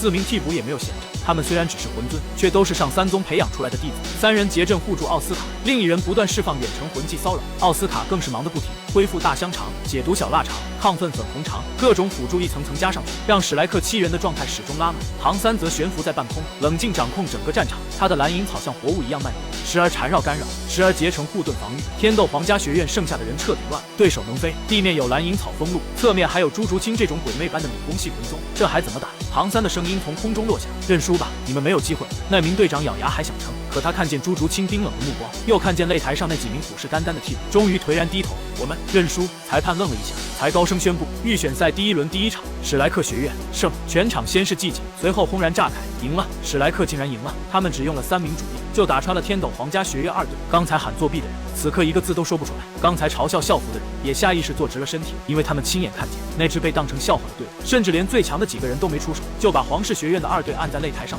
刚才的嘘声彻底消失，观众看向史莱克的目光只剩惊讶、好奇，还有一丝藏不住的敬畏。贵宾席上，雪夜大帝眼中金光一闪，转头看向宁风致，宁宗主，这史莱克学院。宁风致只是微微一笑，陛下，好戏还在后头。另一边，白金主教萨拉斯眯起眼睛，手指轻轻敲着扶手。史莱克学院有点意思。擂台上，唐三收起武魂，对着失魂落魄的对手平静开口：“承让。”说完，他转身带人走下擂台。这个承让没有半点炫耀，却比任何嘲讽都更扎心。天斗皇家学院2队的人站在原地，脸上火辣辣的疼。他们赛前骂史莱克是乡巴佬，可真正开打后才发现自己才是那个没见过世面的人。休息区里，戴沐白咧嘴一笑：“小三干得漂亮，这下看谁还敢小看我。”马红俊更是兴奋的手舞足蹈，太解气了！看他们以后还敢不敢狗眼看人低。宁荣荣抿嘴轻笑，玉天恒也微微点头，眼底带着一丝赞许。而那个刚才还口出狂言的队长，脸色青一阵白一阵，最后只能带着队员灰溜溜离开。首战，史莱克学院以绝对优势获胜。这场胜利像一颗石子砸进了全大陆魂师大赛的湖面，也让所有人第一次意识到，那支穿着史绿色校服的队伍根本不是校服。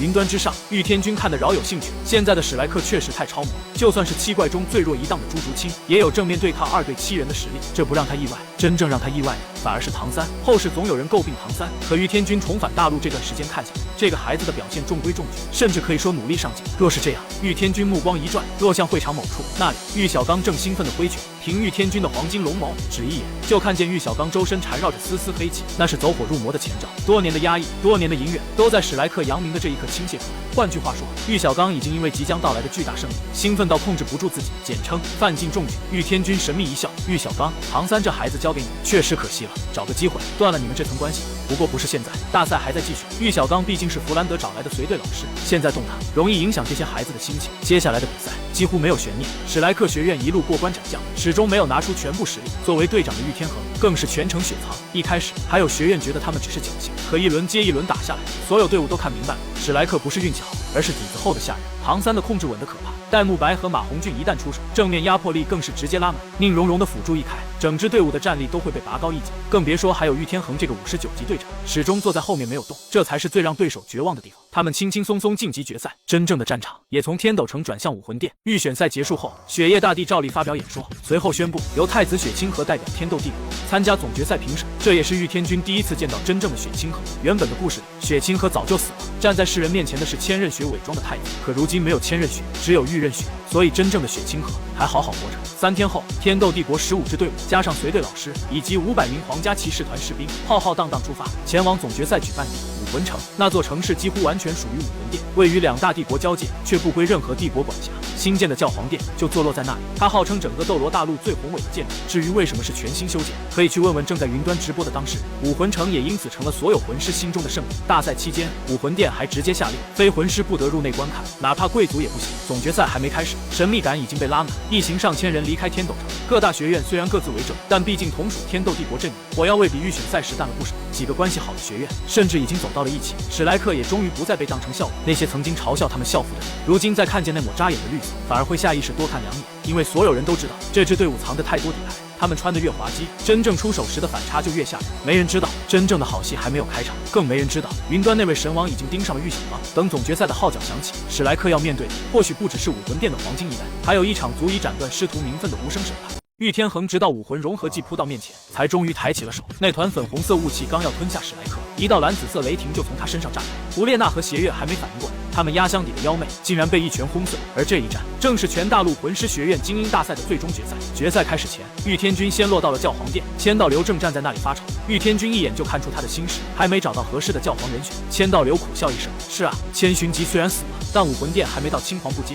真正能刚顶的人却始终没有出现。”玉天君神识扫过整座武魂城，很快就笑了：“其实你可以换个想法，这一届的胡列娜天赋不错，未来到不了极限斗罗，但超级斗罗没什么问题。”千道流皱眉，仅仅一个超级斗罗撑不起教皇之位吧？玉天君看向赛场方向，一个人当然不行，要是2个人呢？他还有个哥哥邪月，2人能施展武魂融合技，若是将来都修炼到超级斗罗，至少能占98级封号斗罗。千道流这才明白他的意思，先立圣子圣母，至于下任教皇是谁，那就不是他该操心的事。玉天君笑了笑，身影直接化作流光消失，因为真正的热闹已经要开始了。此时的决赛场地气氛几乎被推到顶点，武魂殿一方因为千寻疾那一带受损，菊斗罗和鬼斗罗又早被玉天君截胡，只能拉出3、4位供奉撑场面。反观史莱克这边，观赛阵容豪华的吓人，雷霆斗罗玉元镇，赤龙斗罗柳二龙，剑斗罗陈星，武斗罗古龙，七宝琉璃宗宗主宁风致，菊鬼2位斗罗昊天宗唐啸，昊天斗罗唐昊，还有刚突破93级的毒斗罗独孤博。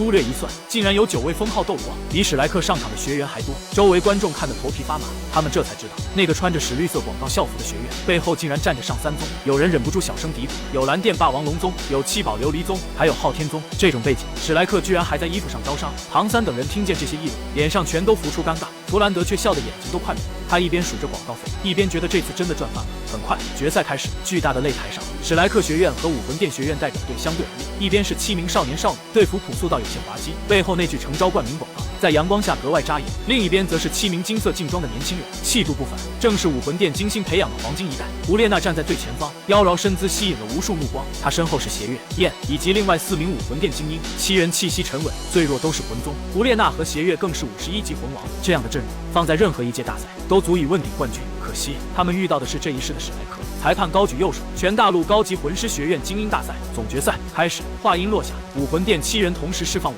魂，魂环光芒瞬间铺满擂台。胡列娜身后浮现妖狐虚影，邪月手中的双月刃寒光闪烁，焰魂身爆发出炽烈火焰。反观史莱克这边，只有6个人释放武魂，唐三、戴沐白、奥斯卡、马红俊、宁荣荣、朱竹清6人一字排开，魂环接连升起。而站在最后方的玉天恒却负手而立，甚至连武魂都没有放出来。观众席立刻议论起来，那个人怎么不动？难道决赛还带替补上场？可贵宾席上的封号斗罗们全都露出意味深长的笑容，因为他们都知道，那个一直不动的蓝发少年才是史莱克真正的底牌。胡列娜也察觉到了这一点，她盯着玉天恒，眉头微微皱起，但此刻箭在弦上，她只能娇喝一声动手。武魂殿7人同时冲出，阵型像一把尖刀，直插史莱克中央。邪月冲在最前方，双月刃划出2道银色弧光，目标直指唐三。唐三却只是微微一笑，第一魂环亮起，第一魂技蓝银缠绕，无数蓝银草从擂台地面疯狂涌入，没有直接攻击，而是在史莱克身前交织成一张巨大的藤网。邪月双月刃重重斩下，竟然只留下2道浅浅白痕，根本没能突破。邪月瞳孔一缩，他可是51级魂王，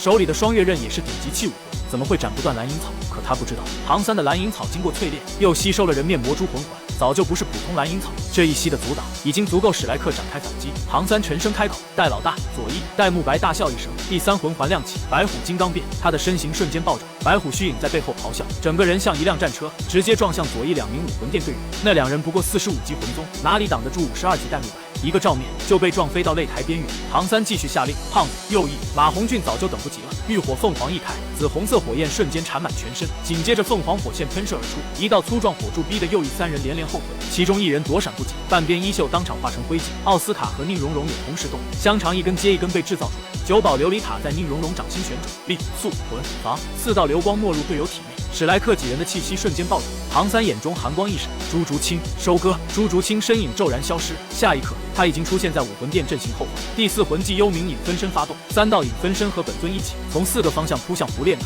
胡列娜脸色一变，立刻释放狐媚，粉红色雾气从她身上弥漫开来，想要迷惑朱竹清。可朱竹清眼神冰冷，丝毫不受影响，她本就意志坚定，再加上宁荣荣辅助加持，胡列娜的魅惑根本拦不住她。3道影分身同时命中，胡列娜被震退数步，嘴角溢出鲜血。邪月脸色大变，妹妹，她刚想回援，唐三的第4魂环已经亮起，蓝银囚笼，无数蓝银黄从地面冲天而起，瞬间把邪月困在其中，任凭他挥舞双月刃疯狂劈砍，一时半刻也破不开牢笼。短短半盏茶时间，武魂殿7人已有3人失去战斗力，剩下4人也被逼得节节后退。史莱克这边，除了奥斯卡和宁荣荣消耗了一些魂力，其他人几乎毫发无损。观众席已经彻底沸腾，6个人就把武魂殿黄金一代打成这样。那个蓝发少年还没出手，贵宾席上，千道流脸色难看，他看向玉天君，苦笑着说：“看来武魂殿真的要没落。”玉天君却只是耸了耸肩，只是现在而已，未来谁说得准？再说那2个小家伙还没用武魂融合技。话音刚落，擂台上的胡列娜擦掉嘴角血迹，眼中浮出决然，她看向邪月：“哥，用那一招吧。”邪月深吸一口气，重重点头。2人同时后退，背靠背站在一起。下一刻，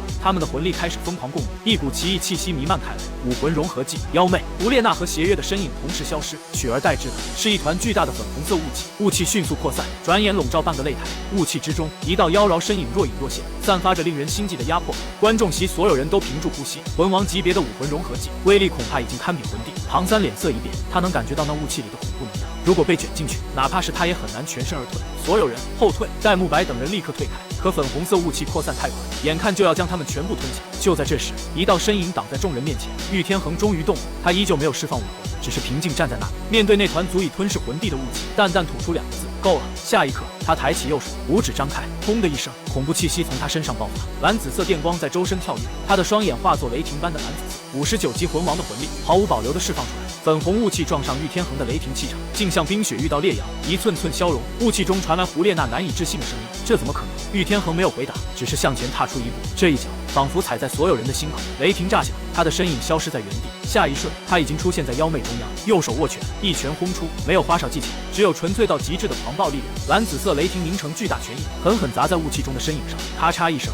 像有什么东西碎。粉红雾气剧烈震荡，然后轰然炸散。胡列娜和邪月同时倒飞出去，重重摔在擂台边缘，口中鲜血狂喷。武魂融合技，嚯！全场死寂，所有人目瞪口呆。59级魂王一拳打碎了魂王级别的武魂融合技，这已经不是强，而是完全超出了他们的理解。玉天恒转过身，看向剩下4名武魂殿队员，还要打吗？那4人脸色惨白，其中1人颤抖着举起手：“我们认输。”裁判愣了好一会儿，才猛地回过神。总决赛，史莱克学院胜！下一秒，欢呼声像海啸一样淹没教皇殿广场。史莱克冠军！无数人站起身高喊。那些曾经嘲笑他们衣服寒酸的人，此刻全都变成了最狂热的支持者。魂世界就是这样，实力为王，胜者为尊。擂台上，唐三、戴沐白、马红俊、奥斯卡、宁荣荣、朱竹清、玉天恒7人并肩而立，眼中都有藏不住的自豪。他们真的拿到了冠军！贵宾席上，9位封号斗罗同时起身鼓掌。玉元镇连说3个好字，柳二龙眼眶微红，陈星和卜荣也看向唐三，对这个蓝银草用到极致的少年露出明显赞赏。唐昊站在人群后方，难得露出笑意，低声喃喃：“小三干得漂亮。”而教皇殿顶层，千道流看着下方欢呼的人群，深深叹了口气。武魂殿的时代或许真的要过去。玉天君却平静开口：“时代总是在变，没有哪个势力能永远独占鳌头。新的时代未必比旧的差。”千道流沉默许久，终于点了点头。或许武魂殿也该做出一些改变了。玉天君没有再说话，他的目光越过欢呼的人群，越过擂台上的少年，最后落在更远处的玉小刚身上。这场大赛已经结束，可真正的风暴才刚刚落到那位大师头顶。冠军之夜，所有人都在庆祝史莱克登顶，只有玉小刚被一股看不见的力量一步步引到了武魂城外的小树林。他还不知道，玉天君已经在虚空中等着他了。玉天君要做的事很简单，让唐三和玉小刚决裂。这个念头已经在他心里盘旋了很久。作为神王，他俯瞰世间因果，很清楚唐三未来必然成神。无论是海神还是其他神器传承，唐三的命运都不会止步于凡人。可玉小刚这个被称为大师的男人，也会因为唐三成神，顺势拿到神奇之师的名头。到那时，那些曾经嘲笑他的人都会在他面前低头。玉天君并不想看见这一幕，倒不是他和玉小刚还有什么深仇大恨，这么多年过去，当年的恩怨早就淡了。可有些东西放下归放下，不代表他能眼睁睁看着玉小刚拿走不该拿的荣誉。玉小刚不配，他的所谓理论大多只是把大宗门基础知识重新包装。他的教导除了让唐三他们跑步背书，又真正帮过多少？唐三能走到今天，靠的是自己的天赋、努力、机遇，还有背后的昊天宗与史莱克众人，不是玉小刚那些纸上谈兵的东西。所以玉天君要撕开这层伪装，让唐三亲眼看清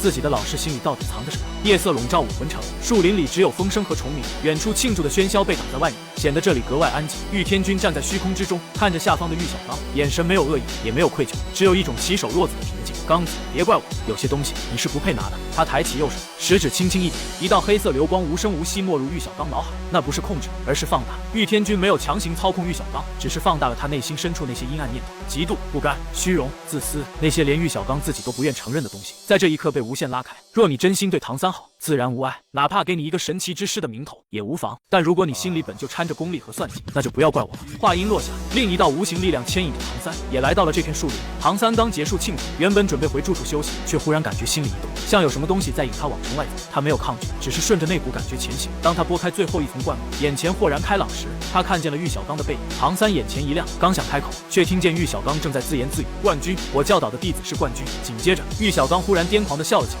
哈哈哈！我才是武魂界最权威的大师，从今天起，谁还敢质疑我的理论？谁还敢说我欺世盗名？唐三听到这里，神色微微一愣。他一直以为玉小刚沉稳睿智、淡泊名利，从没见过对方这副样子。不过他心里更多的还是同情。大师这些年被质疑太久，如今史莱克夺冠，确实该让他扬眉吐气。可下一句话却让唐三脸色瞬间变了。收下唐三，果然是我这辈子最大的投资。玉小刚声音里满是得意。幸好我提前看出了他的昊天锤背景，看出了他背后有昊天宗之称，否则我怎么会收一个蓝银草废武魂当弟子？一个先天满魂力的蓝银草，说出去谁信？要不是看在他背后的昊天宗，我理都不会理他。玉小刚说完，又得意地笑了起来，那笑声里没有试图温情，只有算计得逞后的满足。唐三站在原地，双手慢慢攥紧，指甲几乎嵌进掌心。他不是害怕，而是愤怒，一种被欺骗、被利用、被亲手撕开旧情的愤怒。这句话代表着他们最初的师徒情分从一开始就掺了假。唐三想起自己刚到诺丁学院的时候，那时他刚觉醒双生武魂，对这个世界还一无所知。宗门为了让他从底层开始了解魂师世界，才把他送到那里。玉小刚主动找上门，说要收他为徒。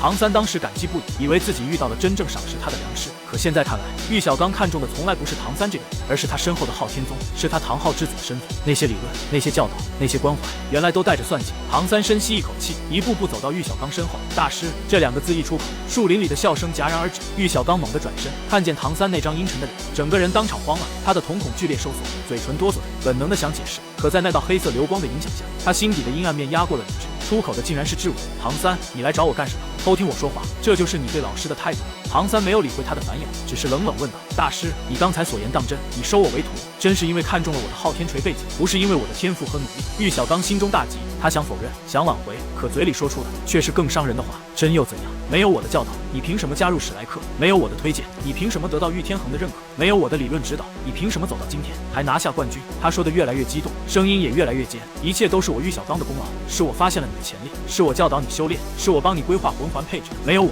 你唐三什么都不是。唐三听完反而笑了，那笑声里没有半点温度，只有讽刺和失望。我本就是双生武魂，先天满魂力，父亲是昊天斗罗，身后站着昊天宗，我原本就不缺修炼资源，更不缺基础知识。他抬头看着玉小刚，声音越来越冷：你50岁了，连30级都无法突破。所谓理论，不过是大宗门都会的基础知识。你把那些东西包装成自己的创建，欺骗了多少无知魂师？各大宗门看在蓝电霸王龙宗的面子上，不愿意与你计较，不愿意和你争这个可有可无的名头。你难道真以为自己就是所谓的大师？玉小刚脸色惨白，唐三却没有停下。你所谓的跑步训练，除了浪费我们的时间，还有什么意义？我的蓝银草能走到今天，靠的是我的修炼，我的机遇，我的队友，不是你几句纸上谈兵。月光落在唐三身上，他的神色终于彻底决绝。玉小刚，你今天说的很好，也让我终于看清了你的真面目。从今天起，我们恩断义绝，你不再是我的老师，我也不再是你的弟子。冠军之师的名头，就算我留给你的告别礼物，有了这个名头，你应该也能在武魂界混得风生水起。至于我唐三，不需要你这样的老师。冷哼声落下，唐三转身就走，他的背影挺直而决绝，没有一丝留恋。玉小刚愣在原地，张了张嘴，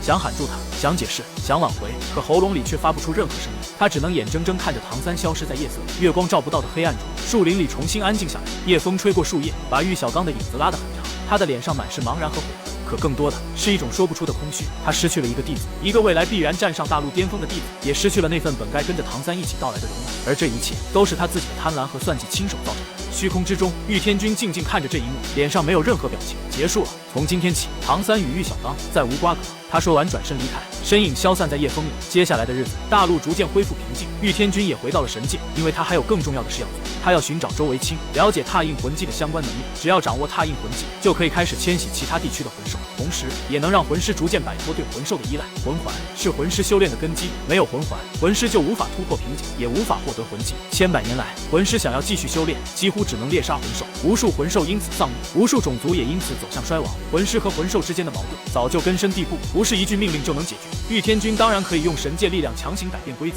可那样做只会引发更大的混乱。他需要一个更温和也更可持续的办法，而拓印魂技就是他想到的答案。所谓拓印，就是把已有魂技复制、转移、再分配。如果这个办法能真正实现，魂师就不必再通过猎杀魂兽获取魂环，而是可以通过拓印已有魂技来继续修炼。这样一来，魂兽的生存压力会大大减轻，魂师和魂兽之间的关系也有机会被重新改写。当然，这还只是一个构想，想要变成现实，需要大量研究和实验。而在这方面，玉天君手下正好有一个合适的人选——破坏神周维清。周维清掌控破坏神位，是玉天君麾下最得力的神器之一。他性格豪爽，不拘小节，但对魂技的理解和运用，在神界中堪称一绝。更重要的是，他当年在下位面修炼时，接触过相似的修炼体系，以他如今的境界和见识，或许真能帮玉天君把这件事走通。神界云雾缭绕，玉天君一步踏出，身影已经出现在破坏神殿前。他抬头看了一眼殿门上的匾，淡淡开口：“维清，可在？”声音不大，却传遍整座宫殿。片刻后，大门轰然打开，一道魁梧身影大步走出。那人虎背熊腰，浓眉大眼，浑身散发着狂野霸道的气息，正是破坏神周维清。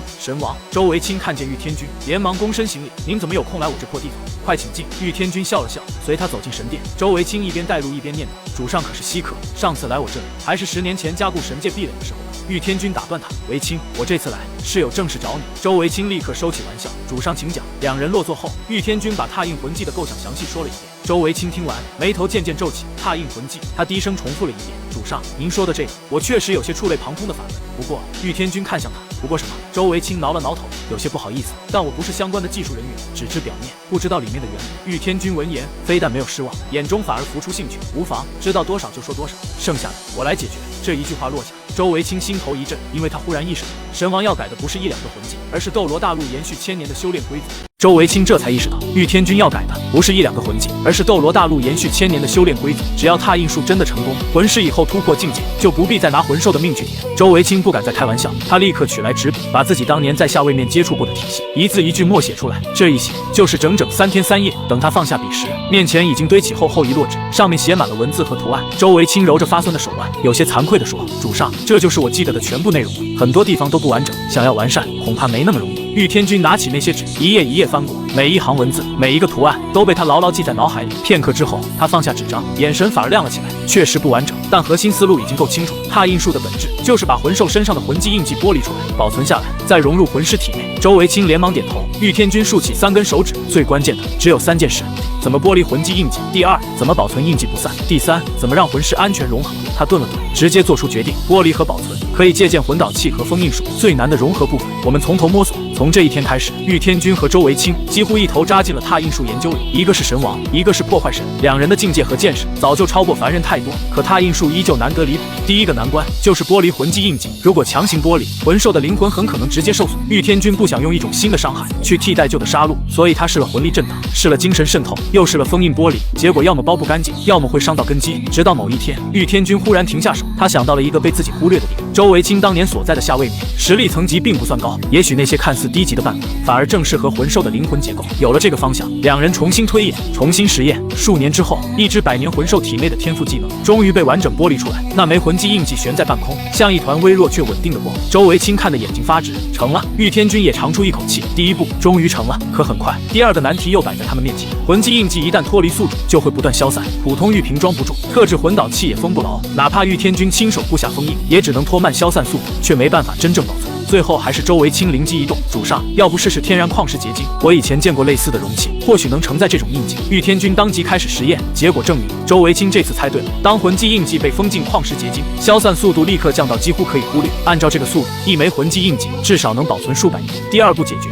剩下的就是最关键的融合。玉天君没有鲁莽推广，他先找来愿意参与试验的魂师，亲自护住对方识海和经脉，然后一点点调整融合方式。第1次，魂技印记只融入了一半；第2次，魂师差点被魂力反噬；第3次，魂技成功出现，但威力极不稳定。就这样，一次又一次修正，一次又一次优化。整整5年之后，玉天君终于拿着一枚稳定的魂技结晶，轻轻点了点头。5年，值得。有了它，魂师就不再需要猎杀魂兽获取魂环，这对整个斗罗大陆来说就是一场革命。周维清立刻问主上：“那我们现在直接公布吗？”玉天君摇头：“不急，规则改变得太猛，只会引来混乱。我们先小范围试验，证明它安全，再一步步推广。”接下来的几个月，玉天君和周维清在神界和斗罗大陆之间来回奔波，一批又一批魂师开始尝试踏印魂技，结果出奇顺利，所有参与者都成功融合魂技，没有出现明显副作用。消息传开后，越来越多的魂师主动找上门，因为对他们来说，猎魂本就是一场赌命，能不用进入魂兽森林就得到合适的魂技，谁会拒绝？很快，各大宗门也坐不住了，他们纷纷联系玉天君，想获得踏印术授权。玉天君只提了一个条件，想要踏印术就必须承诺不再猎杀魂兽，还要保护魂兽的生存环境，直到迁徙全部完成。这个条件很重，可踏印术的诱惑更大，不用冒险猎杀魂兽也能得到魂技，这是多少魂师梦里都不敢想的事。大多数宗门最终还是低下了头。从那一天起，魂师界的风向开始变了。以前一个魂师想晋级，第一反应就是找猎魂队进森林赌命，可现在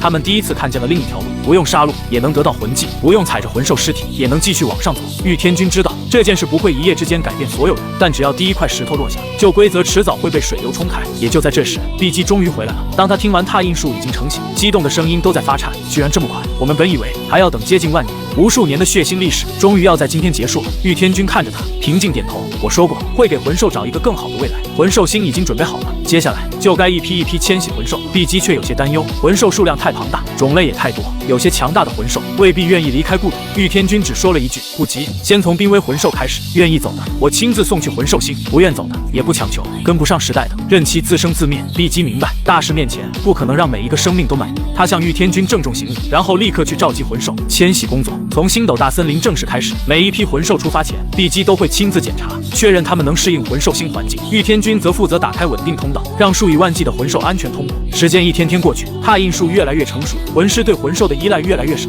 魂兽星上也终于有了真正的生机。这一迁徙不知不觉就是10年。10年后，海神岛上，唐三终于接收到了海神第9考，海神的声音在他脑海中缓缓响起。海神第9考，击杀祸乱海洋的100万年魂兽。神界之中，海神却满脸无奈。原本该作为第9考目标的深海魔金王早就被玉天君杀了，他只能亲自动用神力，催化出一只合格的考核对象。磅礴神力冲入下界海洋，在深渊海沟最黑暗的地方，一只普通深海章鱼魂兽开始疯狂进化。它吸收了海洋深处的怨念和能量，身体暴涨到万米，头颅如巨龙，8只眼睛闪着幽绿色寒光，12对触手铺满倒刺。这就是新的100万年魂兽深海魔章皇。做完这一切，海神也消耗不小。他低声嘀咕了一句：“凭唐三现在的实力，应该没问题。”然后便去闭关恢复。可他没有察觉，在那股神力催化深海魔章皇的时候，一缕邪神神念已经悄无声息钻了进去。海神岛神殿内，唐三握住海神3叉戟，缓缓睁开双眼。他已经是95级封号斗罗，又有神器在手，面对100万年魂兽，心中没有半点畏惧。下一刻，他一步踏出，直接赶往深渊海沟。海底深处，深海魔章皇从黑暗中苏醒，8只眼睛同时射出幽绿光网，想要把唐三拦在外面。唐三低喝一声：“黄金13级，无定风波！”金色光芒破开海水，海神3叉戟直接撕碎光网，一戟刺入深海魔章皇头颅，黑血瞬间喷涌而出。深海魔章皇痛苦嘶吼，12对触手从四面八方抽来，每一根都像能劈开山岳。唐三身形急转，3叉戟划出一道道金色弧线，将触手接连斩断。可100万年魂兽的恢复力太强，断掉的触手很快又重新生长出来。唐三眼神一沉，黄金13级，千载空幽，巨大的金色极影从天而降，正中深海魔章皇头颅。轰的一声，那庞大身躯被劈开巨大伤口，8只眼睛同时暗淡，身体缓缓沉向海底。可唐三没有放松，他知道100万年魂兽不可能这么容易死。果然，深海魔章皇在最后一刻睁开8眼，黑色光芒交织成一个深渊漩涡，恐怖吸力拉扯着周围一切，连海神3叉戟都开始松动。唐三索性松开神器，任由自己冲向漩涡中心。就在即将被吞噬的一瞬间，他双手结印海神之光，金色光柱从他身上冲天而起，与黑色漩涡狠狠撞在一起，整片深渊海沟都在震动，海水被蒸发，岩石被融化。终于，黑色漩涡轰然破碎，深海魔章皇发出绝望悲鸣，庞大身躯化作无数黑色光点，消散在海水之中。唐三大口喘息，身上多处受伤，眼中却满是兴奋。他完成了海神第9考，只要吸收完最后的传承，他就能真正成神。海神3叉戟自动飞回手中，庞大神力涌入唐三体内，改造他的身体，提升他的修为。而那枚100万年魂环也静静悬在他面前。唐三没有犹豫，他正准备把这枚魂环附加到自己的昊天锤上，可就在精神力触碰魂环的一瞬间，一股冰冷邪恶的力量猛地冲进他的识海。唐三脸色骤变，什么？他想收回精神力，却已经晚了。那股力量像毒蛇一样缠住他，一点点钻进意识深处。邪神的声音在他脑海中低低响起：“放弃吧，唐三，你的身体，你的神位都会成为我的容器。”唐三怒吼：“滚出去！”金色精神海疯狂翻涌，试图把黑色邪力全部淹没。可邪神的力量太诡异了，他不正面硬拼，只是一点点撕咬，一点点同化。唐三头痛欲裂，意识越来越模糊。他拼命守住最后一点清明，可黑暗像潮水一样涌来，一波接着一波。终于，唐三的眼睛缓缓闭上，又缓缓睁开。只是这一次，那双眼里再也没有清澈的金光，只剩下诡异的暗红。说实话，大家平时想刷高质量好看的中长视频，根本不用到处找，直接去抖音精选 app 就行，里面全是优质原创动画内容，而且界面干净流畅，一刷就停不下来。想看更多同款动画内容，来抖音精选就够了。